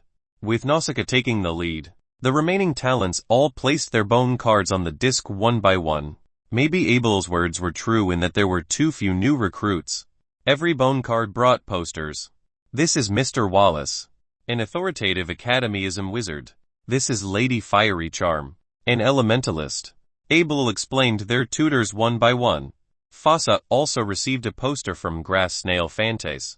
Salem accepted a poster from Philosopher of Night Kaler, which surprised both Abel and the apprentices who were watching them.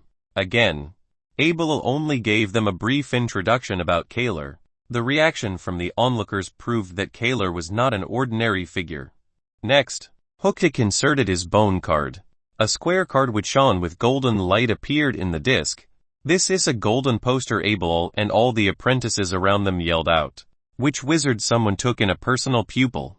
"Bah, the strongest one during my term turned into a wizard even though he started as an average new talent. It was all because he received one of these. Isn't this thing an invitation to become a formal wizard?" They all heard the whispers. The talents did not know what a golden poster was, but at least they could deduce from the apprentices' conversation that this poster was really valuable. They all looked at Hooktick with jealous looks. Even Salem, who usually acted calm, revealed some emotion as he said, "Gods must be blind. Why give the poster to such an asshole?" Their admiration greatly satisfied Hooktick's self-ego. The man puffed up his chest and took the golden poster in a proud manner.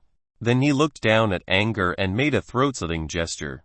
Angor sneered and remained plain. Before Hooktick could say something sarcastic, someone interrupted him by asking a question. "What is a golden poster? Why are you all so surprised?" Hooktick also wanted to know it, so he paid attention to the question instead of taunting Angor. Without waiting for Abel's explanation, one of the apprentices around them spoke first. "The other professor posters you took cannot guarantee a place under the tutor. You're only their apprentices. The wizard might teach you something when he or she feels happy, but most time you're only lackeys who do their chores. See your bone cards, the tutor name is blank, but a golden poster is only given by someone who decides to take a pupil for real. In other words, you're the wizard's real student. He will train you as best as he can. That's why we call this thing an invitation to a formal wizard, because a wizard will make sure you become one also. This is when the tutor name on your bone card will show his name." They all took out their bone cards to check. Just as he said, there was nothing written under tutor name even though they had already received their professor posters. As those people discussed and compared their cards, Angor sat away silently and looked at his card. Seeing how everyone looked so disappointed, Angor quickly put away his card. "Mine is blank too," said Salem as he approached him. He then asked in frustration, "Hey, what about yours?" Angor, "Oh, it's in my pocket. We're all the same anyway." Haha. Salem looked unconvinced. Angor quickly pointed at Hooktick. "I wonder which wizard wanted a personal student. Look, he's showing us the name." Hooktick checked his card, kept everyone hanging for a bit, and slowly said, "Nisabella. Nisabella. Who was that? Never heard of it." People discussed among each other. "A new wizard maybe." "I don't think so. There are only a few who are about to break through their bottleneck, and I don't see this name among them." Abel walked to Hooktick and looked at his card. Then she covered her mouth and chuckled. "Ah, hutch. My stomach, it's not Nisabella. This is Mr. Ness. Mr. Ness. Deadman's Redemption Ness Byron." Abel nodded. "Yup. That occult soul manipulator. So, Mr. Ness took him in. Who the hell was Nisabella anyway? Hey you. Lucky guy. Don't tell me you can't read." The jealous apprentices began to show some contempt at Hooktick. Hooktick looked like someone nearing his 30s, and he still did not know how to read. He would not achieve much even if a wizard was his mentor. Hooktick's face switched colors. He was the chieftain of a small tribe on Farron land. The tribe was not as primitive as it sounded. At least people in high classes all knew how to use the universal language. However, Hooktick was an exception. This man loved sexual enjoyments and maiming people, and he spent most of life among women and blood instead of studying the universal tongue. This was why he tended to read only half of the letters he saw. He messed up Ness' name because of this. He couldn't even recognize his own teacher's name. My, someone shook his head and regarded Hooktick as a joke. Hooktick spoke in a cold tone. "I can take my time to learn the language. But there's only one golden poster, and I have it. I don't care if you're famous scholars or what. But you won't have one of these. Laugh at me if you will." With that, Hooktick sat on a corner and revealed a hateful expression to anyone who laughed at him. The first being Abel. Abelal sensed the terrible hatred as well. As someone who received a golden poster, Hookik would soon surpass herself. She definitely did not wish to become the enemy of someone who had a bright future. However, she was unsure of how to amend her mistake. She only smiled embarrassingly and returned to one side of the room. "Anyone left?" Abelal asked. Two people stood up at the same time, Angor and Balba. Balba looked at Angor and sat back down. "You can go first." "Balba looks violent, but he's quite gentle," Salem whispered into Angor's ear. Angor nodded toward Balba and approached the silver disc. "HMPH." Before Angor placed his bone card, a disdainful sneer came from the side. Angor looked at the direction. He saw Hookik scorning at him while moving his golden poster up and down with obvious hostility and the intention to show off. Angor simply returned a mild smile and inserted his bone card into the disc. Light pulsed. And nothing. The disc remained empty. The onlooking apprentices were not surprised by it, but the other talents were quite shocked. Angor had been always close to a wizard. He even joined Brute Cavern without going through the death matches. So they all believed Angor had a really powerful talent. But no professor accepted him. "Bah ha ha ha, no one wanted you, ah ha." Hookik laughed out maniacally and taunted in a malevolent tone. He added, "Just you wait. Suppose there are no wizards to kill you. I will." Hookik never tried to do anything to Angor openly because he was afraid of Angor's supporter from behind. Now that he realized Angor did not even have a tutor, Hookik finally released his rage which he had been suppressing in these days. He would have dealt with Angor right here, right now, if not for the people around them. Nausicaa and Salem looked at each other. Nausicaa looked really puzzled while Salem seemed worried about Angor. Unlike the other talents, Nausicaa clearly knew that the phantom servants on the Cloud Whale behaved very politely toward Angor, and the witch talked and joked with the boy a lot. Someone who was treated by others like that did not have a tutor really. Hookik was still laughing to his heart's content when the disc suddenly shined again. When everyone looked, a middle-aged man with a handsome look appeared in the light. "Angor, once you get to your residence, I'll order my alchemy familiar to find you. Remember to bring my coin on you." "The coin is my professor poster," said the man in a low, hoarse voice. Angor was startled by the sudden appearance of his professor, but he got over it soon and nodded in acknowledgement. Sunders nodded back and disappeared in the light. When the disc returned to its calm state, everyone was still speechless. The talents did not know who that was, but all the apprentices did. That was an apprentice swallowed and pointed to the disc with a trembling finger. "Yo, you're Hish's student." Abelal stared at Angor in fear. Angor knew he could not hide it anymore. He nodded and showed them his bone card. Chapter 130 Cave Field. Chapter 130 Cave Field. So it's true, the wizard in Legends Phantom Master Sunders. The entire resource distribution hall became restless. People all looked at Angor with an emotion mixed with respect and fear. Someone stepped back from him. Hookik looked at the scene and shivered. He got a bad feeling about this. The other talents did not know what had just happened. "Who's Sunders?" someone asked in a small voice.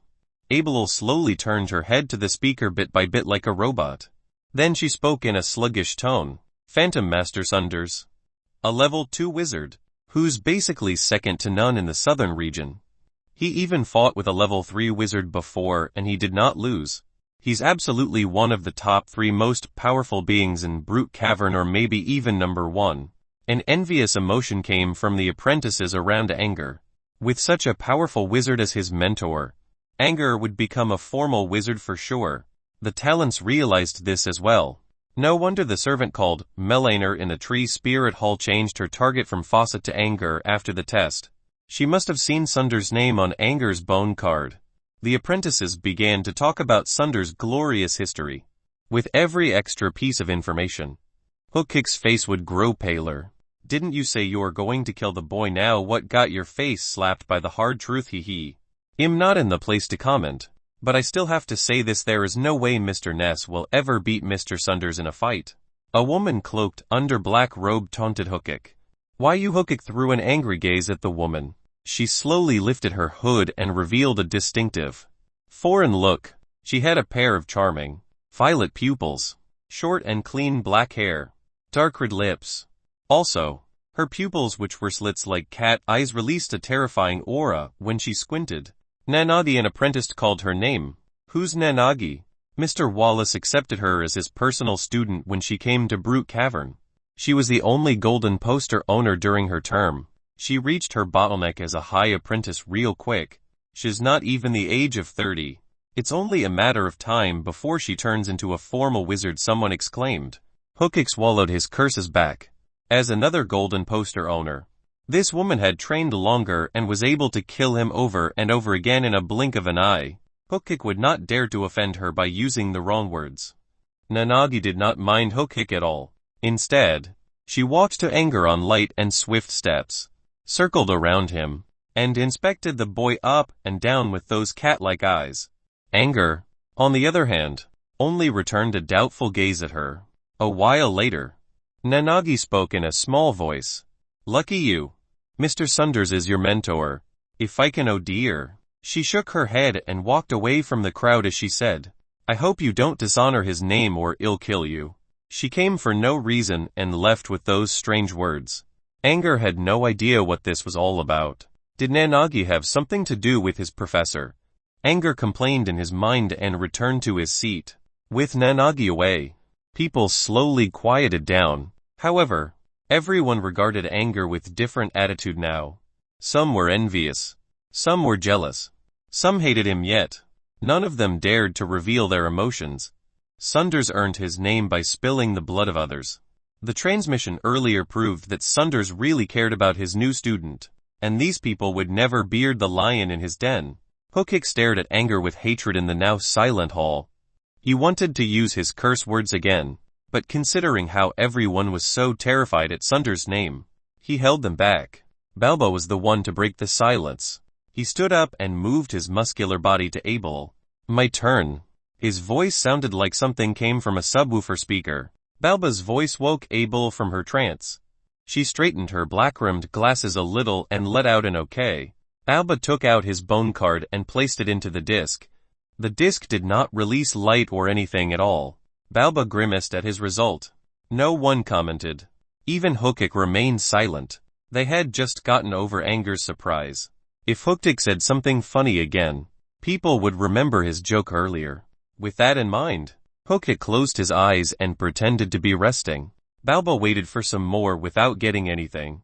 He clenched his fists and revealed some pulsing veins on his neck. He took out his bone card fiercely and moved away. Abel tried to comfort him. Don't worry. Every time at least 6 out of 10 talents won't receive their posters. We have a strange situation this time because there are too few of you. She halted her words because she realized she was not helping. And Balba's now even darker expression proved her mistake. Since there were too few, 10 talents should all get their posters. Did this mean Balba was totally useless in the eyes of the wizards? Abel stuck her tongue out and complained to herself for having a silly mouth. Then, Abel signaled Balba to go to another desk. Without a professor poster, you'll be assigned to a random mentor. Maybe you can find a better one. Abel explained. A better one. Balba grinned in contempt without responding. Following Abel's instruction, he placed his card on the desk. A servant behind the desk took his card and put it into a wooden pipe which looked like a periscope. After some clunking noise, the bone card was pushed back out, along with another crimson card. Abel looked at the familiar card. Hi, it's Lady Flora's card again. The servant returned Balba's boned card together with the crimson one. Congratulations, you're assigned to Lady Flora. The servant was displaying a weird look and the word congratulations sounded a bit twisted. A talent spoke to Abel. Is Lady Flora bad? Why do you all look so strange? Abel shook her head. Lady Flora is quite nice to female talents. She would have been a good choice for Nausicaa. As for male talents, well. Oh right. Mr. Sunders is Flora's professor too.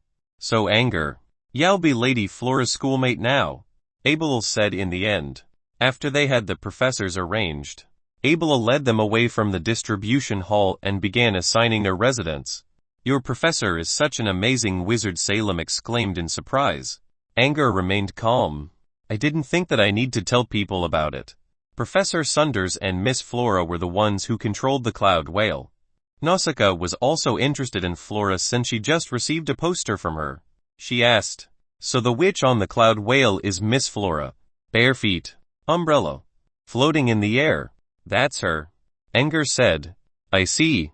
A certain scene appeared in Nausicaa's mind. A young lady wearing a beautiful dress who carried an umbrella and floated in the sky. A handsome blonde boy sat under a tree while reading a book as he talked to the lady. Nausicaa witnessed it on the cloud whale. She was thinking about Flora and Angor. She then glanced at Balba, who had been listening to their conversation. When Nausicaa looked his way, Balba blushed a little.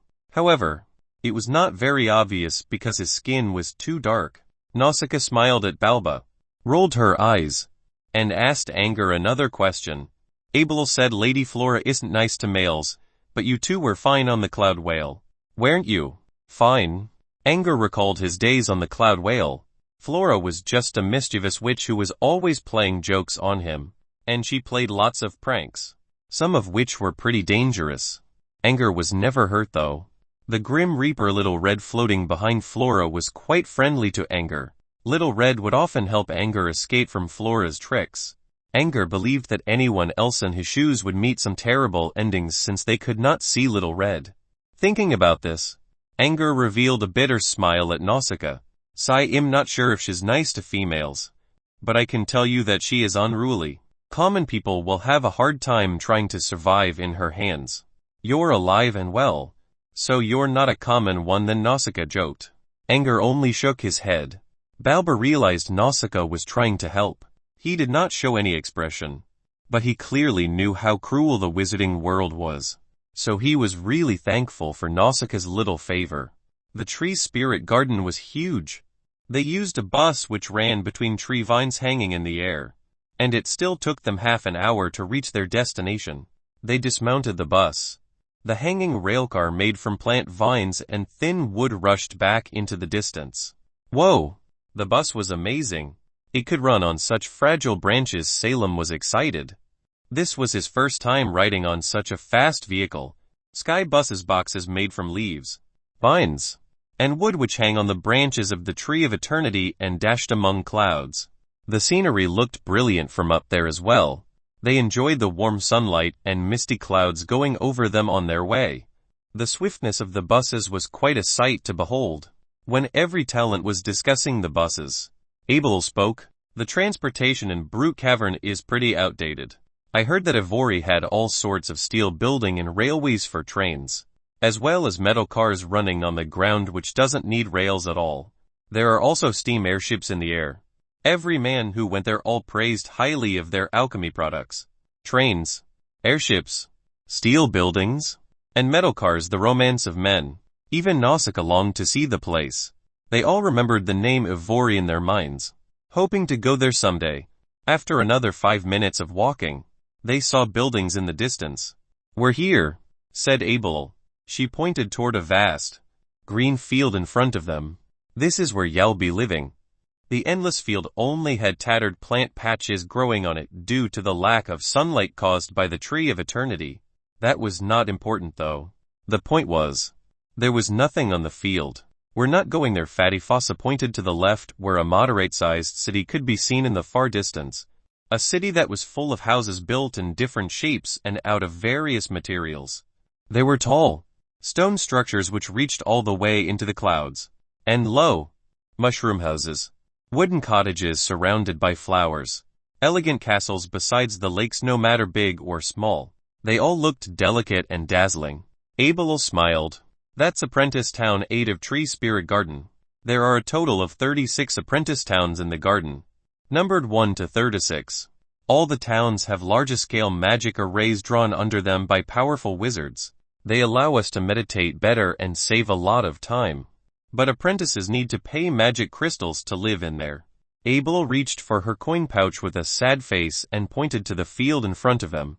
"Without magic crystals, you'll have to live down here. The field doesn't have a name. We just call it the cave field because the underground is hollowed out into many caves with lots of passages connecting everywhere, before earning enough magic crystals to live inside apprentice towns. This will be your home." So the residence was underground. People finally understood. They spent a night in a ground cave outside Twilight Town when they first came to the Fey continent, so they did not really resist the idea. However, when they actually stepped into the caves, they realized why this place was free. Abel led them into the dark cave. Soon, they saw a small room blocked by a simple iron door.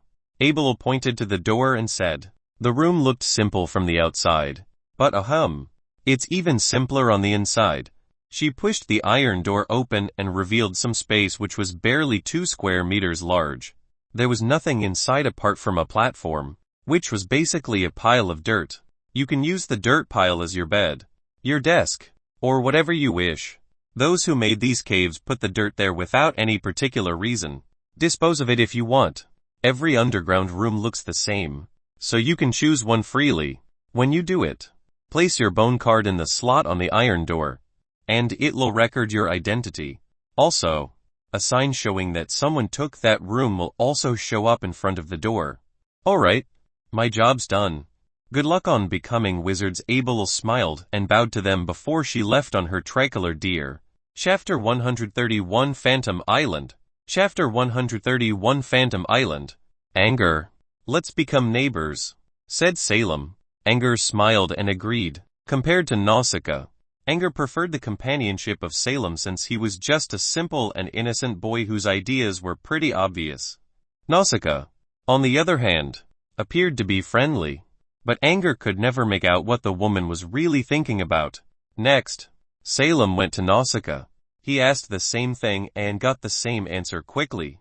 The three of them then teamed up and began to look for a suitable place in the underground caves. There were directional signs everywhere, but it was still easy to get lost if they went too deep into the caves. After looking around for about half an hour, they decided to make a spot close to the surface with 2 venting pipes as their home point. Angor went into his own room and frowned when he was immediately welcomed by a rotten smell. Like what Abel said, there was nothing in the room beside a dirt pile. Angor could still live with this. He just needed to get his own furniture. However, he could not accept the door.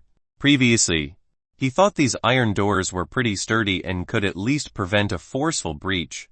However, the lock of the door was actually a simple iron chain. He left his room and walked along the passage for a minute to reach another room right under one of the venting pipes. The door was unlocked. Angor still knocked and waited for a come-in before going in. Kofak. Angor was choked by the smoke inside the room. A mature and elegant-looking lady wearing soft armor was smoking from her long smoking pipe while leaning against a wall, surrounded by smoke clouds. Nausicaa gave Angor a curious look and asked, "What, miss me already?" Angor did not feel embarrassed by her joke at all. He just covered his nose so he could inhale less smoke as he asked, "Nausicaa, can I borrow your sword?" As a former pirate captain who fought on the sea for many years, Nausicaa always carried her personal weapon, a thin dueling sword strapped on her waist. The weapon looked thin, but Angor witnessed its sharpness back at Twilight Town when Nausicaa easily slashed a boulder in half. Nausicaa flipped some hair away from her eyes, put her pipe on the dirt pile, and tossed the sword to Angor without a second thought. She did not even ask why. After that, she resumed her smoking. Angor raised an eyebrow at her swift decision. Angor prepared an excuse, but now it seemed he did not need it. He took the sword back to his own room and using only a small force, he tried cutting the iron chain. The iron chain snapped and fell to the ground. The impact caused a metal clunking noise. Angor grimaced at the result. He thought the door lock could at least withstand basic weapon attacks. Now he just proved that this place was unsafe. Anyone could easily break into his room. The door was meaningless. Not to mention there were a lot of other apprentices living down here. This room could not guarantee anything. No privacy. No personal safety. Angor carried a lot of secrets on himself. What if someone barged in when he was using his hologram tablet, or if someone came and stole his valuable potion while he was away? Hokik and his men all had grudge against him. If they messed with his meditation training or used some kind of small tricks to harm him, how could he protect himself? Thinking about this, Angor made up his mind to find somewhere else to live in. Angor put the sleeping Toby into his pocket and left the cave field. Back in the resource distribution hall, Sunders mentioned about sending a familiar to help Angor learn his way around. Angor also planned to use this chance to ask about rental prices in the apprentice towns. He had an anonymous bone card on him which had 10 merit points in it. If he combined it with the 30 magic crystals Greya gave him, Angor believed he should have enough to rent a room. The underground cave was out of the question, so he could only hope to find a room in the town. Once on the surface, he saw a small demon falcon hovering in the air. Angor saw it before on the Savage. It was Sunders' alchemy familiar. Angor simply needed to follow behind it. With the demon falcon taking the lead, Angor boarded a sky bus again. He looked outside the bus carefully and noticed that every corner in the entire tree spirit garden was connected to the tree of eternity by cable vines. There were other buses moving along the vines, either with passengers in them or empty. His bus stopped at a platform on a giant leaf. The platform was called the Falling Cloud Stop, which was about 300 meters above the ground. The clouds flowing beneath the leaf created a dreamy scene. Angor followed the demon falcon and walked among the misty clouds for a while. After going over several branches, he stopped on the edge of the leaf. The demon falcon was still urging him to go ahead, but there was no footing. Angor hesitated. The demon falcon indicated that he was walking in the right direction. So why could he not see any way ahead 300 meters in the air? If he fell from here, he would absolutely end up as a pile of mash. He looked at the endless clouds in front of him and thought to himself, maybe there is a road in the sky. He tried reaching out a foot. It landed on something steady. So there is a way. An invisible one, which started from the edge of the leaf and led to somewhere unknown. Angor walked in the air with a bit of fear. There were only blue sky and snow-white clouds around him. This would be a good scenery if not for his trembling legs. Angor walked on the twisting sky road for about 10 minutes, and finally reached a small floating island made from sandstone. When he stepped on the island, his legs stopped trembling. Angor sat on the island and rested for a while before he continued to follow the demon falcon.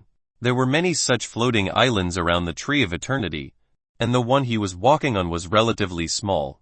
Still, it looked beautiful. The island was about a dozen square kilometers large. Different plants grew everywhere. It also had some unknown animals.